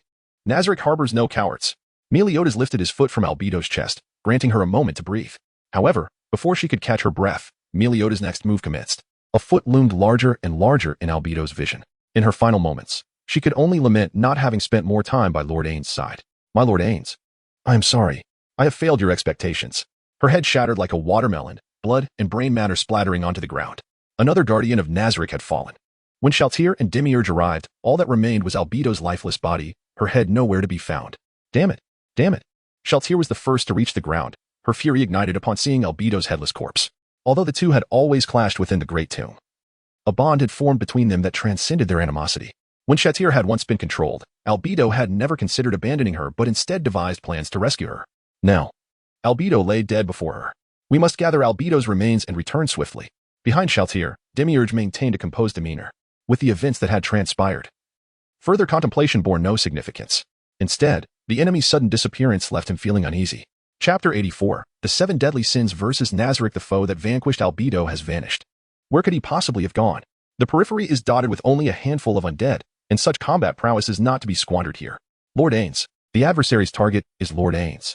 Demiurge adjusted his glasses with increasing frequency, his thoughts crystallizing with clarity. Realizing that the enemy was advancing towards Lord Ains, Demiurge had no time to concern himself with Shalter's emotions. After urging her once, he unfurled his wings and swiftly returned in the direction he had come. Simultaneously, he activated the communication ring on his finger. Lord Ains, be cautious. The enemy that defeated Albedo may be approaching you. Understood, Demiurge. After acknowledging Demiurge, the Skeletal King turned his gaze towards the two figures charging directly at him. They bore no intent to conceal themselves, standing brazenly before him. Oh, you've come too. Ban. Huh? Did you think I would just stand there foolishly eliminating minions? Why not take out the spellcaster directly? When the two members of the seven deadly sins met, there were no pleasantries exchanged. Instead, Ben executed a throat strike on Captain Meliodas, setting him down before looking up at the Skeletal King in silence. Since the captain was present, the course of action should naturally be his decision. Hey, can you retract your skeletons? As long as you don't involve the civilians, we won't interfere with your revenge. Meliodas' voice echoed through the streets of New York, heard not only by the Skeletal King but also by the Avengers evacuating civilians. Well, it seems our ally wants to back out. This could be disastrous. Despite his somewhat flippant tone, Tony Stark's expression was grave. The Avengers combined could not match even a single Albedo. Yet Meliodas, who had just held the enemy at bay alone, was now able to withdraw. They all understood the implications. Either Albedo had been defeated or was already dead. Captain, should we contact Fury? Meliodas was the external aid he had summoned. If the other party agreed. Among the Avengers, Natasha's face was etched with concern. No one wished to engage in this war against Nazarick. However, at this juncture, Meliodas could afford to concede, while they had no such option. The Skeletal King had already taken the lives of numerous humans. This had transcended a mere conflict between two organizations and evolved into a war between the undead and humanity. In light of the events unfolding in New York, no human would desire such a terrifying presence in their midst. Fury, you heard that, right? Hold on. I will persuade Meliodas. The president has sent word. He will provide us with an account regarding the nuclear bomb situation. You all continue with your current task and expedite the evacuation of civilians. After severing the call with Captain America, Nick Fury's expression darkened significantly. This war against Nazarick had become an unforeseen calamity for S.H.I.E.L.D. The foolish actions of the legislators and military had left S.H.I.E.L.D. and the Avengers to clean up the mess. Not to mention turning New York, a bustling international metropolis, into a graveyard. Although he had been confident in persuading Meliodas during his conversation with Captain America at this moment, he felt completely uncertain. Beyond knowing that Meliodas was a companion of Hawk, he had little knowledge about him. How could he possibly persuade Meliodas? Meanwhile, amidst his turmoil, a promising message returned from the battlefield center. Stand down? Impossible. Humanity initiated this conflict. When it will end is for me to decide. At that moment, the Skeletal King finally exuded a hint of regal authority. The Guardians behind him stepped forward, preparing for battle. It seems negotiations have failed. Captain. Ban released Hawk from his grasp, allowing him to fall to the ground, and began to stretch his muscles. Then let the battle commence. Nick Fury's concerns dissipated. Persuasion was unnecessary. The Skeletal King had no intention of heeding Meliodas' counsel. It was not merely about preserving Nazarick's dignity. More crucially, Meliodas and Ban had just slain two of the Skeletal King's most vital guardians. Under such circumstances, how could the Skeletal King possibly acquiesce to Meliodas' wishes? Ban soared into the air, while the impeccably dressed Seabass leapt forth from behind the Skeletal King. Before Ban could approach, Seabass's iron fist sent him hurtling away, crashing through several skyscrapers until he finally struck the ground, halting the force of impact. Without hesitation, Seabass followed suit. Orel Omega, lead the entire Asterism team. Assist Seabass. Yes. Lord Ains. The 6 members of the combat-made team, under the command of the current captain, the Asterism Guardian Orel Omega, rushed towards Ban's fallen position. Your strength is quite commendable. After having been struck and tumbling to the ground, Ben wiped the blood from the corner of his mouth and addressed Seabass. Seabass remained silent, his expression serious as he assumed a martial arts stance. TCH, boring. Observing Seabass's earnest demeanor paired with his immaculate attire, Ben expressed his disinterest. He despised such serious individuals. Yet, as he casually voiced his disdain, Seabass did not pause his movements. In an instant, he vanished, reappearing before Ban, with a flurry of punches. Ban's frail form offered no resistance under Seabass's relentless assault, akin to a sack trembling beneath a barrage of blows. Having previously experienced defeat, Seabass harbored no intentions of holding back this time. He unleashed his full strength from the outset. Blood continuously poured from Ban's mouth, and his body began to show numerous bruises. Seabass's gaze sharpened, his fist opening as he extended his palm like a blade, slicing across Ban's neck. You have offended the Supreme Ruler. Die. As Orel and the combat-mate team arrived, they were met with the sight of Ban being decapitated by a swift hand strike. What the heck? We just got here. and the battle is already over? The most cheerful member of the maid team, Lupus Regina Beta, commented upon witnessing the scene. However, the situation on the battlefield shifted dramatically in an instant. Chapter 85, The Complete Annihilation of the Battlemaid Cornell. That fellow is not dead. Under the watchful eyes of the battlemaids, the decapitated head of Ban remains connected to his neck. Not only has the mortal wound vanished, but even the lingering bruises have completely disappeared. Ban gently shakes his head, a nonchalant expression adorning his face. A mere fatal injury. He bends forward, tapping his palm in front of Seabass, signaling him to continue. Arrogance, unabashed arrogance. A flicker of anger ignites in Seabass's eyes. His long-prepared fist swings towards Ban with relentless force, yet Ban offers no resistance beneath Seabass's blows. One by one, each strike is received with ease. Yet, as time passes, Ban's grin becomes increasingly pronounced while Seabass's expression grows ever graver. In just 2 exchanges, merely a few minutes have elapsed, and Seabass feels his stamina waning severely. In stark contrast, Ban remains unscathed, his excitement palpable beneath the onslaught of Seabass's fists. Are you not human? No human possesses such stamina. I am nearly filled to capacity. Sees, Ban can absorb magic, strength, and stamina alike. Coupled with his immortality, no one can triumph over him physically, save for his captain, Meliodas. Seabass, do you need a moment to rest? With Ban's commentary, the battlemaids grasp the predicament Seabass currently faces. This fellow can siphon the power of his adversaries. The 6 members of the Maid Corps spread out, each assuming their combat stances, except for the newly appointed captain, Aurelia, who observes from the sidelines. The others have drawn their weapons. The eldest sister, Yuli Alpha, launches into the fray, her armed guards shimmering ominously. Easy Delta raises her automatic rifle, providing cover fire. Rat-a-tat-tat. The dark-skinned wolf girl, Lopus Requina Beta, wields her staff, bestowing enhancements upon her comrades. Nabral Gamma crackles with the energy of lightning. Double strengthening. Chain Dragon Lightning, the insect girl, Idoma Basilis Zeta, opts for ranged combat, tossing charms from a distance. Spider Charm, Detonation Charm, Sual Yoshiang Epsilon transforms into a massive slime, seeping into the ground and vanishing. TCH. Is that all? The battlemaid's ranged assaults are effortlessly disregarded by Ban. Yuli Alpha's punch is caught in his open palm with little effort, just as he prepares to kick this woman away. He realizes his legs are inexplicably immobilized. Looking down, he discovers his feet ensnared by a massive slime. Yuli Alpha retreats. Bullets, charms, and lightning inundate Ban's figure, stirring a cloud of dust. Sual Yoshiang rises from the ground, standing beside her companions. That was easy, the wolf girl exclaims, her staff lowered in delight. Yet, as is well known, where there is smoke, there is no harm. As the dust settles, Ban stands unscathed, irritation brewing within him. Though this barrage of attacks inflicted no damage, it soured his mood. He relishes combat, particularly the clash with Seabass. However, the battlemaid's attempts barely qualify as a true fight. Akin to being pestered by mosquitoes, non-lethal, yet bothersome. Ban spreads his arms wide, a holy staff manifesting in his grip. First, I shall dispose of these pests, and then we shall resume our battle. He tilts his head towards Seabass. Seabass's eyes narrow, and before he can react, Ban vanishes from sight.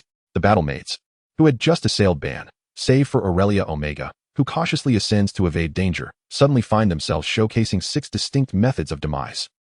Seabass clenches his fists tighter, the red glow in his eyes intensifying. Aurelia, witnessing this turn of events, displays a countenance of sorrow mingled with rage.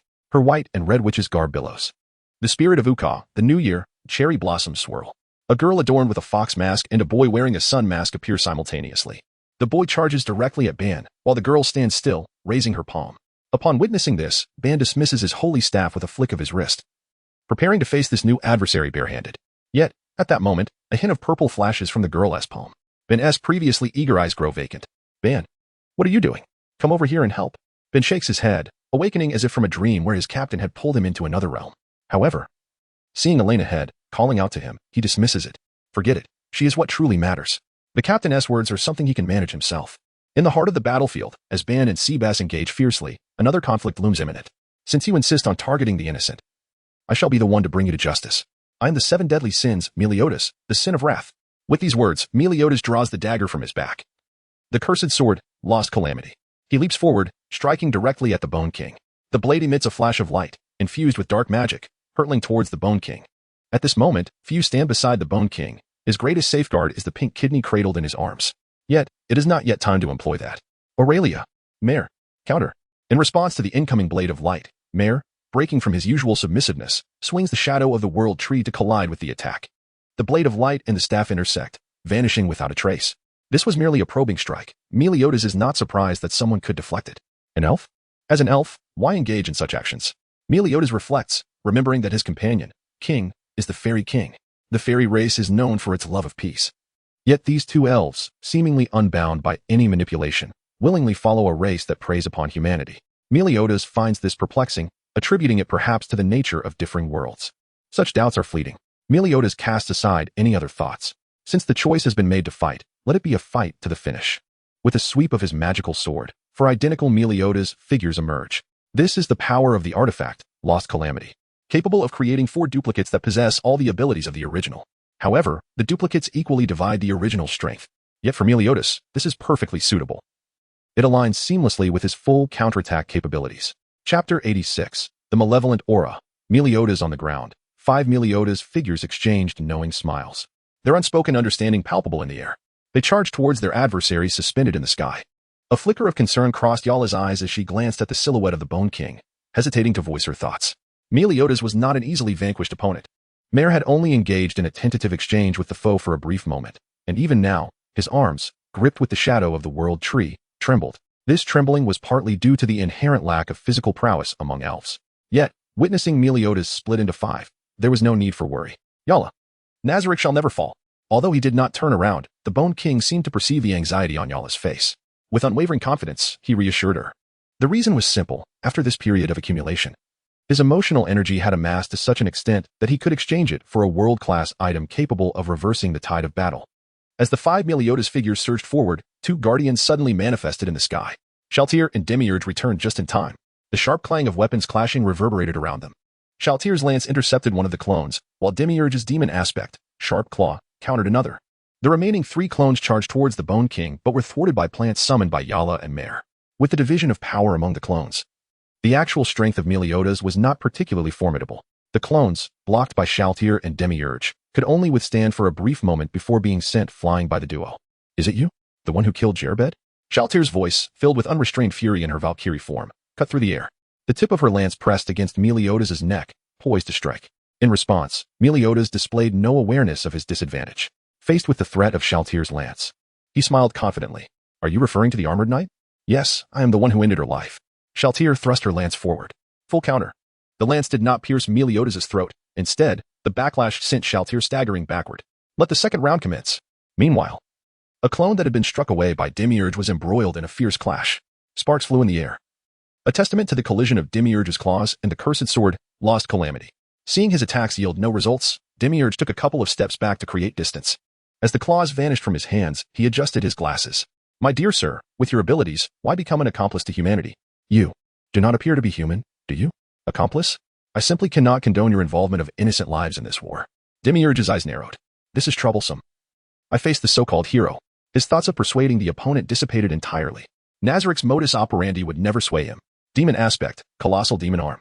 Words became futile as Demiurge's arm swelled rapidly, hurtling towards Meliodas with incredible speed. The attack was so swift that evasion was impossible. Meliodas raised the sword, Lost Calamity. In defense, although he managed to block the strike, the force behind the blow sent him reeling backward. The power emanating from the cursed sword abruptly vanished, leaving Meliodas off balance. Demiurge seized the opportunity to strike. Demon aspect, wing of the grasping arm soaring through the air, Demiurge unfurled his demonic wings, unleashing a barrage of black feathered shards. Meliodas felt several cuts slice across his flesh, momentarily contorting his expression in pain. He then began to wield his cursed sword, deflecting the incoming feathers that scattered around him. Demiurge descended gracefully, declaring, You are injured. My wings are imbued with hellfire, an inferno that no creature can withstand. Surrender. Meliodas ripped the black feathers embedded in his body. As Demiurge had said, even though the feathers had fallen, the lingering hellfire clung to him like a curse. In my dictionary, the word surrender does not exist. Meliodas brandished his cursed sword, signaling for the fight to continue. Then I shall become serious. Demon aspect, Sharp Claw. Demiurge extended his hands, 5 claws materializing from his palms as he began to sprint towards Meliodas. His speed increased, shattering the stones beneath his feet. The two engaged in close quarters combat once more, claws meeting the edge of the cursed sword with fierce intensity. Demon aspect, Hellfire Ropes. Seizing the moment while Meliodas bore injuries, flames erupted around Demiurge, his claws igniting with black fire. Enchantments? The battle raged on, undeterred by the flames. However, as combat persisted, Meliodas' wounds multiplied. This melee-oriented adversary rendered his full counter ineffective, and thus, Meliodas refrained from utilizing his full abilities. Yet now, Meliodas leaped backward, gazing at his cursed sword, now enveloped in hellfire. Even his hand gripping the sword was subjected to the searing flames. If I do not take this seriously, I may lose. Seriously? A glint of caution flickered in Demiurge's eyes. You mean to say you were not earnest until now? You are quite formidable. In my current state, dealing with an opponent like you is somewhat inconvenient. Please wait a moment. With that, a gust of wind emanated from Meliodas' center, and a dark mark appeared on his forehead. A powerful aura radiated from him, transforming his demeanor entirely. No longer was he the relaxed Meliodas, now. He embodied an insatiable desire for victory. The swirling black malevolent energy intensified the pressure surrounding him. As Meliodas entered his malevolent state, the hellfire that clung to him quietly dissipated. Their strengths were no longer of the same caliber. Come, the second round begins. Chapter 87. Little D, I am that despicable. Die, die, die. Shalutia swung the spear in her hand, clashing continuously with Meliodas' demonic sword. As the battle progressed, the two remained locked in a stalemate. To be precise, Meliodas was at a disadvantage. The capabilities of the spear were akin to bands, siphoning the opponent's stamina to restore its own. The longer the fight persisted, the more hope for victory tilted in favor of Shalutia. This could not continue. Sensing his dwindling strength while the enemy grew increasingly invigorated, Meliodas began to deduce Shalutia's abilities. Was it similar to Ban's? Quite troublesome indeed. He leaped out of the combat zone, panting as he regarded Shalutia. His energy was rapidly fading. If this continued, he might face defeat. This was unacceptable, Meliodas silently mused. Although only a brief moment had passed in the external world, Meliodas had already reached a resolution. Dark energy began to emanate from his body, swirling black mist enveloping his arms. In an instant, Meliodas transformed entirely, almost simultaneously. Both Meliodas in each battlefield made the same decision. The second round commenced. In his awakened demonic state, Meliodas was on an entirely different level from his former self. Shalutia, who had been able to hold her own against Meliodas, was now utterly overwhelmed. Impossible. How could this be? With every clash of their weapons, Shalutia found herself being repelled. Within her deep crimson armor, Shalutia uttered words of disbelief. Yet, the reality was undeniable. Under the razor-sharp edge of the demonic sword, her armor bore countless scars. Though she fought valiantly, the disparity in their powers had become glaringly apparent. Shalutia's wings unfurled behind her, allowing her to swiftly exit the battlefield. Gazing at the marks on her armor and recalling how Meliodas had just slain Galen, a surge of fury erupted within her. Bastard! Damn trash! I will kill you! Hovering mid-air, Shalutia unleashed her most formidable attack. Spirit of the hero, summon of the kin, a luminous orb of white light surged before her, ultimately forming a replica identical to Shalutia. From the surrounding shadows, countless dark creatures emerged, vampire wolves, bats, and others, launching a frenzied assault on Meliodas. Shalutia did not cease her actions in the air. Magic reinforcement, radiant brilliance, a radiant magic circle unfurled in her hand, and a beam of light descended from the heavens, directly suppressing Meliodas. Within the beam was an immensely powerful light-based energy. So familiar, it resembles Elizabeth's power. Though he was restrained by the force within the beam, Meliodas exhibited no signs of panic. While light energy indeed countered demonic energy, that was only true for ordinary demons. For Meliodas, who could topple the Demon King, the notion of countering was merely a jest. The brilliance did not endure for long. Meliodas felt no pain before the beam dissipated into the wind. At the moment the light vanished, two figures appeared before him. Almost synchronously, Shalutia and the Spirit of Valor lunged forward with their spears. Die trash? This is the final blow. Shalutia poured all her strength into the attack, descending with a howling gust. Upon hearing her words, Meliodas merely smirked. He gazed up at the two spear tips aimed at him. His lips smoothed. Full counter. The fury on Shalutia's face froze as an overwhelming force, several times stronger than hers, surged from the spear tips. Her arms trembled uncontrollably, and despite her efforts to grip the spear tightly, it was futile. The spear slipped from her grasp, twirling in the air before embedding itself firmly in the ground. Meanwhile, the Spirit of Valor she had just summoned could not withstand this power and dissipated entirely. Shalutia's body was pushed backward. At that moment, Meliodas zipped past her. Simultaneously, she heard Meliodas' voice beside her. Divine Thousand Cuts. The instant his words fell, Shalutia's body convulsed violently. Scars erupted across her form. In a single strike, Shalutia shattered into countless fragments. It was over. Meliodas flicked the demonic sword, purge of despair, shaking off the blood that stained it before sheathing it. The second round began. On the other side, the second round of battle between Meliodas and Demiurgos officially commenced. In his demonic state, Meliodas exhibited an overwhelming force. With effortless swings of his sword, Demiurgos' sharp claws were rendered useless. Raising his hands to his chest, Demiurgos' expression behind his lenses was one of grave concern. He relinquished his sharp claws and raised his gaze to Meliodas. Given the power he was currently demonstrating, facing him head-on undoubtedly placed him at a disadvantage. If so, arise, three demon generals. A cloud of smoke erupted before Demiurgos. The demon generals of wrath, envy, and greed emerged from within. The wrath demon general, the largest of the three, was a fiery creature. The envy and greed demon generals appeared as a man and a woman respectively. Once the three demon generals appeared, they instinctively positioned themselves to shield Demiurgos. Hold him off for me. Upon hearing this, the three demon generals charged toward Meliodas. Meanwhile, Demiurgos seized the opportunity to transform into his complete form, a demon with a frog's head. Magic reinforcement, echolocation. Magic reinforcement, mass teleportation. Magic reinforcement, domination of the human species. The presence of the three demon generals only managed to delay Meliodas for 3 seconds. Yet, those 3 seconds were entirely sufficient for Demiurgos. After the lives of the three demon generals were extinguished, Meliodas turned his attention toward Demiurgos' position. The situation there caused his pupils to constrict. You scoundrel! A hint of anger surfaced on Meliodas' otherwise expressionless face. Are you attempting to protect humanity? Then drop your weapon. Otherwise, they will all perish. In just 3 seconds, during which Demiurgos unleashed 3 spells.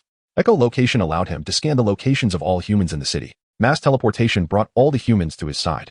Domination of the human species enabled him to exert mental control over all the transferred humans. Chapter 88. Steve offline. So, surrender or resist? A hero? With all the hostages surrounding him, Demiurge spread his arms and smiled. It mattered not how despicable the means were.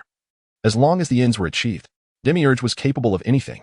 The streets were choked with the hostages he had summoned, while he stood at the center of humanity.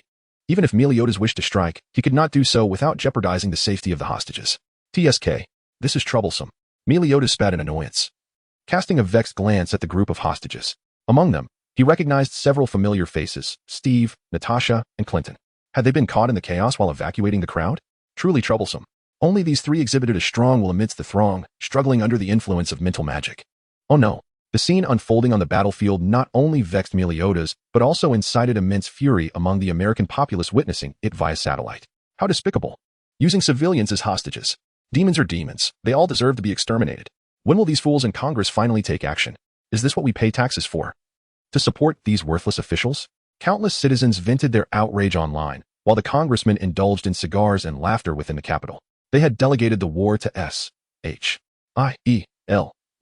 expecting to reap the rewards of victory or continue nuclear bombardment and failure. Captain, Steve, Natasha, Clinton, respond, respond. The only one among the higher-ups genuinely concerned for the situation was perhaps Nick Fury. Undeniably ruthless and distrustful, he operated from a perspective that prioritized humanity. In the center of the battlefield, Meliodas found himself in a precarious position with so many hostages.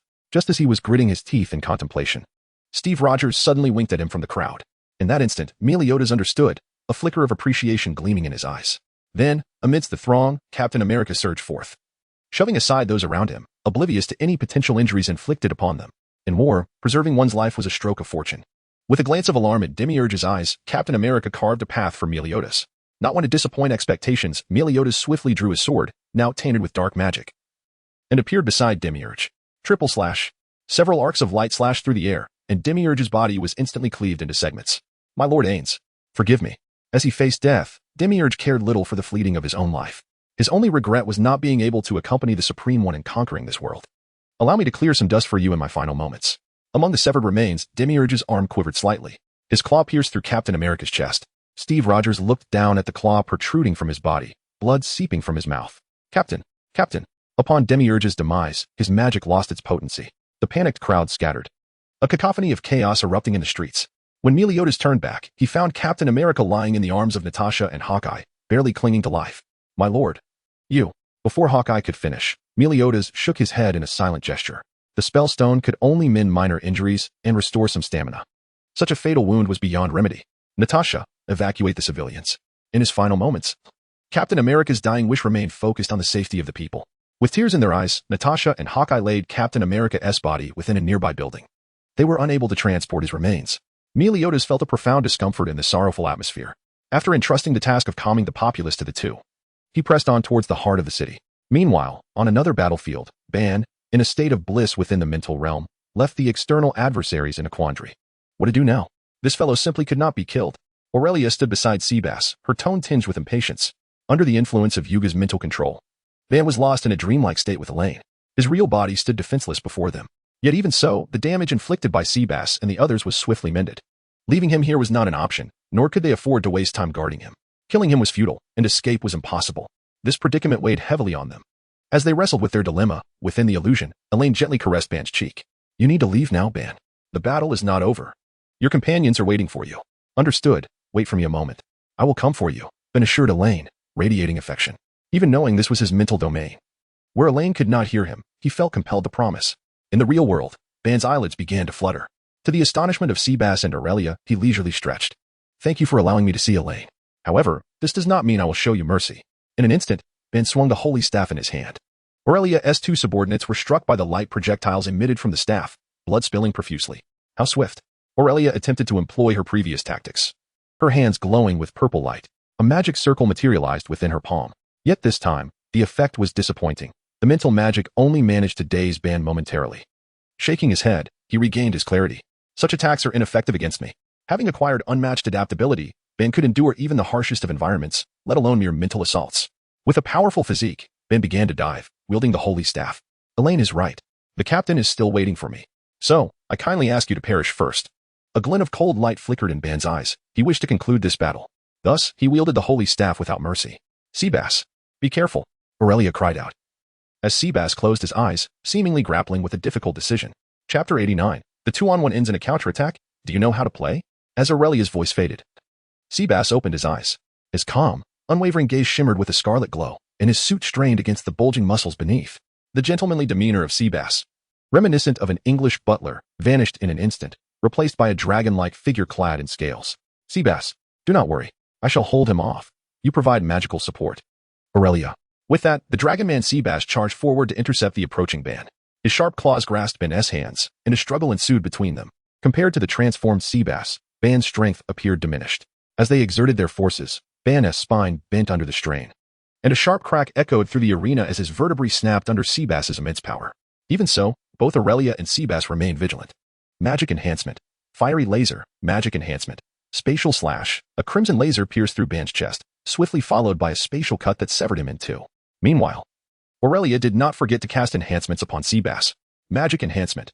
Physical augmentation, magic enhancement. Defensive augmentation, magic enhancement. Resistance augmentation. A series of luminous auras enveloped Seabass's scaled form. In stark contrast, despite him being cleaved in half, his dismembered body sprawled on the ground. Aurelia continued to bestow debilitating effects upon him. Toxin, weakness, slowness, healing reduction. Hey, this is a bit too much. In the blink of an eye, the recently dismembered Ban was restored to his former state. However, the magic Aurelia had cast lingered like a curse. Ban shook his wrists and jumped around, feeling a certain sluggishness in his body. Yet, this did not deter him. Let us continue. The Dragon Man leaped in place, and with a sudden surge of power, Ban propelled himself forward, attacking Seabass once more. Their claws and fists danced across the battlefield, each collision sending ripples through the air, splattering blood with every strike. As the exchange of blows persisted, Ban began to falter, retreating a few steps under the weight of his injuries. With the negative effects weighing upon him, his recovery was outpaced by the damage he sustained. Seeing Ban begin to falter, Aurelia unleashed a barrage of magic from the air. Flames, lightning, and ice converged from all directions, ultimately encasing Ban in a solid block of ice, rendering him immobile. Seabass now. Sever his head and take it with you. Do not give him a chance to resurrect. At Aurelia's command, the Dragon Man Seabass surged toward the ice pillar, shattering it with a single punch. Before Ban could react, Seabass's claws lunged forth, slicing through his neck. Grasping Ban's head, Seabass intended to lift it when suddenly, two powerful hands interrupted his motion. Not so fast. The severed head had seamlessly reattached itself to Ban's neck. With a firm grip, Ban executed a shoulder throw, slamming Seabass into the ground. In that brief encounter, Seabass could feel Ban's strength surging anew, rising from the ground. Seabass clenched his claws tightly, and they resumed their brutal exchange, the air crackling with each impact. Seabass's expression grew grave, and his eyes, Ban's fists, once marred with blood, now gleamed as if freshly polished. After several exchanges, Seabass found himself unable to maintain the upper hand. The pain radiating from his claws signaled that Ban was only growing stronger. Seabass, hold on. I have a plan. Aurelia's voice suddenly resonated in Seabass's ears. Without hesitation, he collided with Ban once more. Seabass understood that he had little chance of victory. Ban's abilities were too restrictive. None of his methods could bring Ban down. The longer they prolonged the battle, the further victory slipped from his grasp. If Aurelia had a plan, he would play his part as support. As the ground battle raged on, Aurelia initiated her own action. Magic enhancement. Dimensional exile. Seabass, get back. Upon hearing Aurelia's call, Seabass leaped backward, distancing himself from Ban. At that moment, several points of light ignited around Ban, forming a square-shaped cage that successfully ensnared him. The brilliance flickered, and the cage vanished, taking Ban with it. It should be fine now. Dimensional exile will confine him within the dimensional space, unless he possesses the power to break through. Seeing Ban finally disappear, Aurelia descended beside Seabass. Explaining the situation, both breathed a sigh of relief. Among the adversaries they had faced, Ban was undoubtedly one of the most formidable, impervious to defeat, and only growing stronger. This creature was more monstrous than any they had encountered. They fixed their gaze on Ban's last known position, waiting, but he showed no signs of reappearing. Seabass's draconic form gradually shrank, returning to human shape. Aurelia lowered her hands, ceasing her magical preparations. It seems he did not escape. We can return now. After surveying the area, Aurelia gathered the remains of the fallen battle maidens and approached Seabass, suggesting they return to the Supreme One. However, the seriousness etched on Seabass's face remained unyielding, undeterred by Aurelia's words. A sense of foreboding gripped him, a warrior's intuition. In a world so fragile, could they truly contain someone like Ban? Suddenly, a sound pierced the air. Cough, cough, cough. How could this be?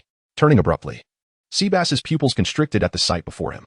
Aurelia's body had been pierced through by a figure, Ban, the very one they had just exiled.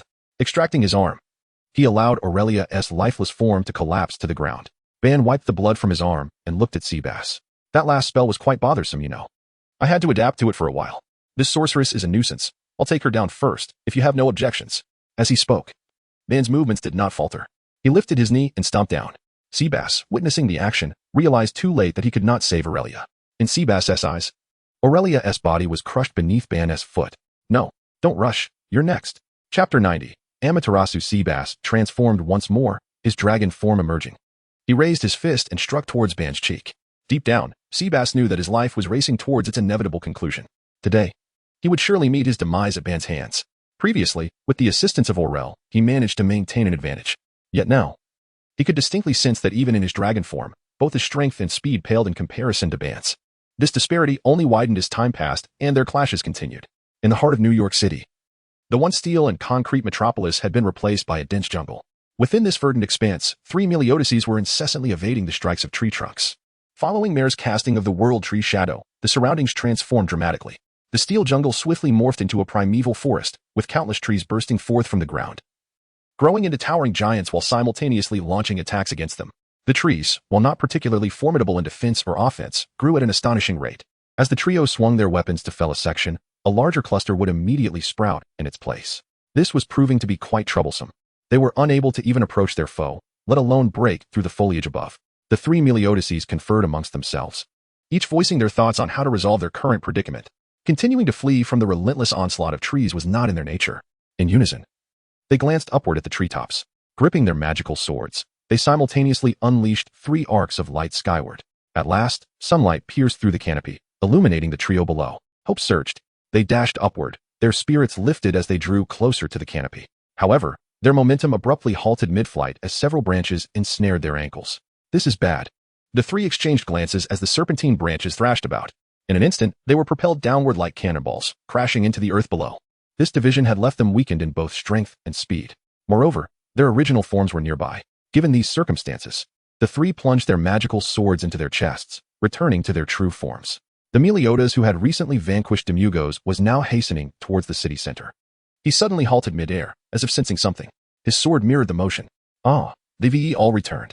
Meliodas floated in the air, stretching his body as his duplicates disintegrated, their combined power returning to him, leaving Meliodas momentarily disoriented. He sliced through the sky, approaching the Bone King.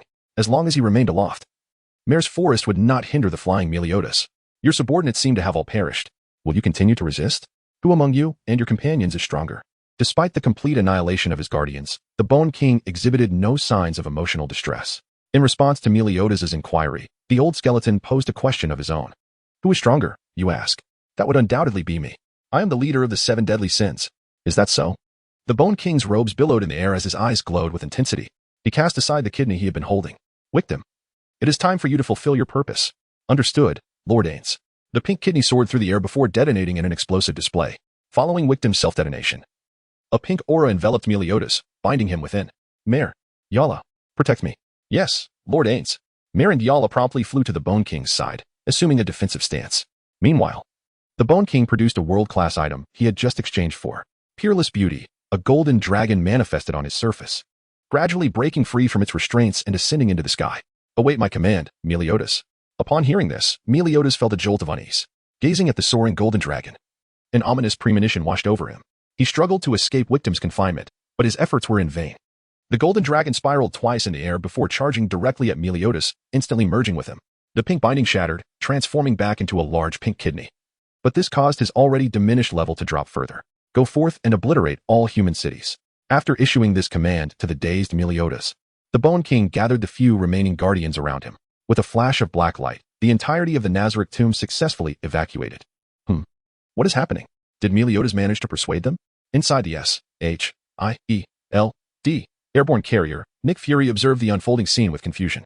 The satellite imagery provided only visuals, devoid of sound.